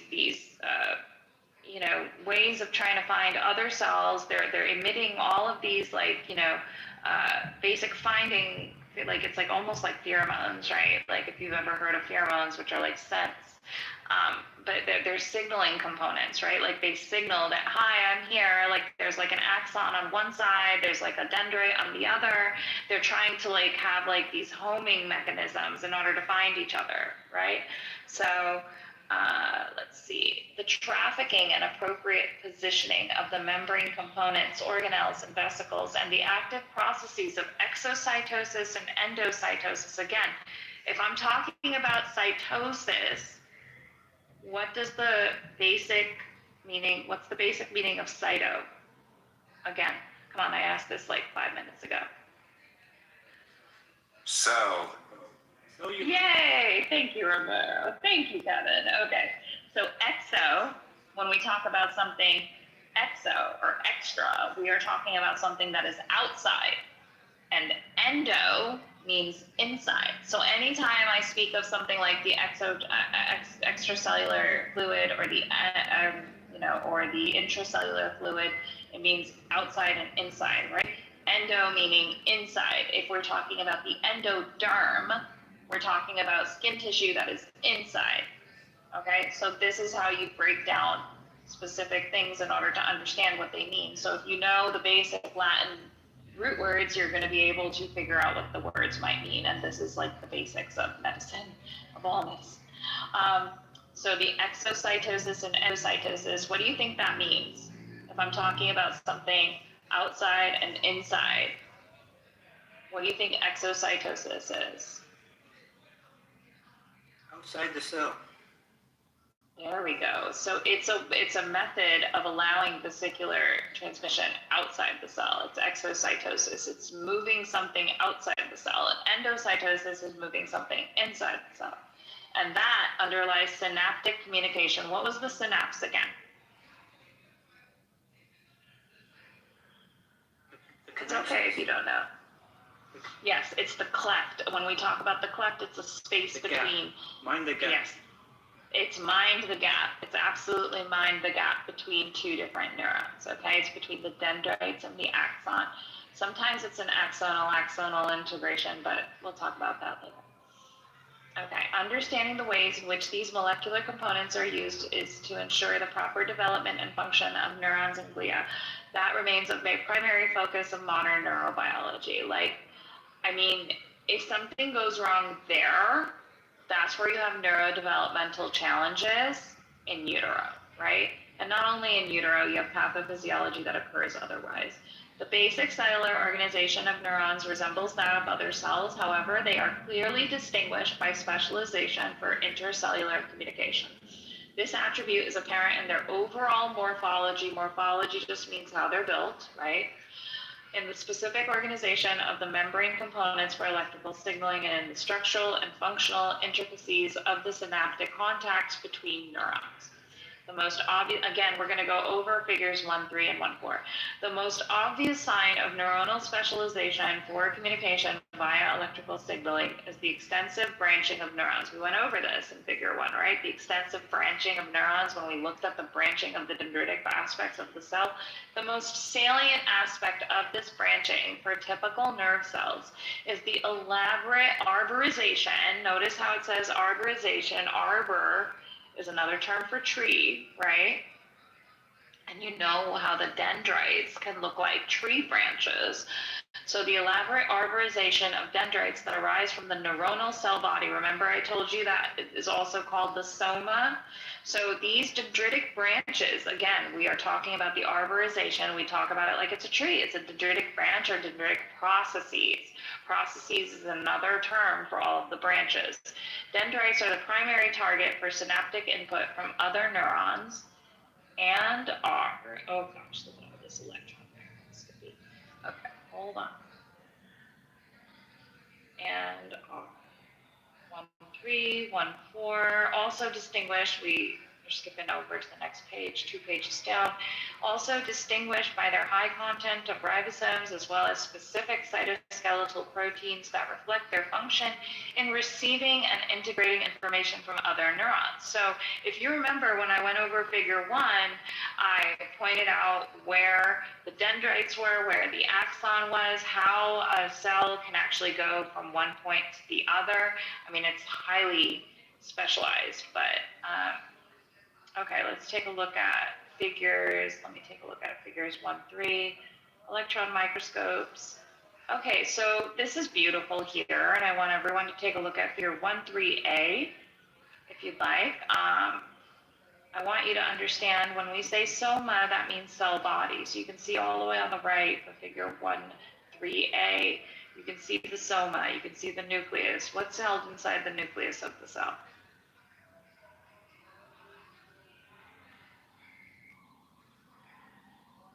Anyone? Page? It's page 5 in the text. I don't know what page it is on the PDF. Scroll down until you see some alien-looking thing, which is actually a cell inside your head. Damn, aliens got me again. I'm not saying it's aliens. These are your neurons. So it's figure 1.3. Figure 1.3, and I'm looking at A, and I'm explaining A. Anyone who's new here, I don't think we have anyone new, but the link is up at the top in the nest in case you'd like to follow along in the textbook. I see. Okay. Good. You're there, Kevin? Yes, affirmative. Cool. Okay, so you see here that inside the nucleus, the nucleus houses all the DNA, right? So the DNA is wrapped around on chromosomes. We're not going to go into histones and things like that at this moment. You can see that it shows you the other organelles, the ribosomes, the mitochondrion, the Golgi apparatus. What I really want you to look at is the axons, which are in blue, right? You can zoom in on that if you'd like. And you can see that there's like an axon hillock, which is which is like the big round thing at the end. You can see that there are dendrites, and the dendrites are in purple. So that's getting all the information in, and it's going out of the axons towards the axon hillock. And you can see it in figure 1.3a. If you look at where the letter C is. Now, you see how it's like kind of pinched in the middle, and you see those greenish brown colored circular, they look like pili to me, but I'm not really sure how else to explain it. They look like little cylinders on top of the axon. They're covering the axon. That's what I was talking about when I talked about the myelin sheath, okay? That's the myelin sheath. And that is those little holes in between, like that little pinched area. Those are the nodes of Ranvier. And that's how an electrochemical signal, like the electrical part of the signal, can jump from one node to the other, meaning one pinched area to the next pinched area. And that's why your neurons are so fast to react. If you touch something and it's hot, and like if you touch the stove and it burns your finger, that's why your finger can jump back so fast. Because you have myelinated axons on your neurons that allow the information to be processed that quickly. Does that make sense?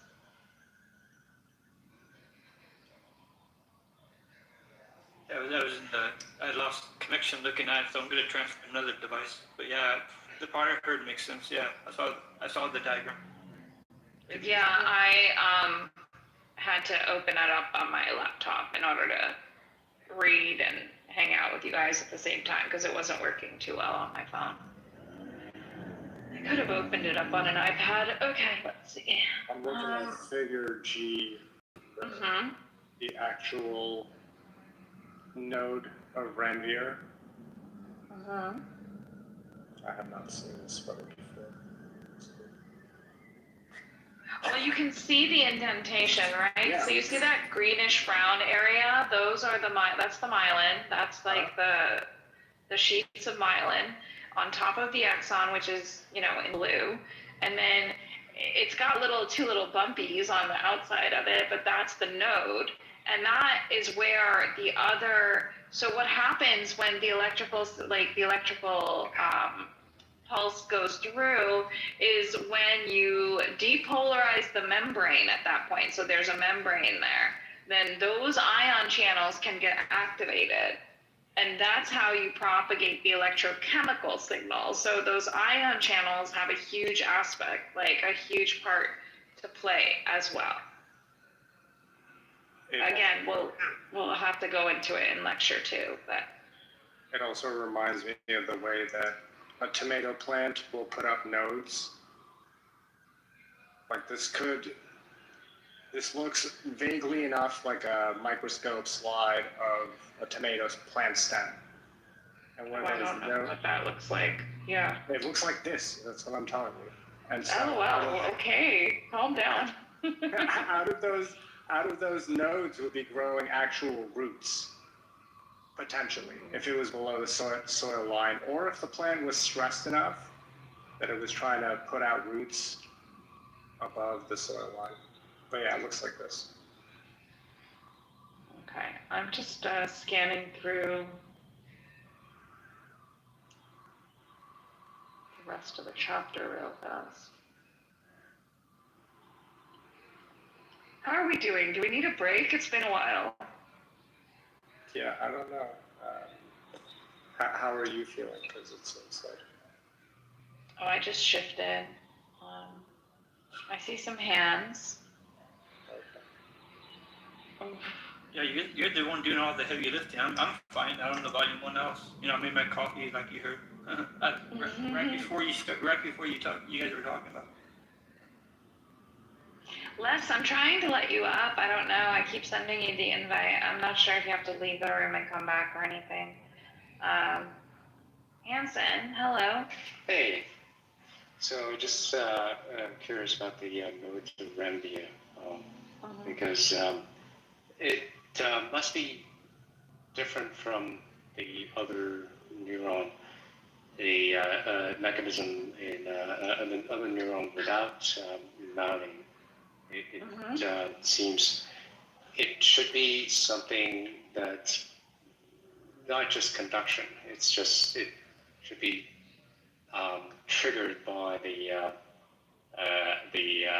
voltage, excited voltage. The depolarization on the other end, yes, it can, yes, that's exactly, go ahead. But the reason is, I mean, the reason, because there's there must be a optimal point, because if it is not, because it's kind of contradictory, because let's say if you need the nodes of Rambier, just order 8 channels, then why not take off all the myelin, the insulator, and then put the channels all replace the myelin with channels. And that should even be more.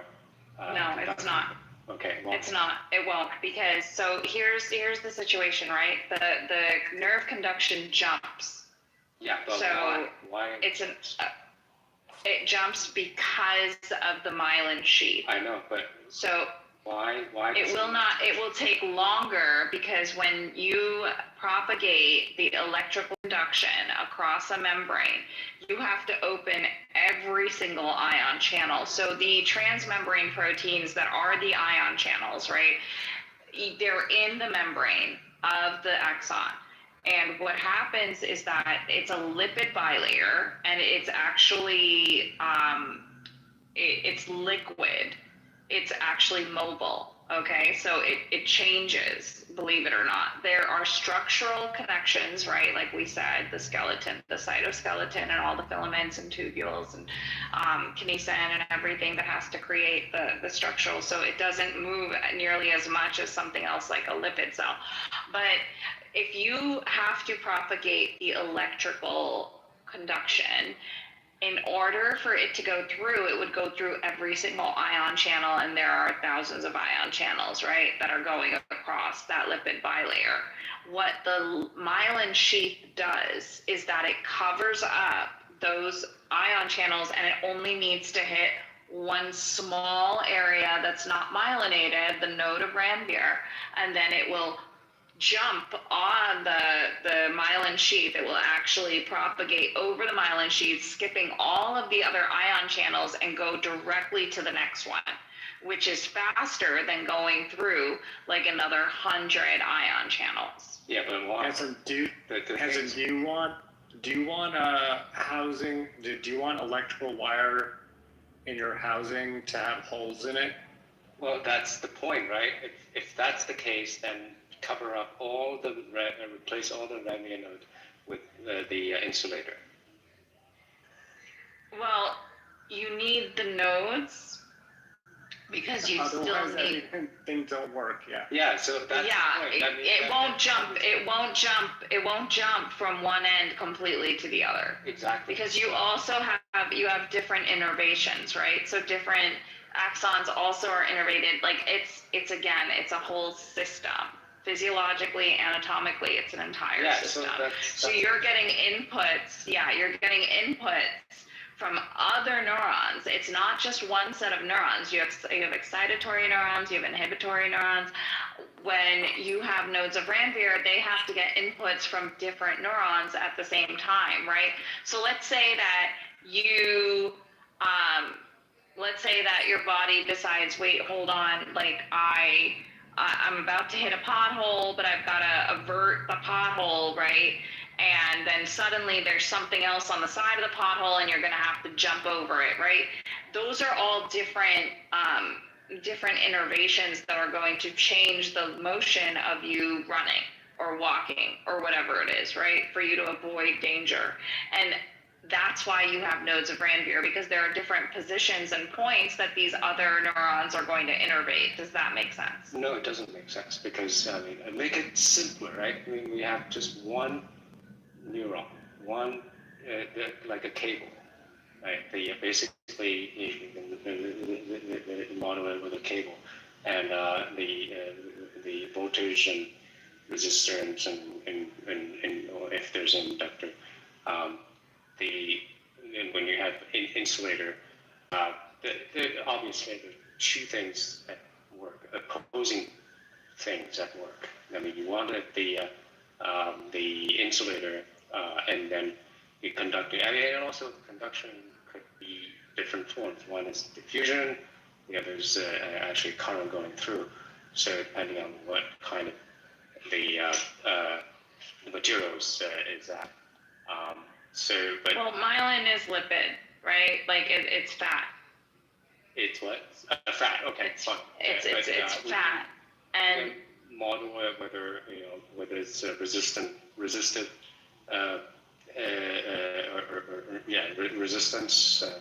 or some kind of capacitor or whatever. The thing is, if the channel is what helps with the speed, then just add more channel. But if it is no, and you can't do that. It slows it down. It slows the propagation down because you're going through each in like a series. It's like a series, right? Okay, like so, if you, it's when you're talking about capacitance, it's like placing these in series. It slows it down. It's like having an alternate route. Right. Yeah, that's my point. You can say that you want more insulation, then let's do more insulation. But then take out all the It's nodes. not. No. That's just not where it goes through. It jumps over. I know, but why jump? The myelin. Yeah. But Why does it jump over? If I let's say the half of it, the originally 1 unit, right, and then you say, well, this is going from it's faster, then why not make it two unit length? And well, why are you arguing this? Like, I don't even understand the point at all. Yeah, I'm just trying to understand what's the mechanism, right? I mean, it seems that it's going to kind of it must be special, more special than just insulator. Let's say, I mean, if you have a normal. Why does it have to be more special than that? A special what? Why does it have to be more special than that? Special than what? Didn't you say something about why myelin is special? Yeah, because you can have the neurons, axons without myelin, right? Or You can, but that's what happens when you have distinctive diseases like multiple sclerosis. No, not necessarily, right? Yes. Oh, yes. Like by definition. That is. Yeah, no, that's why. So the norm and the healthy cells will have myelin and they'll have nodes of Ranvier. Right, and when you decrease that, then you're unable to make the movements that you normally do. If that's because you reduce the propagation potential of the electrochemical. Because it has to go through every single ion, and when you do that, you lose. What happens when you go through resistance, like the intracellular fluid, right? What happens when I put some type of fluid in between? What you're doing when you have the myelin sheaths is you're skipping the fluid, you're skipping the intracellular fluid, you're skipping the viscosity that's inside the cell. That has all of the ion channels. Yes, it is about the viscosity. Yes, it is. Because you're putting it through. Yes, it is. It is not. Yes, it is. When you have, how is this? Yes, if you put a current, yes, if you put a current through fluid, what happens?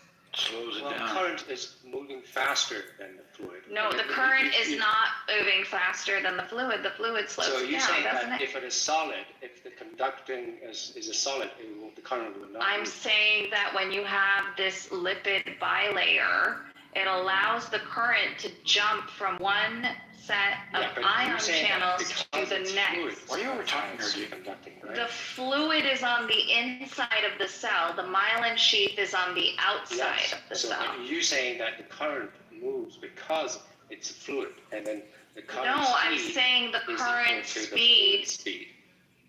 No, the current. No, I did not. I said the current speed is slowed down inside the cell. because there's more things to go through. There are items in the cell, remember? We have organelles, which are mini organs, all throughout the cell. We have tubulin, we have the cytoskeleton.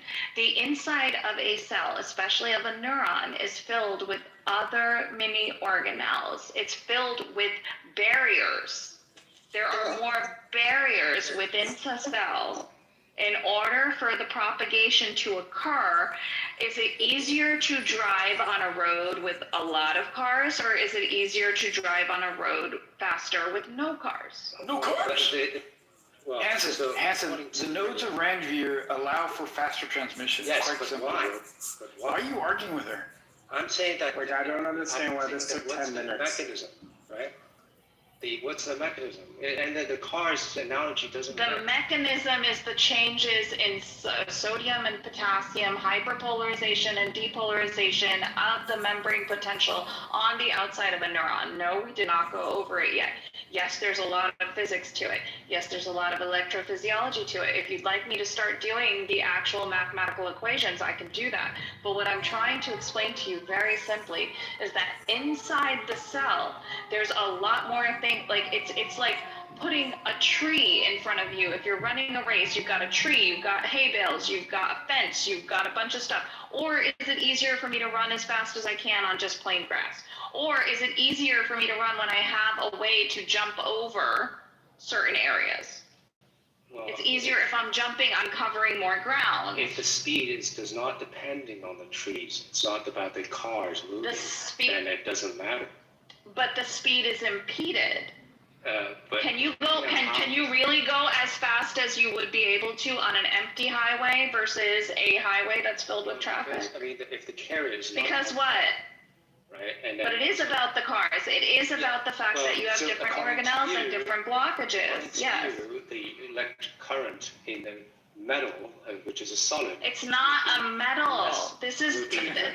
Would be yeah. It's electrophysiology. You're comparing it to something that's metal. But I'm just saying that because you're saying. And there are. If there's cars on the highway, then it cannot move. You have multiple. Right. Are you okay, Dennis? What? Give me a second. I'm going to try this. No, Hanson. Here, no, give me 1 second, Dennis. Hanson, there is a multivariable aspect that allows for electrical conduction in a neuron, right? It is not only the fact, I'm trying to simplify it so easily for you and you're still not getting it. So I'm going to add the other variables and explain this to you. Sir, there are multiple ion channels that are open at the nodes of Ranvier, okay? Those ion channels actually have to interact with each other. You have positive and negative charges. Do you understand what a positive and negative charge is in an ion, I assume? Because we're talking about a physiological mechanism, right? This is biophysics. This is not regular physics that has to do with conductors and capacitance, although that figures into the electrophysical calculations that we do in neuro, right? So here's the thing, I am balancing, or the neuron is balancing not only intermembrane, like, organelles that are within the membrane, plasma, it's a plasma membrane, it still is fluid, and the transmembrane proteins, in addition to the ion channels that are necessary in order to make sure that there is even a resting membrane potential. This is something I went into last night. And it is that you have to have all of these parts, the depolarization of the membrane, in order to elicit an action potential, which is an all or none phenomenon, right? And I think what you're doing is that you're trying to compare it to something that is physical chemistry, which is absolutely inappropriate because it doesn't apply to biomechanical mechanisms. The models are the same principle. The models for what? Is it a biophysical model? I'm saying it's not the same. It is not the same because you have too many moving parts. It's a biomechanical mechanism. Yeah, you can. We have the same. Understand it. We can still use a Nernst equation. We have to adjust it. We can still use the Goldman equation. We have to adjust it. But you're not understanding the fact that when you have a conductor and you're able to transfer the jump from one node to the other, it goes faster than if you have to go through the traffic. Yeah, but how? And then not only do you have to, how do you jump? I'm just saying that this rationale doesn't work. I mean, in a simplistic manner, there are two opposing factors at work. The one is you want the insulator, and the other is that you want not too far. And what the two mechanisms are opposing mechanisms, and there must be an optimal point that yes, and that is what we call the activation potential of a neuron, right? We have to activate the neuron. There's a depolarization of the membrane. There has to be a sufficient amount of neurotransmitter that allows for an electrochemical signal to come in at the axon hillock. And then you have the propagation. It has to come in at the dendritic branches. And then what you have is you have a conduction velocity, and the delay in the arrival of the action potential ends up contributing to whether or not you have a successful set of points along the axon, meaning the nodes of Ranvier. The electrical changes that are produced by a passive current flow contribute to the resting membrane potential. The problem is that if you have the resting membrane potential, you don't depolarize it significantly enough, you will not have an action potential that travels across the neuron, which means that you will not have firing of the neuron, which means that the neuron is not going to function. In order to efficiently activate the function, you have nodes of Ranvier and myelin sheathing. Myelin sheathing is made by lipids, and then you have an efficient transmission. When you have a pathodegenerative disease like ALS or MS, then those myelin sheaths are destroyed, which means that your neurons are destroyed, which means that they no longer function in the neuromuscular junction, and the ion channels have to propagate one by one, as opposed to having maybe 5 that need to go and propagate. And I am simplifying this so much. But when you have an opening of the neuron, you have to open your sodium channels, potassium channels, your calcium channels. They all have to be depolarized and hyperpolarized alongside the axon, the nodes of Ranvier on the axon. It is faster to do it with a propagation potential with the insulation of the myelin sheath, which is made up of lipids. If you have those holes, it jumps from one ion channel to the other. If you really want to go, you can compare it only in a minute sense then to basic physics, because you still have these physiological mechanisms that it needs to overcome. You have, I don't know how else to explain it. You have these obstacles inside the cell. Why would you want to go inside the cell where you have tubulin, where you have myosin, where you have structural cytoskeletons? You wouldn't go through there in order to propagate an electrical potential. Yeah, so there's no way for it to go. It will inhibit. That's the only factor. Then you just take out the intermediate remedy. The myelin is on the outside of the axon. I understand, but I'm just saying that why would you take out? Because it will be even faster by. No, it wouldn't, because what you do not have any ion channels on the myelin sheath. It is lipids. Bro, it's not a rocket ship. This is a human body. Stop yes, but it raised the same principle, same physics principle. Okay, so and logic as well, and then it is not better, because you're not even understanding. There's a passive membrane property, and then there's the fact that you have a neuromuscular junction that needs to be activated. To logic it properly, Hanson. But okay, so tell me what I'm missing. I've already told you what you're missing. Anything you didn't hear that she just said. You have delayed activation. I mean, the thing is, all the things. Can you explain to me? No.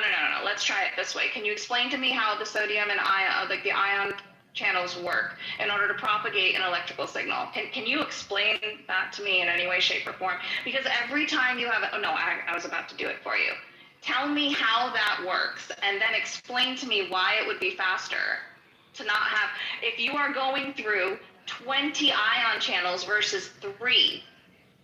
Yeah, so which one is faster? Yeah, well, the thing is, if you take out the intermediate channels, right, and then there's no the propagation, the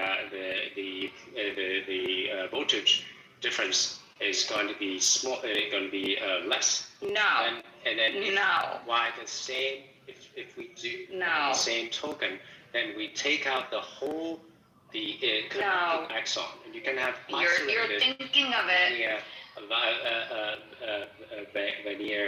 Linear nodes, and we don't even need the connecting axons. Yes. Oh my God. Okay. Let's try this again. That's just not how it works, right? When you propagate the signal and you propagate the electrochemical signals, right?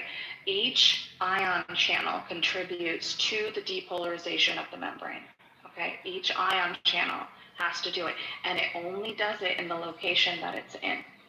Yeah, Okay, which means, yes, that's how it works. If that's all it needs, then we can take out the axon and connecting the two nodes. Why would you take out the axon? Yeah, because if that... The axon is the reason... We don't need an axon? Do you have any background in any biology whatsoever? No, the answer is no. I'm well aware, but I have... Okay. Yes, there's a difference. And logic. Biophysics is different. Or your logic and that's doesn't fine. obey physics laws, you say. Hanson, your logic sucks because you don't understand the biology. Because you don't understand the physiology. Just shut up, all right? You don't, no. Logic, but you don't It's the understand same enough. logic. You're It's not the applying same the logic physics properly. principle. It's You have not... insufficient facts. It's the same physics principle. If you propagate a signal along the cell membrane has to depolarize at every single ion channel. If you are able to skip the ion channels, it allows for the propagation of the signal over the myelin quicker, because you're removing the amount of ion channels that have to depolarize in order for the hyperpolarization of the membrane to occur at the end. Okay, if that's the case, then we'll take out the axon connecting the two channels. You are absolutely out of your mind. You cannot remove an axon. Why? Because what is the axon? You don't understand the physiology. You don't understand the anatomy of the neuron. What you are saying... Wait, are you on the page? Can you go back to figure 1.3? Go back to figure 1.3. 1.3, page 113, 313. No, I didn't. Oh, you're in chapter 3. Great. If you were in chapter 3 and actually read through chapter 3, you would understand why everything you said is not feasibly possible within the human body. And this is why we say that you have to have a physiological background in order to understand why this works the way that it does. Okay, you're not, of course you can say, well, just go read it, and but you're not giving any reason for why you divide. I gave you the reason. You have said, multiple ion channels that are in a lipid bilayer. Do you know what a lipid bilayer She is? gave you the reason 5 times in ways, but it's not the reason. It's not You're not interested in hearing it. It's not deriving it. I just asked the question: if the ion channel is all that's needed to conduct the signal, then what's the difference? What difference would it make to take out the axon, which is covered by the myelin, which is not. Oh my God! The ion channels are in the axon membrane. Why would you remove the axon? Because if it is not if it's not functioning, it's not useless, then take it out. It's not useless. Not useless for what? What are you talking about? For conducting. Oh my God! Conducting the signal. What else is? Do you understand that there are other functions? From one node to the other. Do you understand that there? Is not functioning, then. What is the axon? How? What? You don't know what you're talking about. Please go back and understand what the physiology of an axon is, how it works, how the lipid bilayer works, because you don't know. And this is the problem. You don't understand what the cytoplasm is made of. You don't understand what happens at this point. Oh, yeah, I'm well aware. Okay, so now I'm getting the information. So Hanson, Mr. I'm all physics, you don't know what you're talking about. I just received information. This is what it is. I already explained it to you multiple times. I'm not going to spend any more time. You can... No, Hanson, I'm well aware. No, you are not educated enough to understand this. You have a theoretical physics PhD at Yale. That's what you claim to have, right? Right? So, and oh my gosh, you're so funny. You used to remind me of a postdoc fellow in neuroscience right now because it's really cute. He's also into salsa.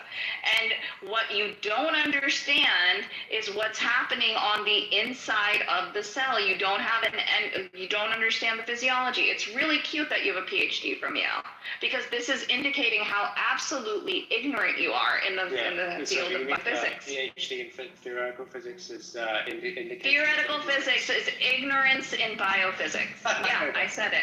Fantastic. Yeah, it's because you don't know. The thing is, you can't. Because you don't know. I cannot explain. I've already explained it multiple times. Yeah, you don't understand. Go ahead and do the Nernst equation yourself. No, I can do the physics. That's what we had to do. Hi, advanced neuro and a graduate degree in neuro. Let me explain this to you one last time. There are multiple ion channels in a lipid bilayer. Is the lipid bilayer polar or not? Do you know? Do you know what polar is? Yeah. Do you know what it means to be polar biochemically? Yeah. Wonderful. So then that means that you would understand that there's a difference in the actual membrane electric potential, right? Yeah, but the thing is that. Okay. So if you have the signal. when you have ion, how does an ion work? How does an ion work? Hansen, you ignorant fool. How does an ion work? How does an ion channel work? Oh yes, I'm a very stupid idiot. Yes. This is cute, but you are ignorant, and ignorance means you don't know. Ignoramus.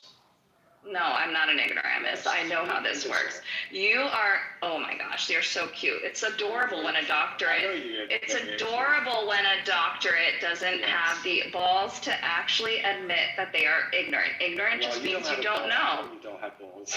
I don't, but it means that you don't know. That's what the word ignorant means, right? It means that you don't know. Whatever you call it. No. Let's explain the English language. No, it doesn't matter. That's an ad hominem. You're falling behind. You're falling behind. Let's keep up. I never called you anything except for a factual statement. I said you are ignorant. Ignorant is not ignorant. Just means you don't know. Yes. So that means you go and learn. An ignoramus means that I would actually have to be like happy about being ignorant. No, that means you go to a book, you go to a bio friend, you go to a PA, you go. No. Study a bit of mathematics. I already know the mathematics. I already know the physics. We've already gone through it. I went through it. Maybe you should go to the Hansen. Listen, my mediocre male friend. Now, I have to tell you, you are ignorant. That means you don't know. You don't know. That doesn't mean anything. It doesn't have anything to do with me. This means that you don't understand the biophysics of this. Oh, my IQ is way further than yours. I'm not even worried. Would you love? Well, I would love to. Would you like to? Would you like to go through an IQ exam? You know, I am so. You're just high. No. I actually have no problem. But you're high. Well, I think you're wow, projecting.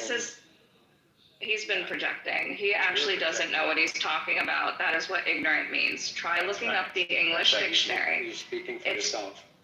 No, I don't need to. You're pathetic. You do. Now that is a factual statement. You are absolutely pathetic. Yeah, the fact that you cannot admit that you don't know, you don't know what you don't know. And this is the problem. He doesn't know what he doesn't know. And the beauty of having higher degrees is that at some point, a real academic who actually knows what they're talking about can say that they don't know what they don't know. Now, this is a problem. He doesn't understand the biophysiology of this specific axon. He doesn't understand what an axon is. He doesn't understand what a lipid bilayer is. These are basic Bio 101. I knew this in 5th grade, sir. That's why my IQ is higher than yours, but that's okay. You can sit there in your ignorant fool self and adore yourself in the mirror and think that you know something that you don't.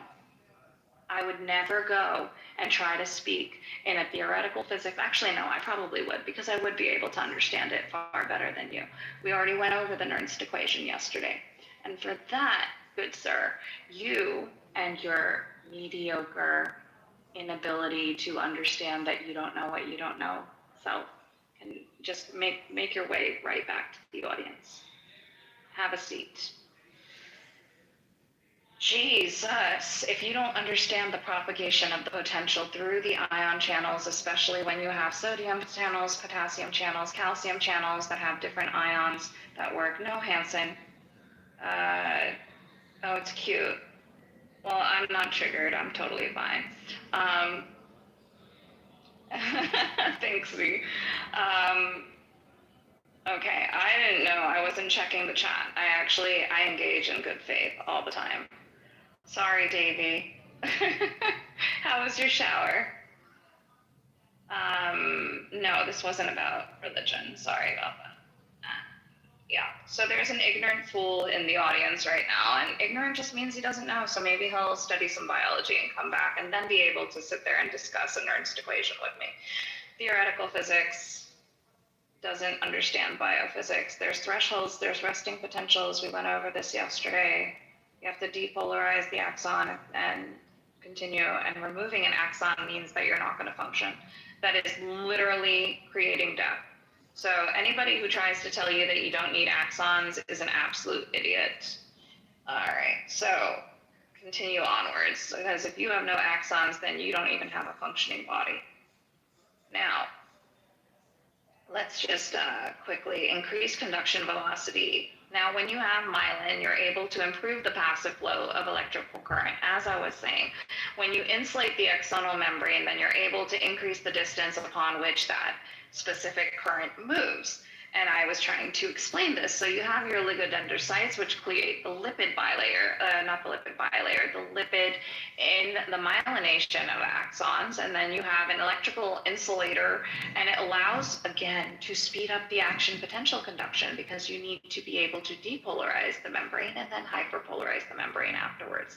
Now, the nodes of Ranvier, as I was saying, it's generated at one node of Ranvier. It'll elicit a current.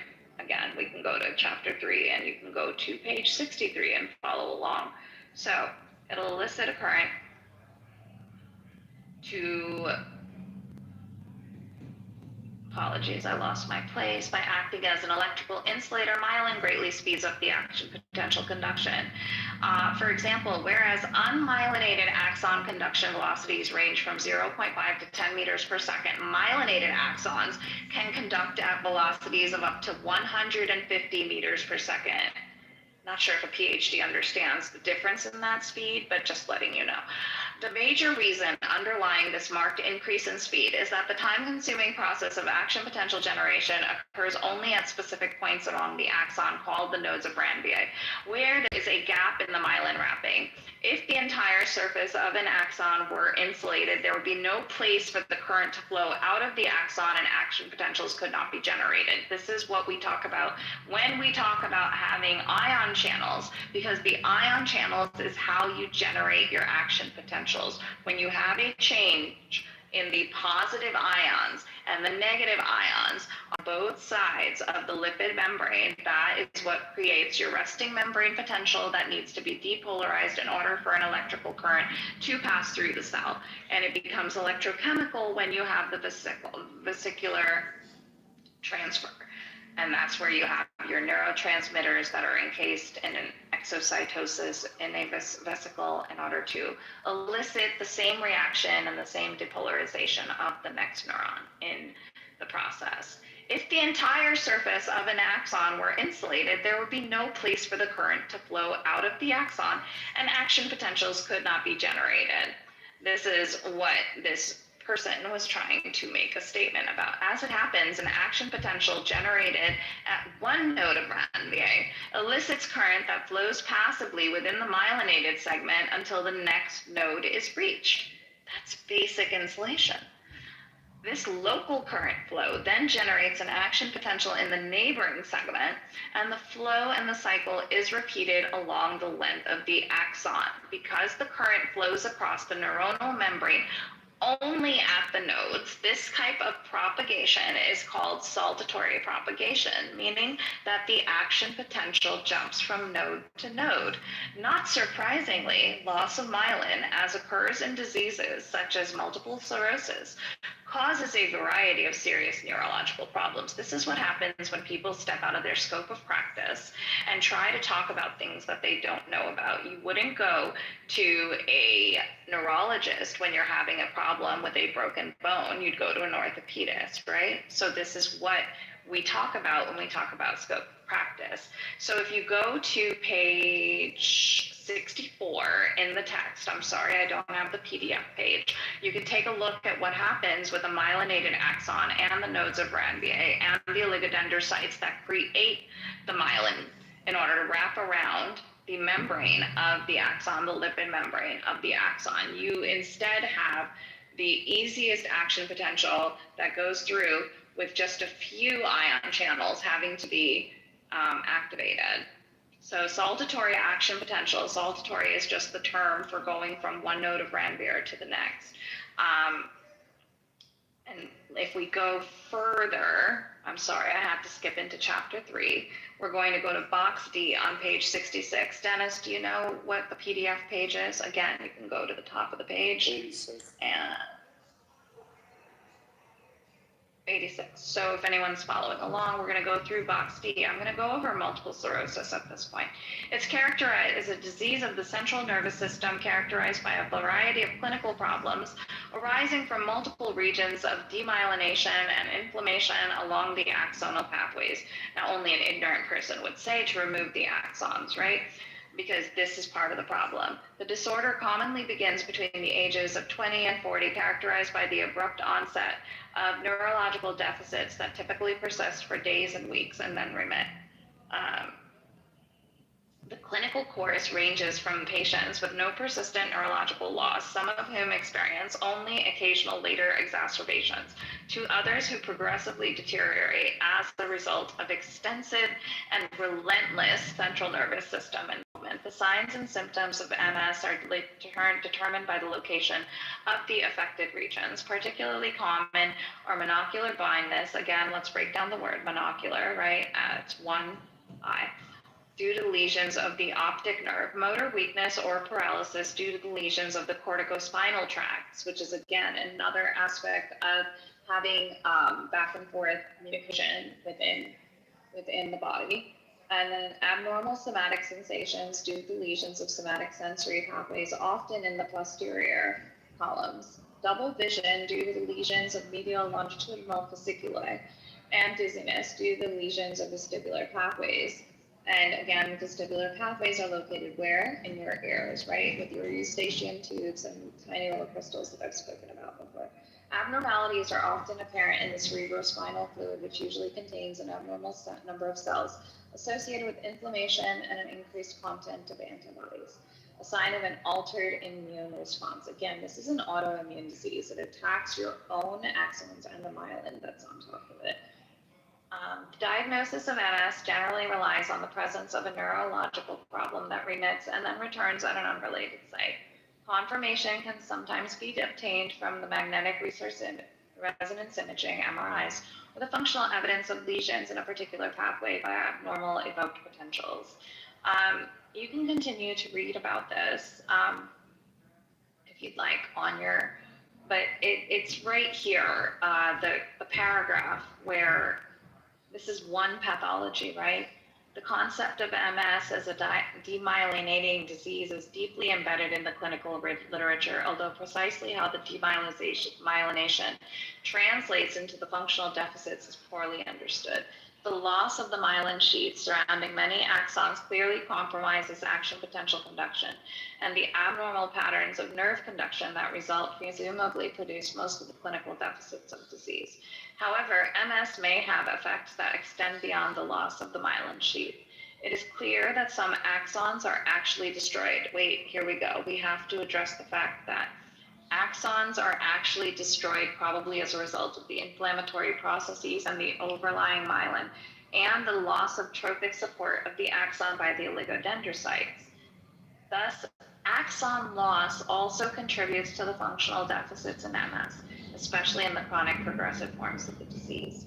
This is the problem, right? When you act outside of the scope of your practice, imagine stating, like with any type of feasibility, that you should remove the axon for a better saltatory conduction and electrochemical conduction. Like, how dumb. Maybe Like, he was an I MS don't even- denier or some shit. I don't know. I don't know, That was but fucking that's weird.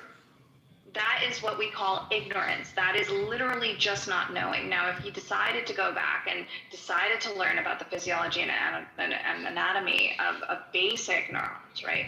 And he wanted to learn about this, that's just all ignorance is. It's a sad statement that he had to go there and start calling me names, but the reality is you have a PhD in something completely different. You don't have a PhD in biophysics. You don't understand the physiology of the neuron. You don't understand the differences in the ions and the action potentials and the depolarization that's necessary in order for this to occur. And yet you make the dumbest comment I think I've ever heard in my life regarding a neuron and say, remove the axon. That was literally like tragically idiotic comment. I've never heard something so stupid, and I deal with anti-vaxxers on a daily basis. Like, I literally have never heard of something so incredibly dumb. He was okay. I was like, what the fuck is going on, bro? Honestly, my hands were tied. He's one of our biggest contributors over the years. I call him Photonics, but he does it. Yeah, he does this a lot for different rooms. But yeah, it sounds like he's trying to invent the wheel. You know, billions of years of evolution, and like Denise said, trying to. It's not a rocket ship. That's what it sounds like. I've just never heard something so stupid in my life. And I deal with anti-vaxxers on a daily basis. Sounds like you're talking about Hanson. Jesus. Yeah. Hanson. Hanson is ignorant. It's a blockhead. It's the blockhead. Hanson is incredibly ignorant. I have never in my life ever heard something. A binary thinking, I'm smarter than you no matter what you tell me. I was like, oh, you got a degree from Yale? You better return that money. Did he actually go to Yale? Who knows? Who knows? I don't know. I mean, I'm sure I could find out. I don't care. I've been in thousands of math and science rooms with people, including Hanson, quite a bit, and he's not a fraud. I mean, he knows what he's talking about, but his domain is limited, and he thinks it expands to other areas, and it just never does because he can think he's a black and white thinker. It's fine, not knowing is fine, right? But like, be open to learning, and he's not. Yeah, I mean, he cannot be wrong. He's like a white. He'll take his. It was so. He threw. He called me an ignoramus. I feel like all day I've been called so dumb. And I'm like, you don't know what you're talking about. This is a problem. You get him a little mad, his real feelings will come out. It came out real quick. I'm an ignorant. What else was there, Dennis? I don't even remember. I was just like, I don't understand. I'm getting a red bar. Evolution, smell evolution. Yeah, it's trying to over efficiency and let the market take care of itself. Yeah, agree. Why isn't it efficient? I'm like, this is efficient. There's literally like, it's 0.5 meters per second. You hear anybody who's let the market take care of itself like he is, that's his gospel. I mean, everybody gets why. Everybody knows his background, the communist thing, the Red Scare, all that. I get it, but it's like, bro, like. That doesn't mean you're right about everything. Bro, that I mean, you're literally talking to it. Like, it just, I was literally ready to like, oh my God, he really said get rid of the axon. I'm like, do you even know what an axon is? Do you even know how a spell works? I didn't know Gong Show was an option on the menu. Otherwise, I would have invoked it. Like, that took like at least 20 minutes. I would have done it at like minute 5. I took far too long to drop him down. Like, I have to learn how to do that quicker because I never know how to hit the buttons to do it. I was glad you did it though. Eventually, but now that I know it's an option, I'm a invoke it. I mean, I saw Dr. Priya showed up for like a hot second, and I was like, oh, where was she when I needed her to tell him what an ignoramus he was? Welcome back, Pro. Hey, Taro. I didn't look in the chat until, because I was literally just sitting there with like my head in my hands, like staring at my computer. Like I'm looking at this figure This is how this works. This is how the cell is created. Yeah, once we don't hold that pretty well, in my opinion. Yeah, like. Oh, it's funny when they flip out. It's always like. Oh, go ahead. Sorry. The only reason I had the comment in the chat was like I wanted to like give you a warning, but like at the same time, like I could tell you hadn't read it, and so I was like it's okay. And then my position now has become, as much as I would love to just come up and be like, look out, don't talk to him, you know, then I seem like the crazy person, and then I kind of like had to like be like, okay, well you just have to like she'll know. You just gotta experience it. Yeah. Apparently, I had to go through it once. It's frustrating. So I apologize for not coming up and just like giving you the heads up. But I was like, if I don't, then it turns into, oh, she's crazy. Look at her. And like, no, you're fine, Taro. I've interacted with you. I appreciate you for trying to give me the heads up. I got the heads up in the middle from another DM, and I saw the notification go out. Yeah, what's evolution though, anyways, compared to the market? I don't know. I was just sitting here. I don't know. I just was like, oh my gosh. And it's always to a woman. Like it's harsher on a woman every single time. Like God forbid, it's a woman who's telling you you're an absolute ignorant person who doesn't know what you're talking about. And it has nothing to do with anything else. Would I really go in theoretical physics and say that I know more than you? Obviously, I didn't do the same amount of work as you. Could I hold my own? I would like to think that I could. But do you want me to go? I asked him, I said, do you want to go through the Nernst equation for this? Would you like to go through Goldman's equation for this? Would you like to understand how the problem? But you don't. It's literally just to aggravate someone. He got triggered. He was a snowflake. He couldn't handle it. It's fine. I'm used to it. It's just mediocre. That's all. It's trying to take Benjamin's conversion job. On the contrary. Benjamin and I have an understanding. We're well aware of how we troll each other. It's fine. Ruby, he didn't study no biophysics. That was the most attention he's probably ever gotten in his entire life. Yeah. Yeah. No, he definitely has done that more than once. So. I appreciate the kindness. I did not have excellent talk before the derailment of H. I appreciate that, Z. Thank you. I think Z left. And see, look at that. Now the entire momentum of lecture went out the window. Yeah. Apologies, people. You remember Bob? Bob Pray. Dennis. In quantum photonics. Well, one time he had to basically tell Hanson, just to be quiet. He's going on and on. Yeah, no. I have no intention of ever letting him up again, so it's all right. That's what he did. Yeah, no, he was banned from Science Society for LOL. For the exact same shit he just pulled. LOL. It's fine. That's what I got. That's okay. No big deal. But I just wanted to make sure that people understand exactly what was happening. It's hard because again, all of these aspects of neuro and all of these aspects of cell bio literally are lectures within and of themselves. The electrophysiology and the physics of neurobiology, we had an entire, I swear to God, it was half of our semester. It was the majority of advanced neurobiology to go through the electrophysics of cell propagation. And I'm trying to keep it simple. I had no idea this dude claims the PhD. And then I would have been like, all right, then let's get into it. But if you don't understand the structure of the cell and how it works, then you're not going to be able to comment upon it. And again, this is an exquisite example of being out of your scope of practice. It's an exquisite example of how one aspect of STEM doesn't necessarily translate into another aspect of STEM. And when we tell you that that's not how it works, you don't understand what the basic normal is, you don't understand what healthy is, then you don't understand what the pathophysiology is. You don't understand what is abnormal. We lost Pro again. She is basically give everyone MS. I'm like, what the fuck is wrong with you? That's exactly what he was saying. What are you saying, man? I just never heard I've just never heard anything so stupid in my life. And I deal with anti-vaxxers.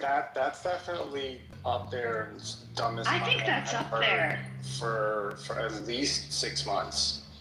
I gotta say that's up there. I swear to God I'm gonna be like referencing this the next time I give a lecture. I mean, it's really difficult for some people to understand that like they can be very educated and still be very ignorant about things. But Sure. Usually people that are in his position are very aware of how ignorant they are about most things because they know how much it requires to know what they know about their specialty. And so this usually propagates like some sort of like understanding that this is the reality of like knowing things, is that it requires a lot of like understanding, and then you can understand that you don't have that particular understanding. But yeah, Hanson's just like somebody who doesn't engage in good faith, and so I know that. And I treated it in good faith because that's the kind of person I am. That being said, it's okay. It's all good. It's a lot easier if I had like, I like my whiteboard. I like being able to draw things. I like being able to point. I was trying to help everyone out if you guys jumped onto the PDF or whatever, and then I could like at least push you towards the figures and how things work. I mean, you did. So you were able to reference the figure, and then it would like allow people to kind of follow muscular dystrophy, and you did a full explanation of that. So like I think that helps to like for anybody who doesn't understand why that was so idiotic. Then they now understand why it's idiotic. But They should, I would hope. But that's where it is, right? And we were having this conversation about education earlier today, and that's why if you don't have the basic background, and it's not to say that anyone is less than because they weren't able to learn these things in a previous life or in a previous time. It's just that you need the basics and you need the building blocks in order to understand how the rest of it goes. And I feel terrible because honestly, like even this book is not the basics, right?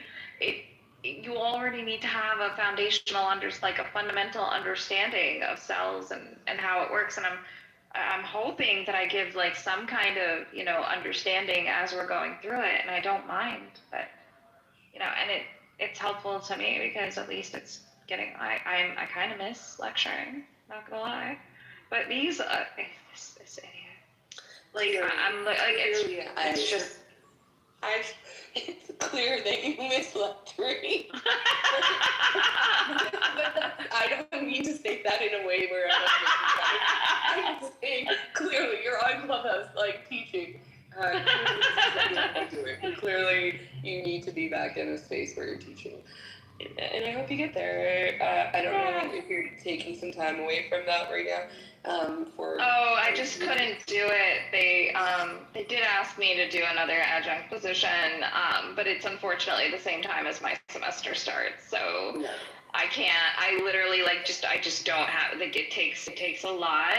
It doesn't take that much, but it will take some out of me. But I'm just in an accelerated program. I just can't. It's too intense. I just don't have the opportunity to be able even to work a few hours a week. It takes away a lot from the work that I'm doing. So it's fine. Hopefully, in a different part of your career, there's a chance to go back to that because it clearly you enjoy it too. So there's that. Oh, thank you. I appreciate that. Yeah, they asked me to come back after I complete my degree, so I'll definitely go back. Yeah, and if it makes you feel better, there's years of recordings of him, debating the top-notch, Ivy League, UC system, all the top of the entire world. There's vast recordings of that, so don't feel bad. Oh, jeez. There's vast recordings of him wasting everyone's fucking time. I'm so sad. Dennis, I'm so sorry. I didn't listen to you and continued onwards. That was a bit. Sorry, everybody. I don't know why I'm apologizing. I didn't mean to. I don't know. That's okay. I know better. We live and we learn. Indeed.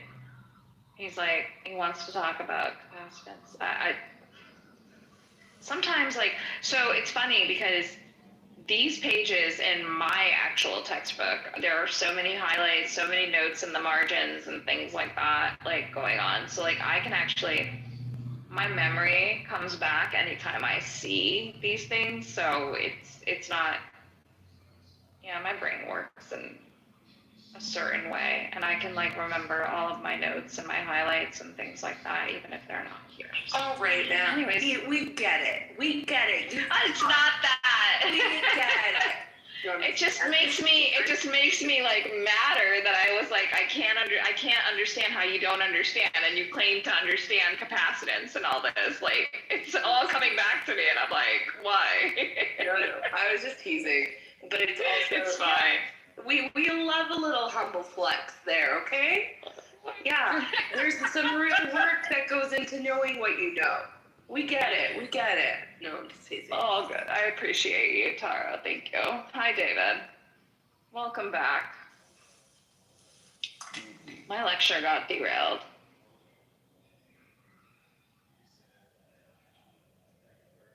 I didn't mean to interrupt you. You can talk. I was saying Pluto's had to either get in the top 1% or leave the house and take it so that everybody's got something on their lower left. What is like? Actually, no. I asked it, and then people were like, "Don't worry about it," and I don't really care either way about this 1% or whatever. But I guess if you'll see it one day. Okay, I appreciate it. Anyways, What happened? all I I didn't hear. I heard Plutus. Plutus. is it Plautos or Plutos? I've been saying Plautos all day. We always say Plautos more, but yeah. I actually have to. We talked to the founder and all the. I'll have to see exactly what they think, but we usually say Plautos. What does it mean? It's the great god of wealth and abundance. That should be correct. I didn't name it. The founder's from MIT, and so it's his fault. So you're just flying a flag for them?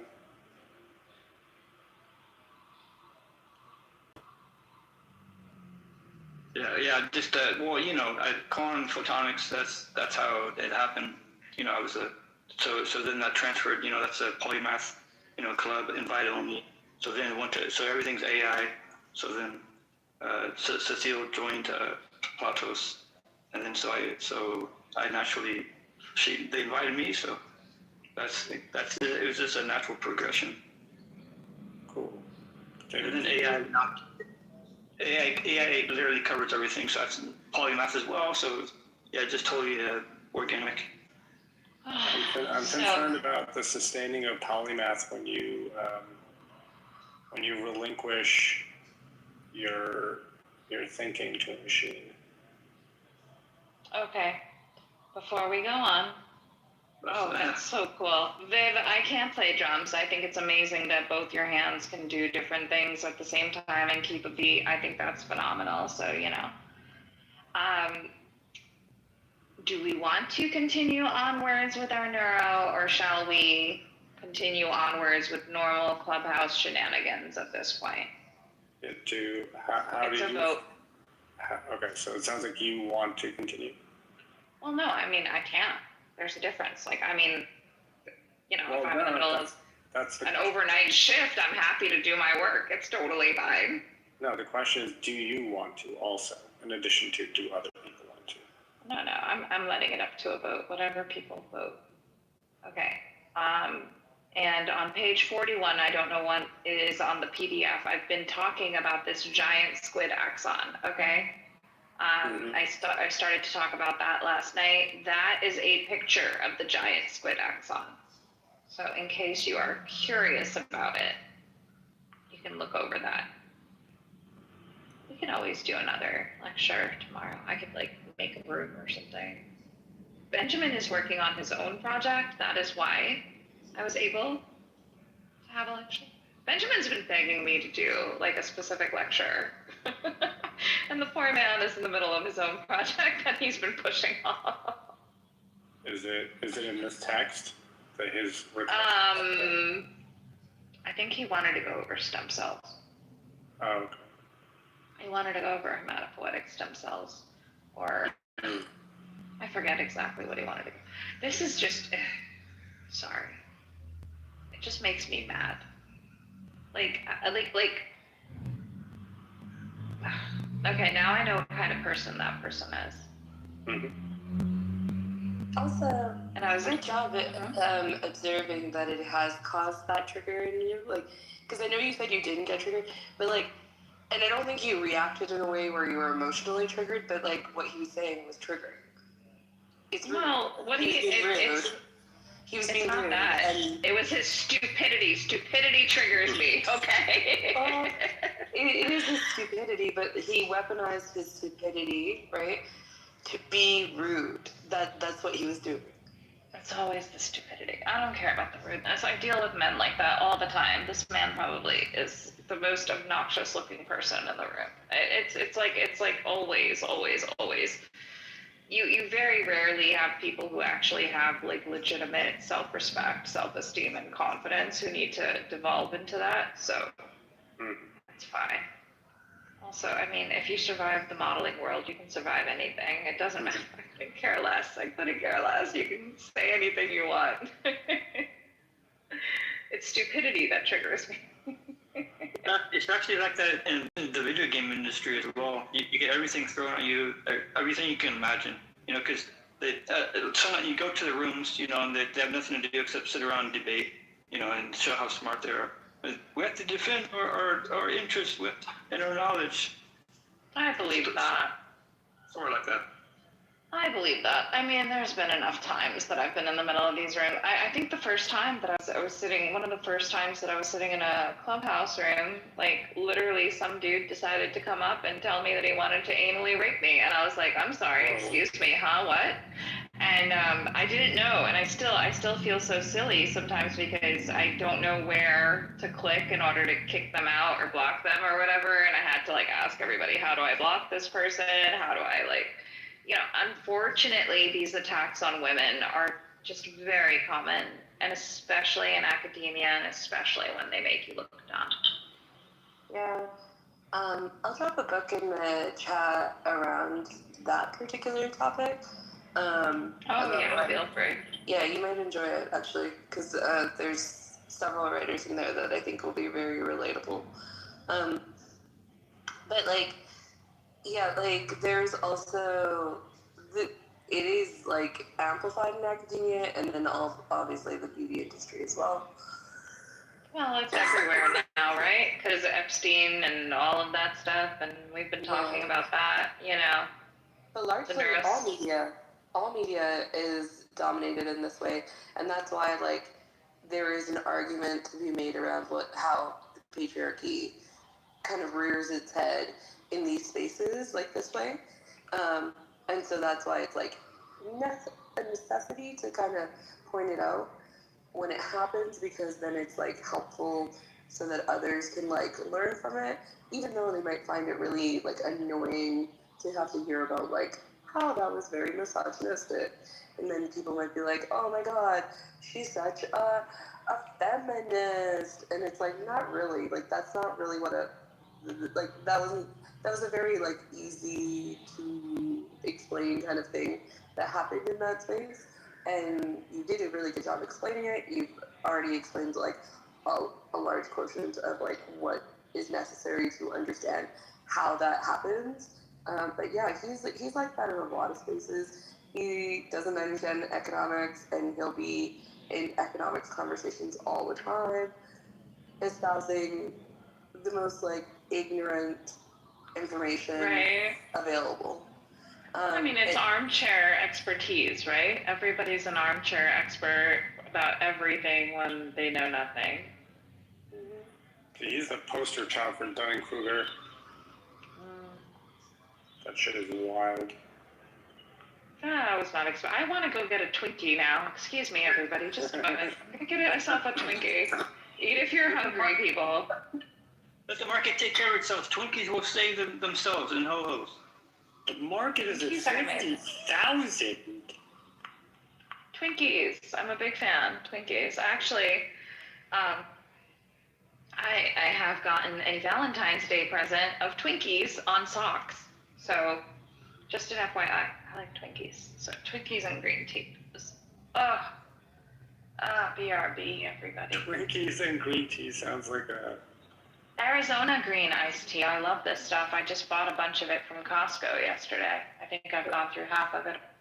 It sounds like the name of a band. I like it. I also like donuts and champagne. So if you love me, you can bring me donuts and champagne. That is also a very, athletically prominent breakfast that you can have. Well, my cousin's band in Arizona is pelvic meatloaf. So that's it. Wait, I think I've heard you say that before. What? Pelvic meatloaf? Yeah, speaking of food, pelvic meat. Yeah, they're a big underground groove metal, since the 90s group. And he's the owner, operator, producer of Zillion Recordings for so speaking of.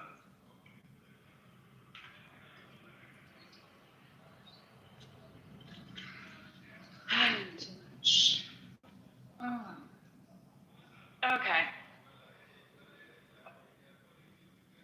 Do we want to continue onwards? I will have this I'm ready for the It's a break. It's a break. It's like having a 3-hour lecture, which is what normally happens in higher education, and you have a break at about an hour and a half, and you need to get yourself a snack, and you need to get yourself some stuff. So all we did was take a break. How are we doing? Or your brain's going to stop working. Yeah.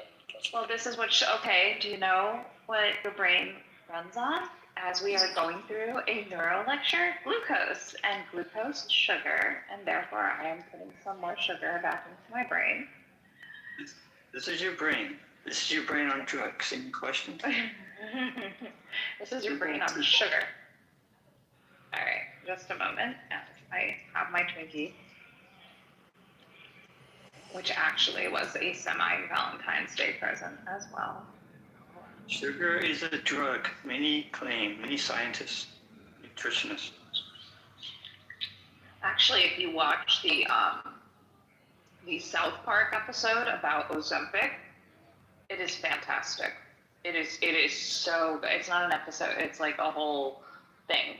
It is very well done. It touches upon absolutely every single aspect, like the moral aspect and the just losing weight aspect and the keeping up with the Joneses and the, societal beauty standards and the sugar and the nutrition and it's so good. And the fact that it was so expensive, it's still expensive, but it was so expensive that poor people have they had this quote that was all over for a while, Lizzo is poor people's body positivity kind of thing, and rich people get Ozempic. But that's a reality with the disparity in medications and the offerings and the availability, right? You can't just will your way out of certain things, as we were discussing earlier, right? So okay. You must replace it with something must be replaced. Replace the whatever is missing from your life. Emotional, physical, whatnot. No, I'm just going. We're doing the Friday night thing.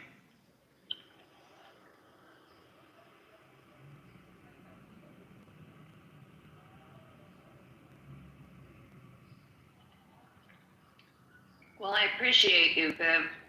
I see all your work in the chat. Just an FYI. Anyone else want to come up? Feel free. Raise hand. Hi, Richard. Sorry, I don't know what time it is. You might be sleeping. Who knows?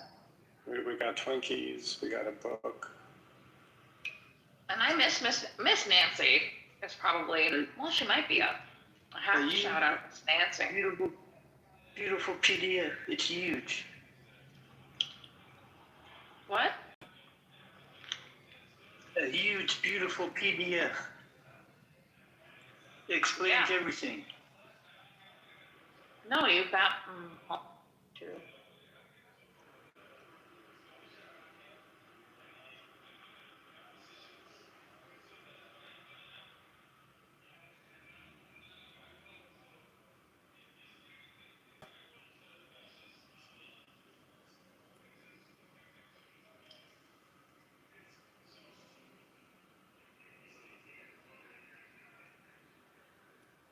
Need the Twinkies to dip in my coffee.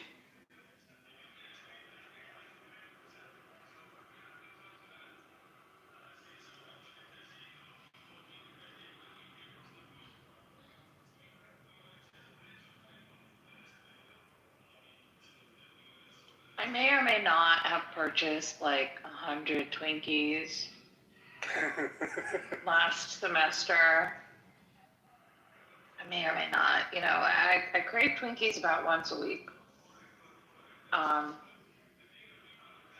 then that craving kind of went up and down, and then I realized that I had 100 Twinkies in my house, and that was probably pretty bad. How many? That's what makes you like twink. How many like come in a box or whatever? They have 10 Twinkies in a box. I ordered 10 of them, and I got one as a gift. They are my Valentine's Day Twinkies for sure.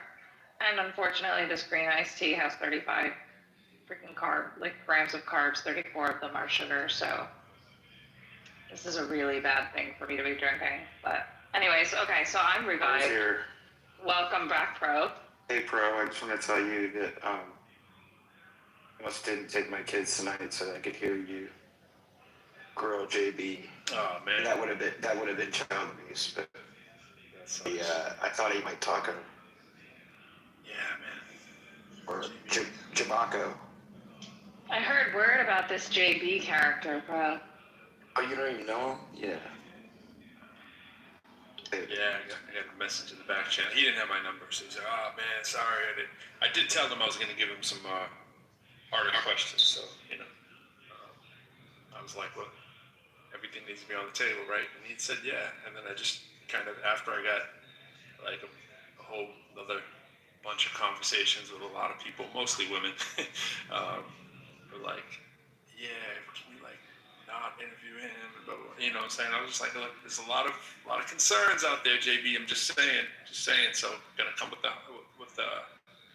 like you said, anything's on the table." So and then he was like, I don't know if it was related, but he was like, "Ah, man, got some family stuff to do. Not gonna be able to make it."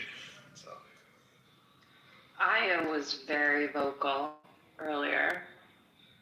He was not a fan that you were interviewing. yeah, him. he's emailed me many times in the past about not just him, but people seem very concerned about who I speak to. But there's a whole issue about platforming bad people. Yeah, it seems like the idea that Clubhouse is a platform somehow is still weird for me. It is. It's But it is. It's not like It's actually It's a program.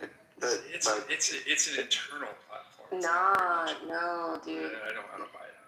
Oh. I get why people think that, but it's just not very external facing. I mean, I would disagree, and I could probably like map that out further for you, but I also understand that you may not be using it in that same utility, so it may be inconsequential for you to map out. I look at who's in the room when these happen, and I would say it's everybody I know, right? But like in terms of it's not like a lot of, maybe there's an anon in there every now and then, but it's like 20 people. You know what I'm saying? It's like 20 people on Clubhouse who I mostly know come in the rooms. It's not like this like megaphone of a thing. It's not like 1,000 people in a podcast kind of thing. It's very, very like whatever, but I mean it's something, but it's not like people losing sleep over people talking in a room. It's like, look, it's really not broadcast via satellite around the world kind of thing. But I think a part of it is that people genuinely respect you here, and they appreciate you, and they don't want to believe that you would want to associate yourself or contribute to someone who may be morally, On stage with Benjamin. indefensible. Benjamin has his redeeming qualities when he plays his And we don't guitar, think that okay? that's true necessarily about everybody. We don't think that there's. I know, you can See, take this that. This is the thing that draws my ire, right? So like, I said most of you guys know and have heard me beat the trumpet that for my career, right? For 9 years, well, 7 of those years, I've chaired hearings at my university, right?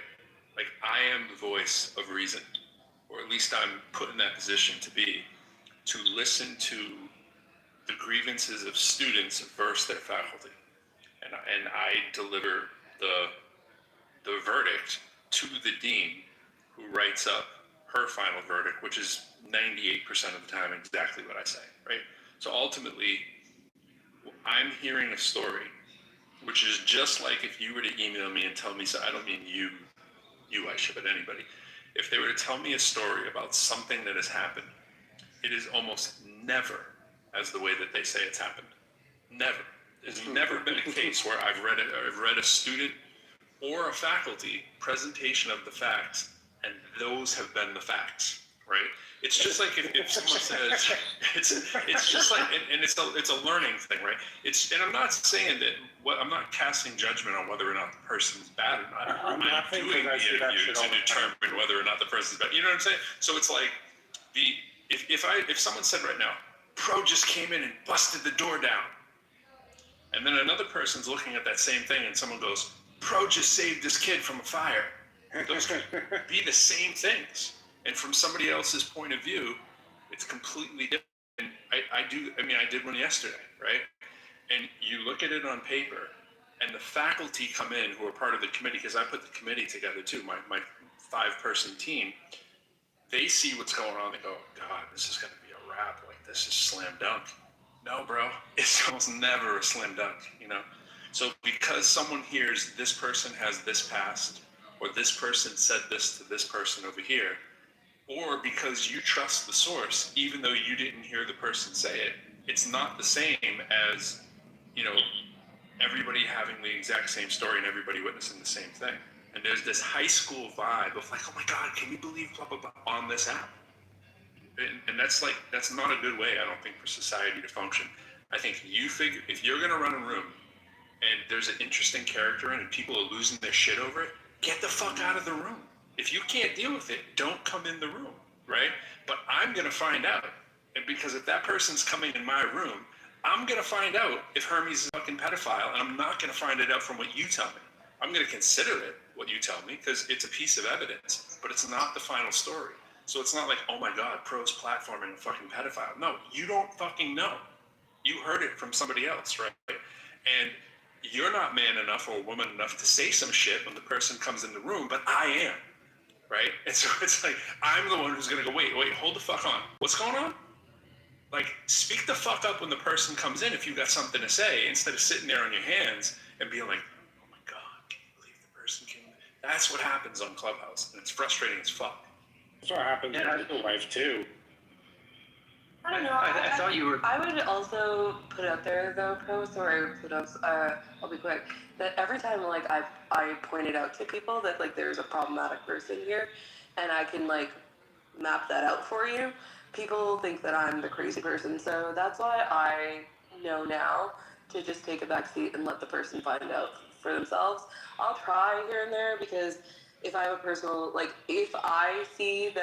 if I feel that I have a personal relationship with somebody that I've like extended more time with, where I've like listened to them for a long period of time, where I respect them for their work, and I feel like there's a mutual kind of space that exists, then I will go ahead and like say something to them. But I generally speaking don't always make those what are they called, the decisions? like interferences, interferences, because it's not then other people feel like you're coming into their sphere and like you're taking away their access to things, and so you have to allow people to have enough space for it. But yeah, I don't know, on this app, the way Lex Friedman was with me and stuff, I just know that I have to be really like aware of how much I let people be in my space, because nobody else will look out for me. And like that man can come up with as many accounts as he wants to like follow me or like do this and that, and it can be very creepy, right? Like it can be creepy, it can be very emotionally draining, and you have to like move away from it yourself. Whereas like other men might find him really attractive because, oh, he does have a podcast with 1 million people who listen to it, and therefore he's so great. But like meanwhile, like he's on here and he can't make fucking 2 sentences like click together for himself. We end up having to be in these conversations where he's like punching down on all, like, you know, like it just it like he has influence, but he also doesn't on this app anymore because of like how many times he's been taken down. Do you know what I mean? So like he doesn't come on here with his name anymore, but he does have like his own accounts. And I know like I've had to block out like people that are just trying to get me into a space where he can like irritate me again. Like because he's so, that's how his influence works, is other people. Hello, I'm new to the app. Are you talking about religion in here? No, not yet. Just joined the app today. No, not yet, honey badger. Sorry. Okay, I'm trying to find friendly people to talk about my religion. Okay. Have you ever considered that just like speaking over somebody might be rude? Yeah, I did that on purpose to sound like one of those people that just comes into rooms and just does that. Yeah. Okay. How refreshing. Mission accomplished. Yeah. Yeah. So you guys Go ahead, Tara. So no religion today? It's fine, I'm good. We're not back to religion yet. Yeah, we're not back to religion yet. Or not. That's fine. Yeah, It's there. Benjamin's doing a project. So. But yeah, no, I mean. Go ahead. I was going to say, Pro, yeah, I thought you might have been sort of trying to expose and educate people, but I was pretty surprised to hear about education that, you know, the faculty is wrong. You know, a lot of the times, you know, like the police and the courts don't allow, you know, witness testimony usually isn't that valid, and yeah. So, but I was wondering, yeah, how many times? I mean, can you divulge? You know, is it 50-50? No, it's never 50-50. It's faculty are usually the ones that are wrong.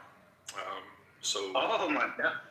But they're preventable things. Like yesterday, I had a discussion with the dean after, and I was just like, look, we had to side with the faculty on this particular, the one that we had yesterday, and I'm trying to think what I can say and what I can't say, but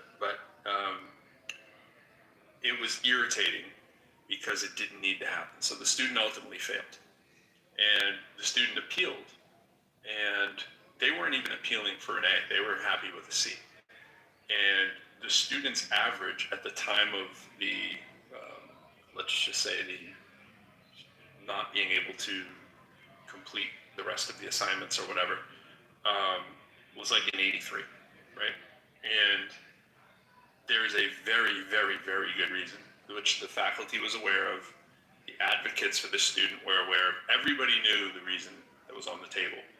And there was extra time that was permitted due to the situation that happened. And the student wasn't able to quite get it all done, and there was a communication gap. The faculty basically did everything they were supposed to do, they just didn't do anything extra.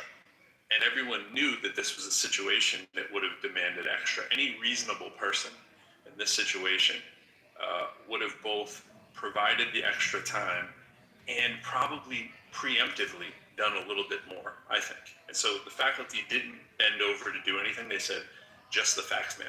Basically, it was like, this is what I'm going to do. This is it. There were no extra considerations, right?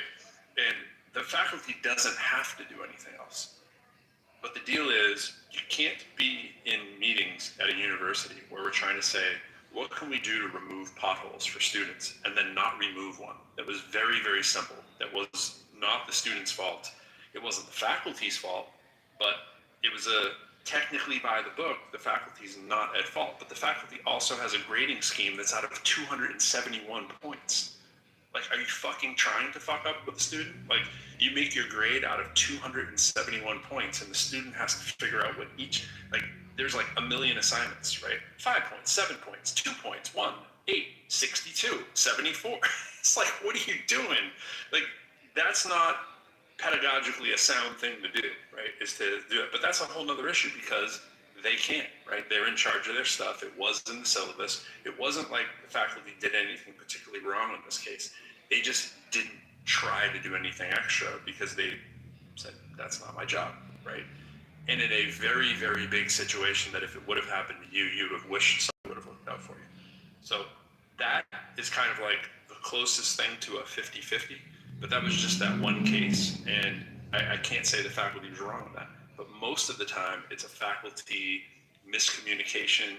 Your syllabus is essentially your legal document. If it's not in the syllabus, it doesn't count. That's basically the golden rule of higher ed, right? And you can say and do anything you want. You can jump up and down, stand on your head, but if you didn't document it and you didn't edit your syllabus or you didn't put it in your syllabus, it's like it never happened. And the amount of times that a faculty just kind of said something, staggering, right? Or that they do something that isn't a rule, right? They just make some shit up. And it's just like, no, you can't do that. You can't just say, I did X, Y, and Z, and it goes against what the university's posted grading policy is, right? You can't just say, well, that's nice, but I'm gonna do this shit over here. It's like, no, you have to abide by a couple things. There's wiggle room within that, right? But if like if the minimum grade for a C is a 70, you can't say, well, they got a 76 in my class, a 76 is more like a 62. No, too fucking bad. Make your grading scheme work according to the university. That shit happens all the time. It happens less because I'm also the faculty development director, so I can turn around when I'm doing faculty development and say, you know what we can't do? We can't be having some bullshit grading schemes. Like, if you want a 72 to be a fucking, A or whatever, make it a fucking 90, right? Like, that's incumbent on you, not the student, to read between the lines and figure out your process, and it's that kind of shit. Yeah, I mean, just change the grading mechanism that you use, or the way that you weigh that you're. Some things, just seriously. That's sort of like the video game industry. They instead of you get the high score of 100,000. Now it's 100 million. It's unnecessary adage just to make it sound more grandiose. Yeah, I mean, rules are rules. They're placed into university policy, right? And you were talking about this yesterday too. You were talking about things that aren't rules, and yeah. So. I should preface this too. It's not like, oh my gosh, I can't believe the faculty does all this shit wrong. By the time it gets to me, the process for it to get to me, you've weeded out all the basic shit where it's usually the student who was wrong. Like the ones that get to me, it's usually like a major thing because they gotta meet with the faculty, they gotta meet with the division director or dean, and then it still has to be unresolved, and then you escalate it up to a hearing, right? And by the time you escalate it up to it, and then I'm also trying to, while it's escalated to me, I can try to maneuver so that it doesn't actually have to be a hearing just by looking at what's happening. A lot of times I can jump in and go, oh shit, this is what's happening. Okay, let me just communicate with the student and then get back to the faculty and kind of, broker the intermediate kind of thing. But, it's, my larger point is a lot of times it's not what just somebody thinks. If we just live our life because somebody that you respect it's just like Hansen, right? Hansen is a physicist, right? If you just think, well, fucking Hansen told me, and it's got to be true, and it's fucking liberal arts, it's like, well, that's a bad decision on your part. You know what I'm saying? I would never consult Hansen on like many subjects, right? And you should know what the expertise are the people that you're dealing with. And if you don't know, don't assume because somebody told you some shit that it's right. It almost never is. And people get offended by that. It's like, no, sorry, I'm going to decide for myself. That's just my policy, right? I'm going to take it into consideration what you said, but I'm also going to take into consideration that you have a bias and you may have been in a different frame of mind. And when we're upset and our emotions come into play, we don't necessarily hear things the way we think they were said, or vice versa. Yeah, no, scope of practice and being able to admit that you It's don't know what you don't know. Very simple. I think you can. I think I heard about. If you can hear me, it's theoretical physics as well. You know, so he likes to theorize. So perhaps he likes to theorize more and try to figure things out. But yeah, it's not practical, obviously. It's not logically correct, dude. You don't have enough facts. Your logic is incomplete. Damn it, Tim. I'm a doctor, not a theoretical physicist. God, Sheldon wouldn't have made those mistakes, let me tell you. Sorry. He would have known better. Yeah, so neuro lecture on hold, friends, or I'm ready. Let's go. Second half. I was looking at this giant squid neuron thing, which I told you to look at the giant squid neuron. That's what we work with, like all the time. Giant squid neurons. This is like the thing. So, what was that? Figure 3 point. Yeah, they're the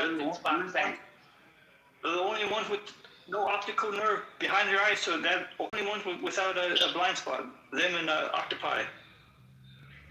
Yeah. It's a fact. Yeah.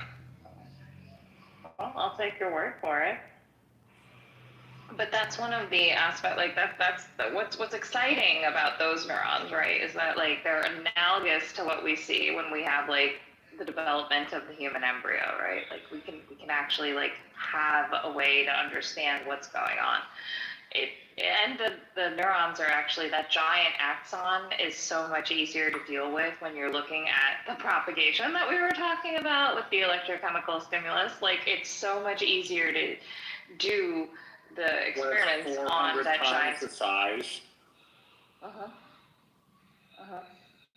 So we do things like patch clamping in Neuro World, right? So that's to actually clamp a set of ion channels in order to figure out what not only the resting membrane potential is, but what happens when you try to depolarize the cell properly, and whether or not there's an action potential that occurs, as I was saying before we got so rudely interrupted.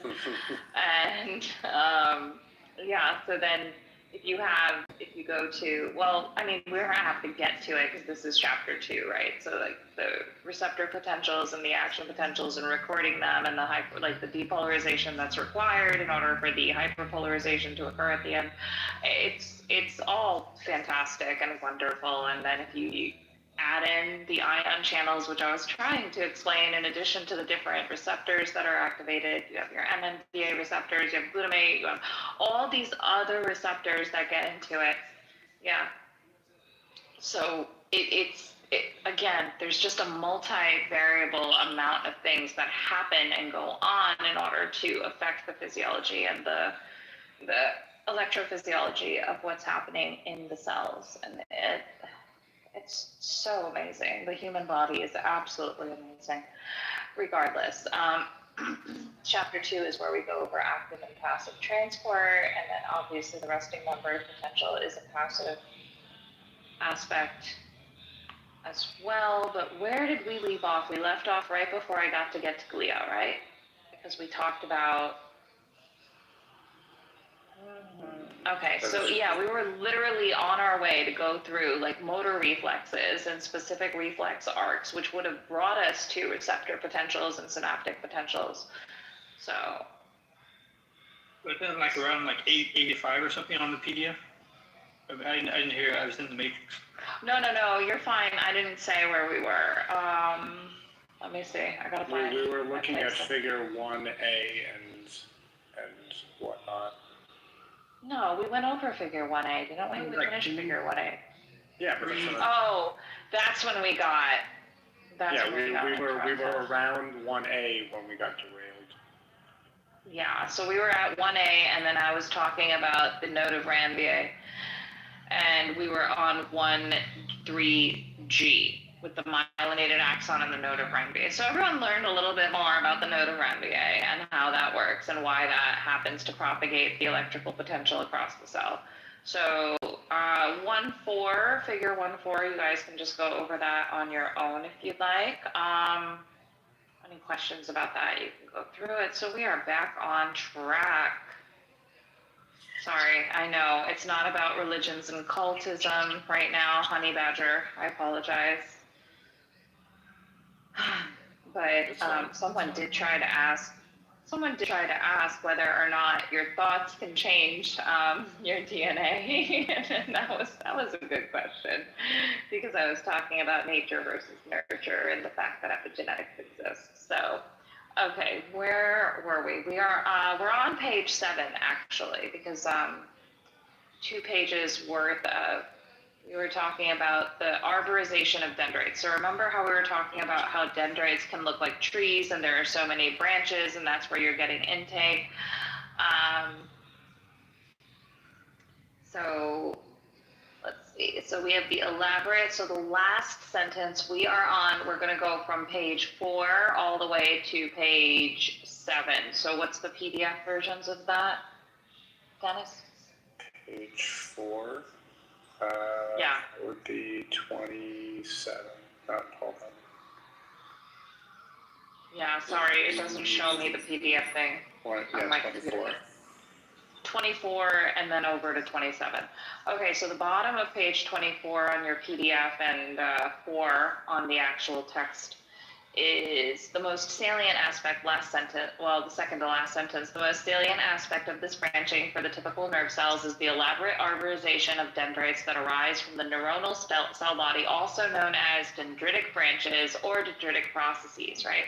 So dendrites are the primary target for synaptic input from other neurons, and now we skip over to, I think, 27 on your PDF, then page 7 on the top for me. Also distinguished by their high content of ribosomes, as well as specific cytoskeletal proteins that reflect their function in receiving and integrating information from other neurons. The spectrum of neuronal geometries, again, we went over that in 1A, right? The spectrum of neuronal geometries ranges from a small minority of cells that lack dendrites altogether to neurons with dendritic arborizations that rival the complexity of a mature tree. The number of inputs that a particular neuron receives depends on the complexity of its dendritic arbor. This makes sense, right? Like you have more branches, then you have more complexity in a neuron, which means that there's more information that the neuron is taking in. The number of inputs. Hi, Shalnito. We have a PDF on the top of the screen in the nest if you want to follow along. We're learning some neuro today.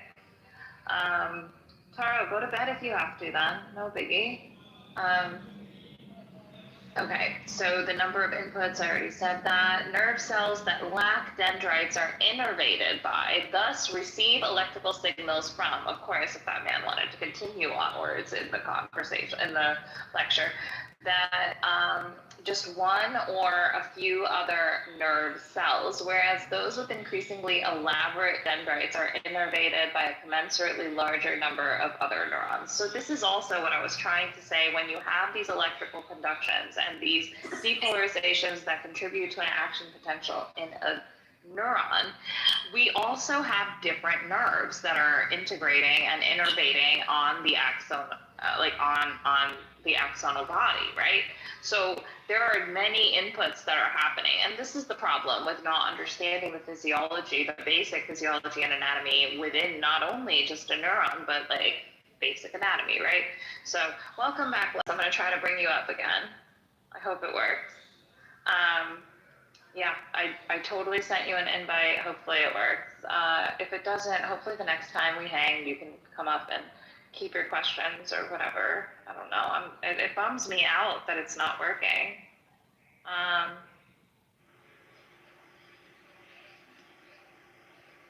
Yeah, it's not letting me bring you. I'm so sorry.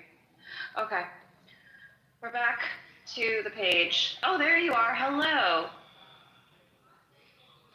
Welcome. You made it up. It worked. I'm just going to be listening, but thank you. No, of course. I felt so terrible that you wanted to come up. See, I operate in good faith. That derailed our chat for like an hour. Okay. And then it says, whereas those with increasingly, like I said, elaborate dendrites are innervated by a commensurately larger number of other neurons. Now, next paragraph. The synaptic contacts made on dendrites and less frequently on neuronal cell bodies comprise a special elaboration of the secretory apparatus found in most polarized epithelial cells. Typically, now here we go, you've heard me say this before. Hi, Indigenous. I agree with everything you're saying. I appreciate you. Thank you. You're so kind. I agree with his agreement. Lead and we will follow. Back to dendrites we go. Back to dendrites we go. Stated with the ASMR. Typically, the presynaptic terminal is immediately adjacent. No, Romero had the ASMR, sorry. The presynaptic terminal is immediately adjacent to a postsynaptic specialization of the target cell. Again, we have target cells in our CNS and PNS, right? Like our central nervous system and our peripheral nervous system. And the central nervous system is comprised of the brain and the spinal cord. The peripheral nervous system are all the other nerves that go to your extremities, right? Where is this in the Bible, though? I gotta change that title of the room, I think. I'm gonna make it neuroscience. Neuroscience, not a cult. I don't think Jesus. Not a religious cult. I don't think Jesus ever uttered the word presynaptic or target neurons. I don't think he did either. He did not talk about dendritic trees. He talked about dendritic trees. There we go. Neuroscience is not a religious cult. There we go. Okay. So for the majority of synapses, there is no physical continuity between these pre and post-synaptic elements, and this is incredibly important when we talk about electrochemical signaling. It's because we have vesicles. We have these little, you can think of them as like little dough balls, and they're carrying inside of them neurotransmitters like serotonin or dopamine or other ligands that are receptor activated. Acetylcholine, yes, you got it. Norepinephrine. Norepinephrine, epinephrine, yes. Anything else? What do we know? GABA. There are GABA receptors on neurons. Is GABA inhibitory or excitatory? Inhibitory. Indigenous is just like star pupil life right here. Okay, so where are we? So this is really important. There's no physical continuity. Again, we talked about the synaptic cleft, we talked about the synapses, right? And when your synapses fire, that's what it means, that it's ejecting a vesicle that has a neurotransmitter in it and propagating the excitatory action potential from one neuron to the next over a space. Okay, the synaptic cleft, however, is not simply a space to be traversed. Wait, nope, I skipped the sentence, I apologize. The molecules must traverse an interval of extracellular space, again, extracellular outside of the cell, intracellular within cell, between pre- and post-synaptic elements called the synaptic cleft. The synaptic cleft, however, is not simply a space to be traversed. Rather, it is the site of extracellular proteins that influence the diffusion, binding, and degradation of molecules secreted by the presynaptic terminal. Okay, so this is where like things like SSRIs are functional.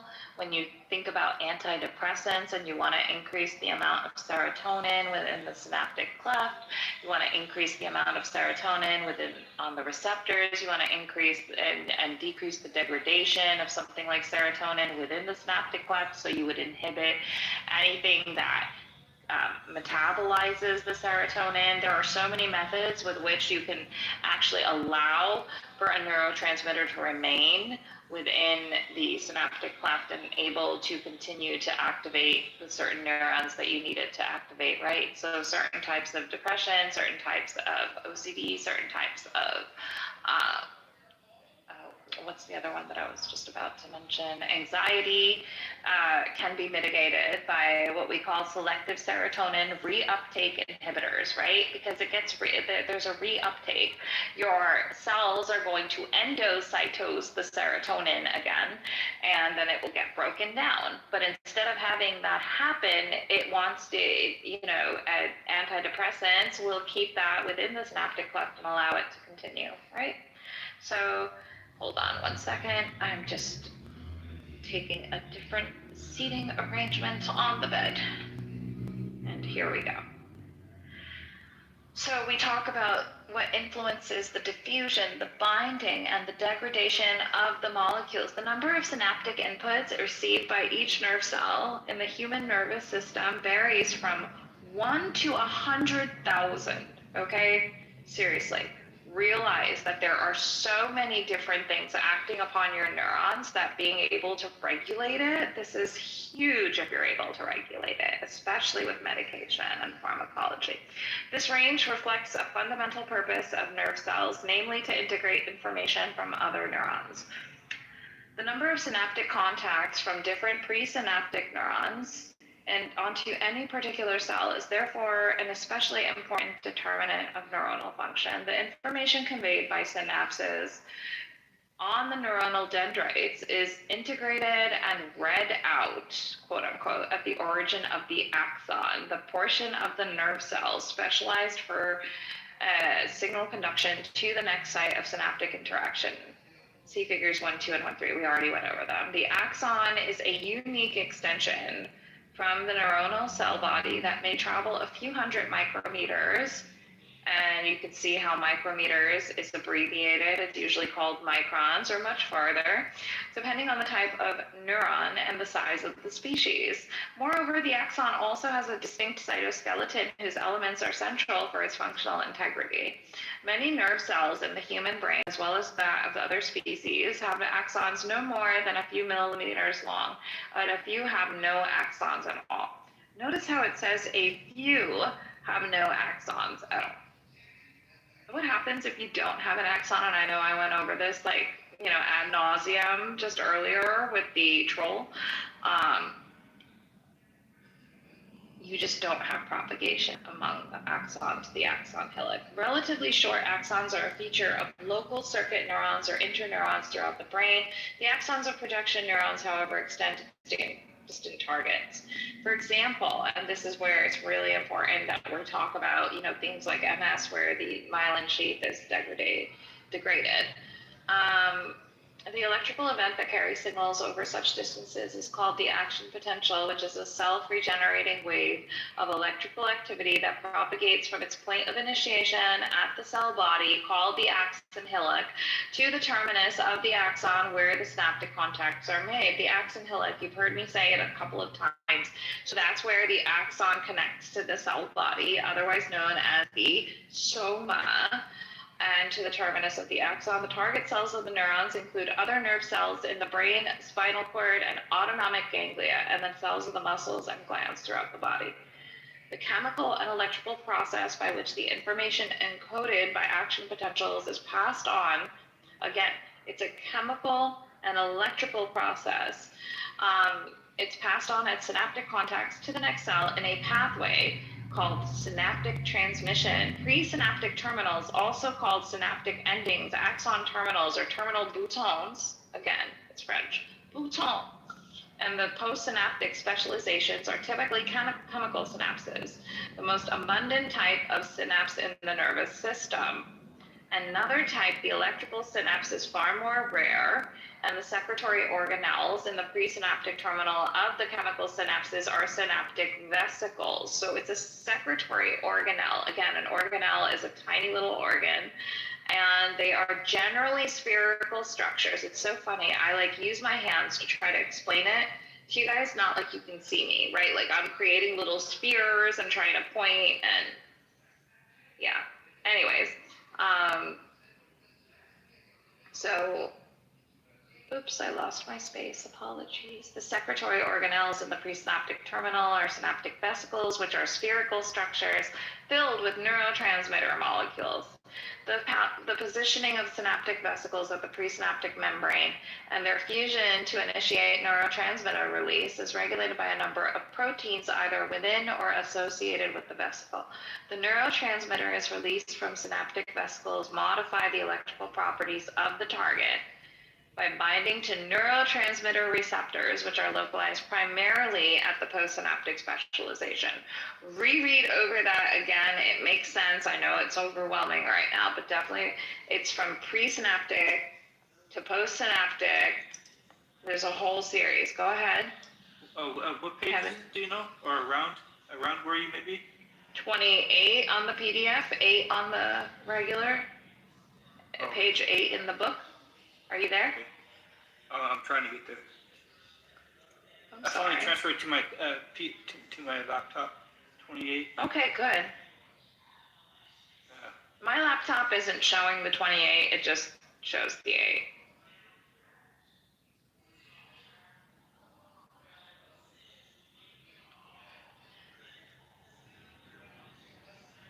Okay. Yeah. I'll get there. Yeah, I'm on 26. Yeah, 28. Yeah, it says 28 now. Okay.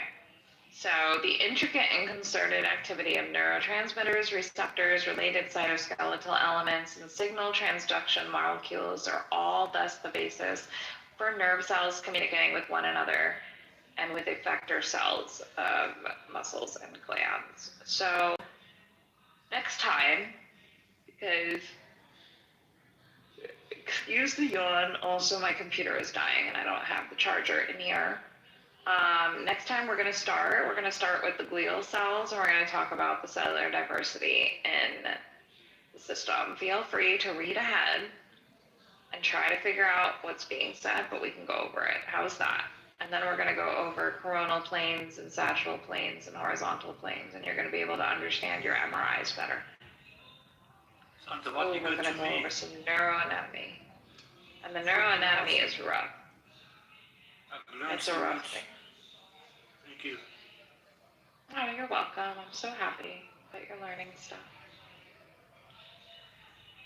Les, did you enjoy it? I hope. It does get confusing and complicated for sure. Oh, you were talking about something else, Viv. Inside sounds really good. Hey, Benjamin, were you actually listening? I thought you were working. I changed the title. You can change it back. I had a small conversation about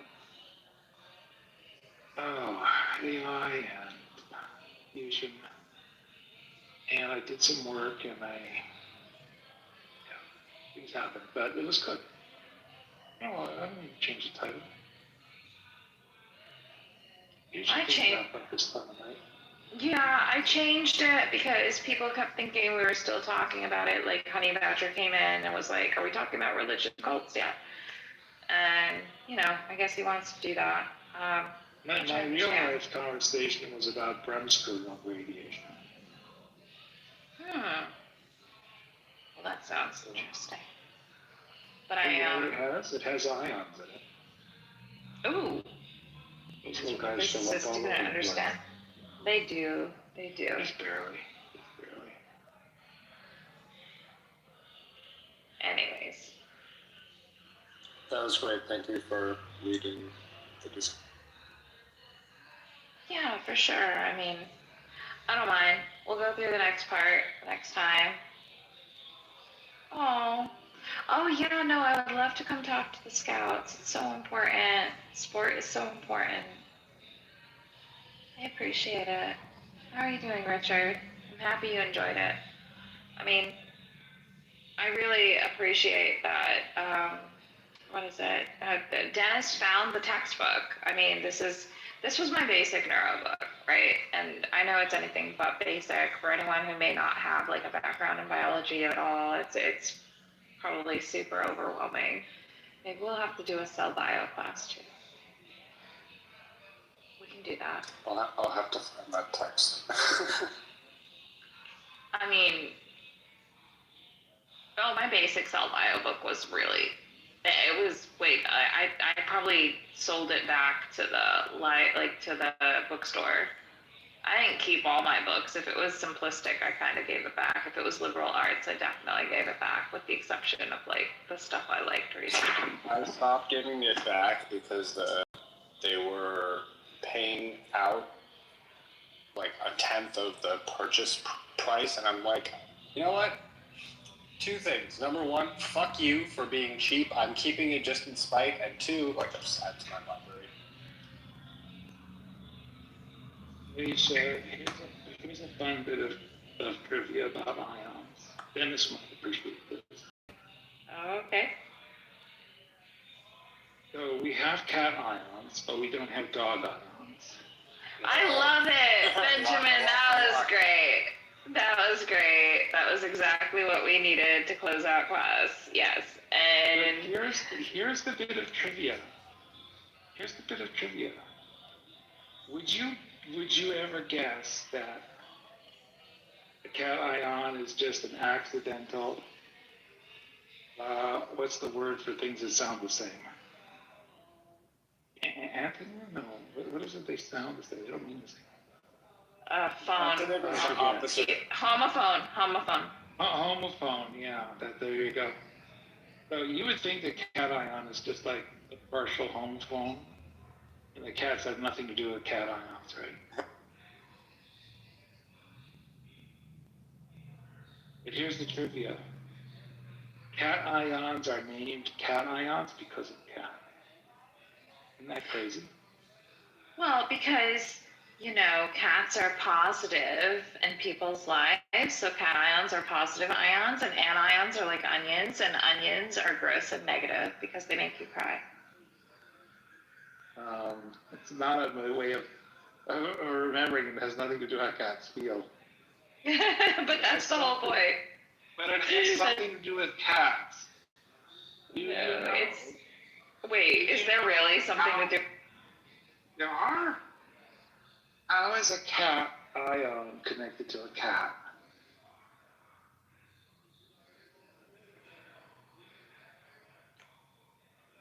Well, I was not here to tell us, so. Oh, I'll give you a hint. Anions are connected to amber.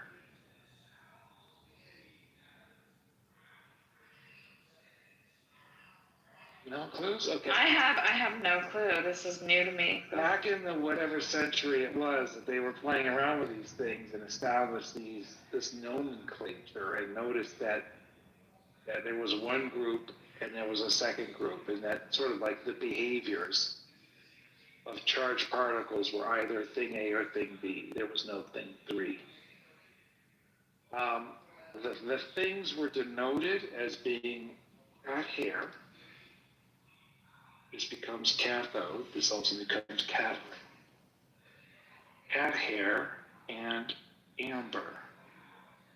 But when you rub cat hair on amber, you have a very strong signal of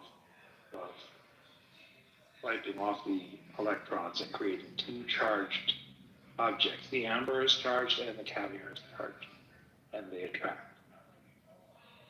Things that behave like cat hair are called cathodes, and things that behave like amber are called anodes. And you can swap anodes with each other and still get the same effect, right? And you can swap the cathodes with each other and still get the same effect. All things that behave like cat hair are called cathodes in this relationship, including cat ions. Isn't that funny? Yeah, I know what an anode and cathode is. I've just never known that might have been the background for it. You could have made all that up, and I'd be like, Cat hair and amber. All right. I like it, but again, that's how I remember. But I mean, when I was talking about cations and anions, that's how I learned it and remembered it from when I learned chemistry, like basic chemistry. So they had this. Cats are positive. I just made like a cute little cat picture. It's a cation cat picture. Put a little plus sign in it. Cats are positive.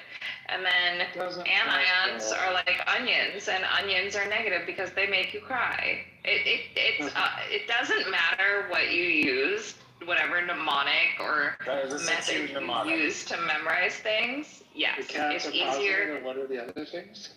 The other one, it's an anion, which is a negative ion, and I think of onions. What's the picture? Onion. Okay. Because O-N-I-O-N, all you're doing is like switching one letter, right? So you're switching the A for the O and you get an onion. So an anion is like an onion, and it's a negative thing because it makes you cry. So you know it's a negative ion. Well, it's backwards with the cathode and anode, obviously, because the cathode has to attract in the wrong direction for all of eternity, electronics. Dennis just asked about that in Let's Walk Together this morning, right? About a memory house. You know, what's a memory house? That's how you remember things. You connect things. Oh. It's better if you can remember things because you understand how they work rather than just having some imaginary thing in your head, but okay. This isn't something you can remember that way, so it's no problem. But it is really fun trivia that your picture in your head was actually more accurate than you thought. Isn't that hilarious?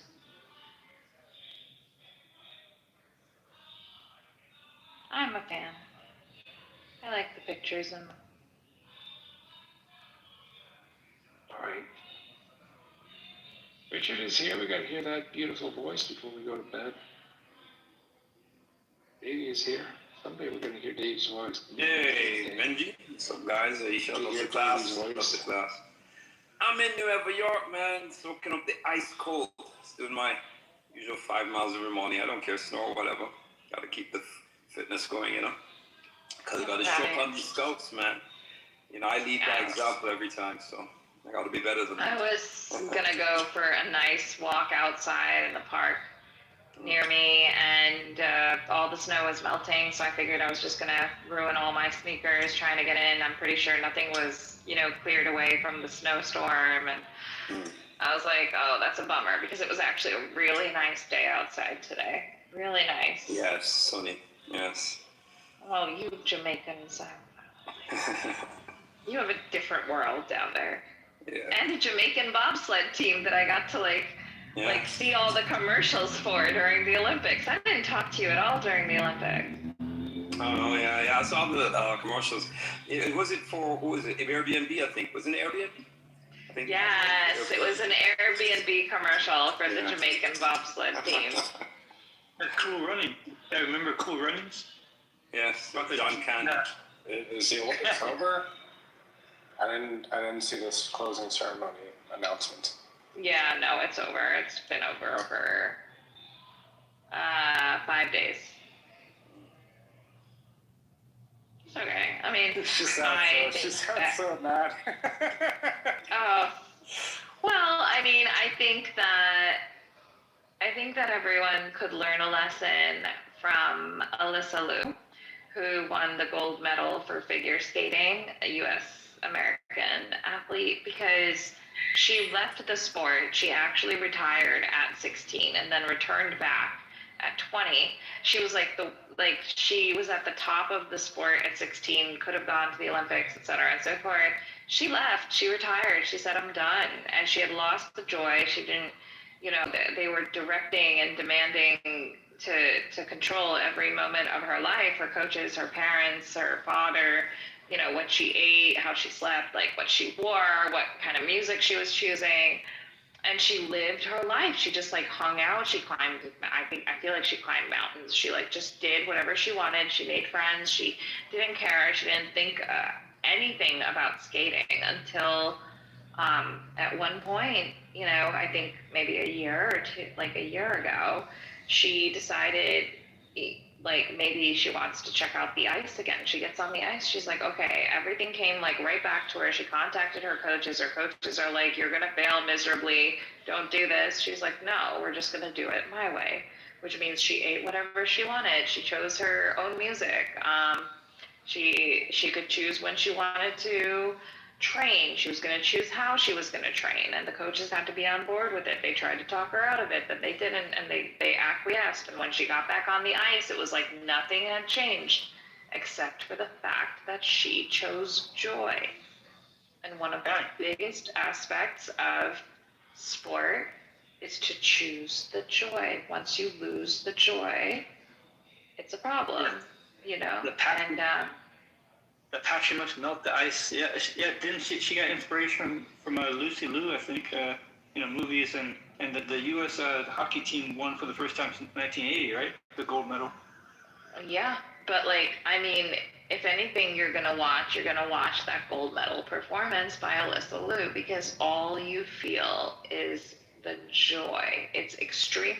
She did not care. It wasn't a competition. It was a performance, and she just needed to hold herself to her own idea. Like, you can see it, you can feel it. It's completely palpable. It's entirely different. It wasn't competitive. Like, she was so supportive of absolutely everyone. There was a smile on her face that never left the entire competition. Just joy. And if you can tap into that when it comes to sport, you're undefeated automatically. So,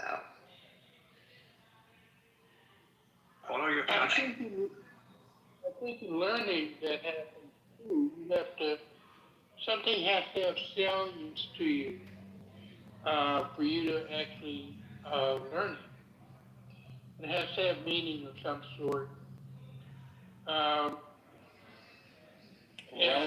Relevance helps with retention. Yeah. Mm-hmm.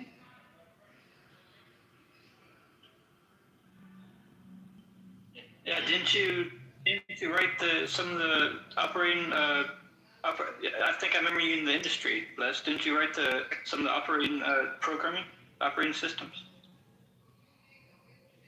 Yeah, I did work on that. I'm really glad I'm out of this industry because it's just amazing what AI can do.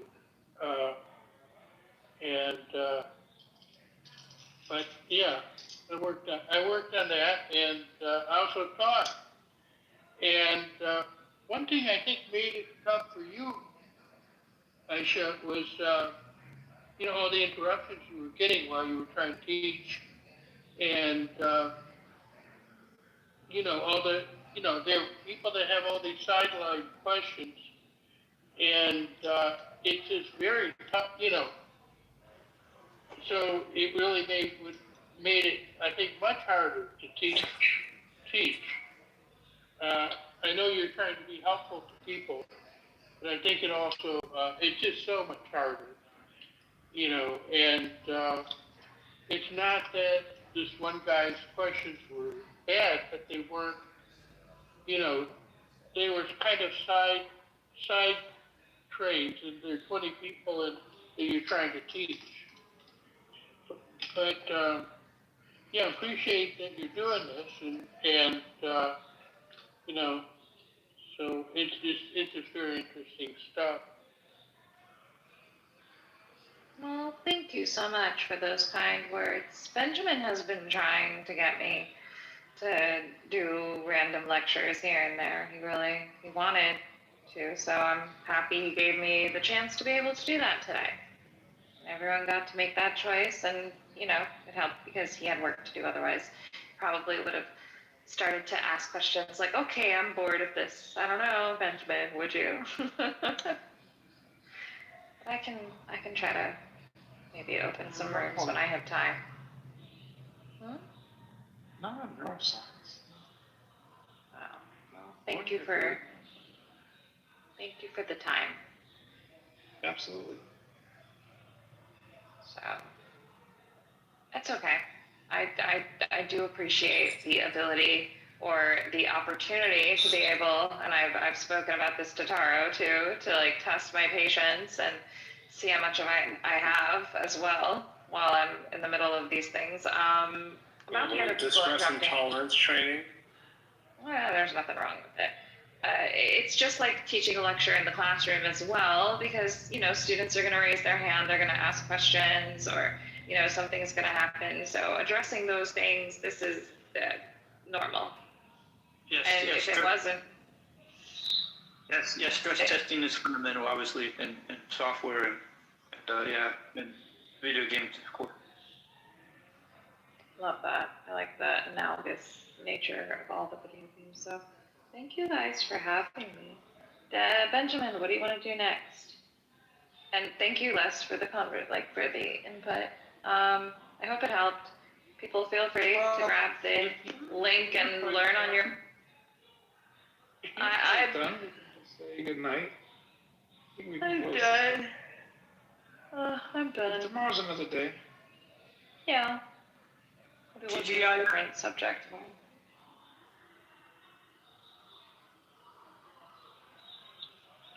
I don't think the Twinkie is sitting right in my belly right about now. It's a little too close to sleepy time. But I don't regret it. I never regret anything I eat. LOL. Yeah, I have a Twinkie to like sugar rush. So much work to do with your life, I swear. I know. Once a week, there's nothing wrong with a Twinkie. If you're on your period, there's nothing wrong with a Twinkie. Indulge yourself. Have the probiotic yogurt. Make it taste exactly like Twinkies. Oh my gosh. Your stomach That would be brilliant. Yeah, that would be brilliant.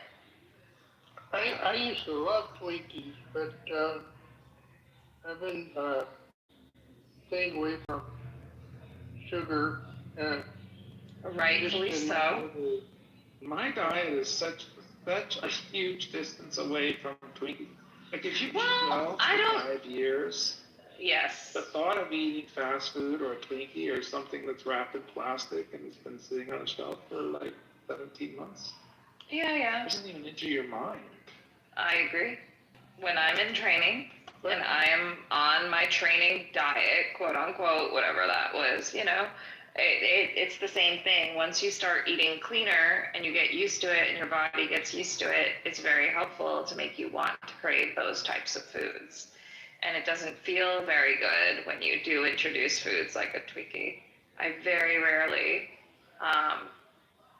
have poor choices. I think once a week there's nothing wrong with having something. No, not at all. What you really want is a dish I like to make, which is a banana bread base heated up with Noosa honey yogurt and maybe vanilla creme fraiche on top. That sounds excellent. That's going to be pretty close to a Twinkie in terms of the textures and the flavors, but this is all real foods. And it's that's the whole point of eating clean, quote unquote. It's just learning how to replace what you have or what you're craving with something that's a better choice. And I always advise that. With cold cream. Again, the dinner when I fly out to Colorado, Mr. Benjamin. We'll have to put it on the menu. I do have some zucchini bread at the house, so that's probably a better choice than my Twinkies. I just wanted to try. Yeah, and try the healthy taste test. The blindfolded and see if it doesn't taste similar. You may not know the difference. Oh, LOL. That's funny. I would know the difference, but I would much prefer the banana bread. Well, I'm fine with either. Again, I can't wait. You are. Yeah, so the thing is to learn how to cook too, Oh, yeah, no, I can't do that part. Yeah, and that really made a big difference to me. And also I'm retired, so I have the time to cook. So I'm making a pastrami as we speak. Ooh, that sounds so good. Does everyone always talk about food by this point in the night? Because the Joe guy was talking about pizza the other night, and then I really wanted a slice of pizza. Well, look at the time. Look at the time. It is a midnight snack time, you're right. And we just did some heavy lifting. Yes, I'm happy people appreciated the lecture. I'm more than happy to do more of them. I gotta book a series or something before school. Oh, so what are you going to be taking next or teaching next? I think I feel like there's just a lot of cell bio that we kind of glanced over. I'm not sure, but maybe I'll make it a regular room or something. This time of night, Crow likes to do his interviews and his canceled today, so it won't be like every Friday night, but whenever I can. Wow, okay, I lied down just now. My head hit the pillow and it's like, oh, you're done. Miss Nancy, you missed the last of my lecture. Just gonna say hi to Miss Nancy real quick. So how many pages of reading did you have to do for your thing today? I didn't touch my reading. I do need to go over some pharmacology before semester starts, so we might do some pharmacology work. I'll set up rooms. I'm studying. What are you studying, Dennis? I am studying law, but Okay. also studying this tech. Oh, fun. Les? Those virology and immunology, and I'm particularly a beginner at immunology. And they're just, we talk about salience, and they're just questions that I have, that I'd like to be able to more intelligently talk about. Sure. I have a dentist, and so she has this idea that you can't take more than one vaccine at a time. And oh boy. So she doesn't really understand the immune system, how it works. And, remember when we were toddlers, you basically, your mom never had to do the rug because you would just eat everything off the rug. And so you're getting hundreds of antigens a day, and your immune system isn't getting overwhelmed by that. No, it's built to be able to withstand those things, yeah. Yeah. In a normal functioning immune system. Right. And we're actually putting fewer antigens into the vaccine total than we used to, because the smallpox was just a big old mess of all sorts of things. Well, it was an inoculation, right? And it came from the pus of the sores, and that's what helped inoculate people, which is why it was contaminated with a bunch of other things that you wouldn't really want, which is why vaccines, when they are extricated and, isolated, then that's a better way to do it with minimal disruption to your system. Yeah, you just find out what does your immune system actually train on, and you just give it that, and you just make it so that the immune system focuses on those things. Or inactivated. Yeah, and then what you really, and this is to avoid infection, because infection comes with harm, and controlling what you're exposed to is a far better way to dose it, because the dose makes the poison when it comes to toxicology and stuff. Miss Nancy, you knew about this Hansen character and you didn't warn me? I see. Miss Nancy is a chat person. She's a chat cat. Actually, do you remember was it some sulfur compound they used to inactivate, for example, like polio, to get vaccines? I couldn't tell you off the top of my head right now. I'd have to look it up. The original, they used formalin and heat to inactivate it. Well, there's heat, but there's also like a chemistry formula. I think it's somewhere in my notes. That's not what I remember it, but it could be a different name for what I'm thinking of. Okay. But definitely they use formalin to kill it too. I use the word kill in quotes. We're doing a paper tomorrow, on Platos. If I can't get you unbanned by tomorrow, it's watermarking degrades the alignment in language models. So that's I don't know. I think you may like it, Dennis. There's and he's from NJIT, New Jersey Science and Tech, University. Interesting. And that's for what exactly? To learn how to to see the watermarking? Yeah, as far as that, it degrades the alignment in the language models apparently, and then he analyzes it and tries to conceptualize the mitigation as well. But I have to study for tomorrow more. Okay, you thought he was on the IT? I was recruited to engineer T for my first degree. They wanted me to race for them, and I was like, yeah. they didn't have the major I wanted, so. We've never had anyone from, as far as I don't remember anyone having anyone from there. It's a Perv Verma. That's his name, yeah, APURV Verma. I don't know him, but it's okay. It's always good to know. Sorry, I'm watching that. So question, is this, they're trying to identify things that have been modified by AIs is it that kind of watermark that they're trying to put in? Or is it, I don't know what the watermark part is about. Yeah, exactly. Yeah, for poisoning the models. It should be. But like I said, I'll try to bring up the paper actually right now. But yeah, that should be right. Digital watermarking.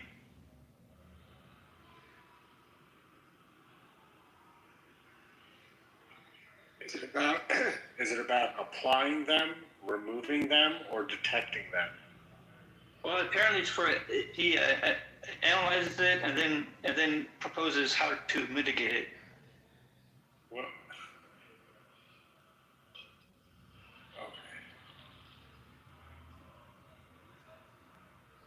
Yeah, I'm trying to bring it up right now. Actually, I should have probably brought it up. That's okay. When you get a chance to, you can tell us then.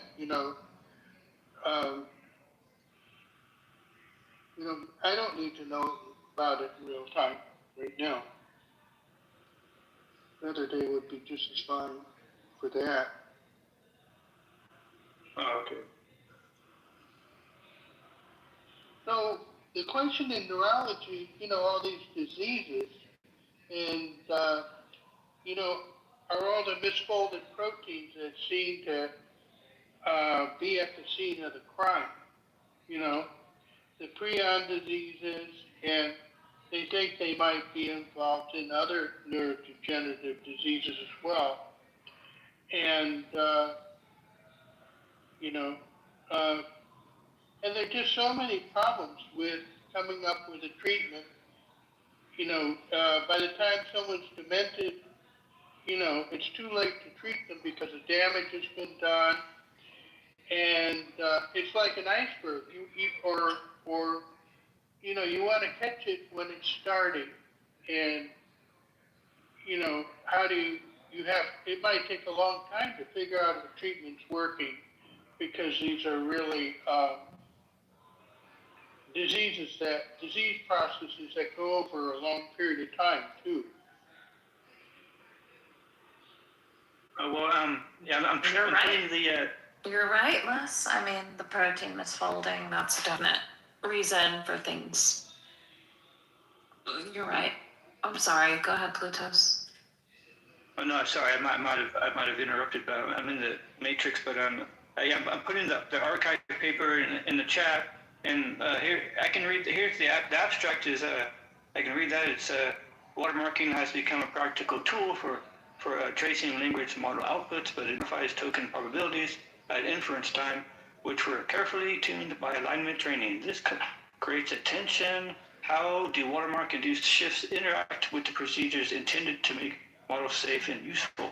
Experiments on several contemporary models and 2 representative watermarking schemes reveal that watermarking induces a non-trivial patterned yet model-specific shift in alignment. We see 2 failure modes: guard attenuation, where models become more helpful but less safe, and guard amplification, where refusals become overly conservative. These effects persist even after controlling for the perplexity degradation owing to alignment-specific distortions, not just quality loss. We address this with alignment resampling, AR, a procedure that samples multiple watermarked outputs and selects the most aligned response according to an external reward model. Using standard results on the expected maximum of Gaussian random variables, we derive a theoretical lower bound showing the alignment gains grow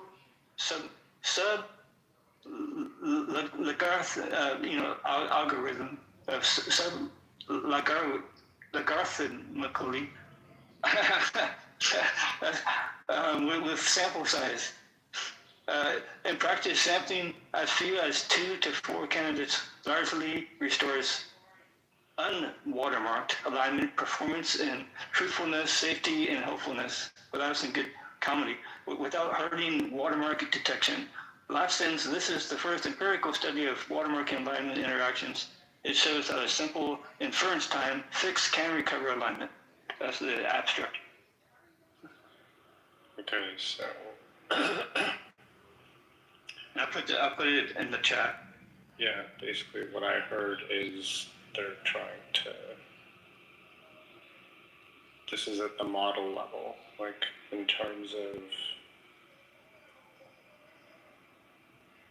ability to detect deep fakes or anything. This doesn't sound very useful.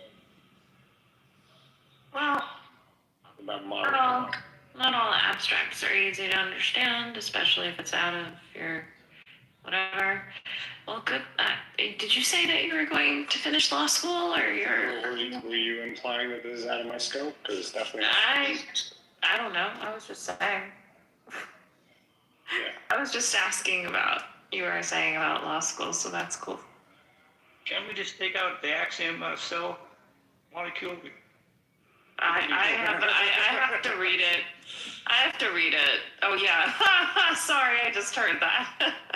Yeah, that's gonna be from now. I swear to God, I never. No.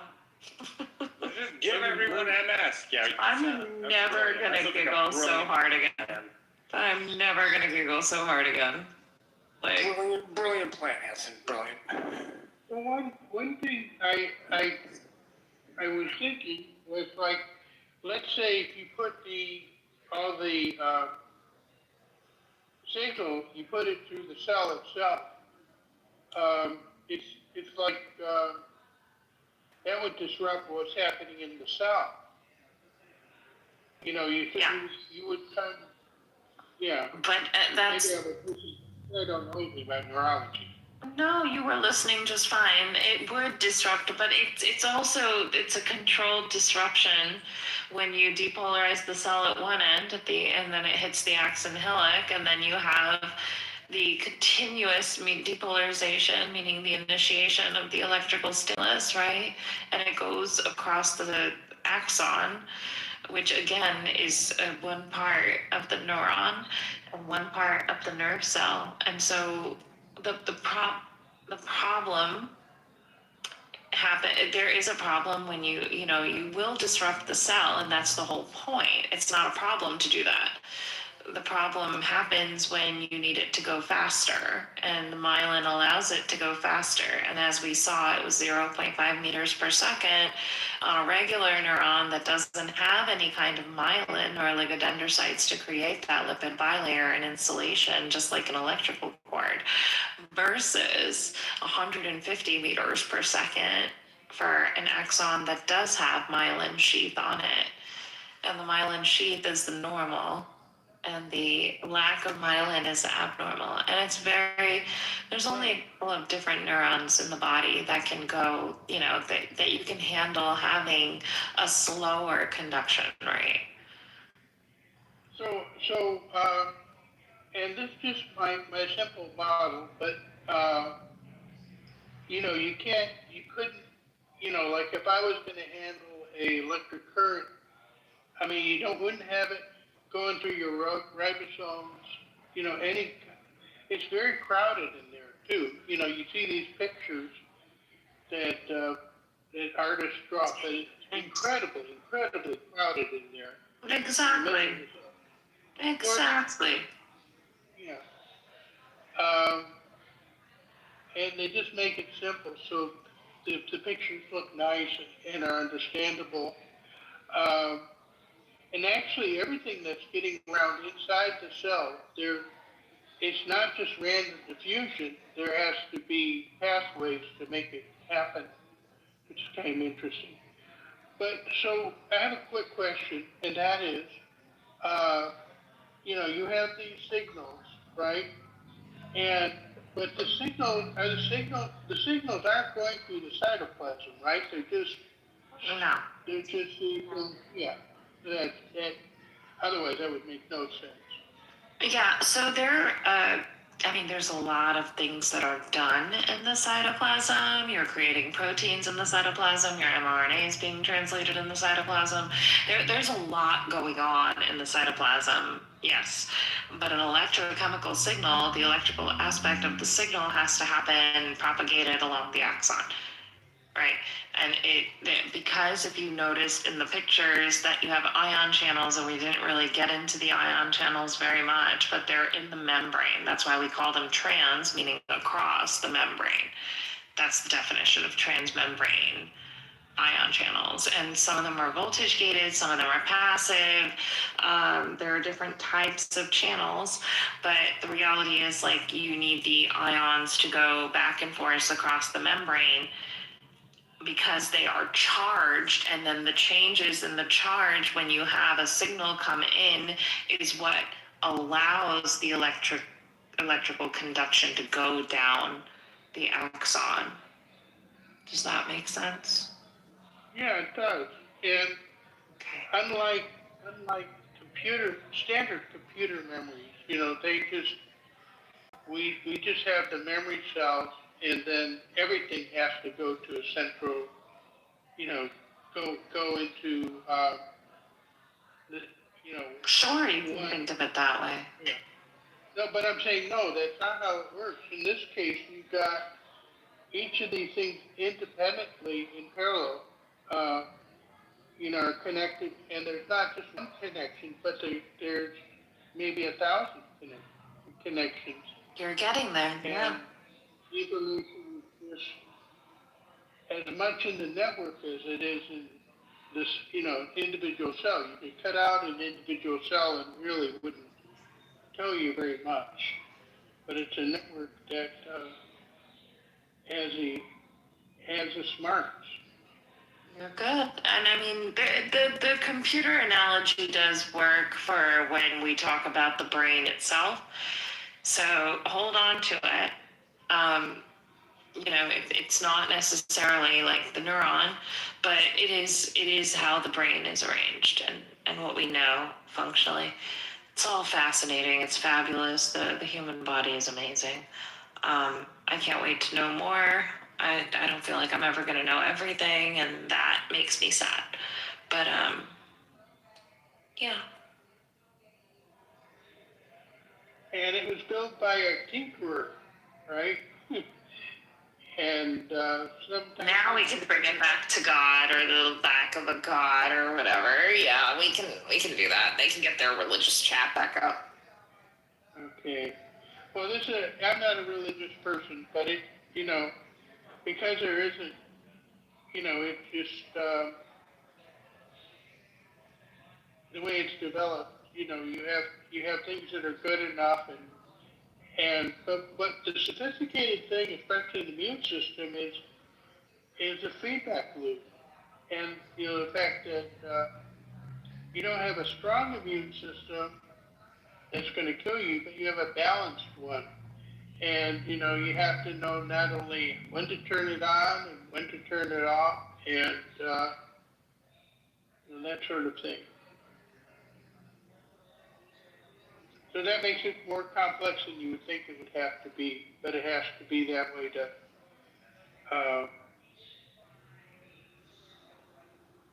you have to have balance in many of these functions.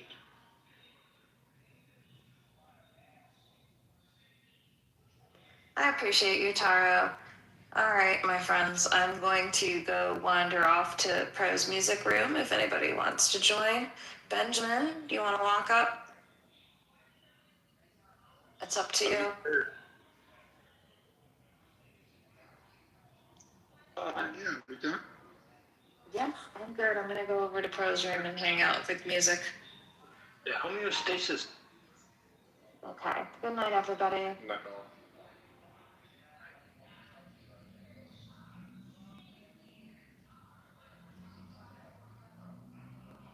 Just thank you, Jesus. Thank you, Jesus. That is the language of the morning. Thank you, Jesus. Somebody say thank you, Jesus. Thank you, Holy Father. Thank you, our Lord. Thank you, Jesus. Thank you, Jesus. Somebody say thank you, Jesus. Thank you, Jesus. God bless you. God bless you. Thank you, Jesus. Thank you, Jesus. Thank you, Jesus. Thank you, Jesus. Thank you, Jesus. Hallelujah.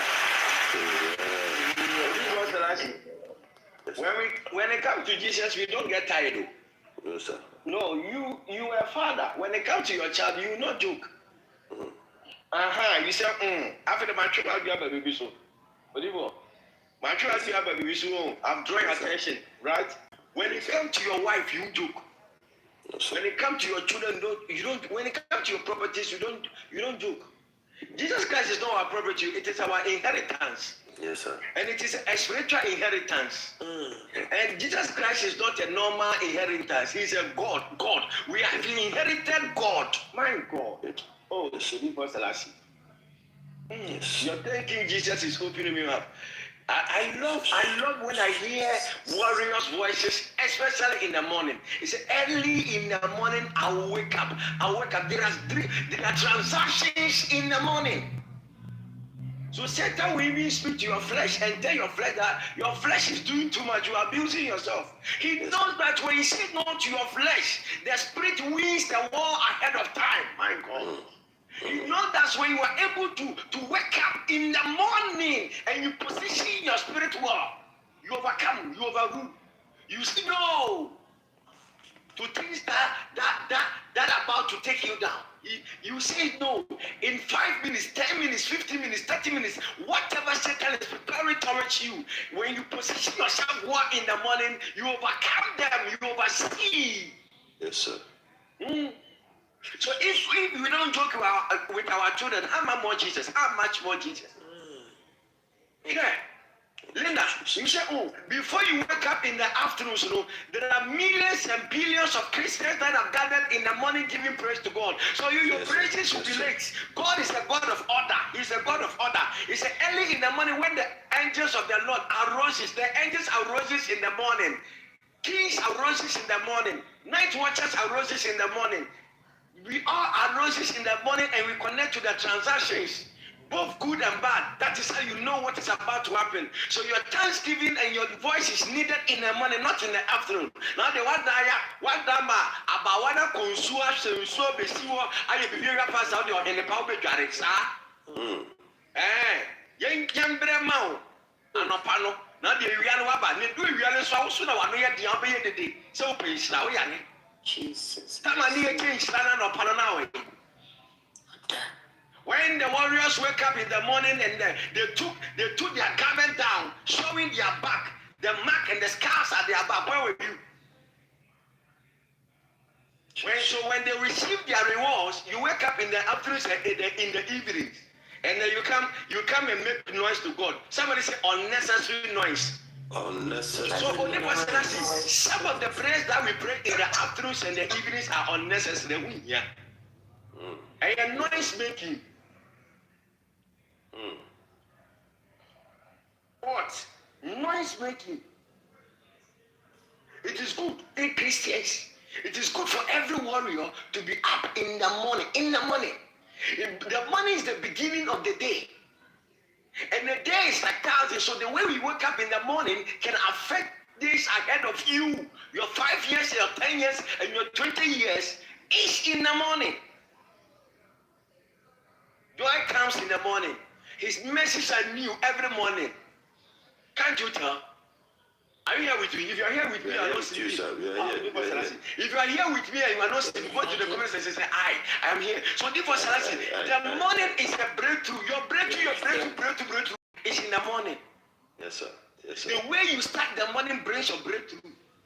It will accelerate your breakthroughs in the afternoons and the evening. We are ending this month too. January, 36. We are going to church. We are going to whatever it is. Second month of January 2026 is passing by slowly. As a slow poison air. 2026 February is passing. March is coming. The moment we hit March, we are in the quarter. Maybe our first quarter. Oliver, speak to me. I need your voice. I need your attention. The moment we hit March, first quarter. Am I right? Yes, sir. Oh. Where is Salafi? I'm here, sir. I'm here, sir. Come, I need you. Yes, sir. First quarter. Get me oil. Let me bless you today. I'll bless you from my heart. I'll bless you, Oliver. The thing have hit my heart like that. Today, I will bless you. You become like Bible. Do you know what that means? Stop whatever you are doing, because if you joke, I will skip you and replace someone else. I have the oil, sir. Bro, Philip, come on. Influence, I have the oil, sir. I was taking the oil. Wait for me. Yeah. Listen, I will pray for you through the grace of God. Listen, there is grace and anointing that is about to follow you. You become like scriptures. A time will come, you quote scriptures off it. Amen. That is the grace that God is about to you right now, as I'm speaking to you. You become like what? Scriptures. You be like walking scriptures. My God. Listen, anointing is about to follow you to the extent that, listen, you pay attention to anything else apart from Bible. You ever guess what about that? You'll be reading Bible, sir. You'll be so busy about the scriptures. Are you ready? I'm ready, sir. Mother, you stand by for me. Give me the oil. Sir. Oliver, our attention is that in the morning. Listen, the Lord just spoke to me prophetically that there are sanctions in our blessings. Blessings, there are blessings. There are spiritual senses in blessings. Sense our initiative. Yes, sir. So they sense you. When you wake up in the morning, you connect yourself, because there are locations and certain gathering that the Lord wants us to be there. When you come, blessings sense you. They sense you. I'm going to pick you up. So the moment you continue to do that, now they release. The blessings itself can't do anything to release itself, because why? You have been participating when it comes in the morning. There is something in the morning. The Lord is speaking to me prophetically that there is something in the morning that we have been missing for so many years. So this era, this time, you don't have that much time to waste time in the morning. Stop sleeping in the morning, especially from 11 a.m. 12. This time is what? A.m., right? 11 p.m. in 12 to 12. 12. What time is it now? 12 a.m. or 12 p.m.? 12 a.m., right? Yes, sir. Oh, speak to me. I need your voice. Yes, sir. A.m., sir. 12 a.m. Don't joke. Yes, sir. You're 12 and you're 11 into 12. Don't joke.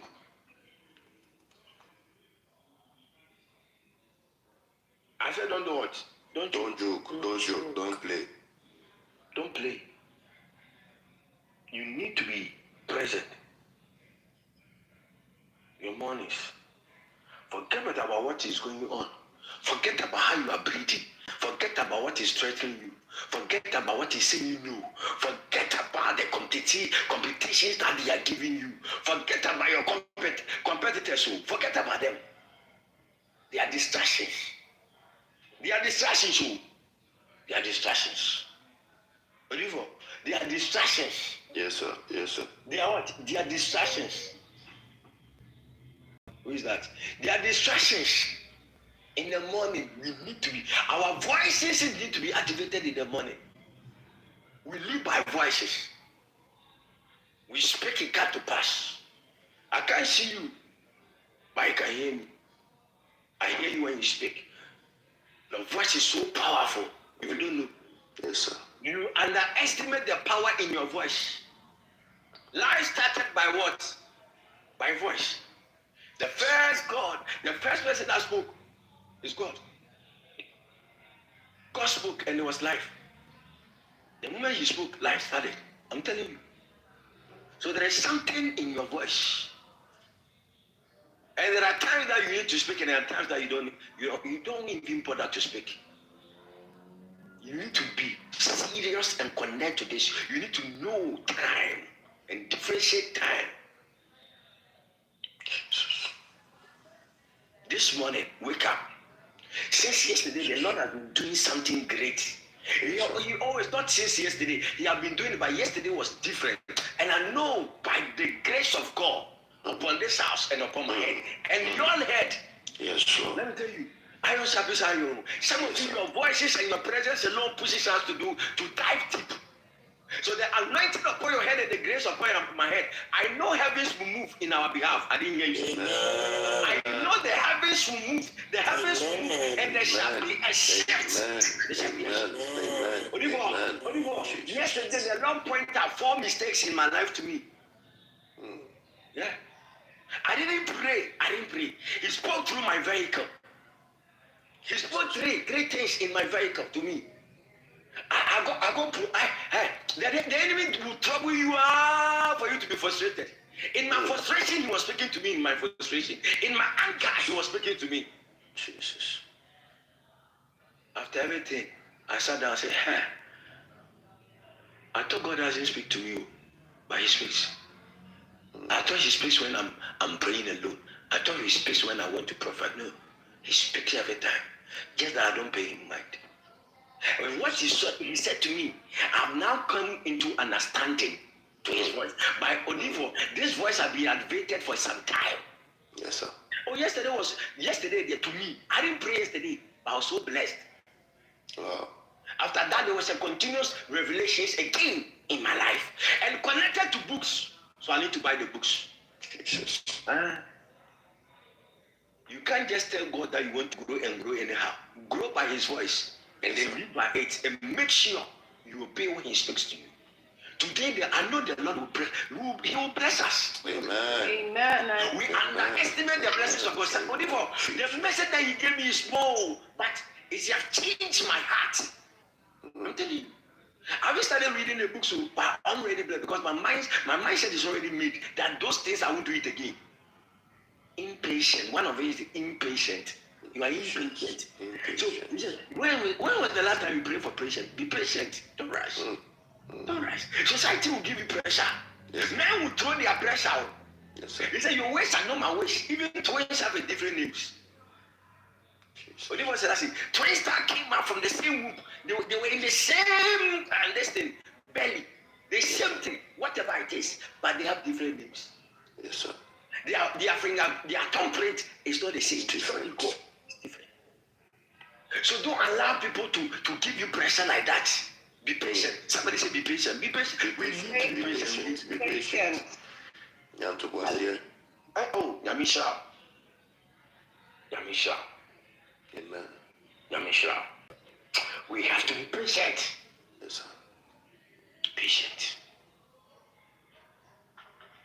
This time, Oliver, let me tell you one thing that this year is about prayer. Yes, sir. This year is about prayer. This year is about prayer. Pray. This year is prayer. If you don't know what the Lord is doing, at least I said this year is about prayer. Pray more. Yes, sir. Oh, pray more. I said pray more. Pray more. Jesus. Anytime that I want to set this, I forget. Do what to do for. Pray more. Pray more. Oh, pray. Pray more. Pray. Pray. Pray more. Oh, pray more. Jesus. Pray more. Yes, sir. When you receive the grace, receive the grace. The grace to pray. I receive the grace to pray. I receive the grace. I say if you are here, receive the grace. Receive the grace to pray. I receive the grace to pray. I receive grace and strength to pray. Receive grace, strength. Strength. This year is about about prayer. Pray. This year is about prayer. This year is about prayer. You pray. Your prophet prays. Everyone prays around. You know what the Lord is doing. Listen, when you are in prayer, the angels that are moving on assignments, the Spirit of the Lord will carry you. He will carry you with him. Yes, sir. Yes, sir. Or he will carry you. I see that happening. I'm telling you. He will carry you with him. He will carry you. You grow. You grow by force.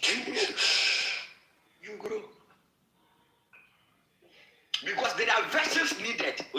There are vessels needed. For heavenly assignment on earth. Yes, sir.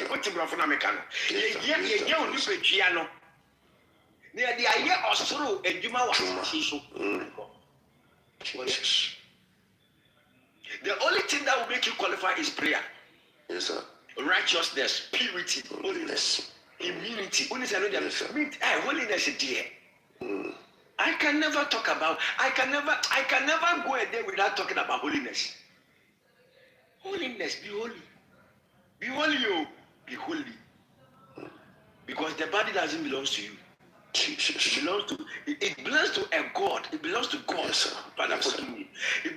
Your body doesn't belong to you, but it belongs to God.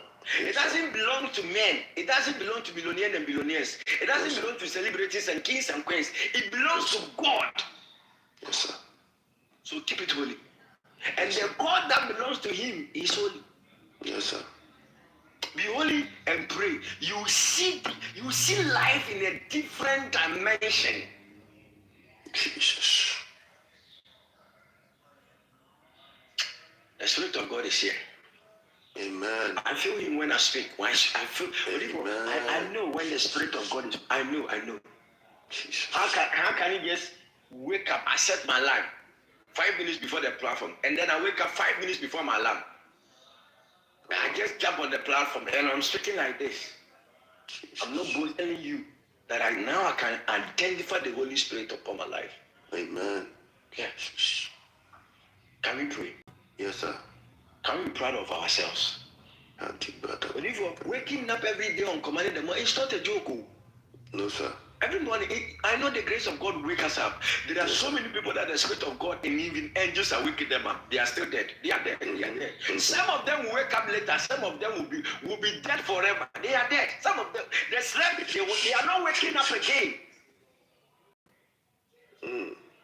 But if I say some of them, you check the platform.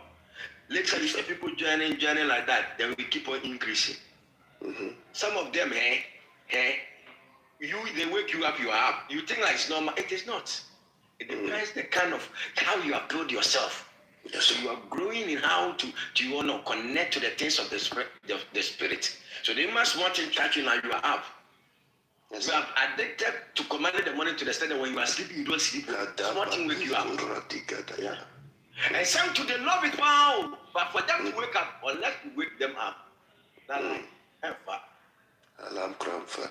Yeah, alarm grandfather. They want the alarm and turn it down. Say, they don't call them party with us. My mercy. It's that the spirit is wrestling with the flesh.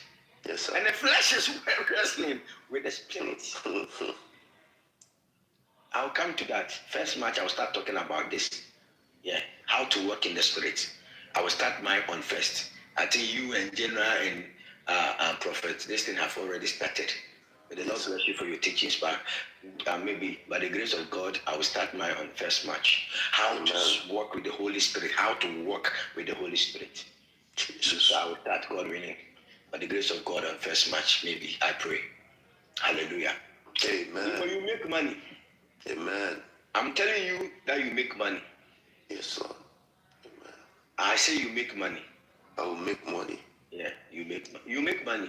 Jesus. You make money. Amen. You make money. Amen. Give me the oil. Lift it up.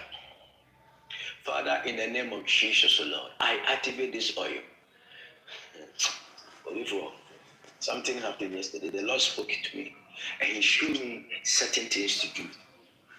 Yeah. So now when I'm doing things, I do it. Before I do it with the scriptures and with the Holy Spirit, but now confidence and authority and different aroma and spices is being added.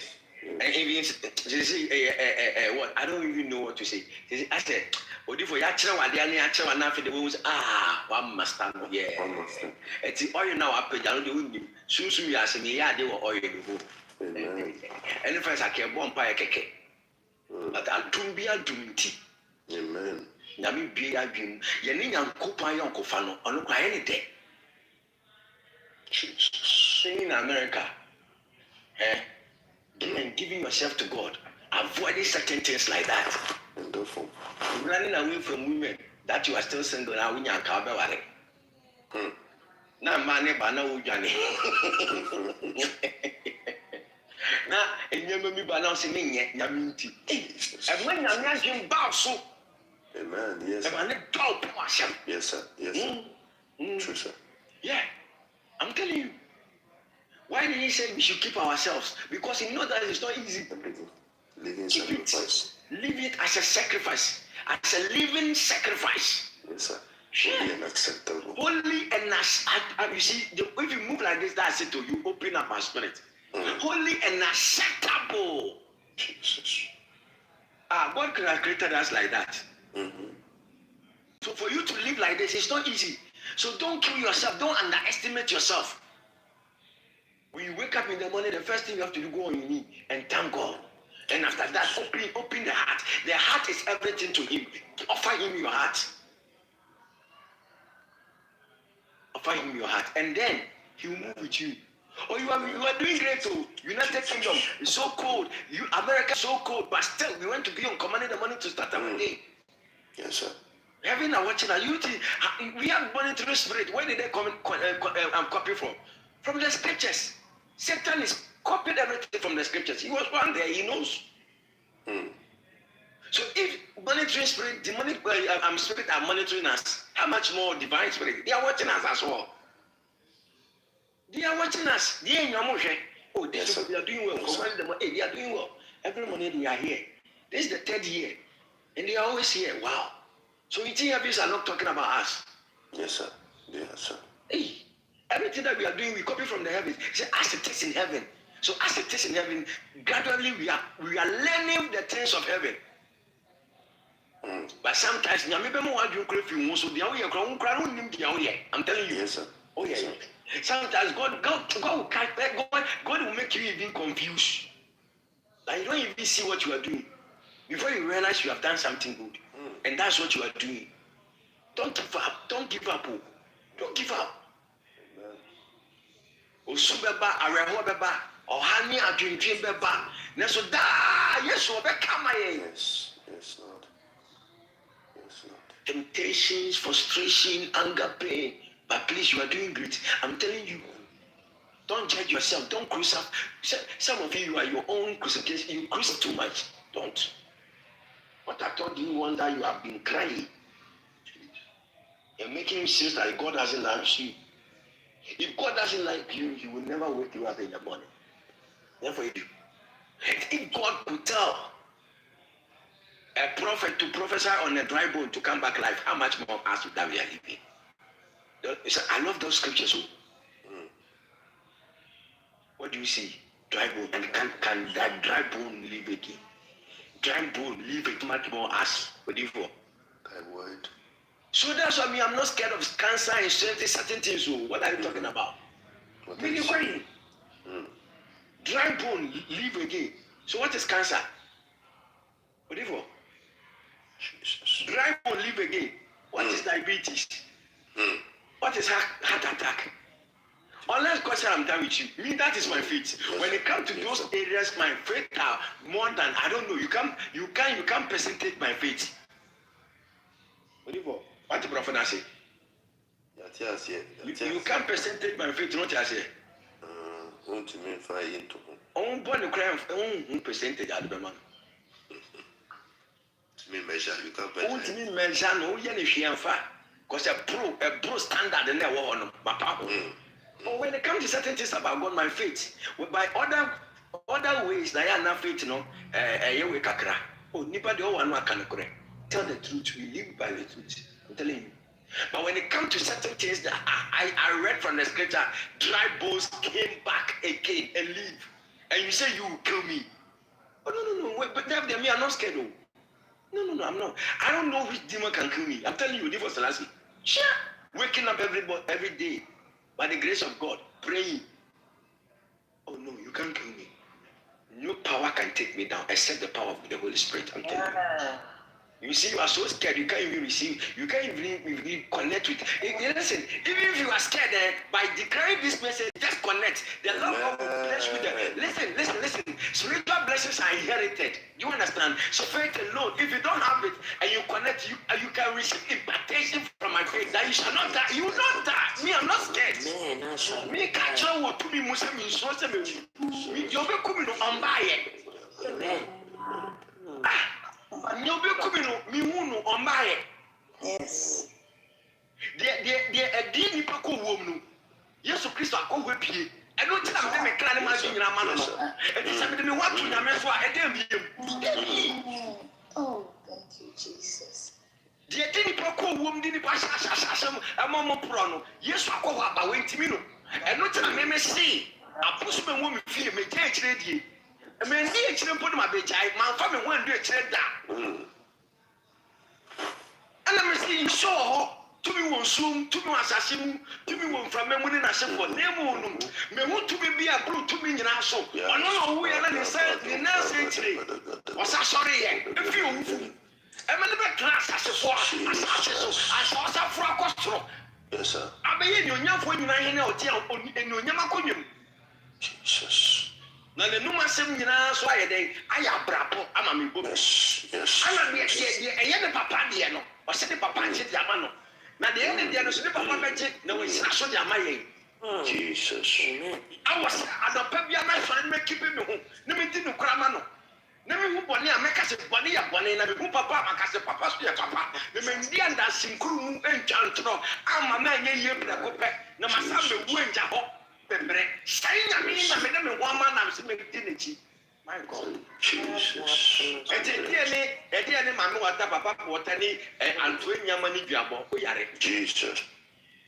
Antonio Maka, Messon and Sassy, Mechanism, or if one should be a country now, Wakamuda. Say today, Mecca 20 Yama.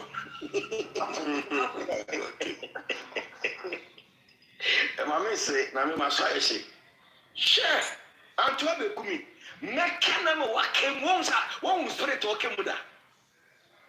Oh, it was the last speak to me, oh, one was ready to Wakamuda. Who that one who's on slow to go up? And then after that, where is it? Mr. Bibiara. Mr. Bibiara. Aha. Mr.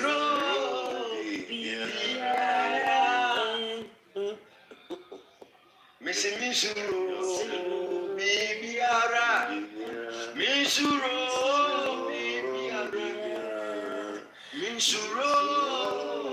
Bibiara.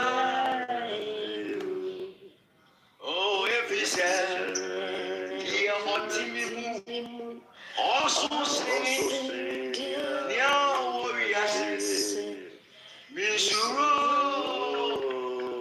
Bibiara. And on the every said, Nia Timimu also sing Nia warriors Misuro.